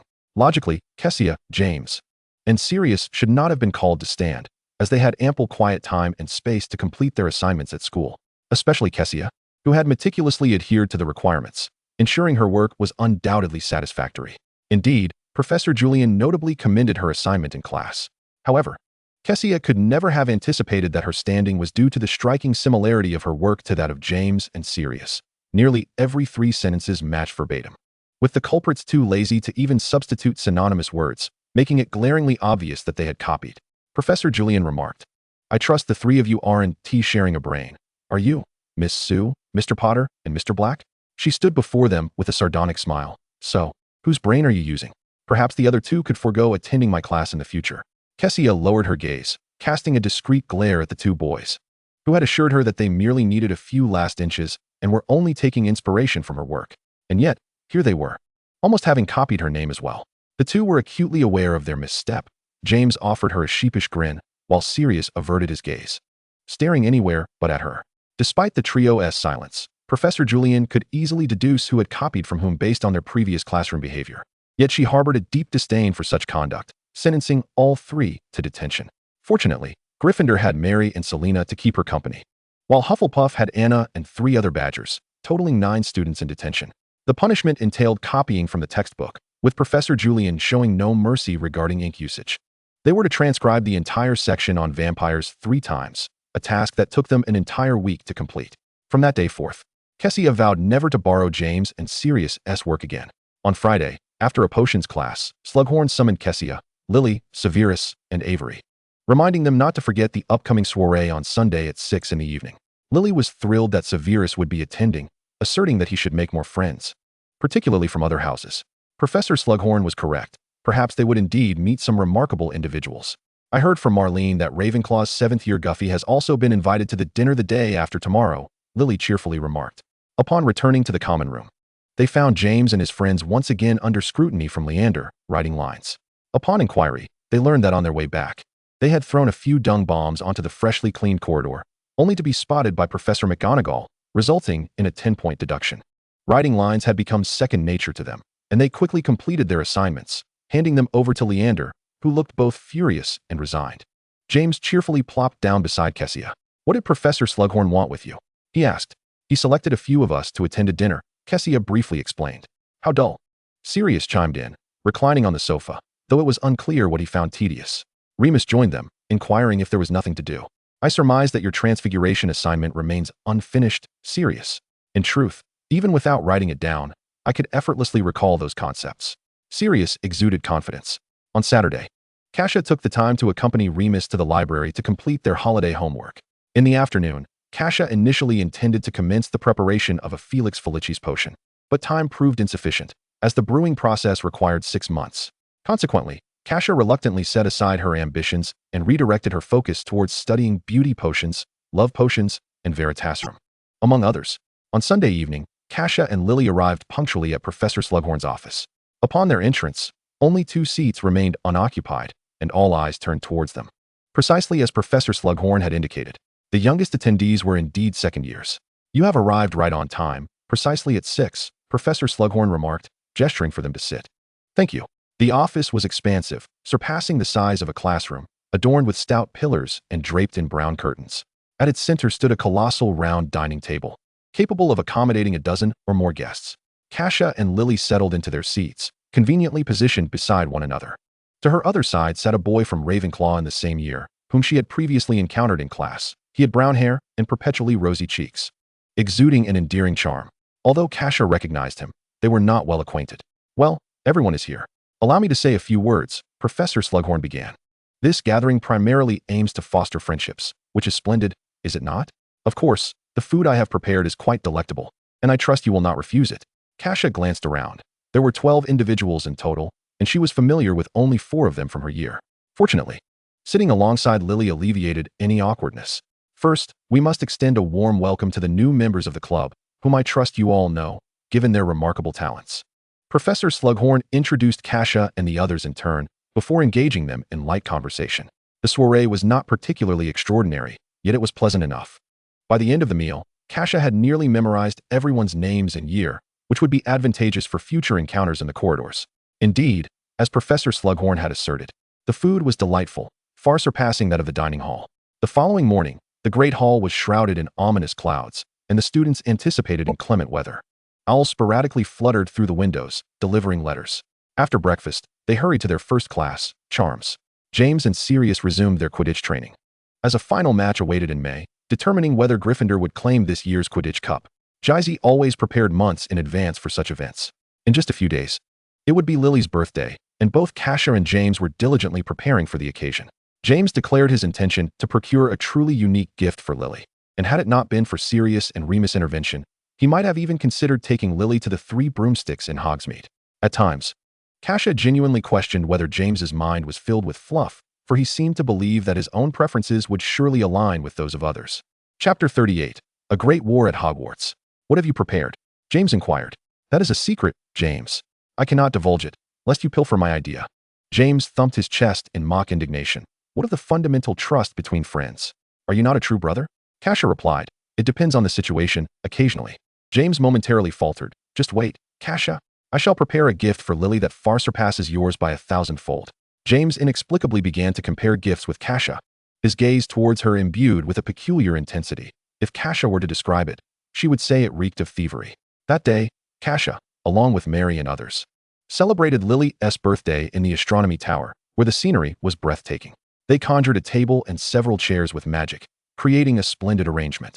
They had previously visited the Hogwarts kitchen, enlisting the house elves to bake a magnificent 4-tiered cake, adorned with exquisite decorations and 13 candles of various colors. Truly stunning. Kassia had secretly procured golden balloons from Hogsmeade. Upon bursting, they released a flurry of jubilant birds and tiny bells, eliciting gasps of amazement. Lily's cheeks flushed with joy as she beamed with happiness. Selena conjured a birthday crown for her, while friends from other houses joined the festivities. Together, they sang birthday songs, shared the cake, exchanged well wishes, and engaged in lively conversation. Kassia's gifts for Lily included a bouquet of beautiful lilies, enchanted to never wilt as long as she remained, and a camera that could capture moving photographs using a special magical potion. Lily was absolutely thrilled, adoring the lilies, which she placed on her bedside table. And she cherished the camera, stating that she could take numerous pictures of Petunia at school. Kassia felt elated. It was the most relaxing day in quite some time. However, her smile faltered upon seeing Talon and Yaris supporting each other as they approached. In truth, one could not expect much from James, whose brain seemed incapable of producing a meaningful gift. Prior to presenting Lily with his gift, he had managed to land himself in the hospital wing, inadvertently providing Madame Pomfrey with quite the challenge. When Talon mentioned that James, Sirius, Remus, and Peter had all ended up in the hospital wing, Kassia experienced a strange numbness within. She inhaled deeply. So, you're saying that you engaged in a fierce battle with Slytherin in the basement, resulting in a group of over 10 of you being sent to the hospital? Precisely, Talon replied, a large bump adorning his forehead, yet pride emanated from his expression. We bested a whole group of Slytherins, at least a dozen of them, while we were merely 6, and yet, we left them in disarray. Ha! Talon laughed like a villain, while Kassia observed with an impassive demeanor. What a grand war it was, indeed, worthy of being inscribed in the annals of Hogwarts history. They were poised to become the great heroes of Gryffindor. Nearby, Yaris expressed a sense of longing in his gaze, though in reality, his right arm was heavily bandaged. Yaris, did you fracture your arm? Kassia inquired. Yaris waved his right arm, seemingly proud of his injury. 10 minutes ago, yes, but Madame Pomfrey has since healed it. It's merely superficial now.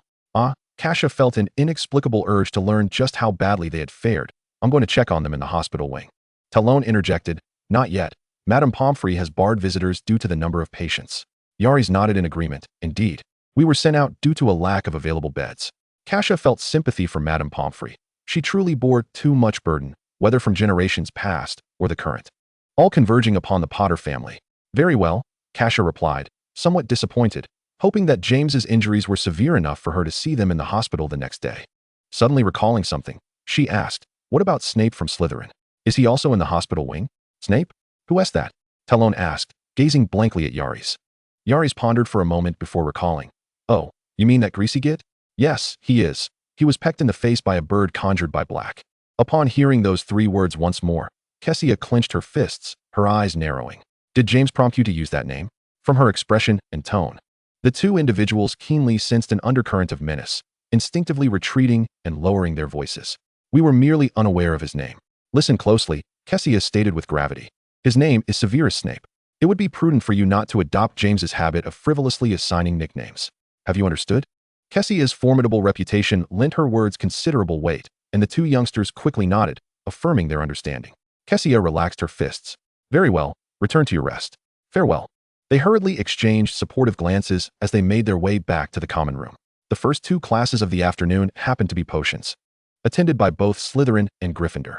The classroom, capable of accommodating dozens of students, was sparsely populated with only 8 individuals present, all of whom were girls. Professor Slughorn was utterly astonished, initially suspecting he had misremembered the schedule. Upon learning the circumstances, the good-natured Slughorn furrowed his brow, lamenting repeatedly about the unfortunate situation. Ultimately, the afternoon's lesson was cancelled due to excessive absenteeism. Chapter 39, The Hospital Wing. They were utterly ignorant of the penalties Gryffindor would incur. Upon discovering this, Lily was consumed by anger, her birthday cheer obliterated. Kassia patted her back reassuringly. Severus is among them. Let us go see. The 2 proceeded to the hospital wing.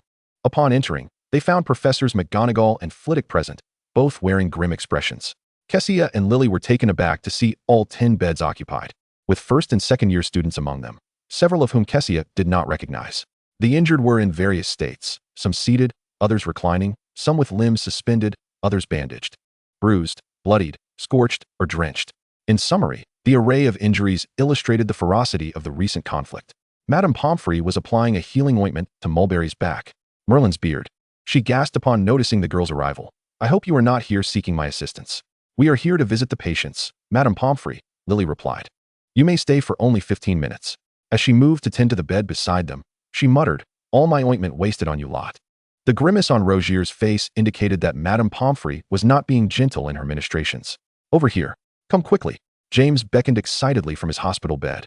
As if greeting fans, Kassia approached with a poker face, contemplating how he could sit up when she had imagined him lying down, swathed like a mummy. Truly, it was insufferable. Professor McGonagall was evidently furious, her eyes seeming to blaze with ire as she conversed with Professor Flitwick. "This is unprecedented at Hogwarts.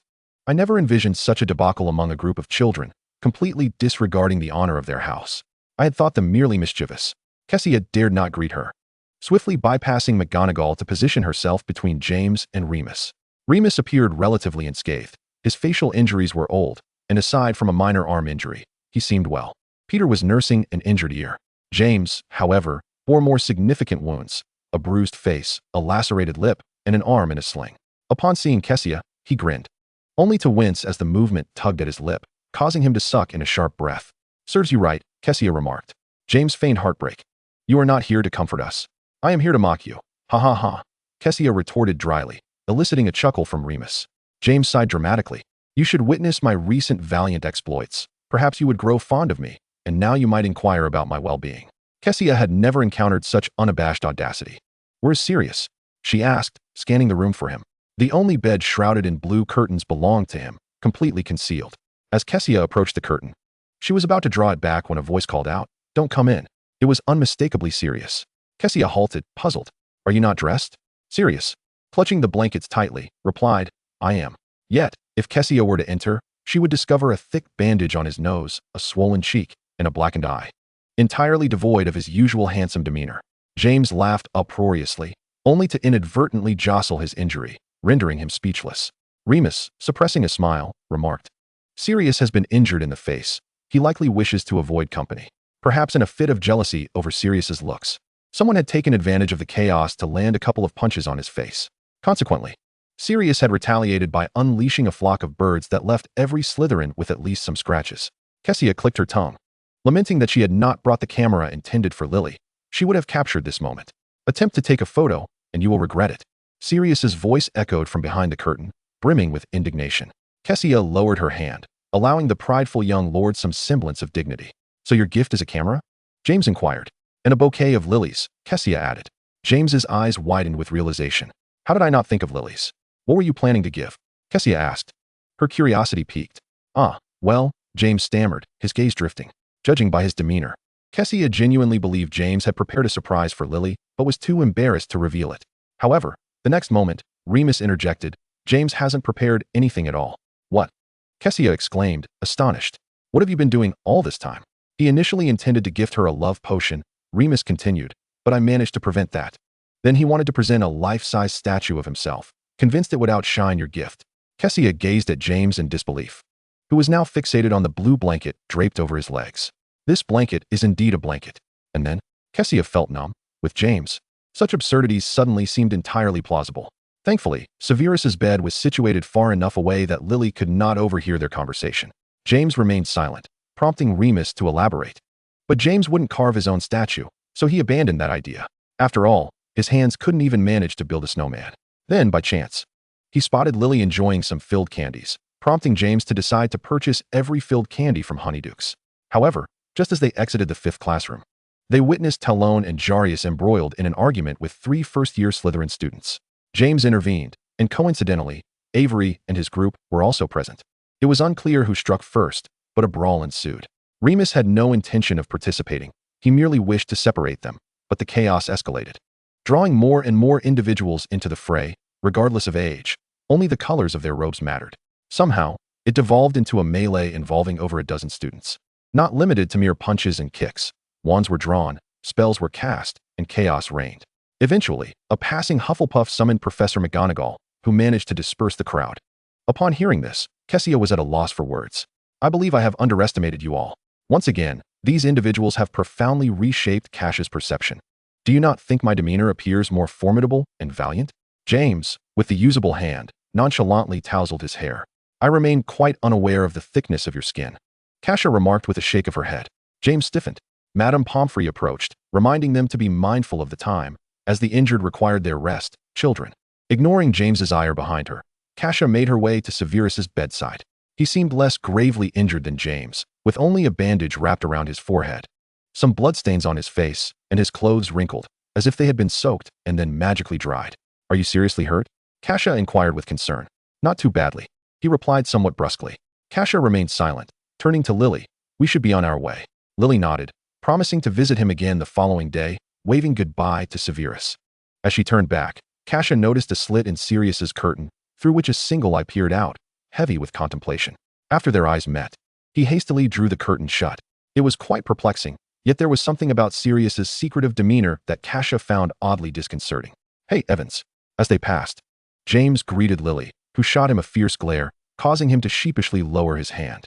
Kassia felt utterly embarrassed. On someone's birthday, not only had points been deducted from the house, but a friend had also been injured. To expect a warm reception now was rather audacious. It was commendable that Lily had refrained from hurling insults. Chapter 40. Morning. Upon exiting the hospital wing, Kassia reassured Lily a few times, encouraging her to discard the unpleasantness.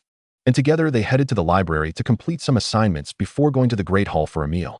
As they passed through the entrance hall, they noticed that Gryffindor had lost 30 points, while Slytherin appeared to have lost over 50. However, Leander, upon witnessing the loss of points, refrained from blaming James, instead directing his ire towards Slytherin, despite their greater point deduction. The following day, Al specifically accompanied Kassia to the hospital wing to check on James and the others, seemingly believing that for Gryffindor, any points lost due to altercations with Slytherin should be entirely blamed on Slytherin, exhibiting an unusual level of self-justification. Remus and Peter were discharged relatively early, whereas James and Sirius languished for a full week. During this time, each visit Kassia made to see them was met with Sirius tightly drawing the curtains, piquing her curiosity about the extent of his facial injuries. Had he been disfigured? Yet, Sirius was adamant about guarding his appearance. Even when the curtain was drawn back, he would bury his entire head beneath the covers to conceal any hint of his visage. From James and Remus's descriptions, Kassia could form a rough image in her mind. Fortunately, Madame Pomfrey's potions proved exceptionally effective. After a week, Sirius's face had reverted to its former glory, save for a small scab on one side of his prominent nose, rendering any signs of injury nearly undetectable. After leaving the hospital wing, Sirius resumed his usual haughty demeanor, his sharp tongue as potent as ever. Following this ordeal, Gryffindor and Slytherin managed to maintain an unusual peace for a while, save for the occasional friction during potions class. In just a few days, the full moon of February would arrive, and soon, the leaves Kassia had been chewing would suffice for an entire month. Before that, however, she needed to prepare for the second step of practicing her animagus transformation. At Hogwarts, students did not have a fixed rising time, with the earliest usually getting up around 7 in the morning. Kassia chose a weekend. The night prior, she entrusted James with Sirius's small guitar, leaving it in their dormitory, and set an alarm for 5 o'clock the next morning, casting a charm around her bed to ensure only she would hear it. When the alarm rang the next day, Kassia fought through her drowsiness to dress, splash water on her face to awaken herself, and gather her small backpack in preparation to leave.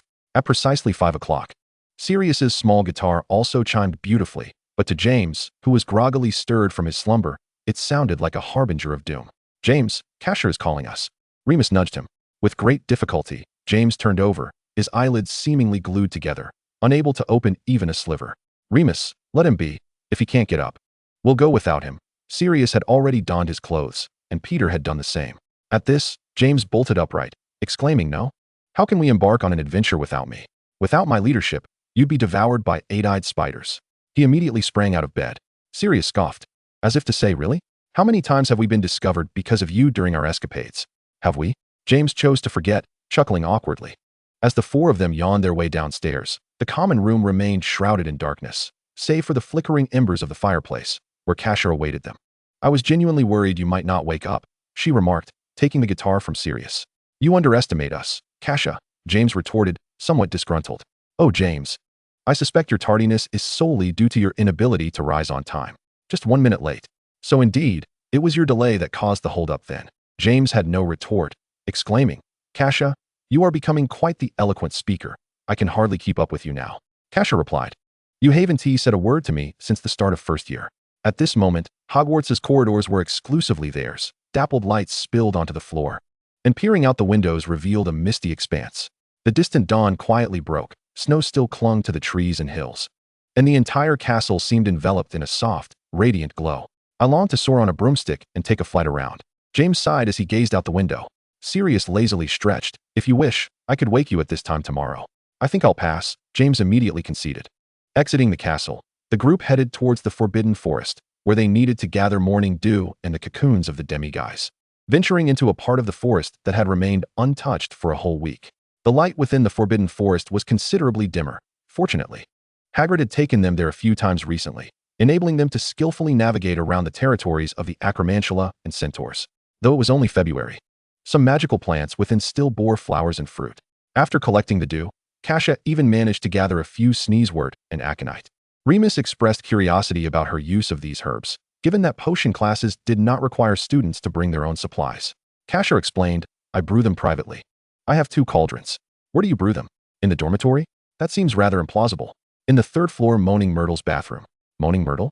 James recalled that they had once ventured there during a nighttime escapade, only to encounter the weeping ghost who nearly caused their discovery. Chapter 41, A Letter from Black. Remus was quite intrigued by the potions Kassia brewed, and she had taken him there a few times. Moaning Myrtle had grown accustomed to Cassia's visits and was less hostile towards Remus, sometimes allowing them to sit and chat together. However, James and Sirius had only visited twice before losing interest. They disliked the ghost's propensity to weep at the slightest provocation, just as Moaning Myrtle was equally displeased with their arrogant demeanor. Where did you acquire these potion recipes? Remus inquired. These are all concoctions Professor Slughorn has never taught, and they are not found in the textbooks. In a book titled Potent Potions, which Kassia borrowed from Severus during her summer vacation, James expressed his ignorance of its existence. Despite Kassia's fervent interest in all facets of the magical world, which rendered her studies a more palatable endeavor, even the once daunting task of handling slugs had become trivial for her, as she could now effortlessly grasp a handful. James and Sirius, however, were far more intrigued by Kassia's mentions of the love potion and the polyjuice potion, already scheming on how to utilize these concoctions. James proposed using the love potion on Avery, coupled with the bat bogey hex, to humiliate him in front of his crush. Sirius suggested administering the polyjuice potion to Mulciber, transforming him into the giant squid of the Black Lake. Kassia had no intention of wasting her meticulously brewed potions on their pranks, especially since she had yet to begin brewing the love potion, while the potions she had already completed were intended for sale in Diagon Alley. Her expenses had been exorbitant lately, totaling over 30 galleons in just 6 months, covering daily necessities, food, and birthday gifts for friends, with Remus's birthday approaching as well. As March arrived, the sky was adorned with crimson clouds, and tender grass sprouted from the earth. The snow on the fir trees had long melted, casting gentle shadows beneath the eaves, while swallows returned, and the waters of the Black Lake flowed serenely, imbued with the scent of spring rain. During such times, Remus would often enjoy sitting by the library window, and Kassia was more than happy to accompany him. The warm sunlight bathed their books, and whenever fatigue set in, they would gaze outside, taking in the stunning vistas beyond the Hogwarts peak and the joyful figures of students frolicking on the lawn. Occasionally, first-year students practicing flying lessons would pass by, cheerfully greeting them. On a Monday morning, after a night of rain, the weather cleared, filling the castle with the faint scent of fresh grass. It promised to be a delightful day. Upon exiting the dormitory, Kassia encountered James, who was lazily descending the spiral staircase, his wizard hat askew and drooping, his robes worn casually, and his unruly hair standing awry. Kassia suspected that the comb she gifted him had been left to gather dust at the bottom of his trunk, while she could overlook his usual disheveled appearance. His pallor today was concerning, dark circles under his eyes suggesting a lack of vitality. Did you go out for a midnight stroll last night? She inquired. No. James replied weakly, ruffling his messy hair, explaining that he had been engaged in a protracted game of wizard's chess with Sirius, with no victor emerging. Really? Kassia cast a doubtful glance at Sirius, who was descending the staircase with a composed demeanor, impeccably groomed, exuding an air of noble tranquility. She turned back to James. Did you play chess with him in your dreams? James, noticing the stark contrast between his state and Sirius's, appeared both resentful and astonished. God knows how he manages it. We didn't sleep until 2. It's a gift, James, Sirius remarked, tilting his head. If you were to tidy your hair, perhaps you would feel much better. Since the last incident regarding his appearance, Kassia had noticed Sirius's newfound obsession with his looks. He made sure to present himself impeccably each morning before descending. which had consequently increased his popularity among the younger witches. Many would create a commotion as they passed by him, dropping books and such. On Valentine's Day, 3 witches had even confessed their feelings to Sirius, and although he had turned them all down, it had afforded him a sense of pride for quite some time. Boasting daily about his popularity, his bravado rivaling that of James. Moreover, he received a plethora of gifts, most of which were anonymous. Just the previous evening, they had shared a box of heart-shaped chocolates, the sender unknown. James, munching on his portion, expressed his indignation over not receiving any gifts from witches, lamenting that even Kassia, who spent so much time with him, had not developed feelings for him. At this, he leaned closer, asking if she had secretly grown fond of him but was too shy to admit it. Kassia couldn't help but swat him on the head, confirming to James that she did not harbor any romantic feelings for him. As they made their way to the Great Hall, James squinted, swaying precariously and nearly colliding with Remus and Kassia several times. It was only upon seeing the black pudding and turkey sandwiches on the table that he managed to muster some semblance of energy. Halfway through their meal, owls flapped in, circling overhead in search of their respective owners. Lily was thrilled to receive a letter from Petunia, while James's owl dropped off a large parcel containing new clothes sent by the Potters. A snowy owl from the Black family dropped 2 letters on the table, one blue and one pink, before nabbing a piece of toast from Sirius's plate and flying away. Sirius picked up the envelope, and James curiously leaned in for a look, exclaiming, "A letter for Kassia?" Kassia looked up, equally astonished. "A letter from the Blacks?" Sirius pushed James's head away. "What gives you the right to peek?" James nodded, pointing at the pink envelope. "Indeed, it's addressed to Kassia." Reluctantly, Sirius handed the letter to Kassia, who couldn't help but suspect that had James not discovered it, Sirius might have kept it for himself. "Is it from Mrs. Black, Kassia?" James asked, his impression of her shaped by that infamous howler from their first year. "No.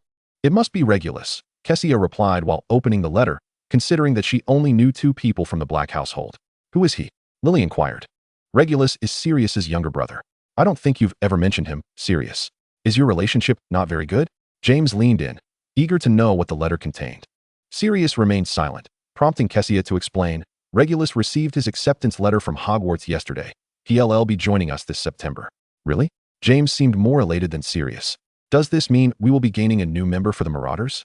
Sirius scoffed. "Save it, James. He is not like us." He then turned to Kassia, emphasizing the word friend with disdain. "I suppose the genius might be gaining yet another Slytherin friend." "That would be splendid," Kassia replied earnestly. At this, both Sirius and James wore equally grim expressions. Chapter 42, Charms Class. The first class of the morning was History of Magic, and Professor Binz's lectures were a paradise for sleepy little witches and wizards. Initially, it seemed Sirius was genuinely alert, but as soon as Professor Binz began speaking, he laid his head down and fell asleep faster than James. The 2 dozed off behind Kassia, with James nearly drooling until Remus roused them at the end of the lesson. The second class was Charms with Professor Flitwick, attended by Gryffindor and Ravenclaw together. Kassia sat with Lily, and behind her sat Marlene. Ever since Kassia had given her a sweet, they had quickly become friends. This class was relatively relaxed, focusing on learning the shrinking charm. Professor Flitwick prepared a teacup for each student, demonstrating several times before allowing them to pair up and practice shrinking the cups. The classroom soon buzzed with the sounds of incantations. Kassia partnered with Lily, having already mastered the charm, capable of not only shrinking the teacup, but also enlarging it. Professor Flitwick once again awarded 5 points to Gryffindor, a gesture that had become customary among them. James and Sirius were paired together, and midway through their practice, James suddenly crawled beneath the table, his fluffy head nudging curiously against Kassia's side. "James, did you lose a galleon?" Kassia inquired, puzzled. "No," James replied as he resumed his seat, a frown marring his features. "The teacup has become too diminutive, and I accidentally dropped it on the floor, unable to locate it." They had reduced the size of the teacup to something akin to the freckles on a toadstool. Sirius teased him. "I told you to just flick it once. But you insisted on doing it twice, mate. Are you satisfied now?" "I merely wished to see what effect it would yield." "I refuse to believe you Haven T pondered this as well," James countered. "Mr. Potter, Mr. Black, this is not a matter to be trifled with. The consequences could be dire," Professor Flitwick interjected, approaching with a new teacup in hand. He pointed his wand at it, demonstrating, first, a single flick, remember, only once, and then a shake, just like this. The incantation must not be mispronounced. Under his wand's influence, the originally palm-sized teacup shrank to the size of a thumb. With another flick, the teacup returned to its original dimensions. "Now, you may practice with this one," Professor Flitwick instructed, leaving the new teacup for them. Kassia was teaching Lily, subtly guiding her wrist as she shook. "Kassia, you are truly remarkable," Lily exclaimed, her eyes filled with admiration after successfully reducing the teacup's size. Kassia blushed shyly, replying, "You are quite skilled yourself. You learned it after just one demonstration." Just then, they were interrupted by Marlene's teasing remark from behind. "Why not have Kassia teach you?" Upon hearing this, Kassia turned to see Marlene conversing with a small Ravenclaw boy. Locking eyes with him, the boy's cheeks suddenly flushed crimson, extending to his ears as he appeared somewhat flustered. "Apologies, Miss Sue, I am not," he stammered, his face growing warm and his words tumbling out in a jumble. Marlene chuckled. "Charlie is rather shy. He has struggled to master this spell, which is why I suggested you assist him." Kassia recognized him. His full name was Easton Charlie, also a member of the Snail Club, who had sat beside her at Professor Slughorn's dinner party. "Do you need my help?" Kassia offered amicably. "I assure you, once Kassia teaches you, you will grasp it." Lily chimed in confidently. Easton cleared his throat awkwardly, fingers subtly tightening around his wand as he mumbled, "That would be troublesome." "What are you all up to?"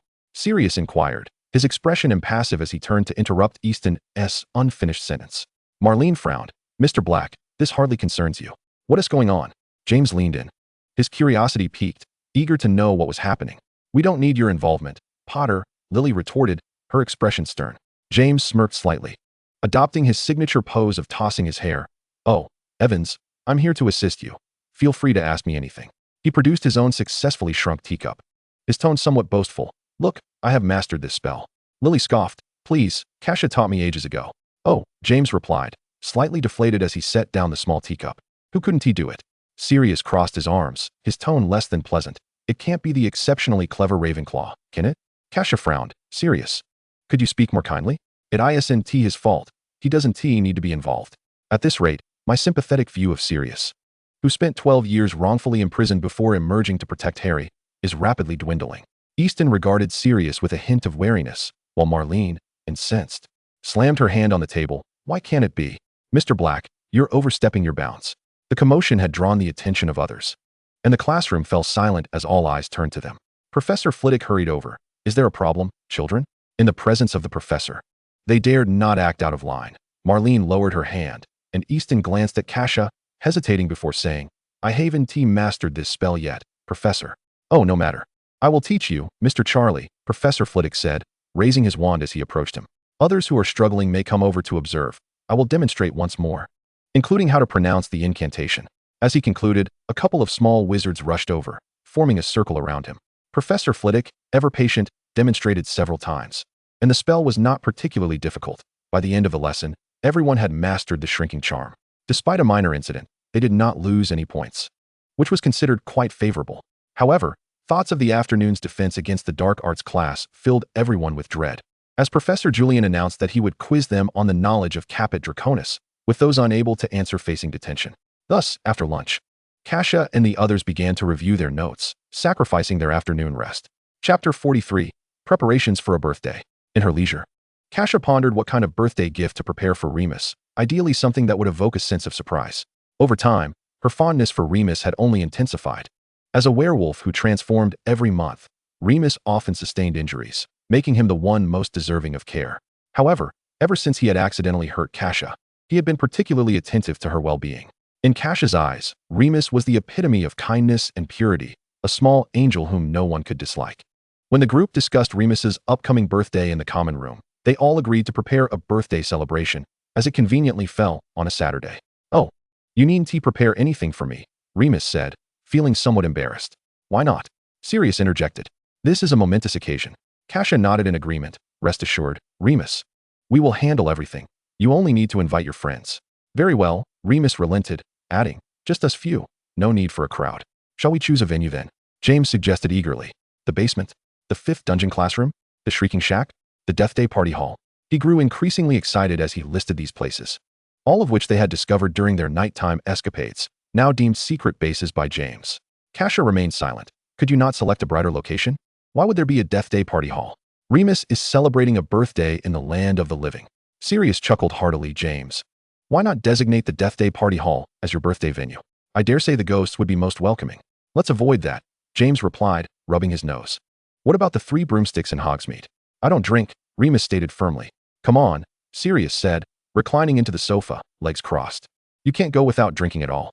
Besides, Remus, it's your birthday. What does it matter?" "Kassia, you're not one of those who gets tipsy after just one drink, are you? Or perhaps you're allergic to alcohol?" James inquired. Kassia shook her head. "Neither.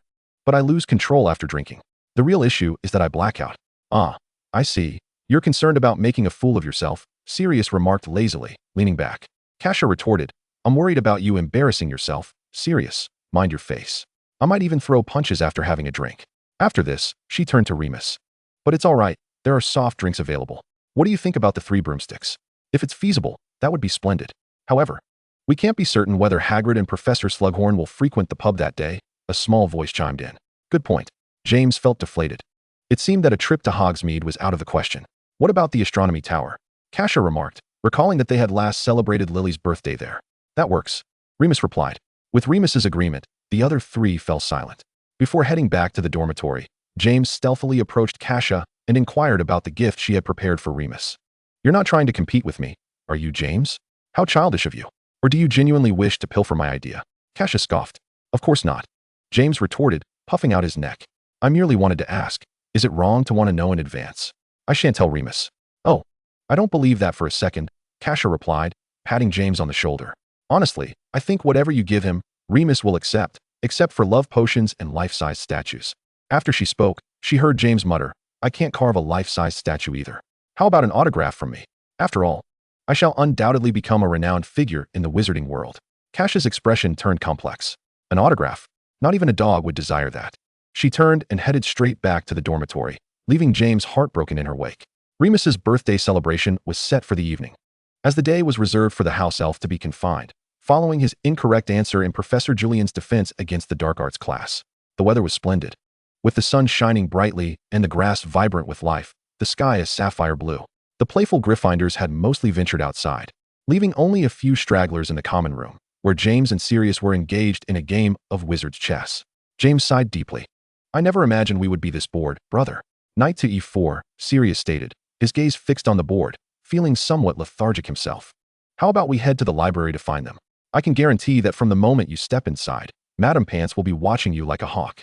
Honestly, I can't fathom what allure the library holds. Remus was to study with Kassia on his birthday. That's why you keep deducting points from Gryffindor. Unlike the genius Miss Kassia, who has managed to regain all the points we've lost through her efforts. Hey, James chuckled, we've deducted points from Slytherin too. They haven't gained any. Surely they must be at the bottom this year. Perhaps, Sirius pondered, we should take a quick jaunt to Hogsmeade, don the invisibility cloak. And if we happen to encounter a professor, we can always return. Why not? James grinned, suddenly sitting up. Let us first head to the library and gather Kassia and Remus. Wait a moment, James, Sirius said, a mischievous glint in his eye, his lips curling into that characteristic, slightly teasing, mischievous smile. I have a brilliant idea. Do you wish to hear it? What idea? James asked, curiosity piqued. Sirius beckoned him closer and whispered in his ear.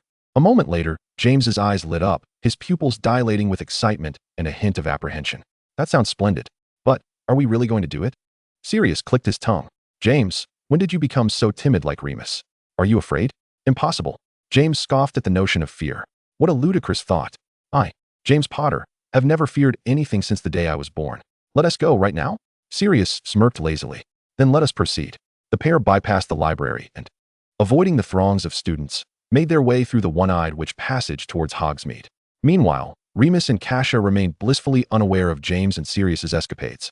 They were seated side by the window, basking in the sunlight, with shadows dancing playfully across their textbooks, casting a soft, golden filter through the shelves. An occasional breeze swept by, bringing a refreshing coolness. Remus's attention gradually shifted from the book to Kassia. Sensing something was amiss, she appeared drowsy. One hand clutched a quill, scribbling unintelligibly on a parchment, while the other hand, resembling a decayed pillar, trembled beneath her heavy head, her eyelids drooping under the weight of fatigue. At last, the pillar could no longer bear the load. As her head began to descend towards the table, Remus's reflexes outpaced his thoughts, and in an instant, Kassia's head collided with the desk. The unusual sensation jolted her awake. She lifted her head, eyes fluttering open, only to find Remus hastily retracting his hand. I was afraid you'd bump your head, he explained softly. Thank you, Remus, Kassia yawned, retrieving her quill. No need for thanks. Kassia rubbed her eyes, attempting to dispel her drowsiness. I stayed up quite late last night. You can rest here for a bit. I'll keep an eye on Madame Pants, Remus offered gently. Kassia glanced around, not spotting Madame Pants, and replied, then I'll just lean down for a moment. She felt utterly exhausted, as if her body had been dismantled. The warmth of the sun and the tranquil, soft environment soon enveloped her, and she tilted her head, resting it on her book. Remus's gaze returned to his own textbook. But before long, it unconsciously wandered back to her. Her half-hidden face nestled in the crook of her arm, eyes closed, her long lashes like delicate feathers, and her cheeks flushed with a gentle hue. Sunlight bathed her porcelain skin, and upon closer inspection, he could see the fine down covering her cheeks. Her radiant golden curls cascaded over her shoulders, glowing as if they were a sunflower blooming in the sun, vibrant and full of life, captivating beyond measure. He thought to himself that Kassia was the most beautiful girl he had ever laid eyes on, perhaps the most beautiful in all of Hogwarts. Gradually snapping back to reality, Remus felt warmth creeping into his cheeks. Chapter 44. Is this really possible? James and Sirius spotted Professor Flitwick at Madame Putafoot's tea shop in Hogsmeade, but the bar was devoid of patrons. After returning with a plethora of items, they made a beeline for the Hogwarts kitchen. They commanded the house elves to bring forth all the beverages, and James and Sirius began their concoction. "Brother, are you certain this will actually work?" James inquired, wrinkling his nose at a cup of some unknown concoction Sirius had handed him. "No, it still has a smell. She is far too clever to be deceived." "Then I shall make it again. Have no fear. I assure you it will have no taste whatsoever," Sirius declared, his eyes sparkling with excitement. Before them lay a table filled with an array of bottles, each containing liquids of varying hues, as a few house elves looked on curiously. He took a bottle of colorless elderflower wine, and after a moment's work, transformed it into a pale lavender drink. He tasted it first. "This seems quite good. Give it a try." James sniffed again. It bore no scent. He took a sip and smacked his lips. "It has a strange flavor, as if grapes and tomatoes were blended together, with a hint of soap from Bertie Bott's every flavor beans. That's irrelevant, as long as there's no alcohol taste." Sirius mused, envisioning her reaction upon drinking it, an unexpected thrill coursing through him. "You're right." James began to feel excitement bubbling within him, contemplating the forthcoming events. "Should we inform Remus and the elf?" "Absolutely not. Do you think Remus would approve of our plan? If he tells Kassia, all our efforts will be for naught." James nodded. "Then we shan't tell him." Emerging from the kitchen, the sun hung low in the sky, and the two made their way directly to the astronomy tower. Conjure a table and chairs, placing the treats purchased from Hogsmeade atop, along with the delectable fare and cakes prepared by the house elves. They arrived somewhat early, and after completing all the arrangements, the sky had just begun to darken, with the North Star beginning to twinkle. The astronomy tower, the tallest edifice in Hogwarts, boasts a panoramic view, allowing one to gaze upon the entire campus and the surrounding forbidden forest. Once settled, James could not help but indulge in his musings. Would Kassia be upset if she found out? "James, do you not always act without regard for the consequences? However, this time feels distinctly different. Kassia is unlike anyone else." Sirius glanced over at him and remarked lightly, "How is she different?" James propped his chin in his hand, staring at the stars on the horizon. "Kassia is our dear friend. Our previous pranks have always targeted adversaries, never friends." Sirius averted his gaze. "Then let us simply apologize to her afterward." Despite his nonchalance, uncertainty lingered in his heart. Peeves had arrived first and was entranced by the grand cake on the table, unable to tear his eyes away. The cake was adorned with candles, flickering in the moonlight. "Control your drooling, Peeves," Sirius scoffed. Kassia had come up with Remus, holding several enchanted lanterns. "When did you arrive?" she inquired, having assumed the two would wait until much later. "We arrived quite early," James replied, excitement mounting as he added, "Now that everyone is here, the food is all prepared. We were merely waiting for you two." "Where have you been?" Sirius queried. Remus responded, "We visited the Moaning Myrtle's bathroom to see the potion Kassia was brewing. I truly do not know how you endure the ghost. She seems ready to scream at any moment, and her tears flow like a faucet," James exaggerated, shaking his head. Kassia set down the lantern and sat beside Remus. "If you showed Myrtle a bit more respect, perhaps she wouldn't cry so incessantly." As Remus surveyed the scene, a wave of joy welled up within him. Illuminated by the candlelight, his cheeks flushing with warmth, his gaze drifted to a corner of the table where several bottles of alcohol and beverages were arranged. "Did you go to Hogsmeade today?" Yes, Sirius and I did," James replied, taking a seat, his eyes darting, his performance lacking in subtlety. Sirius could not resist kicking him under the table, while Remus cast a skeptical glance. "We bought some alcohol and drinks," Sirius stated. Kassia's attention was drawn to a glass bottle containing a pale purple liquid. While the other packaging bore alcoholic labels, this one did not. "Is this a drink for me?" Kassia asked, picking up the bottle. Yes," James quickly nodded, only to receive another kick from Sirius. "You don't drink, do you?" "Madame Rosmerta mentioned this is a new type of beverage, so we thought we'd bring it back for you to try." James finally spoke with a semblance of normalcy, presenting a premeditated excuse. "Can we begin?" Peeves could hardly contain himself, his gaze fixated on the cake. Kassia, equally eager, placed the drink beside her, insisting they sing the birthday song first, followed by making a wish and blowing out the candles. None could be omitted. Indeed, James exclaimed, rising in excitement. One foot perched atop a stool. Everyone, follow my lead. Ready, sing.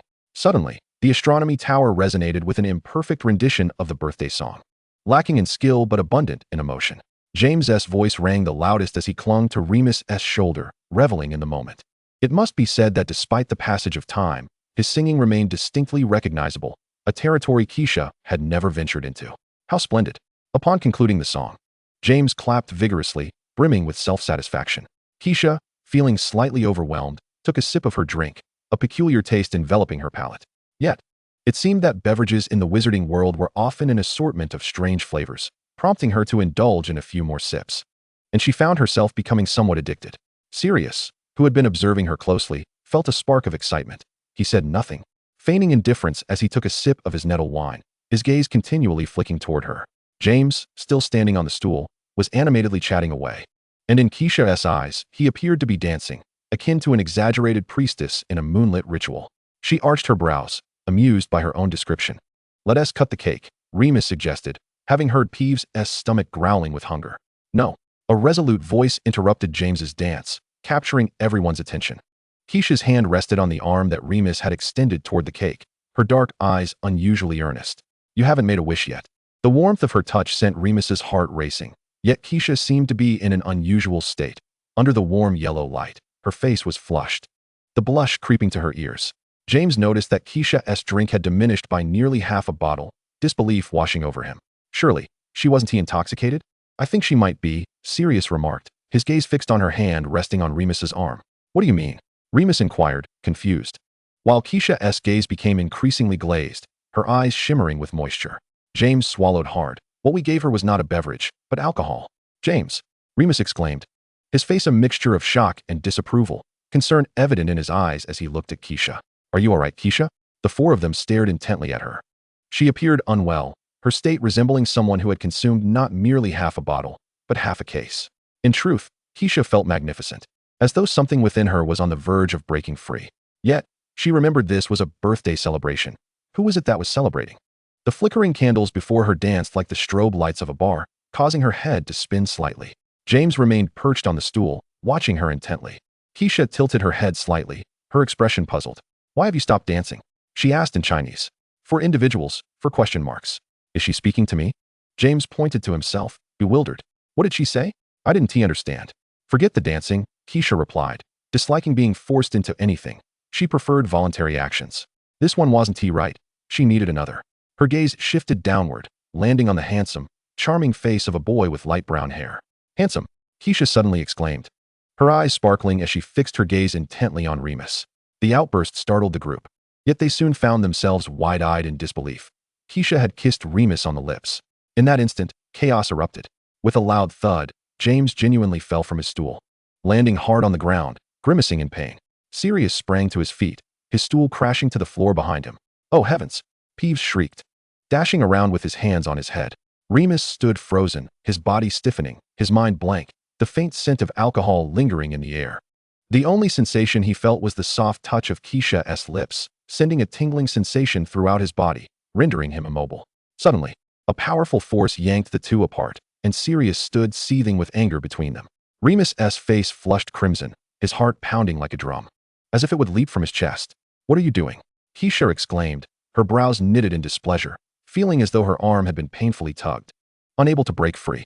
"Or is this an additional charge?" With a grand gesture, Sirius proclaimed, "I'll pay more, whatever the cost." Desiring yet another kiss, and longing to take him home, "What are you up to?" Sirius ground his teeth, unable to conceal the fury etched between his brows. What on earth was this person babbling about? Following the sound, Kassia, her mind foggy, seemed to see the head of a fluffy little dog. Shaking her head, she realized it was yet another handsome man. With a desire to kiss him, she blinked and suddenly threw her arms open, tumbling towards him. In the midst of his astonished gaze, she knocked him to the ground, a chair flipping over and rolling away beneath her feet. Caught off guard, Sirius was pushed down, instinctively wrapping his arms around the person above him, golden locks cascading beside him, accompanied by a warm breath wafting towards him. In that moment, as her lips met his with perfect precision, time appeared to stand still. It wasn't until James was jolted awake by a sharp pain in his back that he realized what was happening. Someone pull her away. He gritted his teeth, propping himself up with the chair. Remus stood frozen in place, while James and the little dwarf pulled Kassia off Sirius, the three of them caught in a chaotic flurry. The kiss was once again interrupted, leaving Kassia irate. Having paid, why was she denied her kiss? Can anyone speak English? James, filled with exasperation, could not comprehend a single word, and could only struggle to pull Kassia as far away from the two men as possible. Reluctantly stepping back, Kassia felt dizzy again, her vision blurring as she seemed to see the one who had been dancing earlier. No, upon closer inspection, it was yet another handsome man. Still desiring a kiss, Kassia, fueled by an unknown strength, shoved the little dwarf aside, her unsteady hands pressing onto James's shoulders, holding him in place. Their eyes locked, merely 3 inches apart. And James froze. No way, was he also going to be? As he pondered this, Kassia suddenly leaned in closer, almost climbing onto him. And then, Kassia abruptly bent down and vomited, splattering James's chest with her regurgitation. The unexpected turn of events left Sirius momentarily stunned in his stance, while Remus and the little dwarf halted in their tracks, unsure whether to intervene. After finishing, Kassia reached up and wiped her mouth with James's robe. Just then, a resounding boom echoed in the distance, beautiful arcs lighting up the sky, bursting like rainbows in the tranquil night, with delicate fireworks cascading down like strings of dazzling pearls, illuminating the heavens as if the Milky Way itself had descended, creating a magnificent spectacle. Look, fireworks! The brilliance of the display captivated everyone in the castle. Professors emerged from their chambers, students rushed through the corridors, shrieking in excitement, leaning out of windows, or sprinting out of the castle. They gathered at the astronomy tower, taking in the vibrant fireworks. Awakening from her stupor, Kassia suddenly remembered it was Remus's birthday. Turning, her gaze precisely caught Remus standing nearby, a gentle smile gracing her lips, her eyes sparkling with the remnants of fireworks. Remus, happy birthday. That one phrase reached Remus's ears. Chapter 46, You Got Me All Messy. The following morning, as Kassia awoke with a blank mind, she realized she was in trouble. She recalled the last time she had been drunk, her friends telling her she had insisted on confronting a male model in a nightclub. This time, she had no idea what had transpired. Those wretched James and Sirius had switched her drink for alcohol, and Kassia clenched her fists in anger. However, this was not the moment to dwell on last night's drink. She was desperate to uncover what she had done and whether she had said anything foolish. Rising late, she found Lily had already returned from breakfast, bringing her pudding and a sandwich. Good morning, Kassia, Lily said, handing her the food. Good morning, Kassia replied, taking a bite of the sandwich, her eyes pleading. Lily, how did I get back last night? Speaking of last night, Lily brightened. There was a magnificent fireworks display. Did you see it, Kassia? It was breathtaking. I even took some photos to send to Penny and my parents, Lily chattered enthusiastically. Kassia, of course, was aware of the fireworks. They were her surprise for Remus's birthday, orchestrated with Dobby's help. She had even prepared another gift, feeling her pocket, the bulge confirming it was still there, suggesting she hadn't managed to present it last night. Finishing her sandwich in a few bites, Kassia said, Lily, I want to say that I don't remember what happened last night. I was supposed to celebrate Remus's birthday with James. Oh, Kassia, I was just about to ask you, Lily said, her concern evident. You were carried back by Blake. You were lying on him, and we were all worried you had a problem. Thankfully, you were just asleep. Are you really okay, Kassia? For a moment, Kassia felt as if she had misheard. Serious? Carry her back? Those words strung together? It was a miracle he hadn't thrown her off the astronomy tower. I'm fine, Kassia reassured Lily with a smile. Thank you for the breakfast. No problem. I plan to head to the Black Lake to find Severus. Would you like to join me? No, I want to find Remus. In the common room, Kassia spotted James and the little dwarf seated together. Just then, James looked up, their eyes meeting, and he shifted uncomfortably. Why are you avoiding me? Not at all, James exclaimed loudly, covering his unease. I'm just making room for you. Kassia disregarded whether he was genuinely avoiding her. She merely wished to uncover what had transpired the previous night. Lily said it was Sirius who carried me back. Is that true? It was Sirius.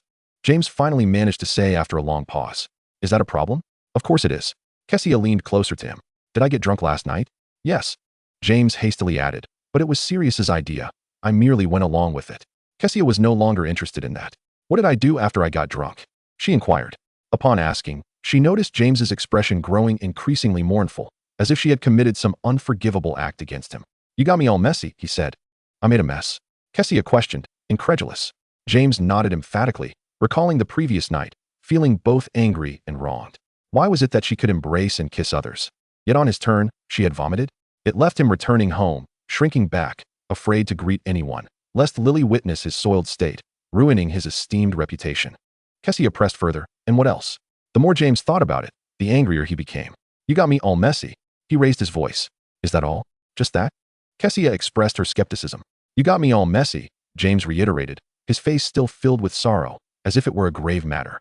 All right, I apologize, Kassia conceded. She turned to the little dwarf beside her. Do you remember what happened last night? What did I do after I got drunk? Ah, that, the little dwarf stammered. Shrinking back, serious wound tea, let me say. He looked at Kassia with a hint of admiration. Kassia was perplexed. Sirius wouldn't let him speak? And what was with that expression? Did I disfigure Sirius? No, the little dwarf hesitated. Then where is Sirius? After all this time, I still haven't seen him. James. He went out, and I have no idea where he is. How could that be? Aren't you the best of brothers? Aren't you inseparable? Kassia is skeptical. Who knows? Sirius hasn't returned since he finished his meal. None of us know where he has gone. James is not lying. He genuinely does not know Sirius's whereabouts. After leaving the hall, Sirius departed without uttering a word. Kassia, what about Remus? He should be in the library. After James spoke, Kassia stood up and said, I'll go find him. James considered stopping her, but thought better of it and let her go. Upon arriving at the library, Kassia headed straight for the spot she and Remus often occupied, and indeed found him there. However, Remus was not reading. Instead, he stared blankly out the window. Lost in thought. Remus, Kassia called softly. Remus turned his head, and upon seeing Kassia, his face suddenly flushed crimson. He hurriedly stood up from his chair, exclaiming, What are you doing here? Kassia replied, You look like a teapot about to boil over. The obvious blush on his cheeks made it difficult for Kassia to ignore it. Did I do something to you last night? She asked cautiously. No, Remus fidgeted with the hem of his shirt, and in a moment of inner turmoil, he told his very first lie, You didn't do anything last night. He was anxious that Kassia would disregard him if she found out the truth. However, to Kassia, while he verbally denied it, his face grew even redder. Observing closely, she noted that beyond mere shyness, there was a complex mix of emotions swirling in his eyes. Fraught with contradiction, Kassia found it hard to believe him. She was certain she had done something last night. Yet, seeing Remus in this state, she chose not to press him. All right, Kassia sighed softly, retrieving a beautifully wrapped gift box from her pocket. This is your birthday present. It was meant to be given to you yesterday. Chapter 47. What on earth did I do? But wasn't the fireworks yesterday your gift to me? Remus thought to ask. The fireworks were merely temporary. This is not. Open it and see. Feeling inexplicably anxious, Remus accepted the gift box from her hands. Upon opening it, he discovered a golden crystal ball resembling the sun, within which lay a delicate sunflower, utterly beautiful. Kassia explained, It's a decorative piece. It will glow at night. Remus gazed at her, his eyes sparkling like clear water, curving into a crescent moon. Thank you, Kassia. I truly love this gift. I'm glad you like it. No sooner had she spoken than a tall, slender figure emerged from behind a nearby bookshelf, her face a mask of anger. I think the library is not an appropriate place for chatting. Miss Sue, Mr. Lupin. Kassia felt a twinge of embarrassment. My apologies, Miss Pants. We'll step outside now. Remus neatly packed away the gift and organized his textbooks. Under Miss Pants's watchful gaze, the two exited the library together. Where to next? Back to the common room? Kassia inquired once they were outside. Remus replied, Aren't you yet to have breakfast? How about heading to the kitchen? Sounds good, Kassia smiled. She had initially thought about seeking Sirius to inquire about the previous night, but not knowing his whereabouts left her with no choice but to give up for the time being. Yet, her curiosity about what transpired last night was growing, especially after asking 3 different people and receiving 3 distinct answers. When she asked James again, he retorted, You threw up all over me. As if that were the only thing he could say. Inquiring about the dwarf star yielded nothing, and asking Remus, well, she decided against it. As he turned beet red at the mere mention, frustrated after failing to glean any information, Kassia couldn't help but gaze skyward at a 45-degree angle, exclaiming, What on earth did I do? The only person she had yet to ask was Sirius, but that was because she hadn't seen him all day. Not catching sight of him during lunch or dinner in the hall left Kassia seriously doubting whether she had done something to mar his appearance. It wasn't until Monday morning, when she saw him sitting intact at the table, that she confirmed he was indeed all right. The only abnormality was that Sirius had not spoken a single word to her, nor cast a glance in her direction. Had she not known his character well, she might have thought him a cold and aloof figure. In the following days, Kassia definitively concluded that Sirius was indeed avoiding her. Whenever she approached, he would distance himself. Sitting several rows away during classes, and after class, he always pulled James away, turning his back on her. Notably, Sirius was busy with Quidditch practice, further reducing their chances of meeting. This behavior persisted to the point that even Lily began to question whether she and Sirius had quarreled. James, caught in the middle, found the situation perplexing. I thought the result would be Kassia ignoring us, he confided to Remus. I never anticipated it would turn out this way, to be honest. Sirius really can't handle this. He should consider himself lucky that he wasn't doused in vomit. Kassia could no longer tolerate the situation. It was they who had first pressured her into drinking. How could they act as though she owed them something? It was infuriating. Even if she had indeed harmed Sirius, it was his own fault. Fine, if he wanted to ignore her, then so be it. Who needed him anyway? Consequently, over the following week, it became abundantly clear to everyone in Gryffindor that Kassia and Sirius had fallen out. Their lack of interaction was evident, as they had not shared a single frame or spoken a word to each other. Sirius had even stopped teaching Kassia how to play the guitar. Keeping your distance is the right choice, Kassia, Lily thought, secretly pleased. Marin has invited us to watch Ravenclaw's Quidditch practice today. Will you join us? Of course, Kassia replied. Ravenclaw's Quidditch captain, Bonnie Simon, was a short-haired girl who exuded charm and was also Leander's love interest. After exiting the hall, they made their way to the pitch, where the players were already in the midst of training, soaring through the sky. Marin waved at them from the stands. Tomorrow is our match against Slytherin. Marin expressed her anxiety, aware that they might lose, but hoping only that no one would get hurt.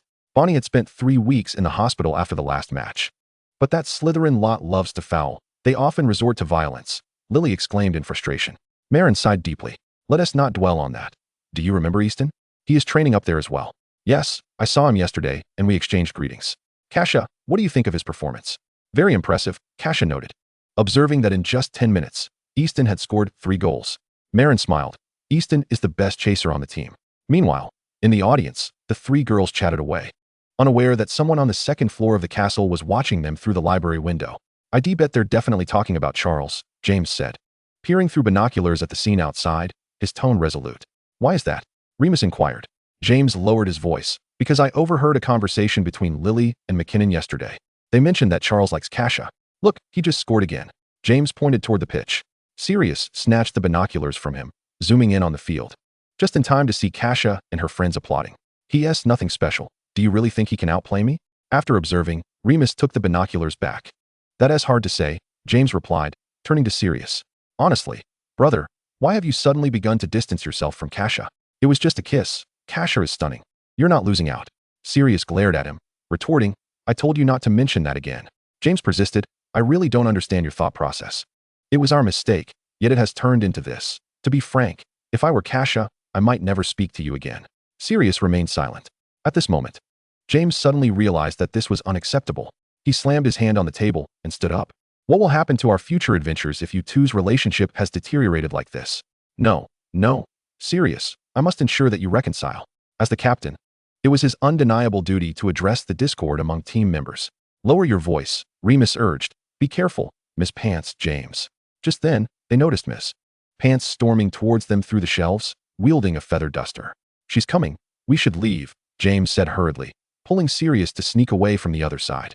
Behind them, Miss Pants's low growl echoed. You'd best not show your face in the library again, Mr. Potter.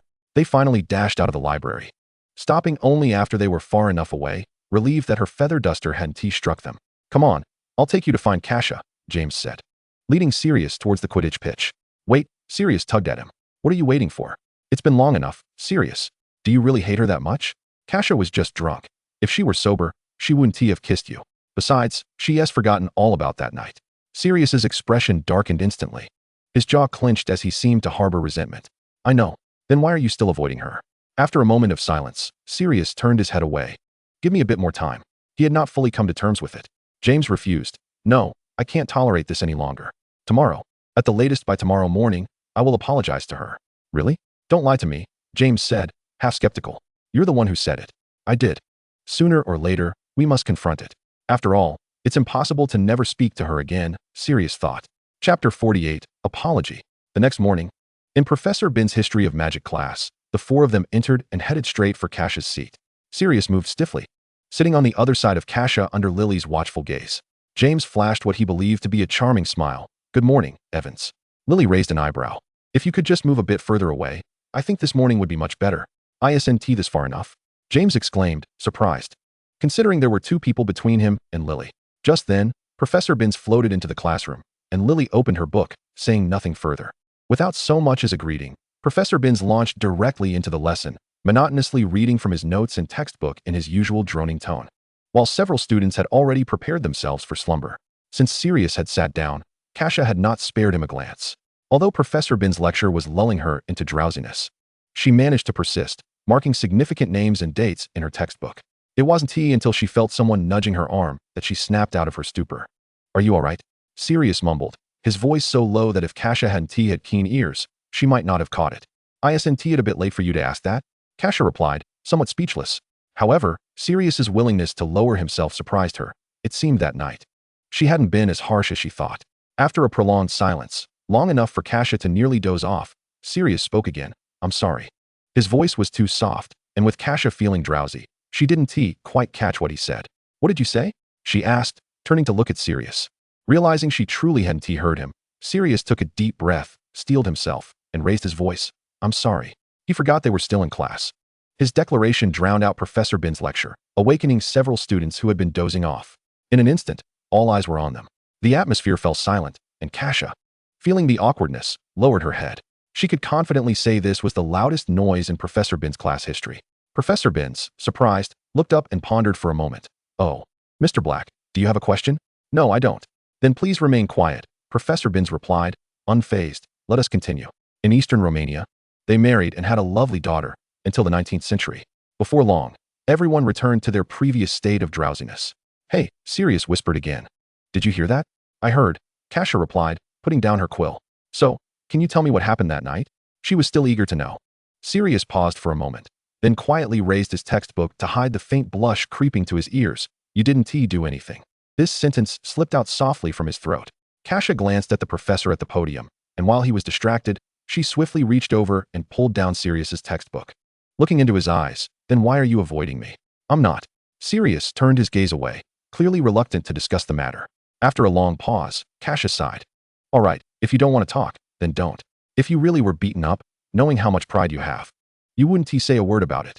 At the very least, judging by James and the others' recent behavior, it seemed she hadn't said anything too outrageous that night, which was enough for her. "But you both must not let this happen again," Kassia said seriously. James, quicker than Sirius, thumped his chest in assurance. "That's for sure. Don't worry, Kassia, we will absolutely never deceive you again." Thus, by the end of this History of Magic class, the Gryffindors discovered that Kassia and Sirius had reconciled, much to James's delight. "Thanks to my great leadership, we've resolved a major crisis within our team," James boasted. "If it weren't for me, this family would have fallen apart long ago." He stood beside the sofa delivering a speech while the other four were busy with their transfiguration homework. Without looking up, Kassia interjected, "Whether or not it falls apart, I don't know. But this afternoon we have Professor McGonagall's transfiguration class, and if you don't finish your homework, she'll make you clean every candlestick in the school." "Oh, that's fine," James replied, vaulting over the sofa and leaning towards Remus. "Surely. The kind Remus wouldn't let me suffer alone, right? I only need 3 inches. James, do you want Remus to join you in detention?" Kassia retorted. Remus added, "James, if you only need 3 inches, you still have time to write it now." James cracked up, and Sirius laughed. 3 inches? I'd say it's at least 13 inches, James. In fact, James had 15 inches of work left, and Remus, feeling sympathetic, ultimately let him copy his notes. Thankfully, Professor McGonagall did not pursue the matter further. The incident at Remus's birthday party was thus put to rest. Although they hadn't had cake, it was of no consequence, as they would soon indulge on James's birthday. If there were any lingering effects, it was that Kassia could clearly perceive that thereafter, Sirius seldom sought her out to tease her, and his sarcastic remarks had significantly diminished. In short, he was finally able to interact with her as a normal person. Kassia felt a deep sense of relief, contemplating that perhaps the fist from that night had indeed made an impact. Chapter 49, Easter. On the night of the full moon in March, the sky remained clear and bright. Kassia's animagus transformation was temporarily halted at the second stage, as she awaited a thunderous full moon night. Before James's birthday arrived, Easter came first, granting students a full 2 weeks of holiday, much to James's delight. Emerging from the herbalist greenhouse, they made their way to the auditorium, with James radiating exuberance as he bounded ahead. "I have meticulously crafted our daily itinerary. It is sure to be immensely entertaining." "Is that your excuse for inadvertently trimming a fig plant during herbology?" Remus, clutching a book, trailed behind. "That is inconsequential. I believe we can sneak into the Forbidden Forest tonight. Hagrid mentioned that a new centaur foal has arrived, and I have yet to see it. Have you informed Kassia?" "Not yet, but I am confident she will not refuse, and you won't either, right, Sirius?" "Perhaps. You should provide a definitive answer." James had anticipated that Kassia would be more than willing to accompany them on their nocturnal escapade, yet to his astonishment, she declined without hesitation. This was the first instance of Kassia rebuffing one of James's adventurous proposals. "Why?" James exclaimed, taken aback. "Did you not notice the latest announcement on the notice board in the foyer?" Kassia replied. "We need to select our third-year courses during this Easter holiday. Lily and I plan to consult with Senior Ollie tonight. Can't we discuss it tomorrow?" James suggested. "But we have already made plans for tomorrow. The full one team mature overnight." "Oh, very well." For a fleeting moment, James felt disheartened, but his spirits quickly lifted. "In just a few days, it will be my birthday, Kassia. Surely, you can divulge what my birthday gift will be this time?" he asked eagerly. Kassia caught sight of the tuft of hair atop James's head and pondered for a moment. "I suppose the comb I gifted you previously has long been misplaced, so I intend to present you with a new one." James interjected. "I did not lose it. I simply never used it. It has merely gathered a bit of dust." "Oh, to be honest, I have yet to decide." James, hailing from a loving and affluent family, appeared to lack nothing. "Then you must deliberate swiftly." James bore no shame in requesting gifts. "By the way, what courses do you and Lily intend to select?" Kassia contemplated, initially planning to choose Muggle studies and care of magical creatures, while she remained uncertain about Lily's choice. That evening in the Gryffindor common room, after consulting with Senior Ollie, they received numerous suggestions. "It is best to choose based on your future career aspirations. If you are still undecided, select based on your interests. However, I personally do not recommend divination. During my time in that class, I only learned to weave stories, at least for me over these past 3 years." Lily had settled on Muggle studies, still deliberating on her second choice, ultimately opting for care of magical creatures like Kassia. The next day, Kassia learned that James and the others had all chosen care of magical creatures, likely influenced by Hagrid, who always spoke of those enchanting creatures whenever they visited him. The others, however, had selected different courses.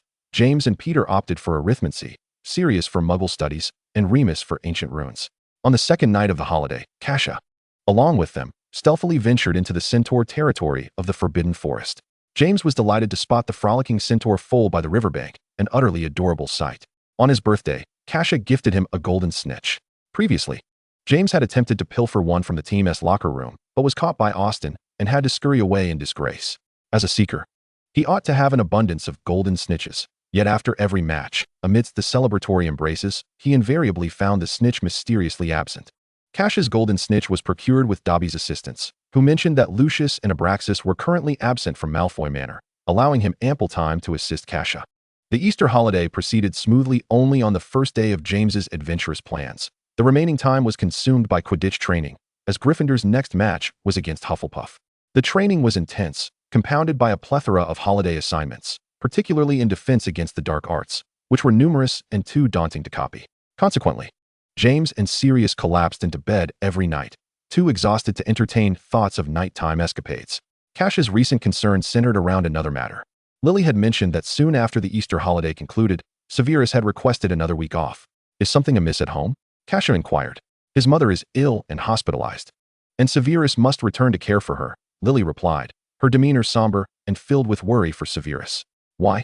Kassia instinctively sensed this predicament was tied to Severus's father. Likely a thought shared by Lily. "I am not entirely sure. Severus has disclosed little to me. He merely penned a brief note, less than 3 lines, instructing me not to worry." Lily's sorrow deepened. Mrs. Snape is a kind and gentle soul, yet sometimes she is excessively gentle. Her words were tactful, as they both understood the frailty exhibited by Eileen in the presence of Mr. Snape. Kassia and Lily were acutely aware of the nature of Severus's father. During their last summer visit to Severus's home, they had unfortunately encountered Mr. Snape in a drunken stupor, sprawled on the floor amidst a chaotic mess. Lily was relieved he was asleep. Otherwise, they would have faced a calamity. Currently, they could offer no assistance at school. Due to this situation, Lily had been listless in her endeavors, nearly causing an explosion in potions class, a most unusual occurrence for her, while some Slytherin classmates snickered at her. Professor Slughorn even inquired whether Lily was feeling unwell. Kassia refused to allow her to continue in such a state. She declined James and Sirius's invitation to watch Quidditch practice and, upon finding Lily in the library, ushered her back to their dormitory. Lily was perplexed. It was Saturday, and Phoebe and the others had gone out, leaving only the 2 of them in the dormitory. "Lily, would you like to see Severus?" she whispered. "What?" Lily responded, astonished.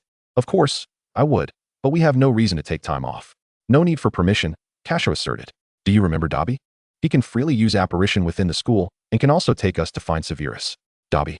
Of course, I remember. He is the Malfoy house elf." Can he really take us there? Lily asked, incredulous and apprehensive. But this would be against school rules. How can we leave Hogwarts without the professors knowing? Had Lily not mentioned it, Kassia might not have realized this was a violation of school rules, perhaps due to her frequent transgressions. Kassia reassured her. As long as we remain undetected, it will be fine, Lily. Trust me. Chapter 50. Mrs. Prince Lily's concern for Severus ultimately outweighed her apprehension about breaking the rules, and she agreed to accompany Kassia to find him. Shall we go now? Lily inquired. Kassia nodded. Of course, Dobby has already arrived. Where is he? No sooner had she spoken than a small figure pulled back the curtains from Kassia's bed and let out a tiny shriek. Dobby is here. Dobby has arrived. The little elf bounced excitedly on the soft bed. Although Lily had heard Kassia speak of this adorable house elf many times before, seeing him in person startled her. Kassia explained. Dobby arrived this morning. We usually meet in the kitchen. House elves require permission from their masters to use magic for anything other than household chores. I wrote to obtain Lucius's consent long ago. In the desolate Malfoy manor, Dobby frequently ventured to Hogwarts to seek out Kassia.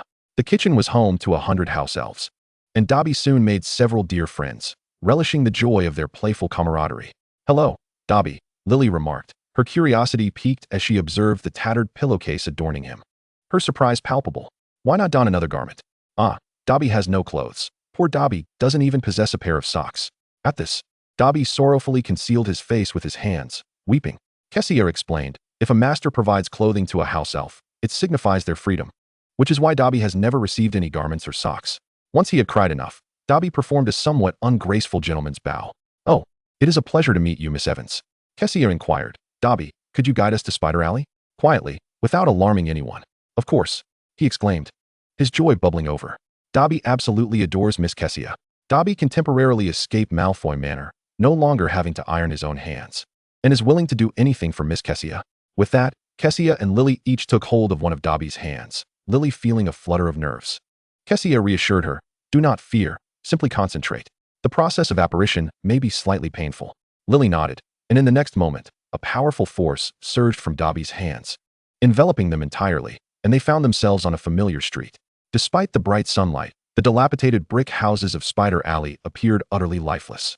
Each window was a dark void, light failing to penetrate. The door before them stood firmly shut, as if no one resided within.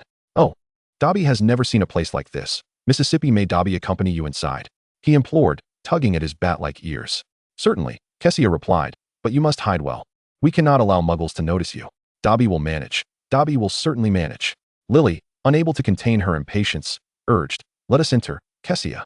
She approached the door and knocked, the sound echoing sharply in the stillness of the alley. This time, they waited a considerable duration. Long enough that Lily felt compelled to knock again, when suddenly, the door swung open. A shadowy figure emerged from within, illuminated by the entering light. Severus was taken aback. Lily, Kassia, how can it be you? He had anticipated a rather raucous visit from his father, Tobias Snape. Had it been Tobias, he would have thumped the door with such force that the neighbors would have likely erupted in outrage.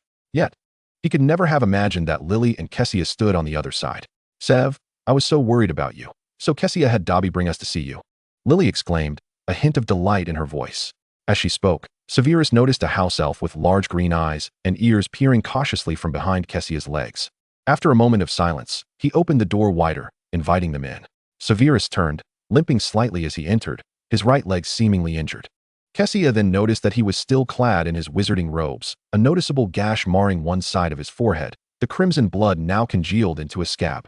Sunlight was obstructed by the towering buildings, leaving the room dimly lit by a solitary candle, rendering the living space more dismal than any they had previously encountered.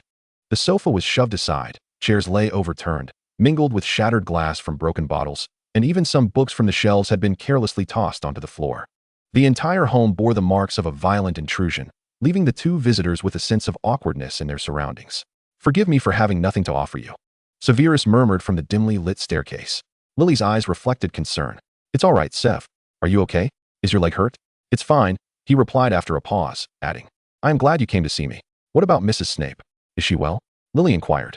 She is upstairs, Severus answered, neither affirming nor denying her well-being. Kassia turned to Dobby, asking, could you help tidy up the room? Absolutely. This is what Dobby excels at, and Dobby is happy to assist a friend of Miss Kassia, Dobby said joyfully.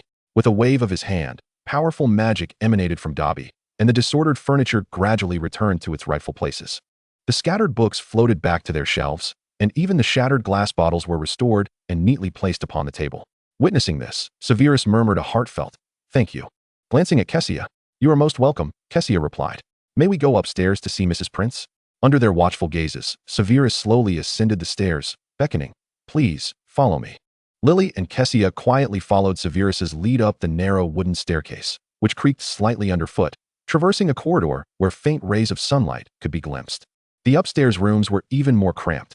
A single bed dominated half the space. In the corner, an ancient cauldron bubbled and steamed, surrounded by scattered ingredients. Even with sunlight filtering through a small window, the atmosphere felt stifling, reminiscent of a prison cell. After surveying the room, Kassia's gaze met that of the woman on the bed, as if Mrs. Prince had been watching her all along. Yet, her eyes appeared hollow and unfocused.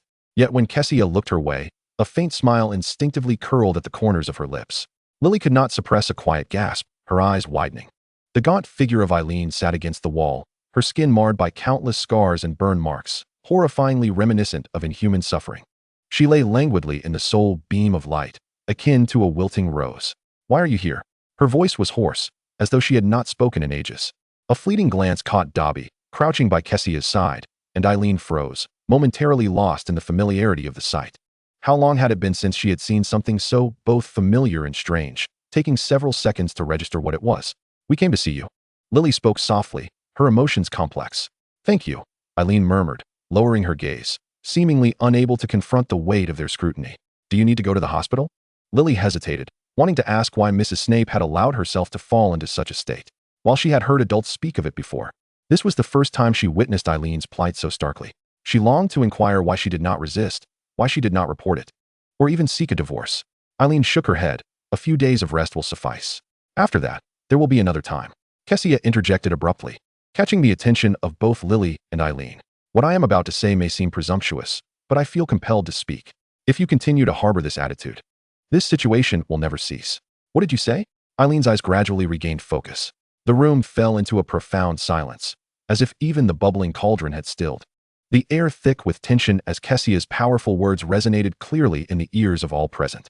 "I remarked, once you recover from this injury, there will undoubtedly be another occasion, and countless more thereafter. As long as you remain within this household, such occurrences will never cease." Perhaps Severus had uttered similar sentiments. Yet it is likely that Eileen had never contemplated them seriously. However, Kassia had always regarded Eileen with a distinctive reverence. Perhaps they once shared a commonality. In this moment, Kassia's earnest obsidian eyes held an irresistible allure, compelling Eileen into a gaze with her. "I believe you are well aware," Kassia continued, "that this is far from your first experience. Prior to this, you have endured dozens, if not hundreds, of such encounters. So, do you wish to relive this countless times again? The future stretches on interminably. Are you willing to exist under such torment for the rest of your days?" Eileen stared blankly at her, involuntarily speaking, "I," but was forcefully interrupted by Kassia. "Forgive me, but I suspect you were about to assert that you have no means to resist him, that without him you would be left with nothing.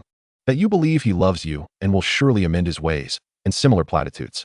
Do not harbor illusions of contrition or redemption. They are mere fabrications. If he truly loved you, why would he repeatedly raise his fist against you, devoid of mercy? Endless concession only invites greater brutality. An abuser possesses neither compassion nor empathy. "But, Ms. Prince," Kassia interjected, "do not forget your identity. You are a witch, born into a lineage of magic. If memory serves, you once joined the Gobstones Club at Hogwarts and ascended to the position of its president. Furthermore, you served as captain of the Hogwarts Gobstones team, representing the school in interscholastic competitions. Perhaps, within the trophy display at Hogwarts, there still resides the medals you once earned. Yet, those who marvel at your illustrious achievements could never fathom that you now lie here, helpless and subjugated by a muggle." These words had long been on Kassia's tongue. "You ought not to exhibit such cowardice. Your abilities far surpass his. Alone, you can forge a better existence. Why not muster the courage to try? Or is it conceivable that life could deteriorate further than it already has?" Eileen gazed at Kassia, entranced, as if her past were once described by the term glorious. Could life truly become worse than it is now? This inquiry shone like the brightest star in the night sky, piercing through the darkness and reaching the depths of her soul. By the time she regained her composure, tears had begun to spill from her eyes. Kassia concluded with a final thought, "I am truly sorry, but I hope you will reflect on this deeply, not only for your own sake, but also for your children." Both Lily and Severus were rendered speechless, with Dobby now unusually quiet. Kassia turned. "We must depart now, Lily." Lily nodded dazedly. while Dobby stepped between them, taking each by the hand. In an instant, they vanished from the room, as if they had never been there at all. Only the tear-streaked visage of Eileen bore witness to the events that had transpired. After a considerable pause, Severus directed his gaze toward Eileen, limping to her bedside, softly uttering, "Mother." Eileen's eyes lingered on his leg for a moment before landing on the glaring wound upon his forehead. In the next heartbeat, Severus felt himself enveloped in her embrace, the sound of her muffled sobs resonating in his ears. After a moment of rigidity, Severus slowly reciprocated her embrace. Raising his eyes, golden sunlight streamed through the small window, illuminating his face. Chapter 52, Access Denied. Concerned that others might be in the dormitory, Dobby escorted them back to the Hogwarts kitchen, where the house elves had already prepared lunch. Just as they regained their footing, Lily suddenly embraced Kassia, her voice brimming with excitement. "You are so brave, Kassia. You spoke the words I longed to say, but never dared." Kassia smiled faintly. "I too have long wished to express this. I only hope Miss Prince can truly hear it. Though, I believe it may take quite some time." With her fiery red hair dancing, Lily exclaimed, "Of course she will. You said so much just now. Did you also know that Mrs. Snape is the head of the Gobstones Club? I never imagined Mrs. Snape was so remarkable." Kassia replied, "Indeed, I have seen the medals that Ms. Prince once earned in the trophy display, during one of their nighttime escapades to evade Peeves. They had hidden beneath a table in the trophy room, where Kassia inadvertently spotted a gold medal from the Gobstones tournament, later discovering it was awarded to Eileen Prince for her triumph at Hogwarts. At present, it seemed there were no significant issues with Severus. Lily felt considerably lighter. "Let us head to the Great Hall. I hope no one discovers that we sneaked out." They certainly won't. Dobby had gone off to play with other house elves. As Kassia and Lily walked hand in hand toward the Great Hall, encountering Phoebe and her companions along the way, they lamented that they had been expelled from the library by Professor McGonagall for their raucous discussions. The Great Hall was sparsely populated, and Kassia spotted Remus, greeting him with a cheerful, "Good afternoon, Remus." "Good afternoon," Remus replied, a smile gracing his lips. "Where were you this morning?" "I was with Lily," Kassia replied vaguely. "By the way, where are James and Sirius?" "They," Remus hesitated, "are back in the hospital wing." "What?" Kassia and Lily exclaimed in unison. "Did they get into another fight with Slytherin?" Kassia inquired. "Did they lose points for Gryffindor again?" Lily added. "Indeed," Remus nodded. Lily raised an eyebrow. "I told you it wasn't T. Severus' fault."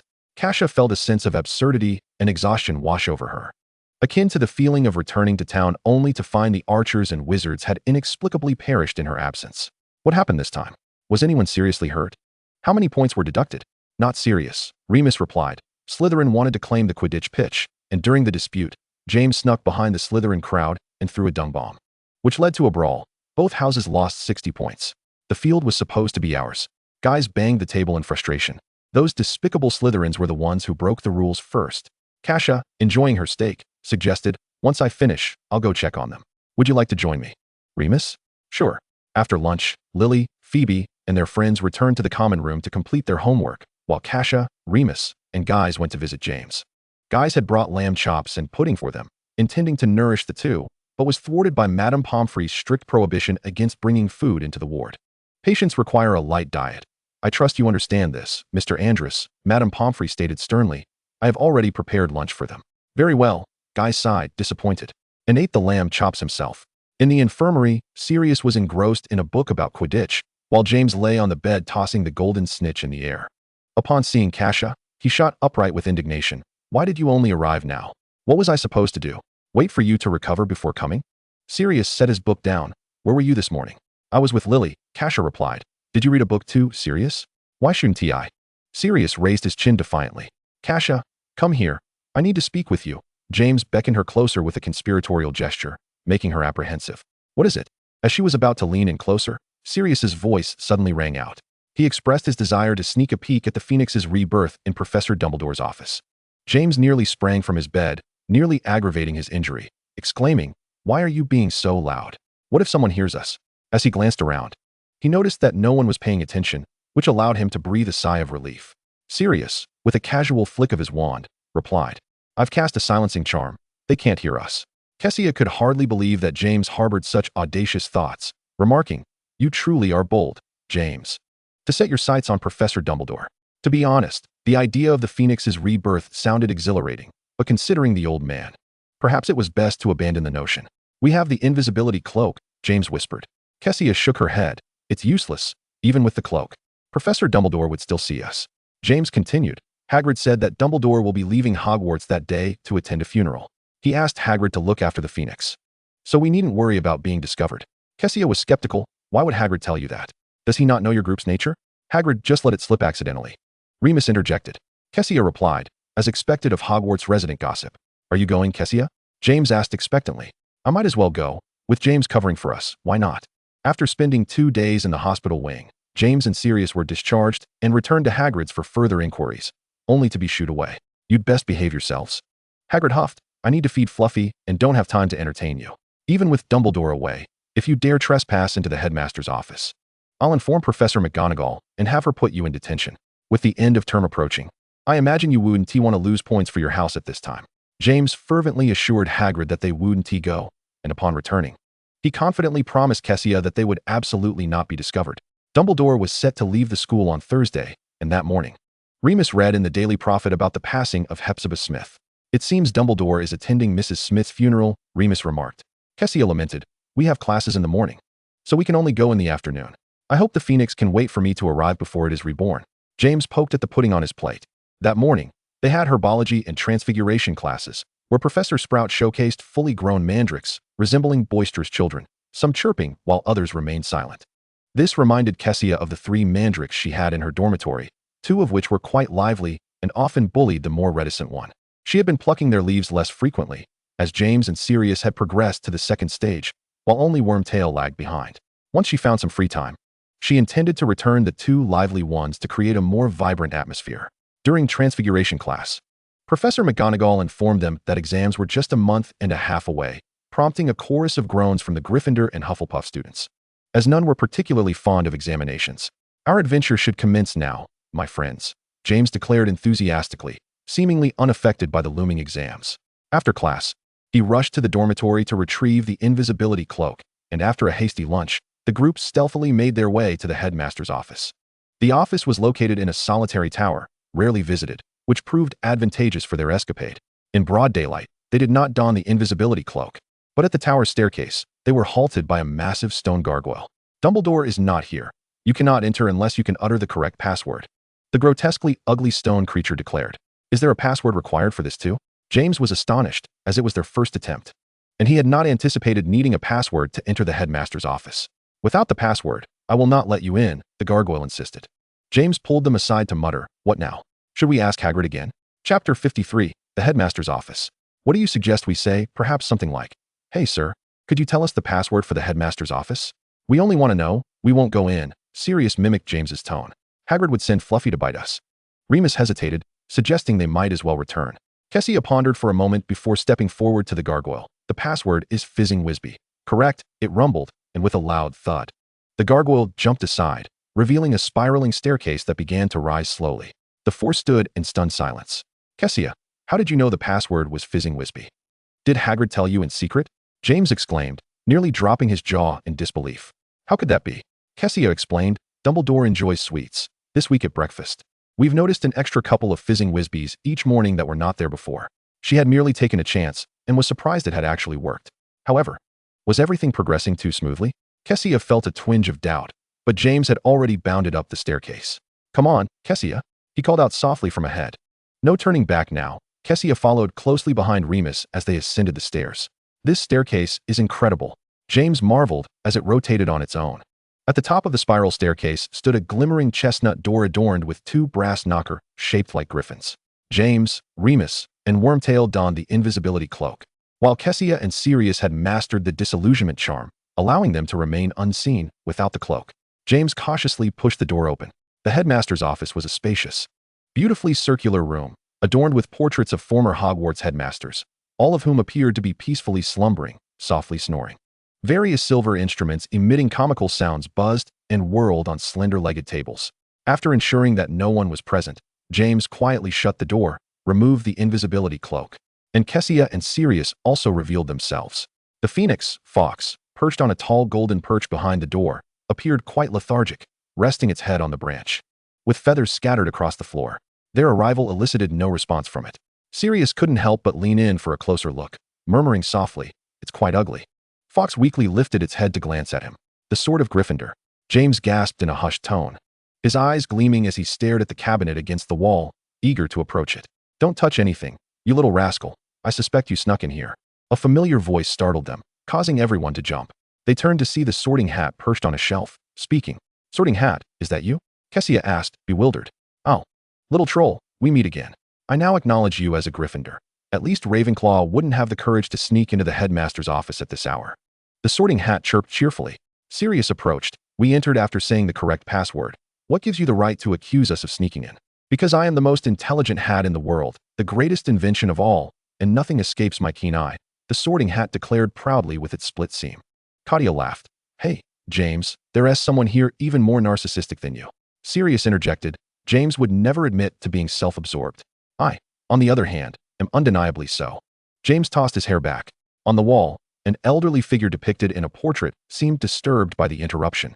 Furrowing his brow and opening his eyes to survey the scene, his dark eyes settled upon Sirius. "A descendant of the Black family," he remarked suddenly, drawing the attention of all present. Sirius looked up with caution. The speaker was an elderly man with black hair and deep-set eyes, his sparse eyebrows accentuating his intelligent appearance. Clothed in the silver and green robes of Slytherin. "Hello," the Black responded curtly. The portrait offered no reply, instead fixing its gaze on Sirius with a look of disdain. "If I could, I do wish the Sorting Hat would place you in another house." The Sorting Hat retorted with fervor. "He is the chosen Gryffindor. Even if sorted 100 times, it would remain the same." A smile crept on Sirius's face, while the portrait huffed with irritation, angrily sweeping its sleeve. "You should not be here." James leaned closer to Kassia, whispering. "Who is he?" Kassia replied, "Phineas Nigellus Black. A former headmaster of Hogwarts and once the head of the Black family. Sirius must be his great-grandson." After a moment's thought, she added, "James, by extension. You are also his descendant." In the book she had read, the relationships among pureblood families were exceedingly intricate. "Me?" James exclaimed, looking around in disbelief, stroking his chin. "I don't resemble him at all. How could I be connected to Slytherin? I am a chosen Gryffindor." Hearing this, Phineas Nigellus Black turned his gaze sharply towards James. His expression one of disdain. "Ah, the son of Potter," he scoffed. James erupted. "Indeed, I am the illustrious James Potter. Is there a problem?" "Enough, Phineas. Let us refrain from such remarks. This matter no longer concerns us," a female portrait interjected, her demeanor more amiable. "Did you sneak in here?" she inquired. The commotion had roused other portraits, their occupants gradually awakening and whispering amongst themselves. "They must have sneaked in," one remarked. "Albus did not instruct us to entertain guests." "Oh, Gryffindor students, that explains it. Quite audacious, but this is no place for their adventures." James gulped, realizing, "We're surely going to be caught by Professor Dumbledore." "Why couldn't it be that Professor Dumbledore permitted our entrance?"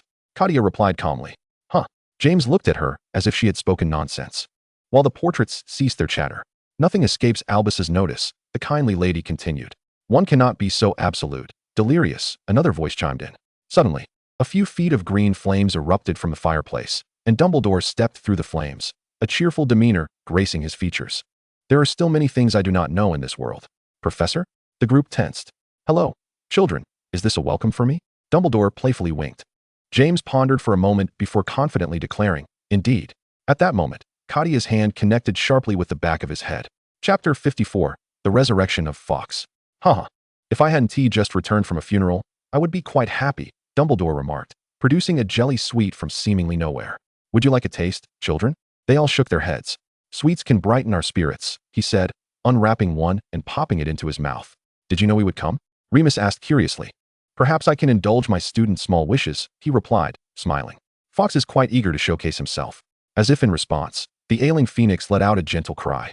Suddenly, in the gaze of all, the red phoenix ignited in flames, transforming into a fireball that consumed itself in the fierce blaze. They stared, unblinking. A mournful wail echoed from the fireball, and soon the flames began to subside, leaving only ashes in their wake. "Is it dead?" exclaimed Pettigrew, his voice trembling.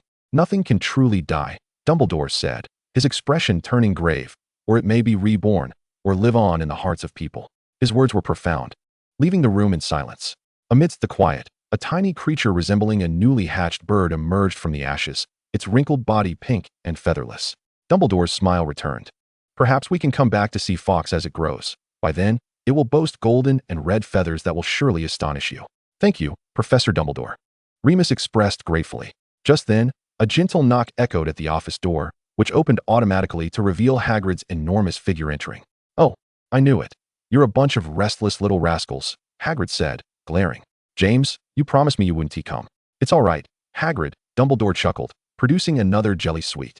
Do try one, Hagrid. Oh no, Professor, I couldn't tea, Hagrid replied awkwardly. Very well, Dumbledore said, popping another sweet into his mouth. He turned to the students. Now off you go. Children, exams are approaching, and I'm sure you have much homework to attend to. Goodbye, Professor Dumbledore, Mr. Hagrid. They bid farewell as they exited the office in succession. As they passed Hagrid, Kassia caught the sound of his heavy huff, expressing his displeasure. It seemed she would need to bring some gifts next time she visited Hagrid, she thought. Just as they reached the door, James turned back. Professor, can we really come back in a few days to see Fox? I want to see how beautiful it becomes with its feathers. Kassia and Remus felt a surge of alarm, wishing they could immediately whisk James away. That invitation had clearly been mere politeness. Dumbledore responded cheerfully from behind them. Of course.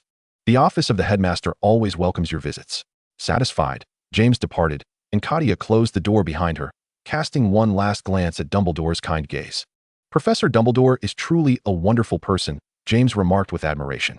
I've never encountered someone as innocent as you, Sirius drawled lazily. Remus probed. Did the professor know we would come from the beginning? It's possible, Kassia mused, then added, but Professor Dumbledore is right. We do have a significant amount of homework to complete, especially with Professor Julian's class first thing in the morning. Remus patted James on the shoulder. Let us go back and write together. I have only 3 inches left this time. James exclaimed. I can attest to that. This is indeed true. As he wrote in yesterday's History of Magic class, Sirius chimed in. Their intrusion into the headmaster's office had not resulted in a loss of points, and later, James remarked that they could visit more often, as the headmaster's office seemed far more intriguing.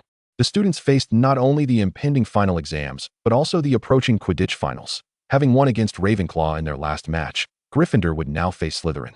A match that evidently drew more enthusiasm than the exams. Recently, Guys has tightened his grip on the players, insisting that they train on the field every evening after dinner. Even when the pitch is occupied, they must practice on the grass, much to the same extent as Slytherin. The two houses, already at odds with each other, now find themselves in an even more heightened state of tension. Were it not for Kessia's watchful eye, James would likely engage in a brawl with any passing Slytherin at a moment's notice. However, the most affected parties are undoubtedly Professor Slughorn and Madame Pomfrey, as Potions class is the only subject attended by both Slytherin and Gryffindor. Their lessons often devolve into disputes over trivial matters, with explosions being a frequent occurrence, resulting in students being sent to Madame Pomfrey mid-class. This tumultuous situation persisted for approximately 2 weeks, and on Saturday morning in the Great Hall, James received his 4th cauldron of the month. Faced with the peculiar stares of those around him, James exuberantly declared, I merely blew up a cauldron. They blew up a person. Before anyone could respond, Guys whisked James and Sirius away, urging them to change quickly for the upcoming Quidditch match, which was in full swing, with many placing their bets on Gryffindor. Though reluctant to admit it, Potter and Black undeniably possessed a certain talent in this arena, as Marlene remarked while watching. That might be their only redeeming quality, Lily chimed in, capturing the moment with the camera Kassia had gifted her. Sirius was particularly popular on the pitch, with Kassia hearing many witches around her cheer his name. Under the blazing sun, players soared across the field, while Garrican excitedly narrated the game. The crowd's cheers nearly overwhelming with each Gryffindor goal. The professor's table was filled not only with teachers, but also with various parents, including James's own, the Potters, whom he had greeted before entering. Out of the corner of her eye, Kassia suddenly spotted a pair of large bat-like ears peeking out from behind the professor's table. It was Dobby, secretly hiding behind the viewing platform. After exchanging pleasantries with Lily and Marlene, Kassia navigated through the throng of people, gradually distancing herself from the cacophony, and made her way toward the castle. The castle was nearly deserted, allowing Kassia to reach the kitchen without hindrance. As soon as she opened the door, Dobby screeched a welcome. Chapter 55, The Room of Requirement. Dobby, what happened to your hands? Kassia immediately noticed that his 10 fingers were heavily bandaged, and she was taken aback. It's all Dobby's fault. Dobby did something wrong. He cried pitifully, tears streaming from his large green eyes. It's all Dobby's fault, bad Dobby. This is Dobby's punishment. Kassia lifted his wrist, a sudden thought striking her. Had Lucius and Mr. Malfoy returned? Dobby wiped his tears with a shudder. Yes, miss. Both the young master and the old master have returned, and his expression shifted to one of terror, as if recalling something dreadful. And Voldemort? No, Dobby can't say it. Can't mention that name. Dobby screamed, clutching his head. The one whose name cannot be spoken is far too frightening. He unexpectedly grabbed a candlestick and began to thump his own head. Calm down, Dobby, stop. Kassia snatched the candlestick from him. The kitchen was home to other house elves. And although their whereabouts were unknown, they could potentially overhear their conversation. Not here, Dobby. Let's find a place where no one will overhear us. Kassia intended to lead him to the underground room, but Dobby grasped her hand, insisting that he knew a place where they could go unnoticed. What? She began to ask, but in an instant, Dobby used apparition to transport them to a sealed space, surrounded by thick walls. Where's this? Kassia wondered aloud, having never realized that Hogwarts had such a hidden chamber. The room of requirement, Dobby explained. The friends in the kitchen told Dobby about it. It's very safe here, and no one will find us. Dobby felt proud for having accomplished something good. After a moment of contemplation, Kassia recognized this as the room of requirement, a place she had long wished to visit but had never discovered during her nocturnal explorations. Dobby, you are truly remarkable. Kassia praised him without reservation. Dobby only wishes to help, miss, he replied sincerely. Kassia crouched to meet his gaze and pondered. Dobby, you mentioned that the one whose name cannot be spoken is at Malfoy Manor? Yes, yes, they are all at the Master's Manor, Mississippi. You must not return. It is far too dangerous. Dobby suddenly began to weep again. They don't like Dobby. No one likes Dobby. Don't say that. Dobby is well loved. Both Lily and I care for you, Kassia comforted him, then inquired. So they are all at the manor, aside from the Dark Lord. Who else do you mean? Dobby wiped his tears with a pillowcase. They are the Dark Lord's followers. They are. He trembled, shaking his head vigorously. Dobby cannot say, without the Master's permission. Dobby cannot speak. Dobby is useless. Dobby can say nothing. Dobby is worthless. Dobby suddenly conjured another candlestick, banging it against his head, unable to contain his tears. Stop, Dobby. I won't ask anymore. Kassia extended her hand to take the candlestick from him, noticing that the bandages on his fingers were beginning to seep blood. She placed the candlestick on the ground and, with a flourish, produced a vial of healing ointment from thin air. Dobby, let me help you with that. Dobby shook his head. No, Dobby doesn't need treatment. If the Master sees, he will punish Dobby again. Miss is so kind to Dobby, but Dobby is useless. It's all Dobby's fault. As he prepared to grab the candlestick again, Kassia swiftly grasped his wrist. Dobby, it's all right. After applying the ointment, you can rebandage it, and the Malfoys won't notice. Dobby seemed to waver, caught between her words and the fear of the Malfoys or the Dark Lord. Trembling, he allowed Kassia to unwrap the bandages and apply the ointment. As she tended to his wounds, Kassia reflected on Dobby's words. If the manor was indeed filled with Death Eaters, and Voldemort was present, she wondered about the implications for her return during the summer break. Would she still need to return to Malfoy Manor? But if she didn't, Lucius and Abraxas would surely grow suspicious. Poor Dobby. He doesn't want to return to Malfoy Manor, but he must. Dobby's enormous bat-like ears trembled with fear. Kassia finished bandaging his last finger, unsure of how to reassure him. You will be free one day, Dobby. Dobby moaned, wiping his tears with the pillowcase again. No. Dobby hopes for freedom, but Dobby is destined to be a slave in the Malfoy household for life. Trust me, Dobby, one day you shall be a free elf. Perhaps after graduation, she could take the first step to advocate for house elves' rights. Dobby's eyes brimmed with tears. Miss, Dobby is very grateful to you, but Dobby cannot visit often. Dobby must serve the Master. Kassia handed him the remaining ointment. Take care of yourself first. We can discuss the rest later. Dobby must go. Dobby has to return to set the table. Dobby wiped his tears and vanished with a soft pop. Once he left, Kassia remembered that the Quidditch match was still ongoing. She contemplated leaving, and suddenly, a wall in the space around her vanished, revealing the 8th floor corridor of Hogwarts, where a tapestry depicting a troll being bludgeoned by a giant club hung on the wall opposite. As Kassia approached the door, she was greeted by a wave of fervent cheers, followed by the gradual dispersal of spectators from the field, suggesting that Gryffindor had triumphed in the match. From a distance, the bustling crowd was palpable, yet Kassia chose to avoid the commotion and turned instead towards the library on the 4th floor, her mind drifting to a particular book on dark magic she had previously encountered. Upon entering the library, she noticed that Madame Pants was absent. Kassia navigated through the aisles, making her way toward the restricted section. However, as she rounded a tall bookshelf, she unexpectedly collided with a broad embrace, causing her to stumble back a few steps. Steadied by someone's hands on her shoulders. Are you all right?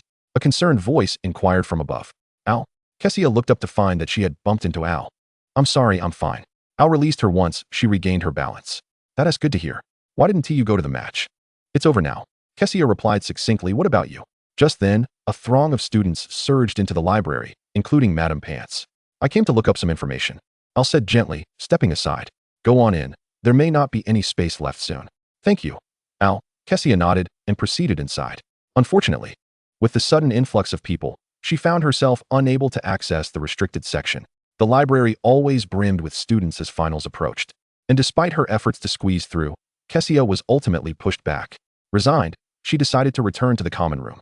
On her way, she encountered Anna, who enthusiastically relayed that Gryffindor had performed exceptionally well, culminating in James capturing the golden snitch. In the common room, James animatedly recounted the harrowing moments he had just experienced. Basking in the admiration of Talon and Jasra. "Where did you go?" Sirius asked, his expression revealing concern. "To the restroom," Kassia replied, feeling unable to mention the room of requirement amidst the crowd.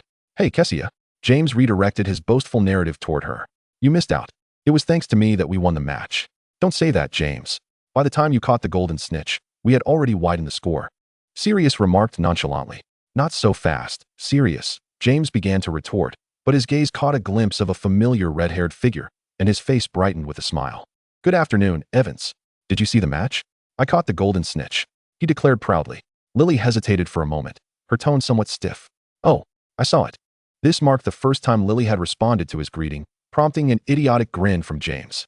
Sirius, unable to endure the scene, yanked him back onto the sofa. "Lily is here to find Kassia," she explained. "I'm afraid I just encountered Professor Slughorn. He wants to host another dinner before the end of the semester, as a farewell for the 7th years. Will it be the same as last time?" "When?" "It's scheduled for next Saturday evening. We should go together." As the weather grew warmer, the students busied themselves preparing for exams. Besides the holiday, they had little free time, consumed by classes and assignments. Professor Flitwick had assigned work on the cheering charm, leading students to practice on themselves or each other, resulting in smiles even during this tense review period. Professor Julian had increased the workload, becoming increasingly strict in class. Students left each session lamenting, only to return to the common room to catch up on assignments. "At least she only teaches us for a year," James grumbled while scribbling furiously. "I bet she's leaving because of complaints about student mistreatment. I hope next year brings us a kinder defense against the dark arts professor." "Be grateful, James. At least we're learning real things," Kassia replied without looking up. Even while working on his assignments, James was preoccupied with other thoughts. "I heard Hagrid has a Niffler. Should we go see it this week?" "Absolutely. Let us go this Saturday."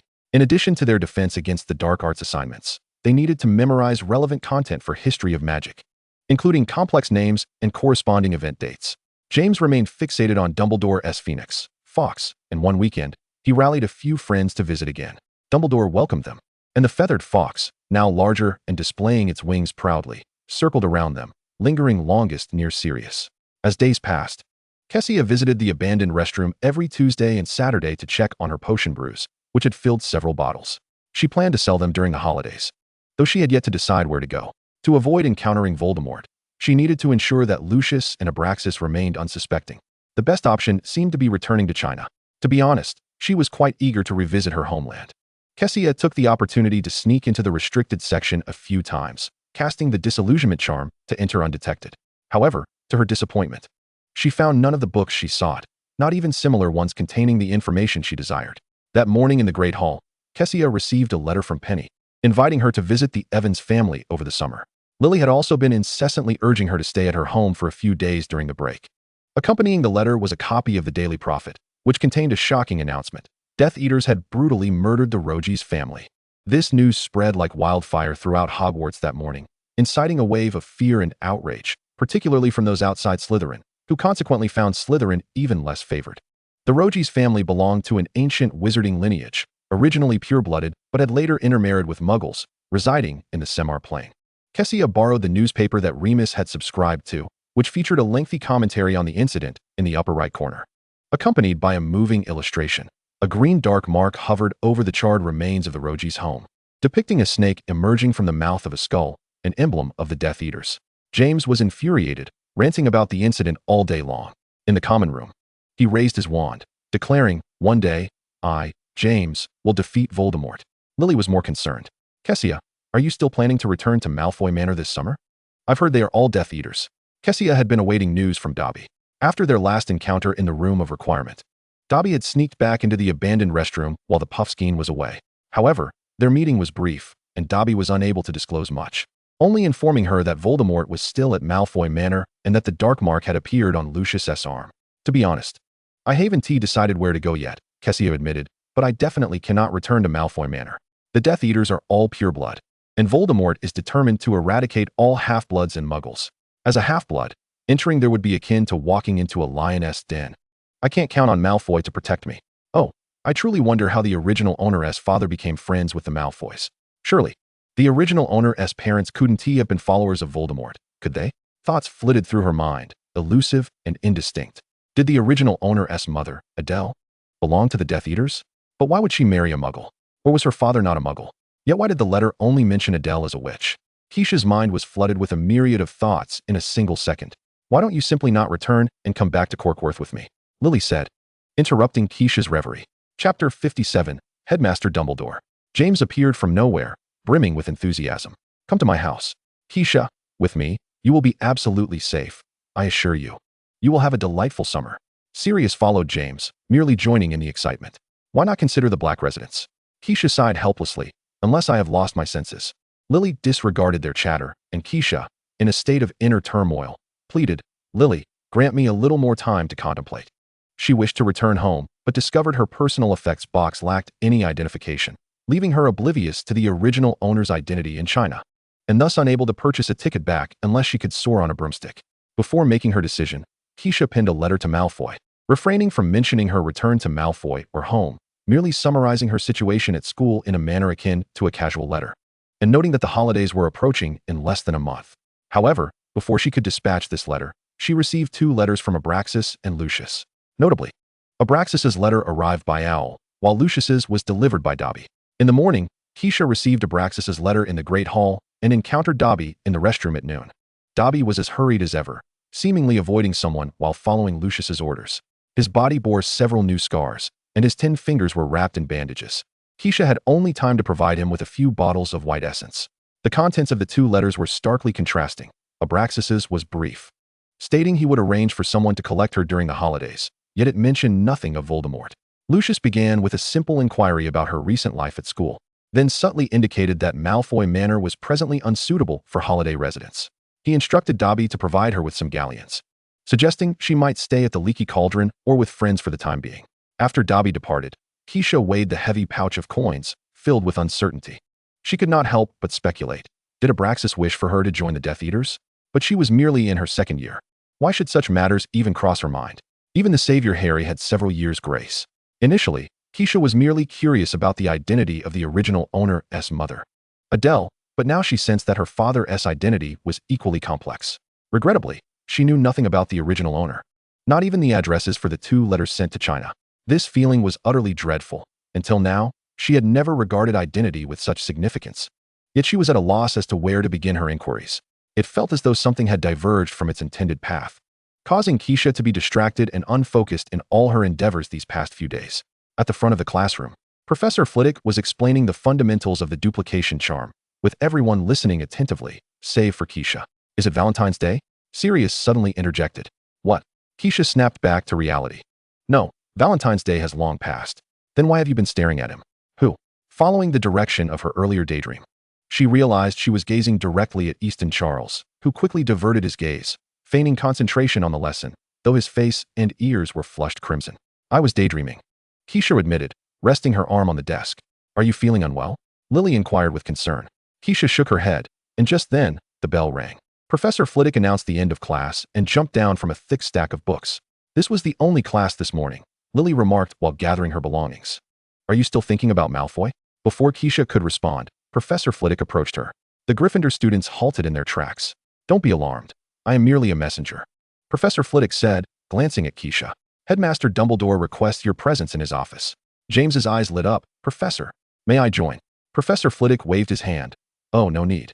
Mr. Potter, the headmaster has only summoned Miss Sue. James looked bewildered. Why?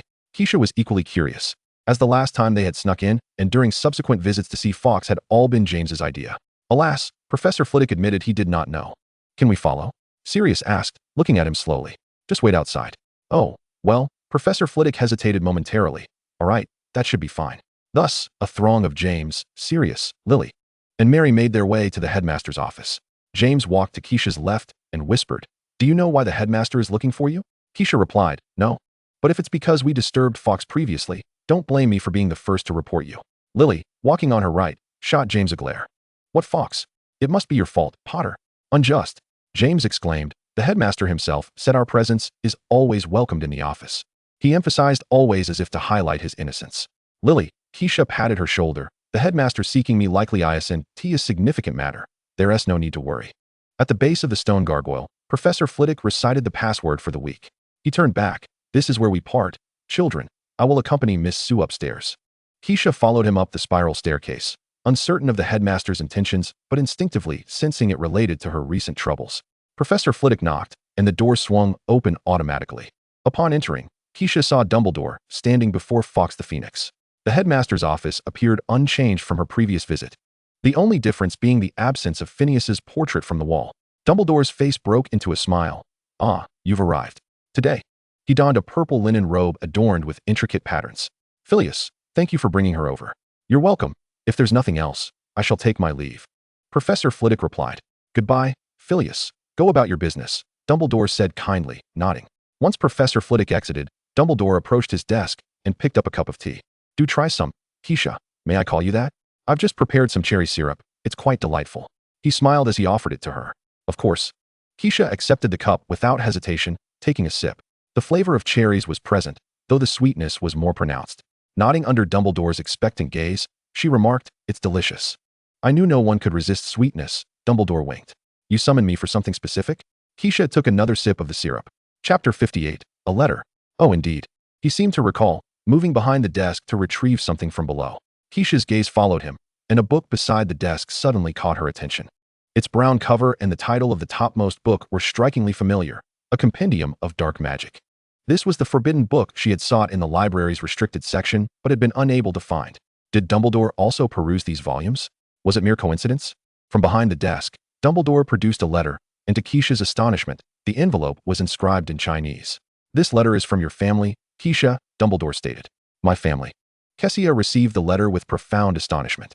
Dumbledore remarked, Indeed, a distant friend of mine conveyed this message to me. After a moment's contemplation, he added, Oh, you both hail from the same country. Kassia clutched the softer envelope in her hands, her heart racing. May I meet him? He is eager to see you as well. If the opportunity arises in the future, certainly, he replied, though his tone turned significant. He is quite preoccupied, claiming he has more pressing matters to attend to. Kassia lowered her gaze, turning the envelope over, only to find it devoid of any writing. It was unusual for her to receive a letter, let alone several in quick succession. She raised her eyes in gratitude. Thank you, Professor. Not at all, my dear. It is my duty, he said gently.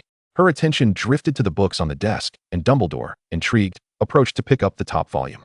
Are you interested in these, child? He inquired, opening the book, which suddenly erupted with a piercing scream. Dumbledore stroked the text within, and the cacophony ceased. No, Kassia shook her head. I have merely never seen one before. She noticed the second book on the desk was titled The Darkest Magic. You shall learn about it later. Dumbledore closed the book, gathered the others, and placed them in a nearby cabinet, securing the door. You will encounter them in your fourth-year defense against the dark arts class. They are unsuitable for young witches and wizards, he stated with a grave expression. Kassia pondered that it seemed she would not have access to those tomes before her fourth year. Upon descending from the headmaster's office, James and Lily awaited her at the bottom, rushing over as soon as they spotted her. What did the professor say? James inquired, curiosity evident in his voice, while the others eagerly anticipated her response. Kassia produced the envelope, explaining as she walked, a letter from my family, which I asked the headmaster to forward to me. Sirius was the first to seize the letter, scrutinizing it with James. But it's blank, he exclaimed after a thorough examination. Once they finished reading, they returned the letter to Kassia. So, are you returning to your home country this summer? Lily asked. Kassia shook her head. I will see after I read the letter. Back in the common room, Kassia promptly opened the letter, surrounded by curious faces. Unfortunately, its contents were written in a language they could not comprehend. Can you read it, Remus? James asked. I cannot, Remus replied. How could he? Sirius interjected. We haven't studied it. Ultimately, all three turned their gazes towards Kassia, eager to know what the letter contained. The letter was brief, half a page, written in elegant cursive with a fountain pen. Presumably by a woman, perhaps the former housekeeper or nanny who had cared for the original owner of Kessia's body, if her conjecture was correct. After finishing the letter, Kassia lifted her gaze to meet the trio's expectant stares. It inquires about my well-being here, she stated, and why she has never received a reply from me, nor why the letters sent to the address she provided vanished without a trace. So, will you be going back this summer? Sirius asked. Kassia shook her head. I likely cannot return. I don't even possess an identification card, unless I can somehow fly back. James, brimming with enthusiasm, exclaimed, Then come to my house. I'll take you on an adventure in the forest. You could also come to my home, Remus added shyly. Sirius opened his mouth, but remained silent. The Black family was worse off than the Malfoys. Let us discuss it during the holidays, Kassia replied. James, you still haven't completed your detention assignment. And the first class this afternoon is Defense Against the Dark Arts. James's expression turned pained. Merlin, I had forgotten. He rushed off to find his homework. While they worked on their assignments, Leander stormed into the common room, scolding Talon and Jareth for imitating James and Sirius by putting poisoned beans in Pringle's teacup. James and Sirius escaped detection, but the two were caught by Professor McGonagall, resulting in a 20-point deduction for Gryffindor. With the end-of-term House Cup competition approaching, Leander was understandably furious. That evening, Kassia contemplated much, tentatively deciding on the leaky cauldron for her summer destination. Given Lucius's remarks, she believed Abersax would manage, and perhaps she would never return to Malfoy Manor. As for the letter from China, it could be a pivotal moment, yet she still had questions for Dumbledore. However, the most pressing concern was the upcoming exams in less than 2 weeks. Professor Slughorn scheduled the final dinner for May 21st, a Saturday. Kassia and Lily thought this dinner lacked the excitement of the previous one, as the 7th-year Lilluin monopolized the conversation with tales of his father, the deputy minister at the Ministry of Magic. Professor Slughorn indulged him, making the dinner enjoyable solely for the two of them. James and Sirius unwittingly provoked Peeves, resulting in the poltergeist frequently screaming on the 8th floor, even composing a song to mock James, which he sang daily as they passed by. Ultimately, nearly headless Nick had to summon the Fat Friar to scare him off. With only a week remaining until exams, everyone grew increasingly anxious in their studies. The Gryffindor Common Room often saw students studying late into the night, though it was said that Ravenclaw students pulled all-nighters, to which Lily exclaimed they could not compare. Chapter 59, The Secret Tunnel. During the exam days, a light rain fell, the gloomy atmosphere perfectly mirroring the students' anxious minds as they trudged into the examination hall. At the podium, Professor McGonagall's expression was stern. I remind you once more that each examination paper is under a stringent anti-cheating spell, including the quills you are using. Should I discover any acts of dishonesty among you, all results from this examination will be nullified. Despite her words, this year's papers were significantly easier than last year's. Any student of sound mind would hardly contemplate cheating. Once the exams were completed, a collective sigh of relief escaped the students. Kassia felt confident about her performance, and after comparing answers with her peers, James lamented his mistake of changing 2 correct answers during the final check, grumbling that he would never check his work again. After finishing all subjects, they felt as though they had cast off the heaviest burdens, joyfully exclaiming as they exited the last examination room. Next, they had an entire week to relax.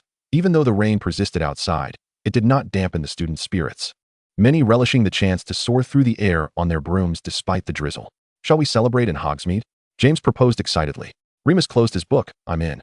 Kassia, in the midst of writing a letter, replied without looking up, you all go, I won tea. She had no desire to get drenched.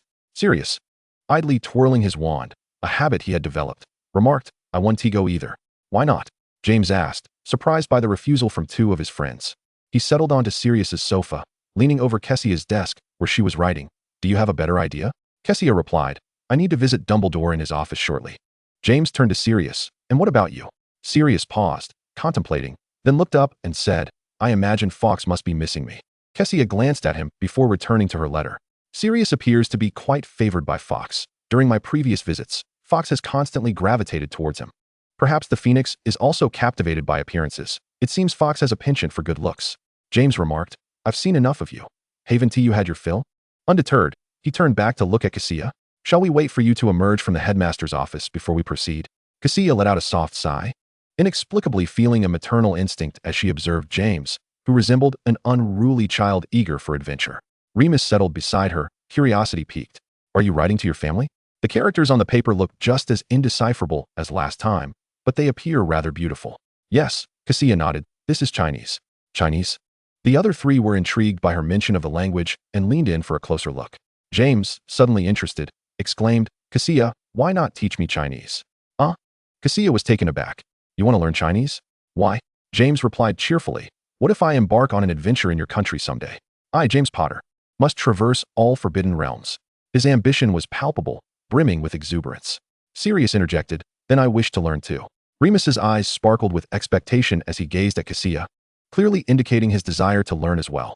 To Kassia, it seemed merely a fleeting whim, perhaps a simple desire for amusement.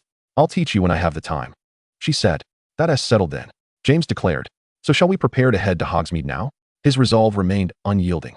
Remus hesitated, suggesting, Let us visit the headmaster's office first, and then go outside when the rain has ceased. Suddenly, Kassia thought of a delightful place. She folded the letter and tucked it into a pre-prepared envelope. I know of a fun place that you will surely enjoy. What place? The others were instantly intrigued. The four followed Kassia to the 8th floor corridor, stopping at the tapestry depicting the giant hitting the foolish Barnabas. Kassia pointed to the white wall opposite the tapestry. There lies a room of requirement, a magical place where whatever you desire will materialize. Their eyes widened in astonishment. Is that really true? James asked excitedly, rushing forward to inspect the wall, feeling its surface. But where is the door? There is no door. It only appears when someone truly needs it. Kassia pulled him back. Now, focus intently on what you desire, and walk back and forth 3 times, and it shall reveal itself. James followed her instructions, pacing before the wall while muttering, I want to go to Hogsmeade. On his 3rd pass, the white wall silently rose, unveiling a circular passageway. The four stood in shock, mouths agape, staring at the opening revealed by the rising wall. Does this passage lead to Hogsmeade? Sirius inquired. Kassia nodded. Indeed. How cool is that? Kassia, how did you find this place? James couldn't contain his excitement and stepped into the dark opening, illuminating the tip of his wand. It was revealed to me by the house elves. They all know of it in the kitchen. Remus, equally curious, followed in James's footsteps. This seems much more straightforward than the other passages we've discovered. James beckoned eagerly. Come on, let us see which shop in Hogsmeade this leads to. Are you coming? Sirius asked her. With time still on her side, Kassia tucked away her letter. Then let us take a look. She had long forgotten many details from the film and was curious to see what lay within. Upon entering, the wall descended quietly behind them, as if it had never existed. The passage was narrow, accommodating only 2 people at a time, with James and Remus in the lead, while Kassia and Sirius walked side by side, with Peter trailing behind. The tunnel was long and dark, illuminated only by their flickering wands. The cavernous tunnel echoed softly as they spoke. This is fantastic. I haven't felt this sense of adventure in ages. James exclaimed, turning back with a grin. Kassia, are you scared? Why should I be afraid? She responded, her curiosity outweighing any trepidation. Our adventures are far too few, Sirius lamented, his eyes gleaming with regret at discovering such a thrilling place only now. James remarked, I thought we had explored every nook of Hogwarts. But it seems we still have much to uncover. I believe we have plenty of time in our 3rd year. After traversing a considerable distance, a warm yellow light began to emerge ahead. James quickened his pace. Are we almost there? His voice trembled with excitement. Could it be? How long have we been walking? Remus felt a twinge of apprehension. Chapter 60, The Leaky Cauldron. As they ventured further, rounding a bend, they found the walls smooth and glossy, adorned with brass lamps that emitted a soft glow, with a thick layer of earth underfoot, suggesting a long-forgotten existence. There are even lights here, James exclaimed in astonishment. That means someone is aware of this passage. They may have traversed it before, Sirius added. This is even more thrilling, isn't it? James, invigorated, had never contemplated the possibility of danger ahead. Let us hurry. After what felt like an eternity, akin to the long path to the one-eyed witch, they noticed the absence of brass lamps on the walls, prompting them to illuminate their wands once more. Just as they felt they were nearing their destination, a shadow suddenly flickered ahead in the dimly lit tunnel, startling James and Remus, who stopped abruptly. There's someone ahead, James whispered, instinctively raising his wand alongside Remus. Even Peter, who had been trailing behind, flinched in surprise. Although Kassia couldn't recall every detail, she knew that Hogwarts held little danger aside from trolls and Voldemort. She squinted ahead and discerned that it appeared to be a woman. I'll go take a look. Absolutely not. James insisted, let me go first. His excitement was palpable. They proceeded cautiously, with James's wand illuminating the path more brightly. Gradually, they discerned the figure ahead, which turned out to be a portrait of a woman.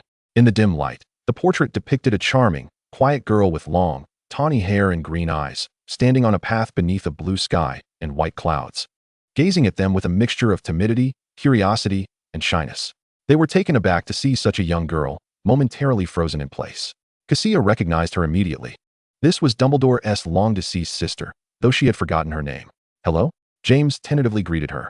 The girl in the portrait took a step back, remaining silent, yet watching them without any hint of threat. That must be the leaky cauldron ahead, Kassia murmured. This portrait hangs in the leaky cauldron. Mentioning the leaky cauldron triggered their memories. Isn't that the place with the bearded proprietor who bears a striking resemblance to Professor Dumbledore? James queried. Kassia nodded. Indeed. That's him. They had visited the leaky cauldron once before, but the owner had been rather unwelcoming, promptly ejecting them upon realizing they were underage, declaring that his establishment did not serve minors. In reality, the tavern was filthy and chaotic, with a floor coated in grime. Sirius later expressed his disdain, vowing never to set foot in that establishment again, even as an adult. What do we do now? James hesitated. I dare say, if the proprietor discovers us, he will surely throw us out once more and inform the professors. Kassia set aside her wand and retraced her steps, unwilling to face the prospect of being reported to Albus by Aberforth. The girl in the portrait had remained silent, watching them intently, as if rendered mute. Sirius indicated his disinterest, remarking that had he known this was the location, he would have refrained from coming. They collectively agreed to return the way they had come. The diminutive figure did not wish to lead, so Kassia took the front, with Remus closely following her, while James cast one last glance at the portrait before joining them. However, they had scarcely taken a few steps when the portrait behind them suddenly swung outward, allowing light to flood into the tunnel. Before they could turn to investigate, a tremendous force unexpectedly surged from the tunnel's mouth, pulling them out with no warning. One after another, they were yanked from the tunnel's entrance, descending in a parabolic arc. Thud! Bang! Ouch! That hurt. The four of them landed heavily on the ground. A cacophony of thuds and groans erupted, each sound conveying the extent of their discomfort. Kassia, who had been leading, was also caught by this force, just 3 inches from the ground and bracing for impact. She felt as if a tangible current had manifested beneath her, lifting her gently and lowering her softly to the ground, as if she were weightless, without a sound or sensation of pain. While James writhed on the floor, gingerly rubbing his backside, Kassia quickly pushed herself up and surveyed her surroundings. The room was illuminated more brightly than the tunnel, though still dim, with only a few candles flickering in the corners. Beside the portrait stood an elderly man whose face was obscured, while at a nearby table sat another man, with 2 platters of indistinct food and a couple of bottles of liquor, along with a wand resting on the table. Both figures appeared remarkably familiar to Kassia. The man beside the portrait had a face adorned with a thick white beard, tall and slender, with a mane of thick gray hair. His blue eyes, sharp and bright behind spectacles, belonged to Aberforth. The man at the table, clad in tattered wizarding robes, had unkempt hair and seemed indifferent to his appearance, with dark stubble visible in the candlelight. After a moment of recollection, Kassia remembered having seen him once before in Diagon Alley at the apothecary. Hello, Kassia said, her embarrassment evident as she struggled to find the right words. You foolish imbeciles. I wonder how your headmaster educates his students. Aberforth huffed through his nose, expressing his profound discontent. You certainly know how to put on airs. He gently closed the portrait door. At his words, Kassia instinctively glanced at the man at the table, who took a swig of his drink, seemingly oblivious to the world around him, not even sparing a glance in her direction. Sirius and Remus supported themselves on the chairs to stand, while James winced as Remus helped him up, groaning about the pain. It ought to hurt, that way. You'll remember this lesson. I hope the sight of my tavern frightens you into never returning, Aberforth said gruffly. Sirius was visibly displeased. We intended to return the way we came. It was you who pulled us in here. Blame me? Aberforth shot him a fierce glare. Blame me for leading you into the tunnel? If you had no desire to come here, you would never have discovered this path. A malevolent smile crept across his lips. You ignorant children, I wager you are not even of the appropriate age to be here. You should not be present at all. If I were to inform your headmaster about this incident, including the previous one, guess how he would react. Chapter 61, Imprisoned. Seeing the expression of terror on James's face brought satisfaction to the old man, prompting him to pause. Please, don't tell the headmaster, James pleaded, his face flushed. The candlelight atop the mantel dimmed, and Aberforth moved aside to light a new candle. Give me a reason, he said coldly. A heavy silence enveloped the room as they exchanged glances, uncertain of what to say. Apologies, we merely wish to know where this secret passage leads, Kassia offered awkwardly. James quickly added yes. We had no intention of intruding. I assure you it won't happen again. Aberforth scrutinized him for a considerable time. It had better be so. If there is a next time, I will certainly inform your headmaster of your actions. Now, leave from here. The portrait slowly swung outward, and Aberforth pointed towards the tunnel's entrance. Under his piercing gaze, James limped toward the tunnel, while Sirius, the diminutive figure, and Remus followed closely behind. Remus extended a hand toward Kassia at the entrance. As Kassia reached the tunnel's mouth, she suddenly turned back to the man at the table. Thank you, sir, she said. The man continued to eat, seemingly impervious to her words. Unfazed, Kassia climbed onto the mantel with Remus's assistance and entered the tunnel. The portrait door closed slowly behind her, and the group illuminated their wands once more. I detest that tavern owner. His temperament is truly peculiar, James lamented, still rubbing his sore backside from the fall. Why is there such preferential treatment? Is gentlemanly conduct only reserved for women? Sirius inquired. Do you know that man from earlier? Only from a previous encounter in Diagon Alley during my first year's summer. I don't even know his name, Kassia replied. We should avoid this route in the future. Remus suggested gently. Best never to return. Hogsmeade has more than one tavern, James muttered in discontent. I never wish to see that tavern owner again. He is nothing like Professor Dumbledore. When James first encountered the owner of the Hog's Head, he had been startled, nearly mistaking him for Dumbledore. Upon realizing he was not, James had taken an interest, but after Aberforth had expelled them, his enthusiasm waned. They journeyed back through the dark tunnel for quite some time until the wall at the exit opened once more, allowing them to return to the 8th-floor corridor of the castle. James gazed at the pristine white walls, his enthusiasm rekindled. Let us think of something else to try. Do you think it can snow in that room? Sirius, would you like to give it a shot? Sirius was eager. You step aside first. But it's lunchtime now. And someone might pass by, Remus cautioned them. Very well, James sighed in resignation. We'll wait until next time. He turned reluctantly. Ever since discovering the Room of Requirement, it had become James and Sirius's favorite pastime, frequenting it at every opportunity, even risking Leander's suspicion due to their repeated absences.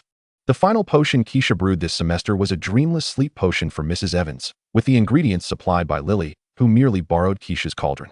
Fortunately, Petunia had written to inform Kassia that her mother often struggled to sleep at night. Otherwise, my parents wouldn't have shared that with me. Lily said while preparing the potion. Kassia replied, the Evanses are just worried about you. Take these home and tell them that potion can help. If anything arises, they will surely let you know right away. Lily smiled, delighted that her learned magic could assist her family. Myrtle drifted over. How enviable. After a moment, she suddenly began to cover her face and weep, lamenting, no one has ever cared for me. How could that be? After all this time together, I've learned how to comfort you, Kassia reassured her. Nick asked me just yesterday how you've been, and so did Rosa. Many of our other ghostly friends care about you. Really? Kassia's words held a certain persuasive power for Myrtle, as she appeared to be the kind of person who would not utter falsehoods. Without hesitation, Kassia asserted, of course, it is a lie. She had not seen Nick for the past 3 days. Yesterday, however, she had encountered Rosa, but they merely exchanged pleasantries. Given Myrtle's timid nature, she would never dare to inquire further. Myrtle burst into a fit of giggles, joyfully flushing herself down the toilet, splashing water everywhere. Lily cast an admiring glance at Kassia. Oh, by the way, there is something else I wish to share with you. She lowered her voice and leaned closer to Cassia's ear. Penny mentioned in her letter that Severus's father has been imprisoned. There was a hint of delight in her tone. Has it happened so soon? Kassia was taken aback. Did Mrs. Prince divorce him? I truly wish that were the case, Lily replied with a pout, but in reality, it is not. Penny overheard the adults conversing.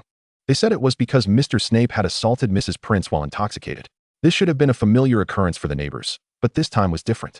Mrs. Prince, bearing injuries, emerged to report the incident to the police, which shocked everyone. When questioned by the police, Mr. Snape brazenly admitted to the allegations, claiming the officers had no authority over such matters. Incredible, isn't it? I mean, Mrs. Prince's actions, Lily mused, and Penny felt the same, which is why she relayed the incident in her letter. Carrying a cauldron and potion bottles, Lily continued, he even grew angry, wanting to resort to violence against Mrs.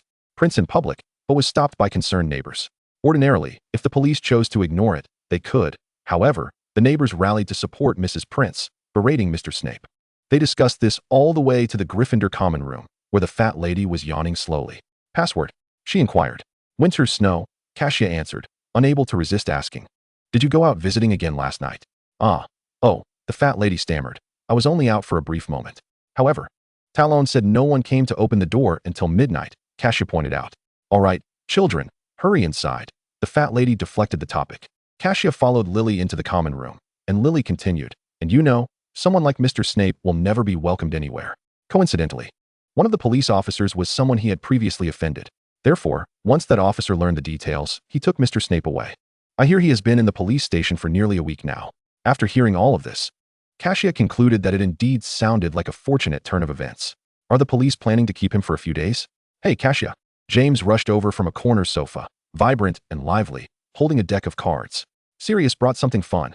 Let us play together. Kassia shook her head. Wait a moment. Lily and I have something to discuss. What could possibly be more interesting than cards, Evans? Would you like to join? James feigned modesty in his invitation. No, thank you. Mr. Potter, we cannot join you, Lily replied expressionlessly, pulling Cassia's hand toward a sofa in another corner. Kassia waved back at James. You all play first. James glared at Kassia's retreating figure, and Sirius joined him, commenting, you really can't keep anyone around. James retorted angrily, as if you could. Sirius fell silent, similarly fixated on Kassia's silhouette. Chapter 62, The Gobstone Medal. And then, once seated, Kassia inquired again, Are the police planning to keep him for a few days? Lily furrowed her brow slightly. I don't know the specifics, but Penny mentioned that at most, he should be released in half a month, as the police truly have no grounds to imprison him indefinitely for this incident. Nevertheless, it is indeed a very good start. I assent it. If Mr. Snape can learn from this, maybe he will get along better with Mrs. Prince when he is released. Isn't that what Eileen might think as well? But what if she doesn't? Kassia was skeptical that a scoundrel could ever recognize his faults. If not, Mrs. Prince will face even more brutal repercussions. Lily considered this possibility and began to worry again. You are right. However, you have a point too, Lily, Kassia smiled. This is indeed a good beginning. I believe that even if Snape remains unrepentant upon his release, Mrs. Prince certainly will no longer endure in silence as she once did. Exactly. Lily brightened again. I believe your previous words had an impact. Mrs. Prince understands the importance of standing up for herself, and that is a wonderful start. They spent the entire afternoon chatting happily, with Kassia completely forgetting about James's invitation to play cards. The following morning, she once more declined James and Sirius's invitation. Preparing to head to the headmaster's office. Shall we accompany you? James suggested. We could visit Fawkes while we're at it. Can we do it another time? I wish to speak with Professor Dumbledore alone, Kassia replied. James clutched his chest in mock offense. Kassia, you haven't played with us lately, as though it were of utmost significance. Not at all. I only didn't play cards yesterday, she reflected. What do you mean only? You didn't spend the entire day with us. Sirius interjected sharply. You aren't developing a new romance on the side, are you? Could you kindly keep your comments to yourself? Kassia retorted, at a loss for words. She had spent the entire day with Lily. Oh, Sirius, you speak so casually. We'll accompany you, Remus chimed in. We can play cards when we return. Kassia agreed. All right, but you must wait outside. Thus, the group set off towards the astronomy tower in a grand procession. Kassia was long overdue for a visit to the headmaster's office. However, various chaotic matters had delayed her. The letter she received bore no address, and thus she was uncertain where to send her written reply, leading her to seek out Dumbledore first. In many respects, Dumbledore was indeed a kind-hearted and caring headmaster, and upon learning of Kassia's predicament, he gladly accepted the task, assuring her that he would arrange for the letter to be delivered to her family. She did not even need to provide a fabricated explanation. Dumbledore did not inquire why she was unaware of her family's address. Kassia's courage began to swell. Professor, I have one more thing I wish to ask you. She looked at Headmaster Dumbledore. Feel free to ask, Kassia, he replied kindly, placing her letter beneath the desk. Kassia hesitated before speaking. I previously saw a medal for the International Gobstone Championship in the trophy room, mentioned in a history of Hogwarts. It was won by Eileen Prince during her 6th year. Dumbledore pondered for a moment. Ah, yes, indeed Miss Prince was the recipient. That medal was placed in the trophy room by her own hand. Gathering her courage, Kassia continued. May I borrow it this summer? I promise to return it in full when school resumes in September. Headmaster Dumbledore smiled. My dear child, I have every faith in you. However, I must know what you intend to do with it. Kassia felt slightly anxious. She might be the first person to request a school trophy from the headmaster. I wish to show it to Mrs. Prince. I believe it may provide her with some comfort during this time. Oh, Dumbledore said thoughtfully as he stepped out from behind the desk. If that is the case, my dear, why not come by and collect it the morning after tomorrow? Of course, thank you, Professor Dumbledore. You're most welcome. I believe you are a good child. Dumbledore smiled. Kassia emerged from the headmaster's office, feeling invigorated. The idea of borrowing the medal had been a spur-of-the-moment decision, inexplicably prompted by the memory of what Lily had said to her just yesterday. The words had slipped from her lips without thought. Miss Prince's audacity to report the incident might indeed have stemmed from having taken her previous words to heart. Thus, Kassia could not help but feel compelled to try once more. A week of relaxation swiftly passed, and the results for all subjects were gradually announced. Unsurprisingly, Kassia achieved 6 outstanding grades, once again securing the top position in her 2nd year. Upon returning to the common room, she was met with accolades from her peers, and her reputation as a prodigy was reaffirmed, causing her to wear a smile throughout the day. On the final morning at school, everyone emerged from the dormitories impeccably dressed, their faces aglow with joy. Descending the stairs, Kassia noticed that James, who seldom donned a wizard's hat, had one perched upon his head, as did Sirius. Yet, for reasons unknown, Kassia sensed something different about Sirius today. Sirius, have you had your hair cut? She inquired as she approached him. Even with the hat, she could discern that his hair was significantly shorter. Normally, his slightly long locks would peek out from beneath the wizard's hat. Just a casual trim, Sirius replied, appearing in high spirits, his lips curving into a slight smile. Chapter 63. The House Cup. At that moment, Kassia had to concede that Sirius, post-haircut, looked even more handsome. The baby fat on his face had gradually receded, revealing the refined contours of his youthful profile. Particularly striking was the fact that, walking alongside him, Kassia felt dwarfed. James, yawning and voicing his complaints, remarked, "Casual trim, indeed. You were in front of the mirror until midnight last night. I nearly thought I had seen a ghost when I woke up in the middle of the night, and there were shorn locks scattered all over the floor this morning." James. Sirius growled in discontent at his friend's interruption, clenching his fists. James raised his hands in surrender. "All right, I won't say another word, you vain aristocrat." After breakfast in the Great Hall, Kassia and the four of them spent the day playing cards.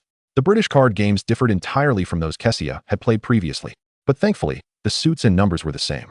After a brief tutorial, they commenced their game. Muggle games proved equally entertaining for the wizards, and many gathered in the common room to watch, including Leander. The spectators were visibly eager, with Mary and Phoebe chattering behind Kassia, offering endless strategies, while others were continuously chiming in, itching to join. The playful banter continued into the evening, and as Sirius put away the cards, everyone made their way to the Great Hall for the year-end banquet. Upon entering, the blue ribbons hanging from the ceiling indicated that this year's House Cup belonged to Ravenclaw. However, according to the scoring hourglass in the entrance hall, Gryffindor had secured second place, surpassing Slytherin by several points. From the scores announced by Professor Dumbledore, Gryffindor trailed Ravenclaw by merely 15 points while leading Slytherin by a significant 60 points. Though not first, the fact that Gryffindor outscored Slytherin was enough to elate the little lions, who erupted into cheers and applause, some even taunting Slytherin, including James, who stood on a chair, making faces at Mulciber from Slytherin. Even though Hufflepuff was in last place, when called by Dumbledore, the Badgers applauded, maintaining a commendable spirit. If it weren't for James, Gryffindor would undoubtedly be in first place. Leander always had a knack for dampening the mood during such joyous occasions. James, undeterred, retorted, "If it weren't for me, Slytherin wouldn't even be in third place." Leander fell silent, realizing the truth in James's words.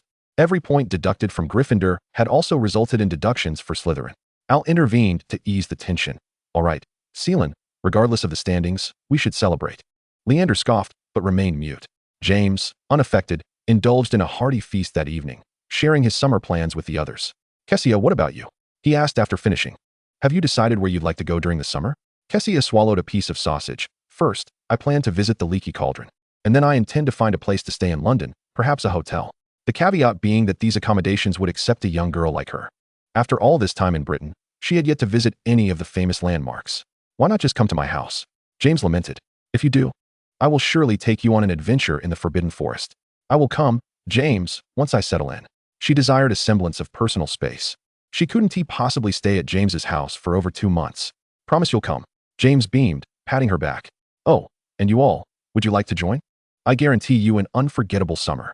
He looked at Sirius, Remus, and Peter, his excitement palpable.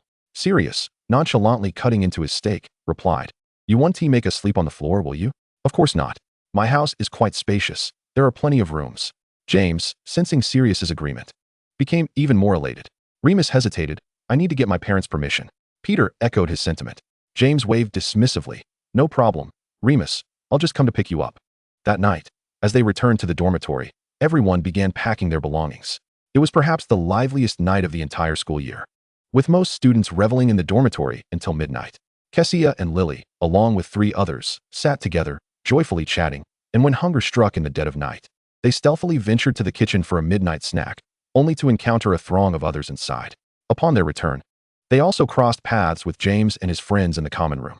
The following morning, as they boarded the Hogwarts Express, the jubilant little wizards brimmed with energy, darting about the train to bid farewell to friends until exhaustion finally claimed them, and they succumbed to slumber. Disembarking at King's Cross Station, Kassia was once again greeted by the elegantly dressed Potter couple, with James bounding into their embrace. The Evans couple and Petunia had also arrived to pick up Lily.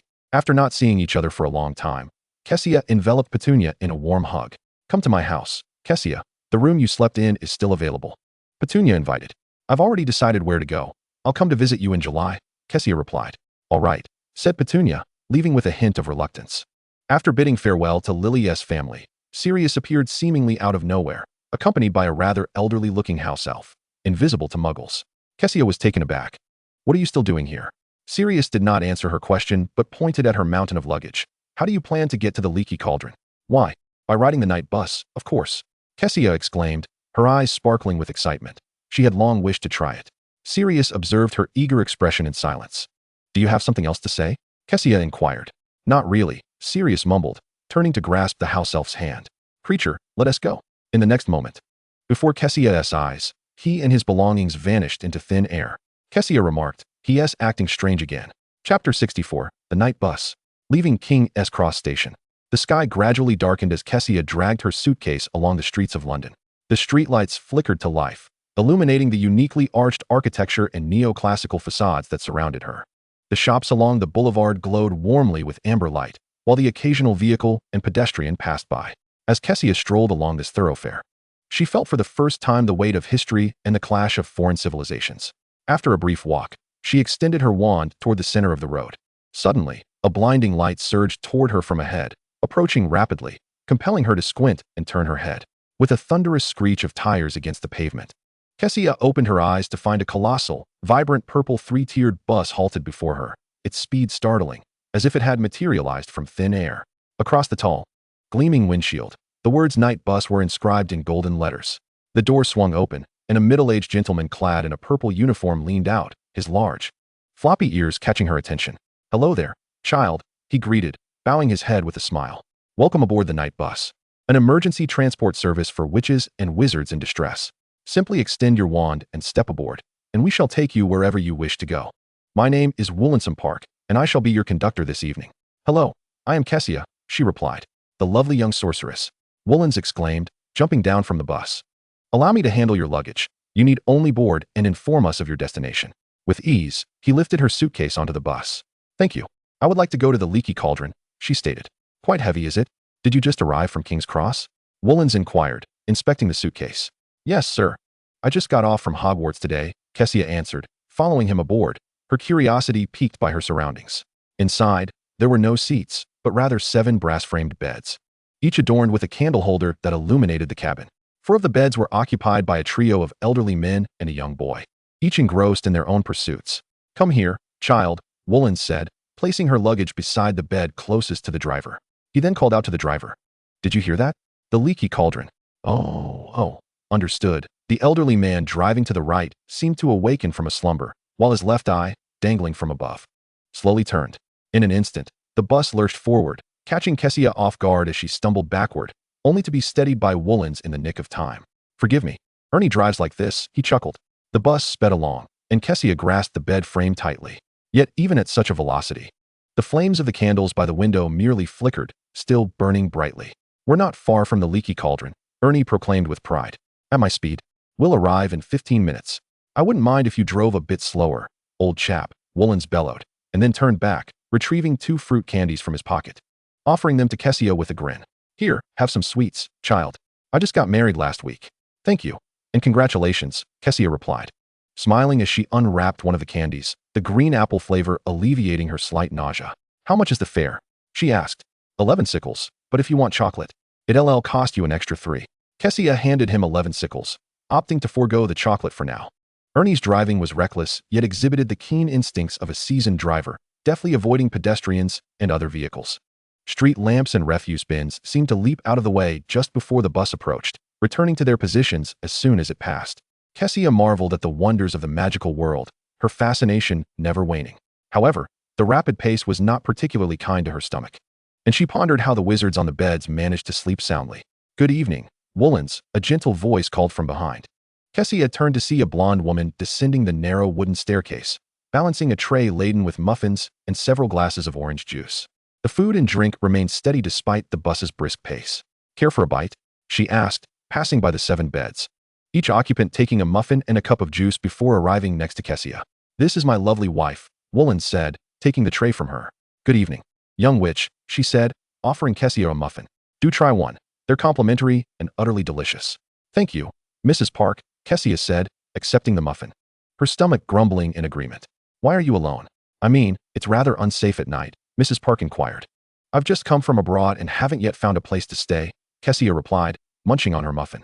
As the bus jostled through the bustling traffic, it suddenly came to a screeching halt, with Mrs. Park reaching out to steady Kassia, preventing her from dropping her half-eaten muffin. "We've arrived, child," Ernie shouted. "Time to disembark." "Come along, young witch," Woolens said, lifting her suitcase and gently placing it on the ground as they reached the exit. "Thank you," Kassia smiled back. "Pleased to have met them. Goodbye, Mr. and Mrs. Park." "Likewise, farewell," Mrs. Park waved as the bus vanished in the blink of an eye. Kassia turned, and in the glow of the streetlights, she beheld a dilapidated little pub standing before her. The words "Leaky Cauldron" boldly displayed above. If a muggle were to stand here, they would undoubtedly avoid entering, for it appeared exceedingly dark, almost like a haunted house. Kassia grasped her luggage and pushed open the door, stepping into an interior that was even dimmer than the outside. From behind the bar, a gaunt old man emerged, lantern in hand, his expression one of surprise. "Alone? Are you, child?" he asked. Kassia nodded. "Yes, I would like to book a room. Follow me." He gestured, revealing the wooden staircase behind him. "I am the proprietor of this establishment. You may call me Tom." With a flick of his wand, he levitated Kassia's luggage, guiding her along. "Forgive this old man. If you are a student just released from school, I fear I may struggle with your belongings."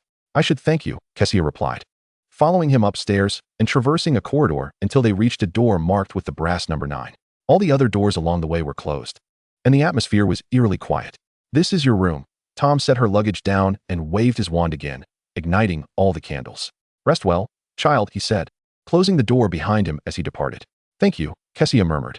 The bed was neatly made, appearing clean and comfortable, and as soon as she sank onto it, the fatigue of the day overwhelmed her. With a yawn, she collapsed into a deep slumber. Chapter 65, Young Barty. Kassia awoke naturally, just in time for breakfast.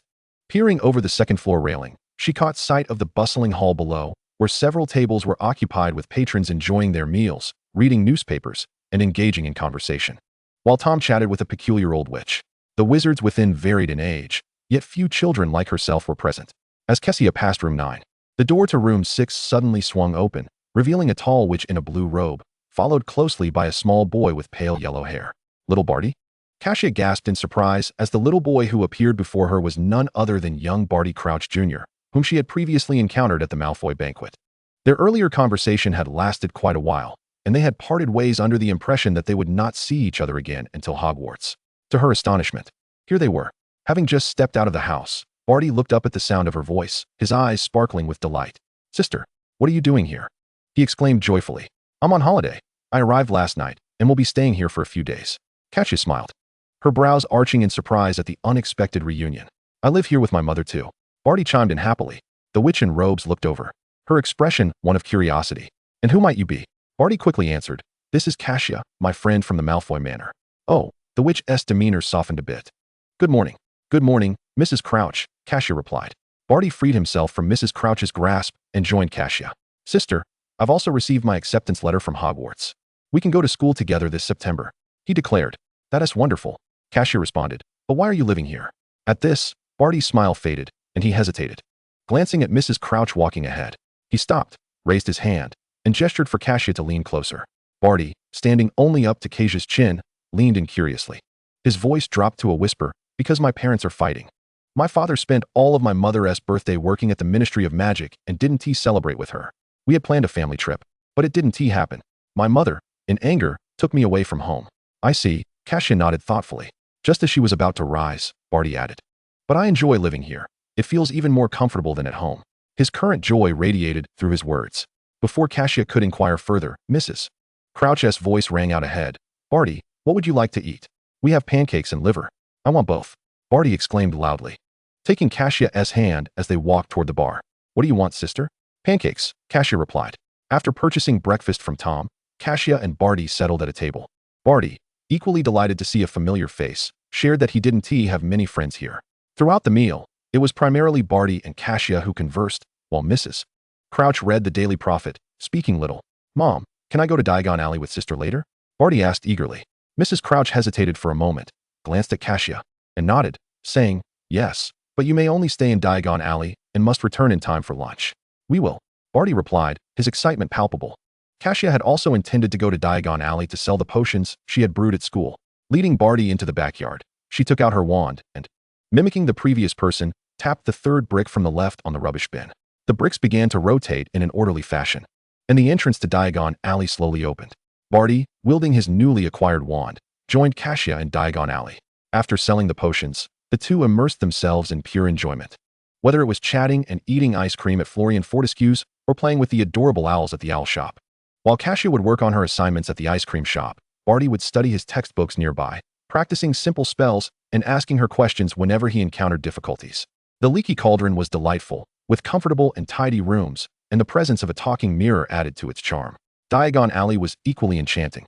With a plethora of new experiences each day, particularly at the Magical Mischief Joke Shop, which frequently hosted entertaining events, Kassia and Barty had a splendid time. And this wonderful life made her feel that staying here for the entire summer would be a delightful choice. After spending a few days together, Kassia discovered that Barty possessed remarkable aptitude for learning. He could memorize spells after just one reading and could extrapolate answers to her questions.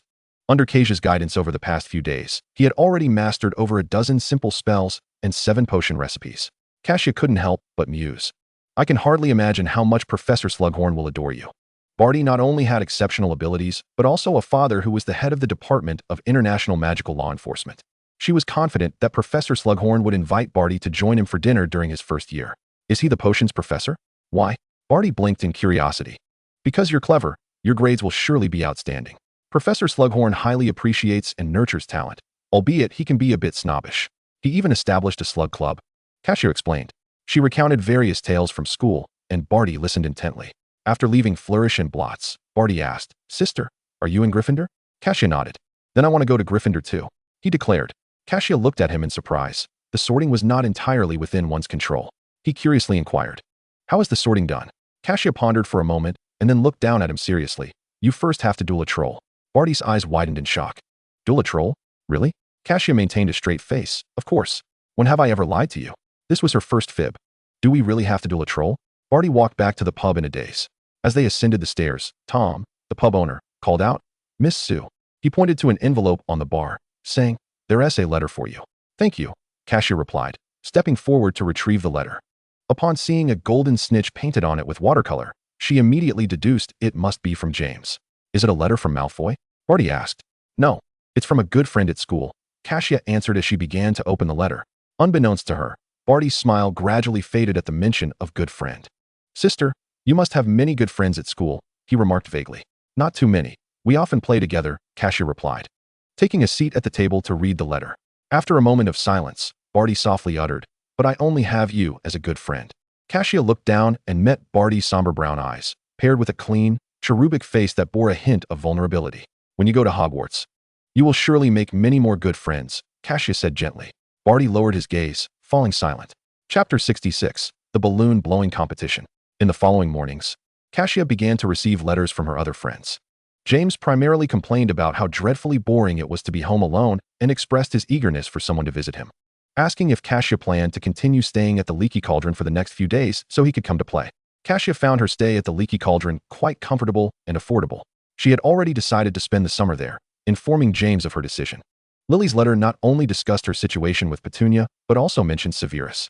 Mr. Snape had already been released from the police station, and upon his return, the first act he committed was to unleash violence upon Ms. Prince in the confines of their home. Once again, Ms. Prince emerged battered and bruised, seeking refuge from her neighbors. Thus, within a mere day, Snape found himself back in police custody, likely to remain incarcerated for a month this time.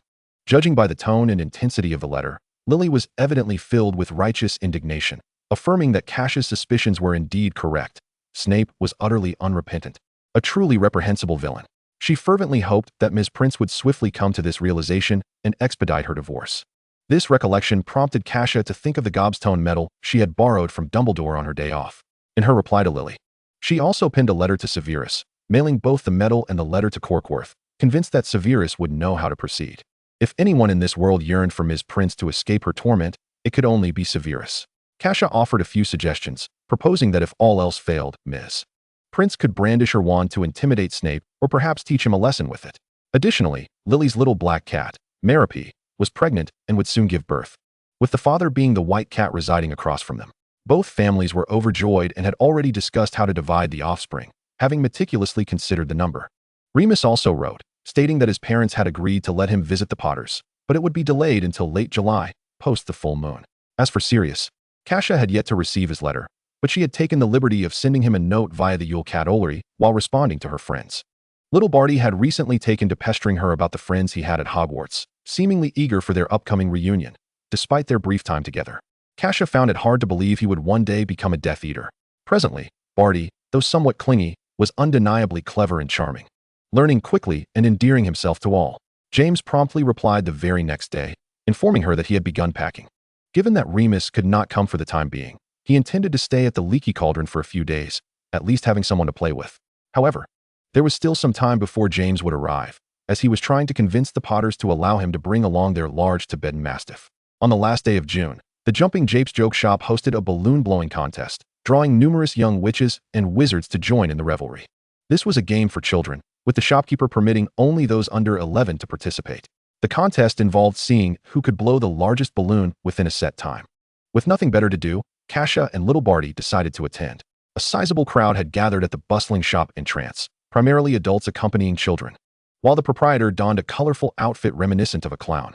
In front of him stood 7 boys and girls, each gripping a balloon, displaying a palpable sense of ambition. Barty, being small of stature, was directly ushered to the front by Kassia. "Do you wish to participate?" Kassia inquired, leaning down to him. "You just turned 11 this year." Barty, blushing, shook his head. "No, let us just watch." The shopkeeper announced that the winner would receive 3 packets of the wondrous Fireflower Fizz. "I've played before," he said, raising his gaze, his large brown eyes blinking. "Do you want it, sister?" Kassia couldn't help but pinch his cheek. "No, that thing isn't expensive. I can buy it myself." The contest commenced, with adults cheering from the crowd while the shopkeeper timed the event. The young wizards put forth their utmost effort, blowing up their balloons larger and larger. Some had inflated their balloons to sizes exceeding their own heads, faces reddening from the exertion, while others, midway through, accidentally released their breath, sending their balloons soaring into the throng and eliciting laughter from the spectators. Fortunately, the proprietor had prepared plenty of balloons. After 3 minutes, the timer concluded, and the champion was a 7-year-old boy with fiery red hair whose balloon had grown to 3 times his head size, leaving him perspiring profusely. However, upon receiving the Fireflower Fizz, the boy was visibly elated, promptly igniting one, which caused a rush as everyone, at the proprietor's urging, swarmed into the Jumping Japes Joke Shop to purchase goods. Kassia was not particularly keen on squeezing into the shop, yet as she and Barty stood at the forefront, they were inevitably swept into the tide of people. She grasped Barty's hand, exerting considerable effort to navigate from the shop's depths to the periphery, both of their hair disheveled. "Let us wait until it's less crowded," she suggested. "Okay," Barty replied, pressing down his hair as he asked, "Can we go to the ice cream shop now?" "Of course," Kassia replied, adjusting his hair. As sunlight streamed through the floor-to-ceiling glass windows, she walked toward the door, when her peripheral vision unexpectedly caught a glimpse of a figure outside, standing beside the clown-shaped sign. A young man dressed in black was staring at her expressionlessly. Kassia froze, her movements coming to an abrupt halt. "Sirius? What is he doing here?" Barty, sensing the shift in Kassia's demeanor, looked up and locked eyes with Sirius outside the window. He recognized the individual immediately, also keenly perceiving the somberness in the outsider's gaze. Chapter 67. I want to buy another one. For reasons unknown, Kassia felt a surge of guilt rising within her, yet she questioned what she had to feel guilty about. It was a perplexing emotion. Barty gently tugged at her hand. "Sister, is he from the Black family?" "Yes, you met him last time. Sirius is in the same house as I am," Kassia replied, leading him outside until they halted before Sirius, who had not diverted his gaze from her. "What brings you here?" she inquired. Sirius sneered, his eyes briefly flickering to the hand Barty held in hers. "Am I not allowed? Or have I interrupted your little gathering? What kind of talk is that? I never said you couldn't come. I just thought you were confined again by Mrs. Black since you hadn't written." However, Sirius's expression darkened further, his tone laced with frost. "Why are you with him?" Possibly startled by his icy demeanor, Barty flinched, tightening his grip on Kassia's hand. Kassia soothingly cupped his palm. Frowning at Sirius, "Barty, hasn't he done anything to you? Why the hostility?" "Sirius, could you not speak civilly?" One might assume he had consumed explosives prior to arriving. Barty, now leaning against Kassia, peered up with his watery eyes, appearing quite pitiable. "I'm just staying at the Leaky Cauldron with my sister." This display inexplicably irked Sirius further, his fists clenched and chest heaving, yet he suppressed his anger under Kassia's watchful gaze. Kassia changed the subject. "Did you come alone?" "You?" He glared, his eyes aflame. Kassia almost thought he might curse, but he paused, restraining his emotions, his tone rigid. "I came with my cousin and her family." Realizing their conversation was unproductive, Kassia simply replied, "Oh," before asking, "Did you receive my letter?" "What letter?" Sirius's expression softened somewhat. "I haven't been at the Black residence these past few days. Nothing much. I merely intended to say that I plan to stay at the Leaky Cauldron for the time being." Little Barty shook Kassia's hand and looked up, saying, "Sister, did you not say we were going to the ice cream shop?" "We are indeed going." Kassia paused for a moment. "Would you like to join us, Sirius?" Sirius lowered his head, meeting little Barty's innocent gaze. His eyes turned slightly cold, and a light scoff escaped his throat. "Sure."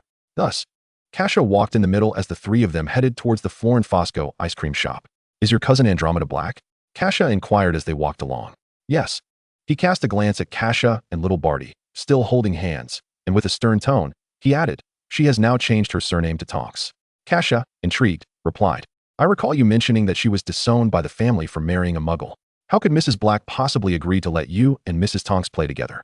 She can, Sirius replied, his irritation mounting as the scorching sun weighed heavily on him, particularly with the two beside him still clasping hands. My mother has been out for a few days and is not home. Honestly, why hold hands on such a hot day? Isn't it hot enough already? Seizing a moment when Kassia was distracted, Sirius shot a glare at little Barty, who noticed and innocently shrank his neck. Isn't Mrs. Tonks pregnant? Kassia asked. She had heard some stories about Andromeda from Sirius before. She was his favorite cousin, and if anyone in the Black family could be treated normally by Sirius, it would likely be Andromeda and Alfred. Yes, Sirius replied, reluctantly continuing, she had a girl 2 months ago. It was an impressive feat for him to answer the question civilly, perhaps the most tolerable moment he had experienced. Suddenly, Kassia's expression turned peculiar as a thought struck her. Their daughter's name wouldn't happen to be Nymphadora Tonks, would it? Yes. Sirius paused, realizing what she was asking. How did you know her name is Nymphadora? He stopped in his tracks, glancing at her in confusion. Kassia mumbled, I overheard an adult mentioning it. After all, Nymphadora was the official pairing for Remus. And she happened to remember that particular movie plot quite well. Weevee arrived at the ice cream shop. Let us hurry inside before we melt. She quickened her pace with little Barty towards the entrance. Sirius, indifferent to pursuing the conversation further, found his gaze drawn back to the hands being held in front of him, his emotions dark and inscrutable. Did these two not understand the concept of maintaining distance between the sexes? The more he thought about it, the angrier he became. And he strode into the ice cream shop with fervor. The ice cream shop was significantly cooler than outside. As soon as Kassia entered, she felt a wave of refreshing coolness, as if the place were air-conditioned. Both she and little Barty ordered mango-flavored ice cream and settled at a table by the window. Sirius made a beeline for the counter, ordering 2 mango-flavored ice creams. His tone was less than pleasant. But Fosco did not take offense and retrieved 2 mango-flavored ice creams identical to the ones Kassia held. Sirius accepted the ice creams with both hands and turned to extend one towards Kassia.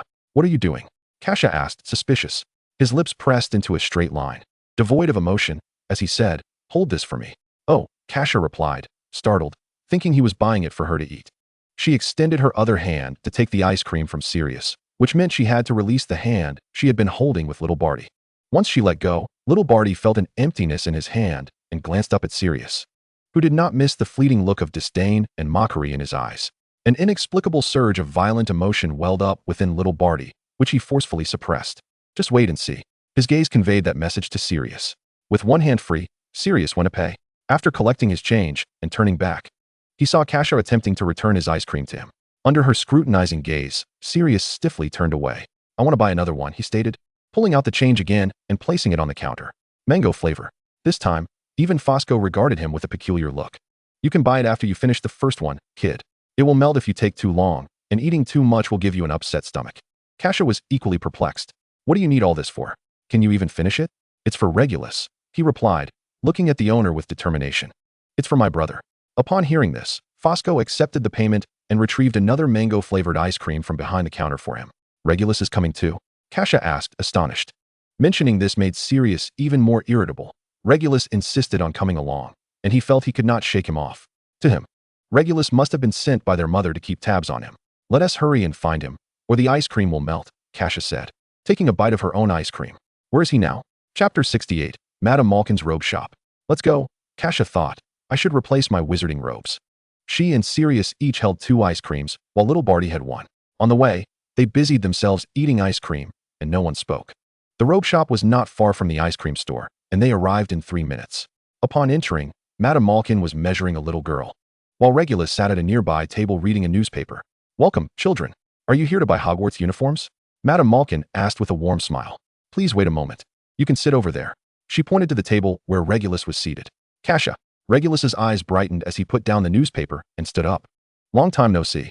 Long time no see, Regulus, Kassia replied with a smile, approaching him and holding out the ice cream. Your brother bought this for you. Aye, brother? Regulus's smile froze at the corners of his mouth, his expression turning skeptical as he reached out with a slightly trembling hand. For me? Yes. Sirius said it was for you. Kassia responded, not sensing any issue, and turned back to Sirius. Right, Sirius? Sirius tugged at his lips, his tone ambiguous. Yes, it's for you. Kassia found the dynamic between the two brothers quite peculiar. Despite their mutual concern, Regulus evidently held little trust for Sirius. I watched him buy it. It's not poisonous, she assured Regulus. Regulus, taken aback, accepted the ice cream. Thank you, brother, he said, taking a cautious lick of the nearly melted ice cream while carefully observing Sirius's reaction. He soon realized that Sirius's attention was entirely on Kassia. After a couple of bites without any adverse effects, he finally felt at ease to take larger bites, a flicker of joy blossoming within him as he thought. Brother does care about me. Before long, once they had nearly finished their ice creams, Madame Malkin approached with a measuring tape. Who needs new clothes? Kassia glanced at Regulus, who shook his head and said, I've already been measured. It's my brother's turn. Sirius hasn't been measured yet. She assumed he would have done so already. Ladies first, my dear. You go ahead, Madame Malkin beckoned. Kassia finished the last bite of her ice cream, tossed the wrapper into the trash, and walked towards Madame Malkin.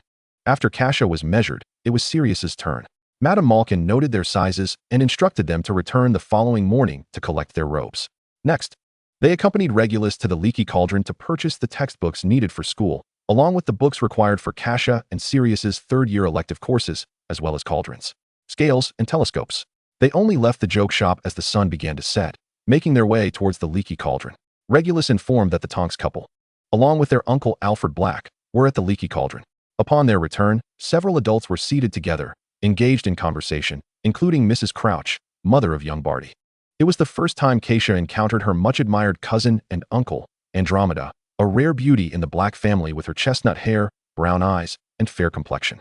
Alfred, with his dark hair and eyes, exuded an air reminiscent of Sirius, carefree and charming, which made Kassia feel a sense of familiarity.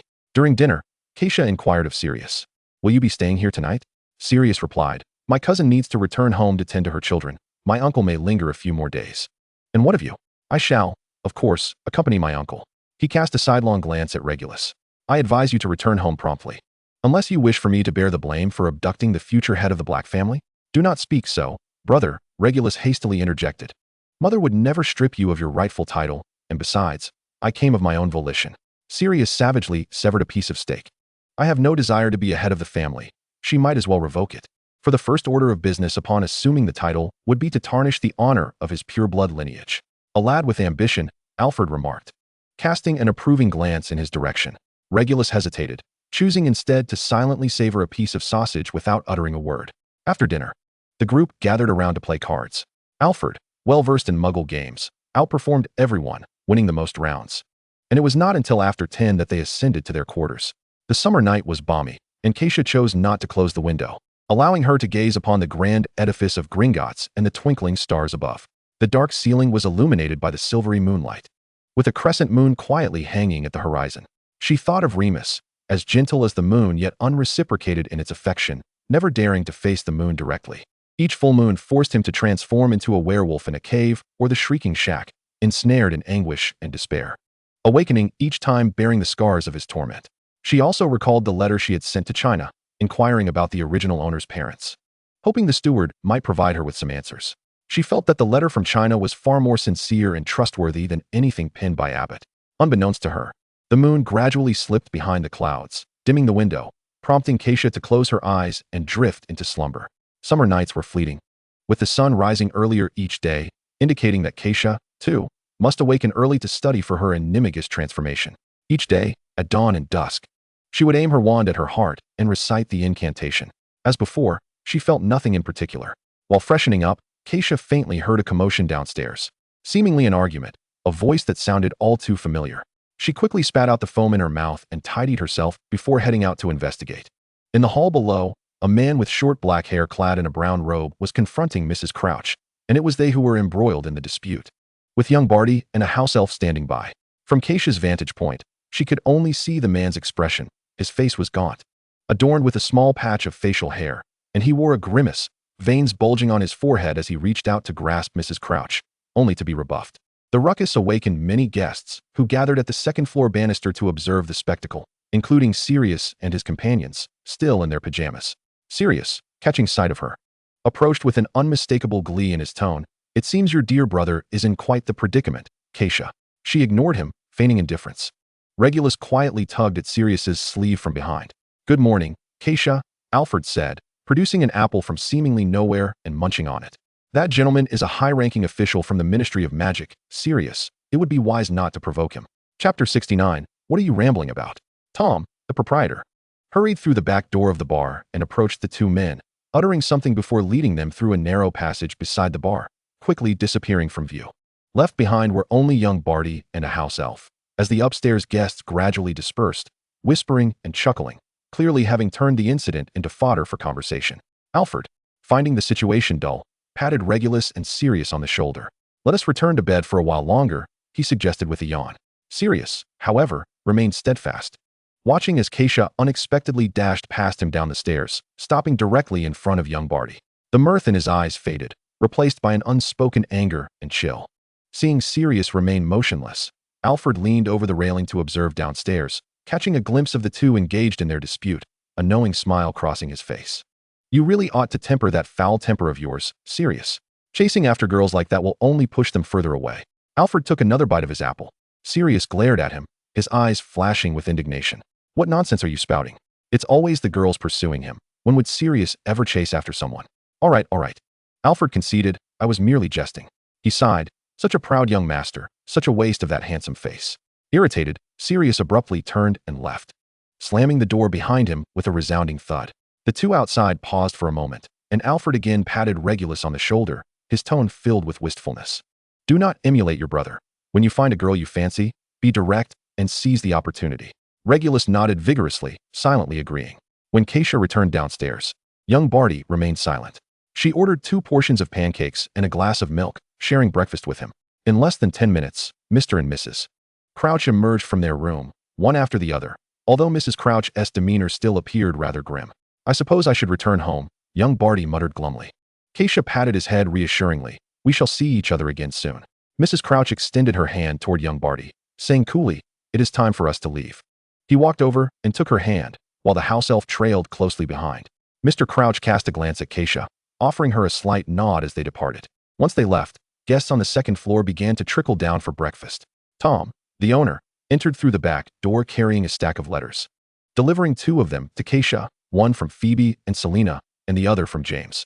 Thank you, Kassia replied, ordering another glass of milk for herself. As she perused the letters, Sirius sat down beside her with a plate of pumpkin pastries and jelly pudding, casually asking, Who wrote to you? James. Along with Phoebe and Selena, she replied. The letter mentioned that Phoebe had gone to visit Selena, hence both had penned a letter together. Sirius frowned. Why is James writing to you, and not to me? Kassia cast him a bewildered look. Am I to blame for that? Regulus joined them, softly explaining, Brother, you've forgotten? You have yet to inform Mr. Potter that you're not at home. He might have sent the letter to Grimmauld Place. Sirius fell silent, and Alfred was unable to stifle a laugh. After finishing her letter, Kassia noted that James would be arriving that afternoon, urging them to prepare for his arrival. TCH. What is there to prepare for? Sirius spoke with a languorous tone. Shall we prepare a grand banner to hang at the bar's entrance, proclaiming the arrival of James Potter? Kassia tilted her head, contemplating with a drawn-out tone. He might prefer to precede his name with the titles of the greatest white wizard and Quidditch seeker in the future world. How embarrassing, Regulus scoffed. Sirius replied. He would merely find the prefix too short. How amusing, Alfred remarked with a smile. It's no wonder you all get along so splendidly. Of course, they were merely jesting.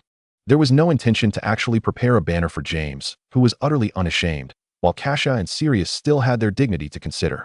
After breakfast, Kassia organized her assignments for the day, while Sirius, having forgotten his homework, could only watch her write. The weather was splendid, with a blue sky, fluffy clouds, and radiant sunshine. Sitting by the window of an ice cream shop, Kassia diligently penned her paper on the history of magic, while Sirius sat across from her, listlessly observing her every move. Though his gaze was not overtly discomforting, it was decidedly hard to ignore.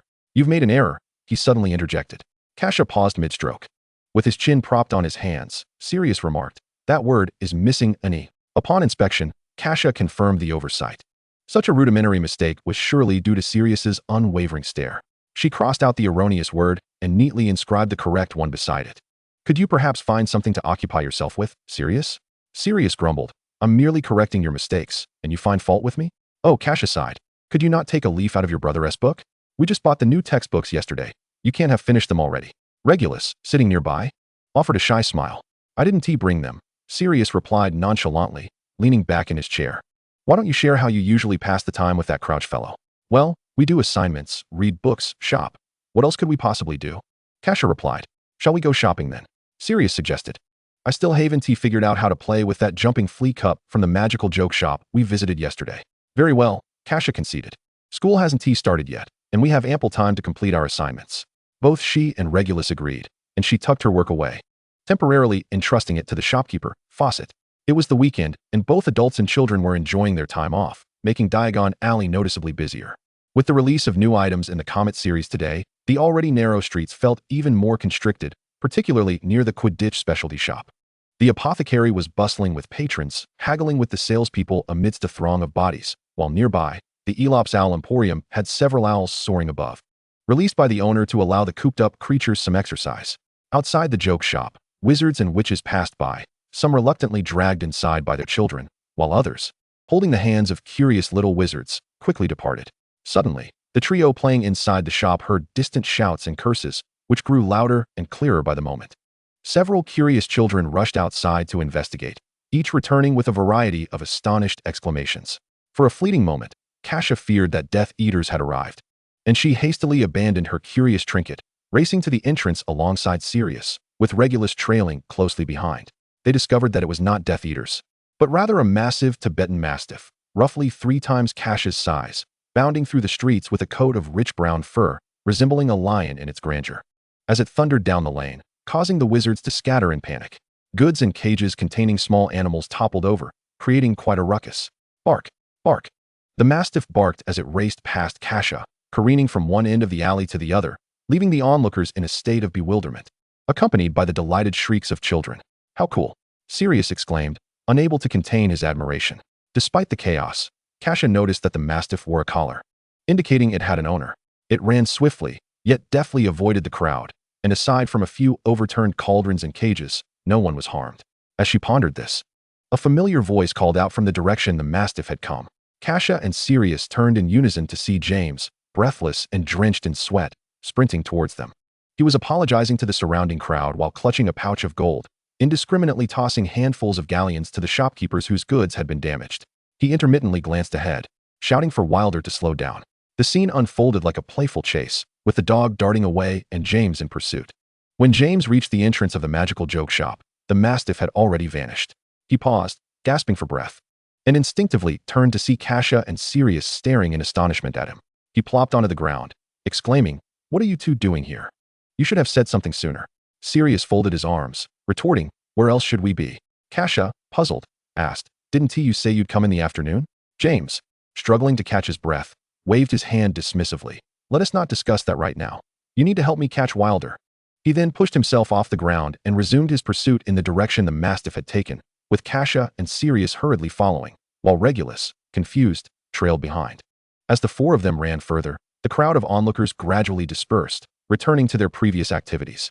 Fortunately, as they ventured eastward, the streets became less crowded, and they soon spotted the brown Mastiff, obediently seated by the window of a dining establishment, eyeing a poster of steak with a longing gaze. The dog turned to face the approaching quartet, its eyes sparkling with curiosity, and let out a bark. Exhausted from the chase, James collapsed onto the Mastiff, tugging at its ears. "Do you have any idea how much trouble you've caused, Wilder?" "Bark! Bark!" Wilder barked loudly, its dark eyes radiating innocence. Kassia, her cheeks flushed from exertion, gazed at Wilder with fascination. "Is this the Mastiff you mentioned in your letter?" "Indeed," James replied proudly. "Isn't he as formidable and robust as I am? I've taken excellent care of him." Wilder was indeed as he described, standing at an impressive 2 feet tall, with bright eyes and a luscious coat of deep brown fur, complemented by a sturdy tail. "I can see that. May I pet him?" Kassia inquired eagerly. "Feel free. With me around." Wilder 1 bite, James assured her as he rose from the floor, prompting Wilder to stand as well. Wilder remained stationary while Kassia bent down to gently stroke its fur, which felt delightful to the touch. Unable to resist, she wrapped her arms around the magnificent creature, pressing her face against its soft coat. "You're so adorable, Wilder." Sirius and Regulus joined her, petting the Mastiff as it nuzzled against Kassia's legs. "I told you that you would adore him," James beamed with pride. "He likes you very much, Kassia." With a grand gesture, he exclaimed, "Wilder is my favorite pet. It took considerable effort to persuade my family to let me bring him along, all thanks to your reputation, Kassia." "Me?" Kassia replied, her brows furrowing in confusion. "Yes," James affirmed with a nod, My parents were initially concerned that bringing Wilder would cause trouble, but when I mentioned you would be here, they agreed. Why does it concern me? She mused. She has merely exchanged pleasantries with the Potters on a couple of occasions. James responded matter-of-factly. Well, it's because you excel in your studies. I mentioned you to them previously, and during my parents' visit to the school for the Quidditch match. They were quite taken with your reputation. Every professor spoke highly of you, which reassured my parents when I told them I was coming to find you, allowing me to bring Wilda along. Oh, and by the way, my father asked me to bring my homework so you could assist me with it. Kassia paused for a moment. Thank you, she replied. It is I who should be thanking you. James grinned broadly, revealing a row of perfectly white teeth. But how did Sirius end up here? When did he arrive? You didn't mention anything. Sirius straightened up, his tone casual. I arrived just yesterday, with my brother. At the mention of his brother, Regulus's thin lips curled slightly, his eyes glimmering with mischief. Hello, I am Regulus. I've heard about you, James said, stepping closer and casually draping his arm around Regulus's shoulder. You're starting this year, right? Yes, indeed, Regulus replied, feeling slightly overwhelmed by James's enthusiasm. James leaned in conspiratorially, whispering, I heard that Sirius's bedroom is adorned with pictures of Muggle girls. Is that true? James. Sirius hissed, his face flushing crimson. In his flustered state, he glanced towards Kassia, who was engrossed in playing with Wilda, seemingly oblivious to their conversation. His heart rate began to slow, and he gritted his teeth, narrowing his gaze at James. You're talking nonsense. That is absolutely not true. Not true. Then why the urgency? James replied, wearing a knowing expression. Regulus glanced around awkwardly, unsure of what to say. Sirius, visibly exasperated, glared at James. If you say another word, I will sever our friendship. I was merely jesting. All right. Let us change the subject, James said, sensing Sirius's genuine irritation. He turned his attention to Kassia, who was still engaged in play with Wilda. Shaking hands with the dog, James squatted down beside her, swiftly shifting topics. So, what do you think, Kassia? Isn't Wilda incredibly clever? Kassia nodded in satisfaction. Indeed. She can distinguish between left and right. Plus, Wilda is so fluffy, I can't resist petting her. Of course, Wilda understands us. James exclaimed excitedly, ready to demonstrate. Meanwhile, a sense of impending crisis washed over Sirius. The photos in his room had been plastered there in a fit of anger after a quarrel with his mother when he was 9. And he had torn them down long ago, although he was unsure how James had learned of them. The thought of it spreading to others sent a wave of anxiety through him. Regulus quietly approached Sirius, tugging at his sleeve, his gaze earnest and resolute. Brother, rest assured, I will never divulge this to anyone. Sirius thought. No, he must find a way to silence James completely. Chapter 71, Out of Funds. The group entered a shop to purchase a piece of beef for Wilda, and then returned to the Leaky Cauldron to request a room for James. But I have no money left, James admitted sheepishly, shaking his empty money pouch, which contained not a single galleon, having spent it all on the shopkeepers earlier. Kassia was momentarily at a loss for words. Did you not realize that eating and sleeping require funds? You should have saved a little for yourself. James protested. In that situation, how could I count my money? Sirius laughed, a teasing lilt in his voice. Only you, James, truly a spendthrift. He gave James a thumbs up. What do we do now? Regulus offered a solution. I could lend you some, but it would only cover 3 nights, just enough for you to write to your parents. That's out of the question. James firmly rejected the idea at the mention of his parents. He had initially brought a substantial sum of money, but his overly indulgent parents would surely bring him back home out of concern if they found out. There's no need for such trouble, James waved his hand dismissively, then draped an arm around Sirius's neck, flashing a grin. I can stay with Sirius, right? Good brother, you will take me in. He patted his shoulder, embodying the camaraderie of brothers. Sirius feigned disdain. You're mistaken, James. I do not share my bed with you. I suggest you find a bench outside the Wizard Publishing Company. Hey, Sirius. James shook him vigorously. Aren't we best mates? Sirius extricated himself, retorting. Didn't you say last time it depended on the circumstances? Occasionally. James was taken aback. This indeed sounded like something Sirius had said.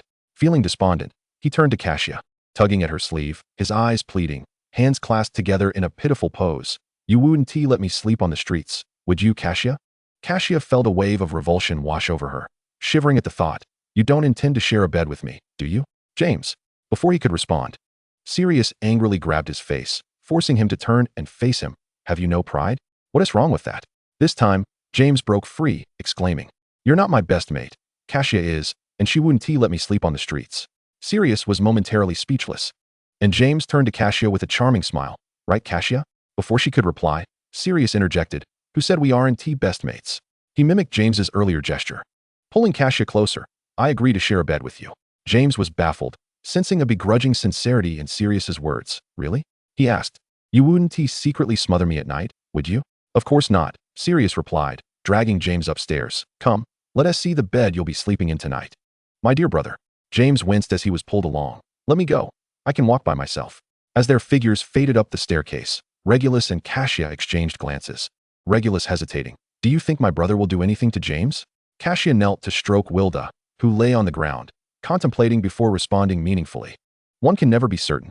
Really? Regulus queried, perplexed. Tom, the pub owner, entered through the back door, holding a letter. There's one for you, Miss Sue. He handed a letter to Kassia. Thank you. Not at all. After bidding farewell to Regulus, Kassia ascended the stairs with her letter, passing by room 8. She heard James's heart-wrenching wails echoing from within, causing her to shudder involuntarily. Surely, those two aren't truly that? She thought, shuddering at the idea.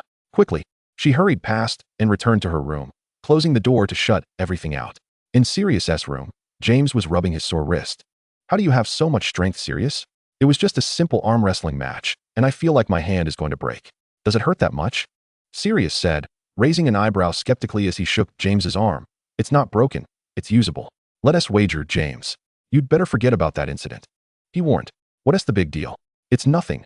I, James Potter, am a man of my word. I will keep your secret safe and sound, he declared.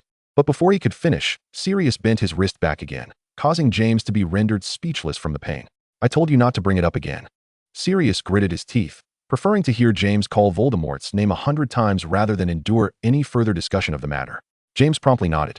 And only then did Sirius release his grip. How brutal, Sirius. It hasn't been long since we last met. Yet you've become so violent, James remarked, rubbing his wrist once more. Sirius huffed disdainfully and fell silent. Kassia had also brought Wilder back to her room, where she sat on the bed while Wilder lay contentedly by her side, exuding an aura of safety.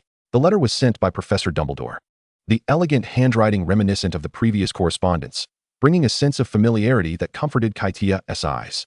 The exchange had taken a fortnight, a rather slow pace, leaving her curious about how Dumbledore and his wizard friends managed their correspondence. Inside the envelope were 2 letters, one from the housekeeper and another penned by Dumbledore himself. Dumbledore's letter contained only a few brief sentences, informing her that should she wish to contact her family in the future, she could send her letters directly to this address, 34, Cleary Street, Kingston, London. The housekeeper's letter filled an entire page, but regrettably revealed no useful information. It stated, you were only 7 at the time, so it's understandable that your memories are hazy. Mrs. Su did not work and was always at home with you, while Mr. Su occasionally traveled from Shanghai to Beijing.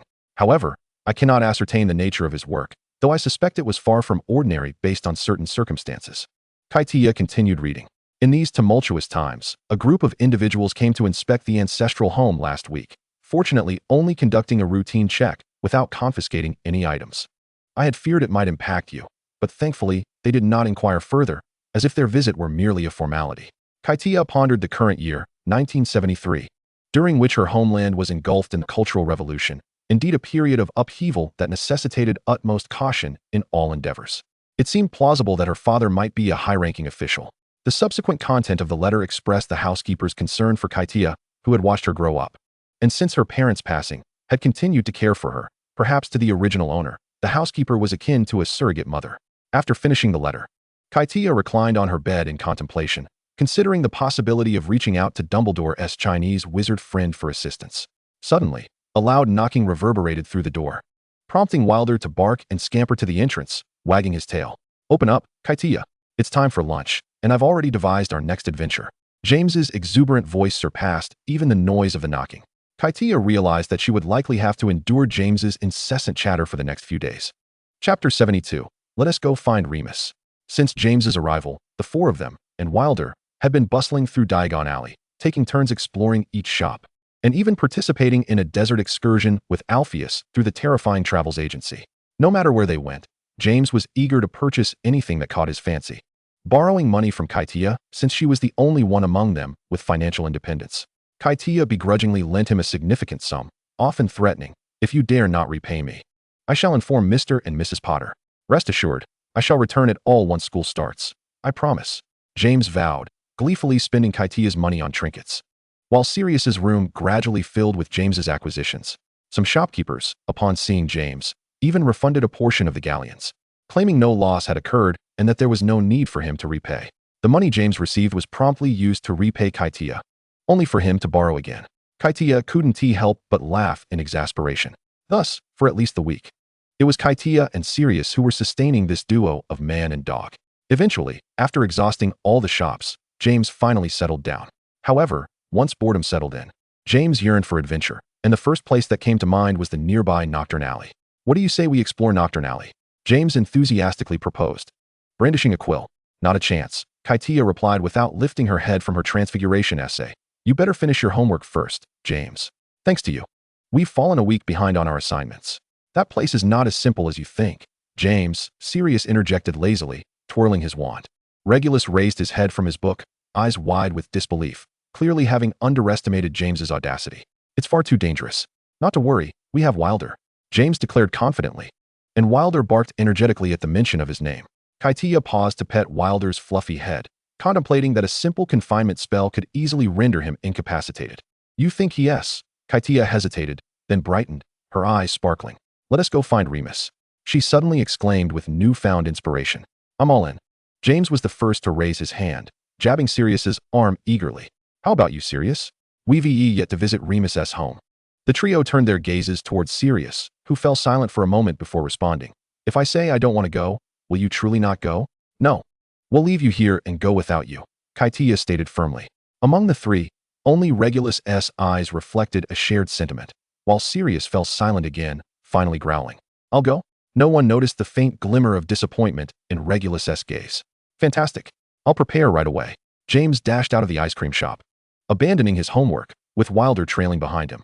What's there to prepare, given they wouldn't need to bring luggage? To Kassia? It seemed James was merely using the adventure as an excuse to escape his assignments. She thoughtfully returned all of James's homework, leaving nothing behind. Anything could be discarded, except for the assignments. By now, it was afternoon, and Remus South home was not close by, necessitating that they wait until the next morning to depart. Kassia and Sirius exchanged galleons for pounds, planning to take the subway the following day. After dinner, the four gathered together to play cards while mapping out their journey for the morrow. Isn't there's such a thing as taxis in the Muggle world? That would be convenient, James suggested. The subway is far cheaper than a taxi. Kassia shot him a disdainful glance.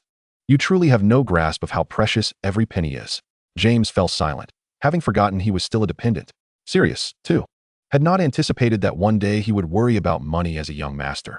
But he remained quiet, as he and Regulus had snuck out, relying on Alpheus for their sustenance over the past few days. Will Wilder be joining us? Kassia inquired, recalling that pets were seemingly allowed on the London subway. Of course. I wouldn't trust anyone else with Wilder, James replied, and Wilder wagged his tail happily. Should we write a letter to inform him? Sirius said, playing his last card with a smirk. I win. No need. Let us surprise him. James, for once, was less concerned about winning or losing. While they animatedly discussed their plans, Regulus remained silent. And you, Regulus? Kassia noticed his quietness and scrutinized him further. Do you have any thoughts? When the others turned their attention to him, Regulus paused briefly before softly replying, I'm not going. Why not? James did not comprehend. Sirius is going too, rest assured. We shall certainly safeguard you. Sirius scoffed. I have already stated that he is not one of us, James. Do not waste your efforts. Regulus suddenly rose from his seat, pressed his lips together, and declared, I shall retire to my room. The group stared in bewilderment at his departing figure. Sirius clicked his tongue, another resounding failure, James. Not all blacks possess the same sagacity as I do, nor my uncle. James felt a pang of regret. I had thought we could all engage together. Things have been going splendidly these past few days, so why has he suddenly withdrawn? Being able to play with you is already a considerable concession. In truth, he has never associated with families that are not pure blood. Sirius reclined, crossing his legs. And what of me? Kassia inquired, puzzled. Sirius paused for a moment, seemingly contemplating. Perhaps it is because you are a guest of the Malfoys? The Malfoys never engage in endeavors devoid of personal gain.